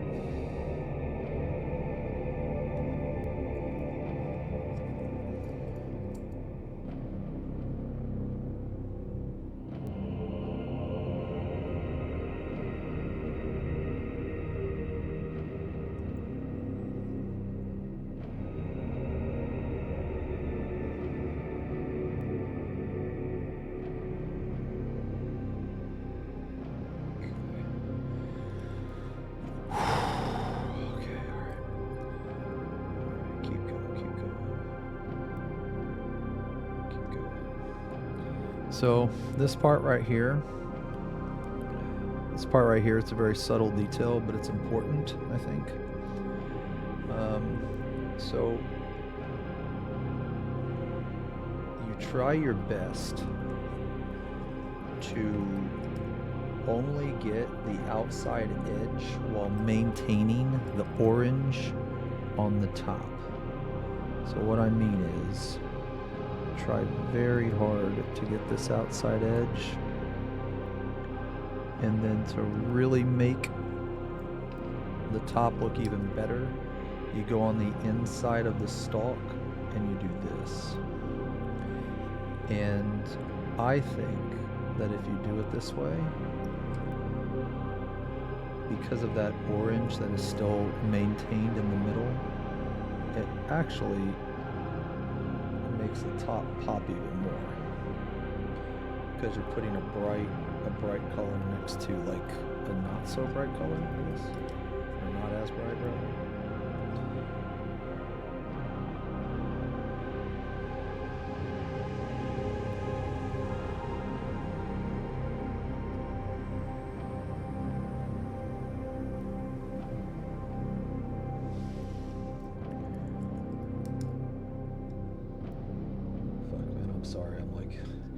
Dude, I'm sorry, I'm heavy breathing, man. Oh my god.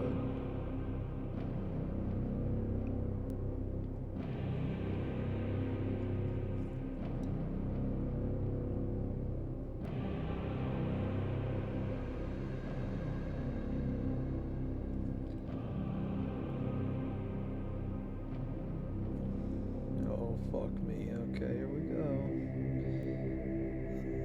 Oh, buddy.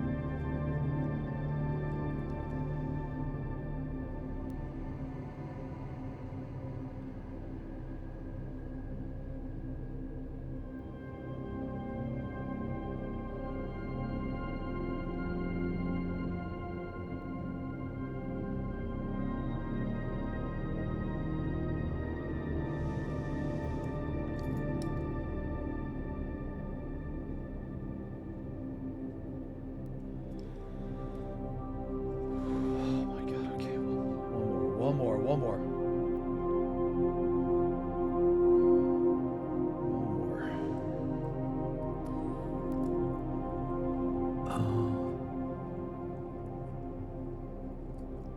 Yeah, it was the little Zeme stuff, guys. I'm sorry, I'm not paying attention to chat. But yeah, it was the little Zeme stuff that got me, yeah, that got me a one-day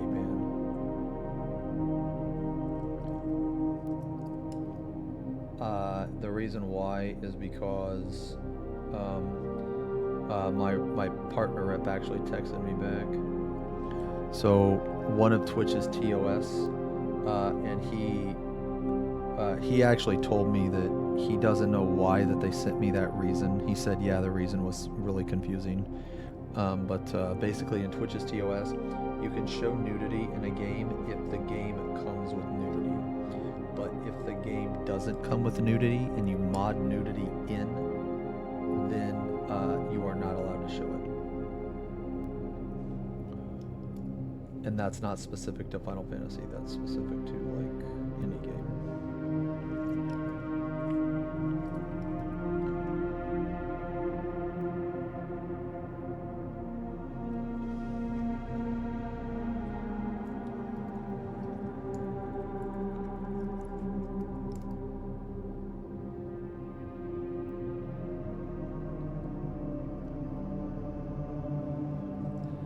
Sorry.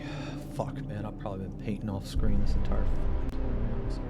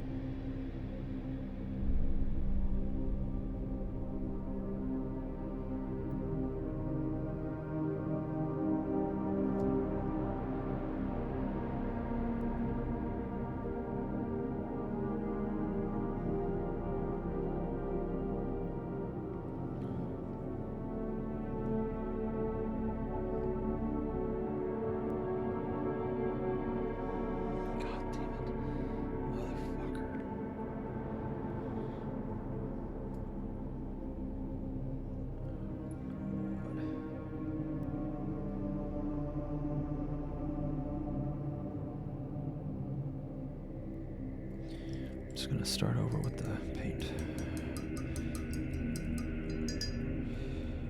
I needed a very, very, very specific consistency.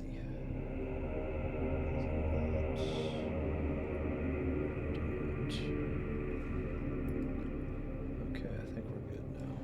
Yeah, we're good.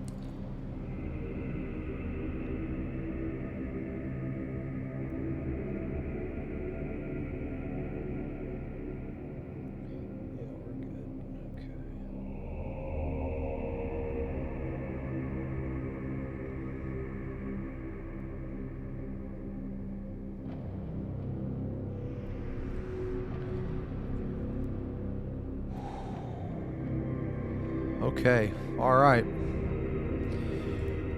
All right. What do you guys think, man? We're not all the way done yet, but I think we're done with the. All we got left is the glow. All right. What do you guys think? Think it looks similar?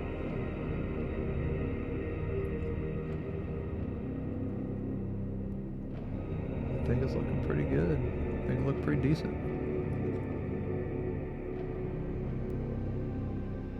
Let's put the blue in. All right.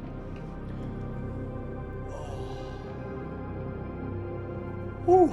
Okay.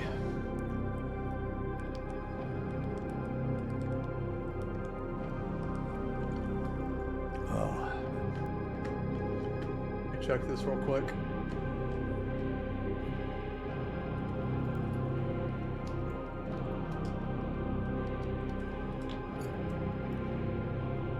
Oh.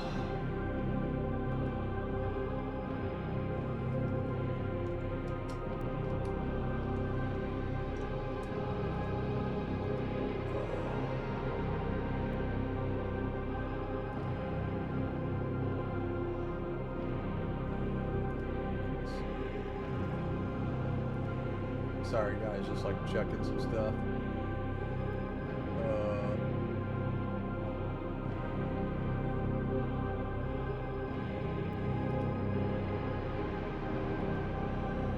Okay. All right. All right, boys. Okay. So.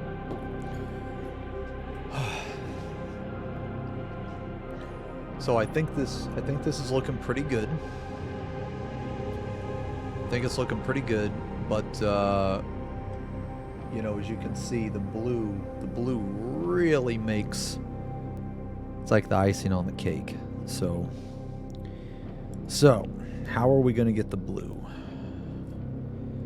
We're going to use white ink, Temple Guard blue, Baroth blue, and a white highlight. Thanks a lot, Trolley. So I like the white ink because it's very, very thin, very watery. Don't need too much of it. So this is the first thing we're gonna do. Let's see.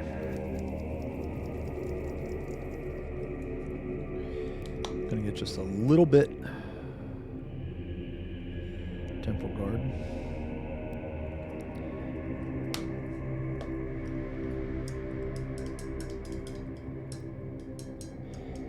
You're gonna paint the blue on top of his tubes too.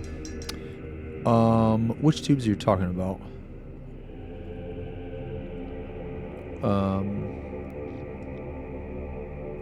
We're gonna put the blue in here. Yeah, we're gonna put the blue in here. But if you're talking about maybe like right here, yes, I'm gonna put the blue in there too. Just not right now.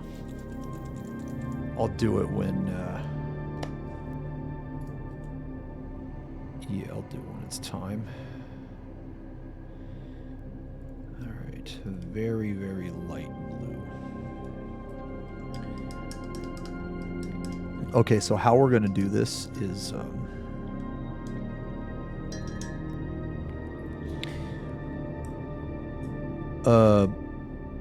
What's the lore of those tubes on the carapace? You know, I don't know.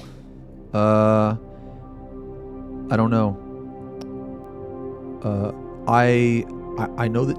Okay, what I do know is that Tyranids, they evolve, and when they evolve, they evolve in a way that they make their own weapons.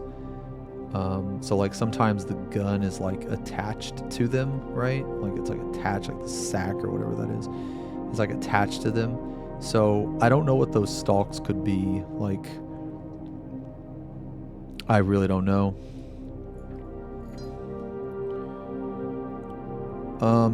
All right, so we're using a 0.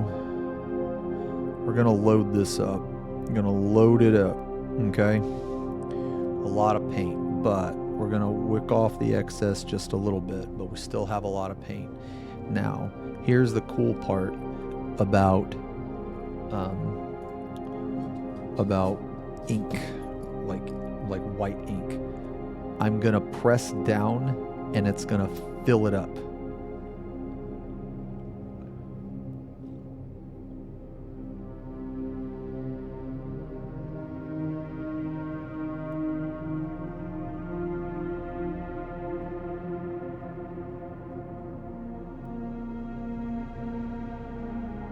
So it's not like normal paint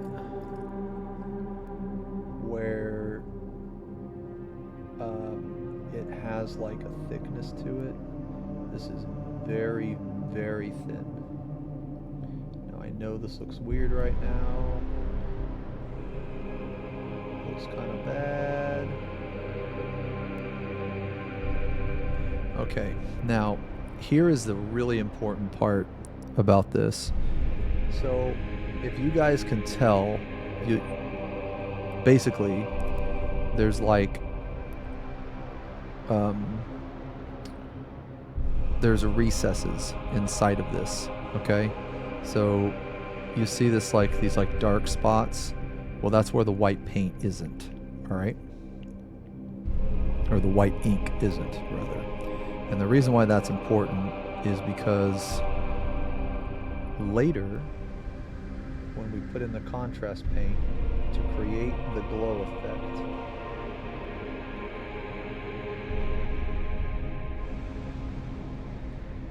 this part you must be careful.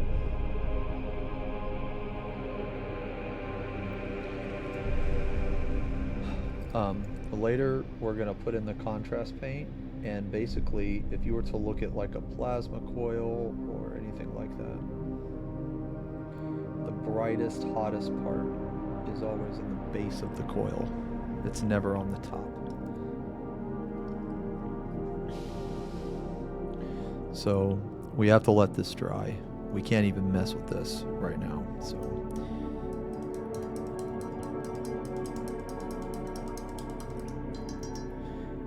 So I'm just gonna give it a minute. Oh man, Nids can spit out acid or some parasites. Oh, okay.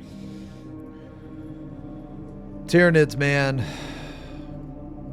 Dude, Tyranids they're fucking brutal, man. They're fucking brutal.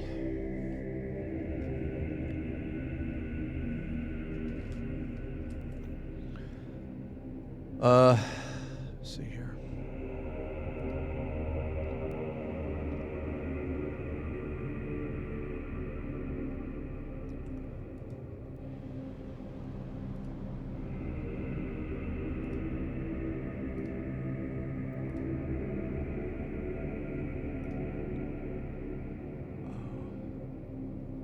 Did I grow the nail just to hold the brush? Is that what Darwin... Wait, what? What are you talking about? What are you talking about? What nail? Why do people always comment on my nails? They're not that bad, are they?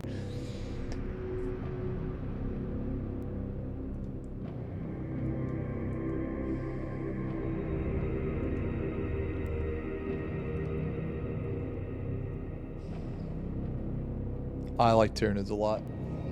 I like them a lot. So basically what we're doing, we're just like waiting for this to dry.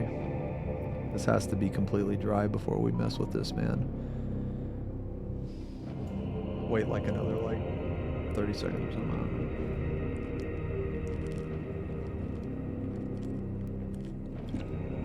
Okay. Alright. So for this very last step, We use white ink, filled up the recesses. So now we're going to use contrast paint, Talisar blue. This is a very good blue, very nice. We're going to load up the brush like that, right? And that looks like a lot of paint because it is. Now we are going to wick off some of this, but we're going to keep a good amount of it on. And the reason why is because when we press down with this, we want to fill in the recesses.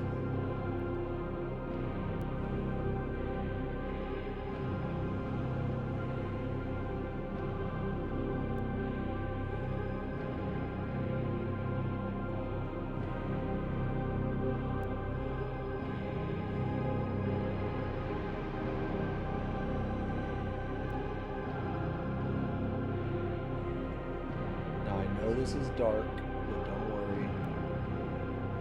We're gonna fix it.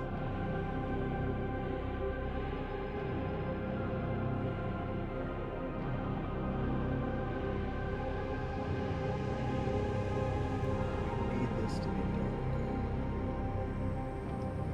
There's a reason.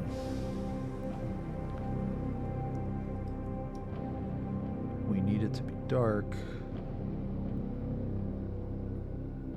because of the top part of the coil, or whatever that is.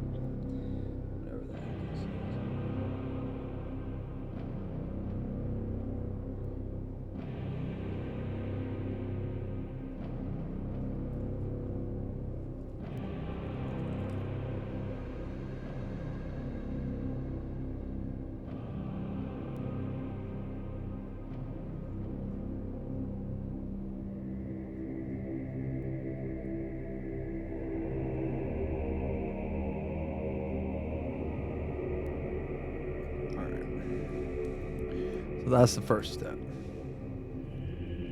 That's the first step. Okay, now we gotta wait for that to dry. I think your nid loss is at somewhere. Yeah, so I didn't put the head on. I didn't put the head on yet because all this area back here, man, I want to paint it. If I put the head on, it would be really annoying to paint this.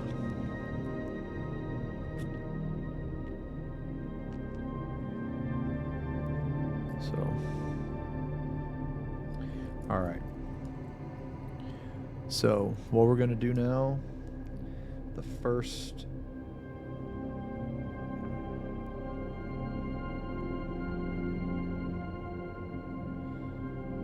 highlight.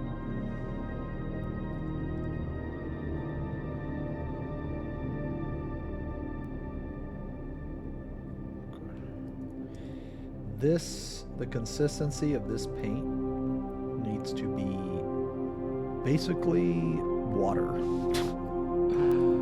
Basically. And we're not going to put it everywhere.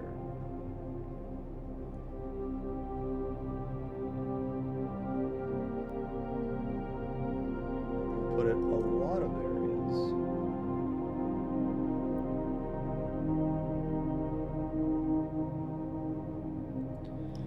So, if you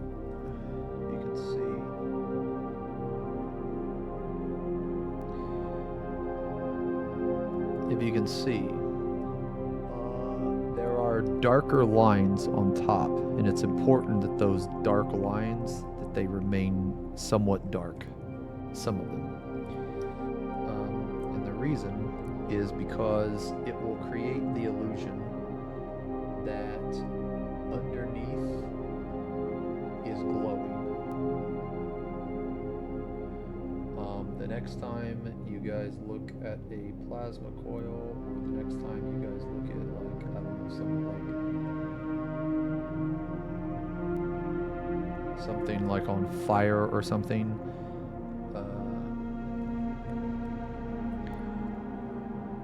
the heat or the light source should always come from the center and the stuff on top, if it's darker, it will make the if you put a dark color next to a light color, it should make the light color appear lighter and the dark color appear darker. And the reason for that, the reason why that is significant is because we're trying to make a glow effect. So like when you look at this, does that look to you like it's glowing in the middle? Because to me, it looks like it's glowing in the middle, or at least kind of glowing in the middle. So if it at least kind of looks like it's glowing in the middle, then I did my job correctly.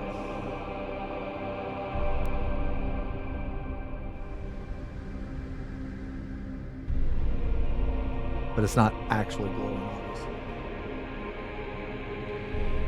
So now this is the second highlight.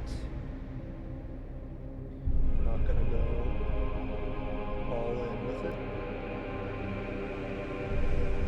I'm going to get closer to the center, but we want to leave the outside that medium blue. So now that's looking a lot better, right?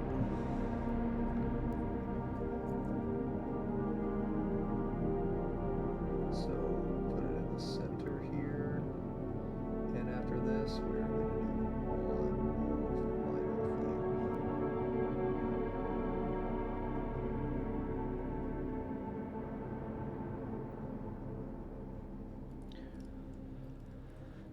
All right. Yo, hey Ashton, what's up, man? Oh, you live in 40K universe as a normal human soldier? Oh my god, dude. You know, I watched a video one time of like this guy, I can't remember his name, but he did a video on the worst jobs in 40K. So it was like micro with dirty jobs, you know? Dirty jobs micro, except for 40K. And these jobs were not only like dirty, but they were insanely fucking dangerous. Like there was one guy, his job was a plasma. It was like a jet, or it's like a fueler, and basically your job is to replace the starship fuel, and they only have to replace the starship fuel like every X amount of years. But when you go replace the fuel, there's a high chance that you actually die trying to replace the fuel, because where you have to go is so dangerous, like inside of the engine, and they don't have any safety measures. Yeah, it's crazy. Okay, so this is the very last step we're gonna do. We're gonna load up the brush like this, very, very, very carefully. We are only going to hit the center of this. If we hit any more, we will ruin the illusion. So, very carefully. What's this?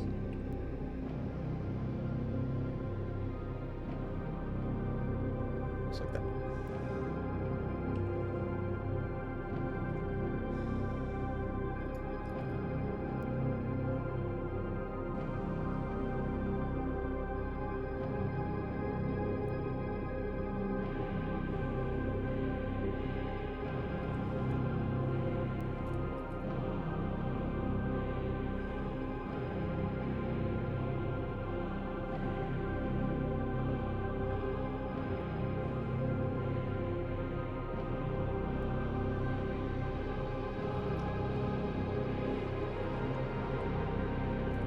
Woo.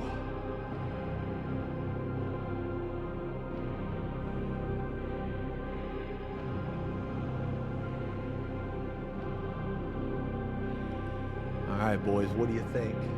Is that shining up there? Yo, does that look like it's shiny? I think it looks like it's glowing. Woo! Does that look like it's glowing? All right.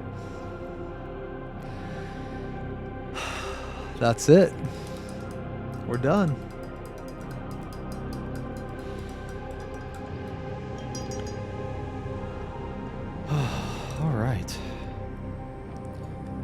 Let's back out the camera just a little bit. Let's check it out.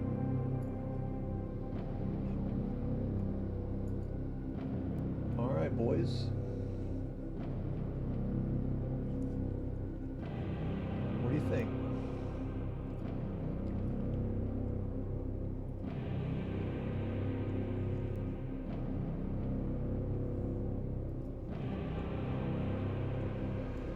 I think it's turning out pretty good. I'm pretty happy with this, man.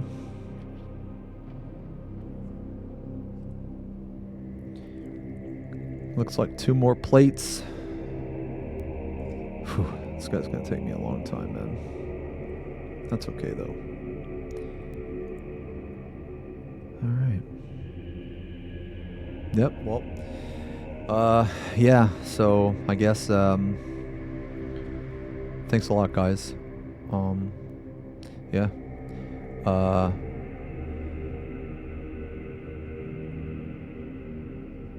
This was kind of like my first pseudo, I guess, tutorial.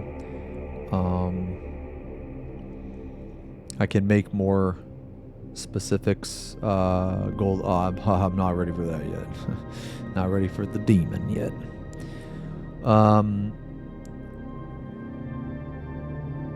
I guess.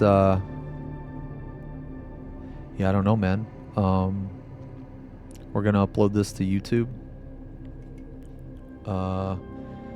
And if anybody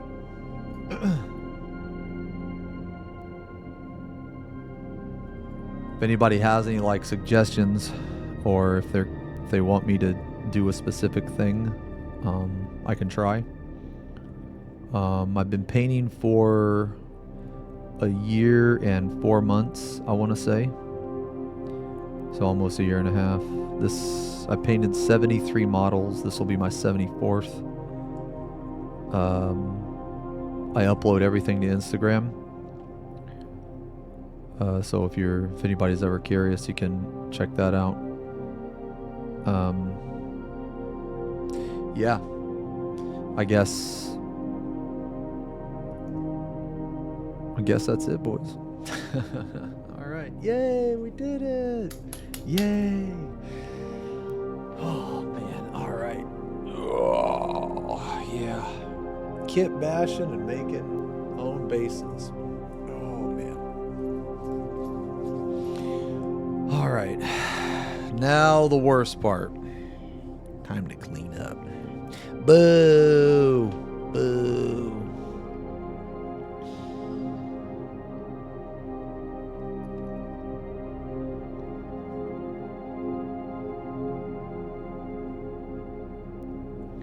Coming along, man.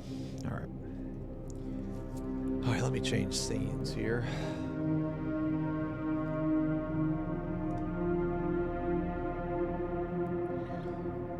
All right, let me change scenes. Let me turn the camera off.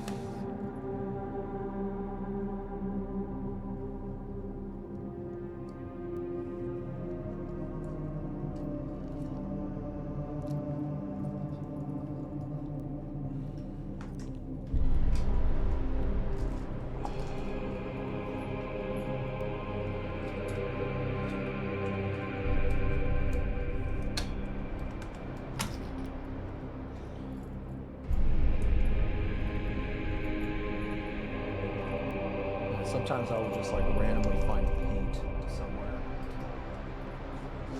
Oh, okay. Choose wisely. Send it to a planet under siege by orcs. Your survival expectancy is less than 24 hours. 2 being captured by... Oh, not Dark Eldar. No. Happy life on a farm planet with good conditions, but in the dark corners of the streets, there's a gene stealer cult building up. Oh my god.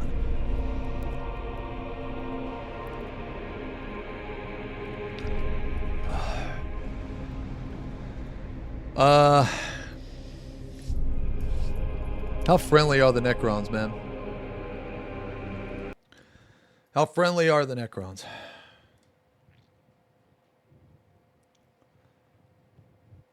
All right.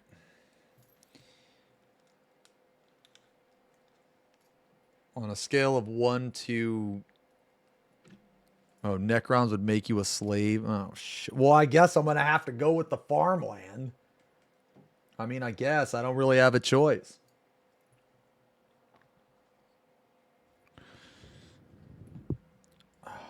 Yeah, I guess I'm going to have to go with the farmland, bruh. You know.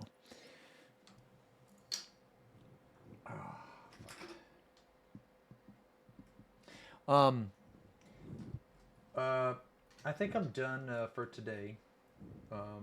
But I want to say, man, thank you guys very much for hanging out with me today, man.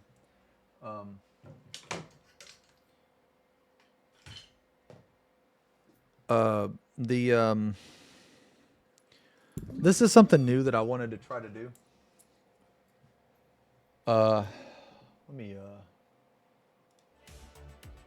This is something new that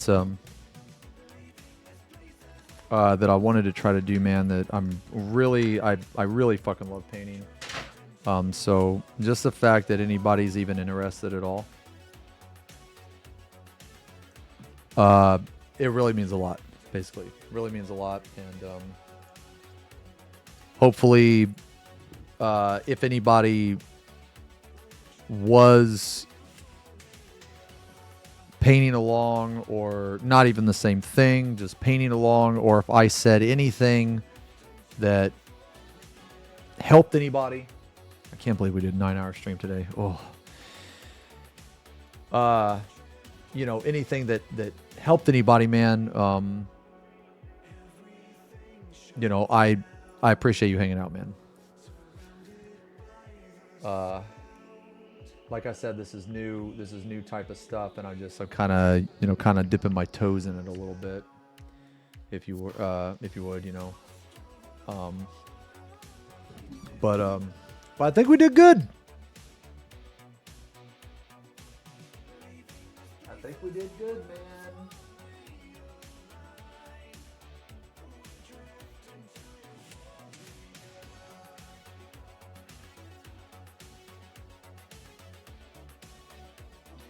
Think we did good, man. Yay, we did it. But yeah, so I guess all in all, this is my first video like this. This is going to be long form. I think what's going to happen is the editors are going to take like portions of it, maybe chop it up, you know, speed it up, that kind of stuff. Just to have like, just for the people that don't want to watch the entire video, you know, if they're like, okay, well, how did he do the red, you know, or okay, you know, like let's say someone was interested in how I did something. There's probably going to be shorts. So if that's the type of stuff that people are interested in, man, let me know, or if you want me, or if there's something different that I can do.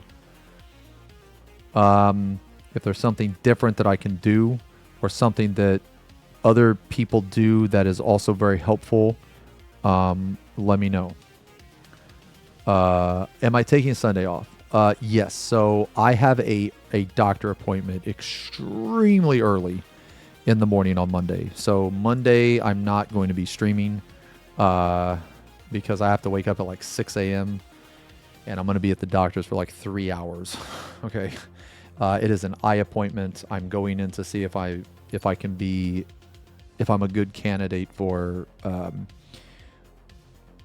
cataract surgery.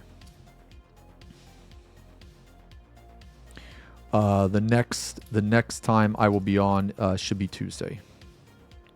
But I'll tell you what though, if I get back and I feel okay, I'll stream Monday. Yeah. If I get back and I feel okay, yeah, I'll stream Monday. But I'm definitely taking tomorrow off. But yeah, anyway, thank you guys again for hanging out, man. Thank you so much for hanging out, man. You know, supporting the stream. I'll be back on Twitch Monday. Here's hoping I don't flash my dick again. Out of context, that doesn't sound right. Anyway, So I will see you guys. I'll see you guys Monday. Well, maybe Monday. If not Monday, Tuesday for sure. I'll see you guys Tuesday for sure. So thank you again for hanging out, man. Wherever you are in the world, have a great day. Have a great weekend. Have a great weekend. I will see you maybe Monday, but definitely Tuesday. Okay, Sud. Okay, Sud. Peace.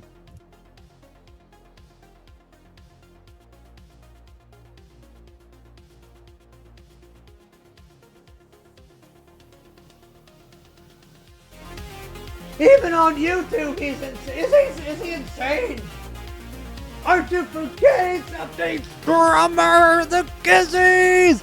I did not forget. I did not forget. No cringe.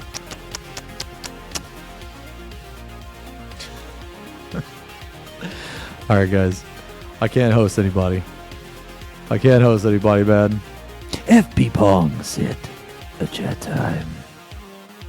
I love you guys. See you later, alligator.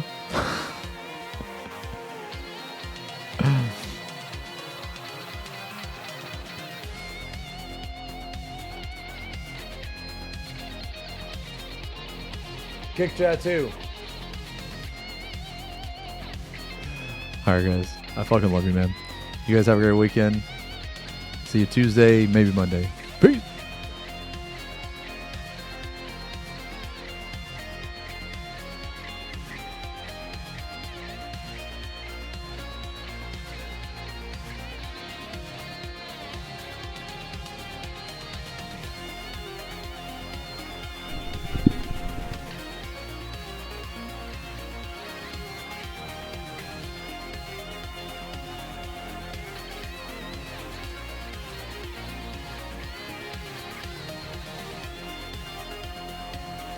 What's up? For mechanic. It's time for Okay, mechanics. okay. So there's Xeno. Okay, okay.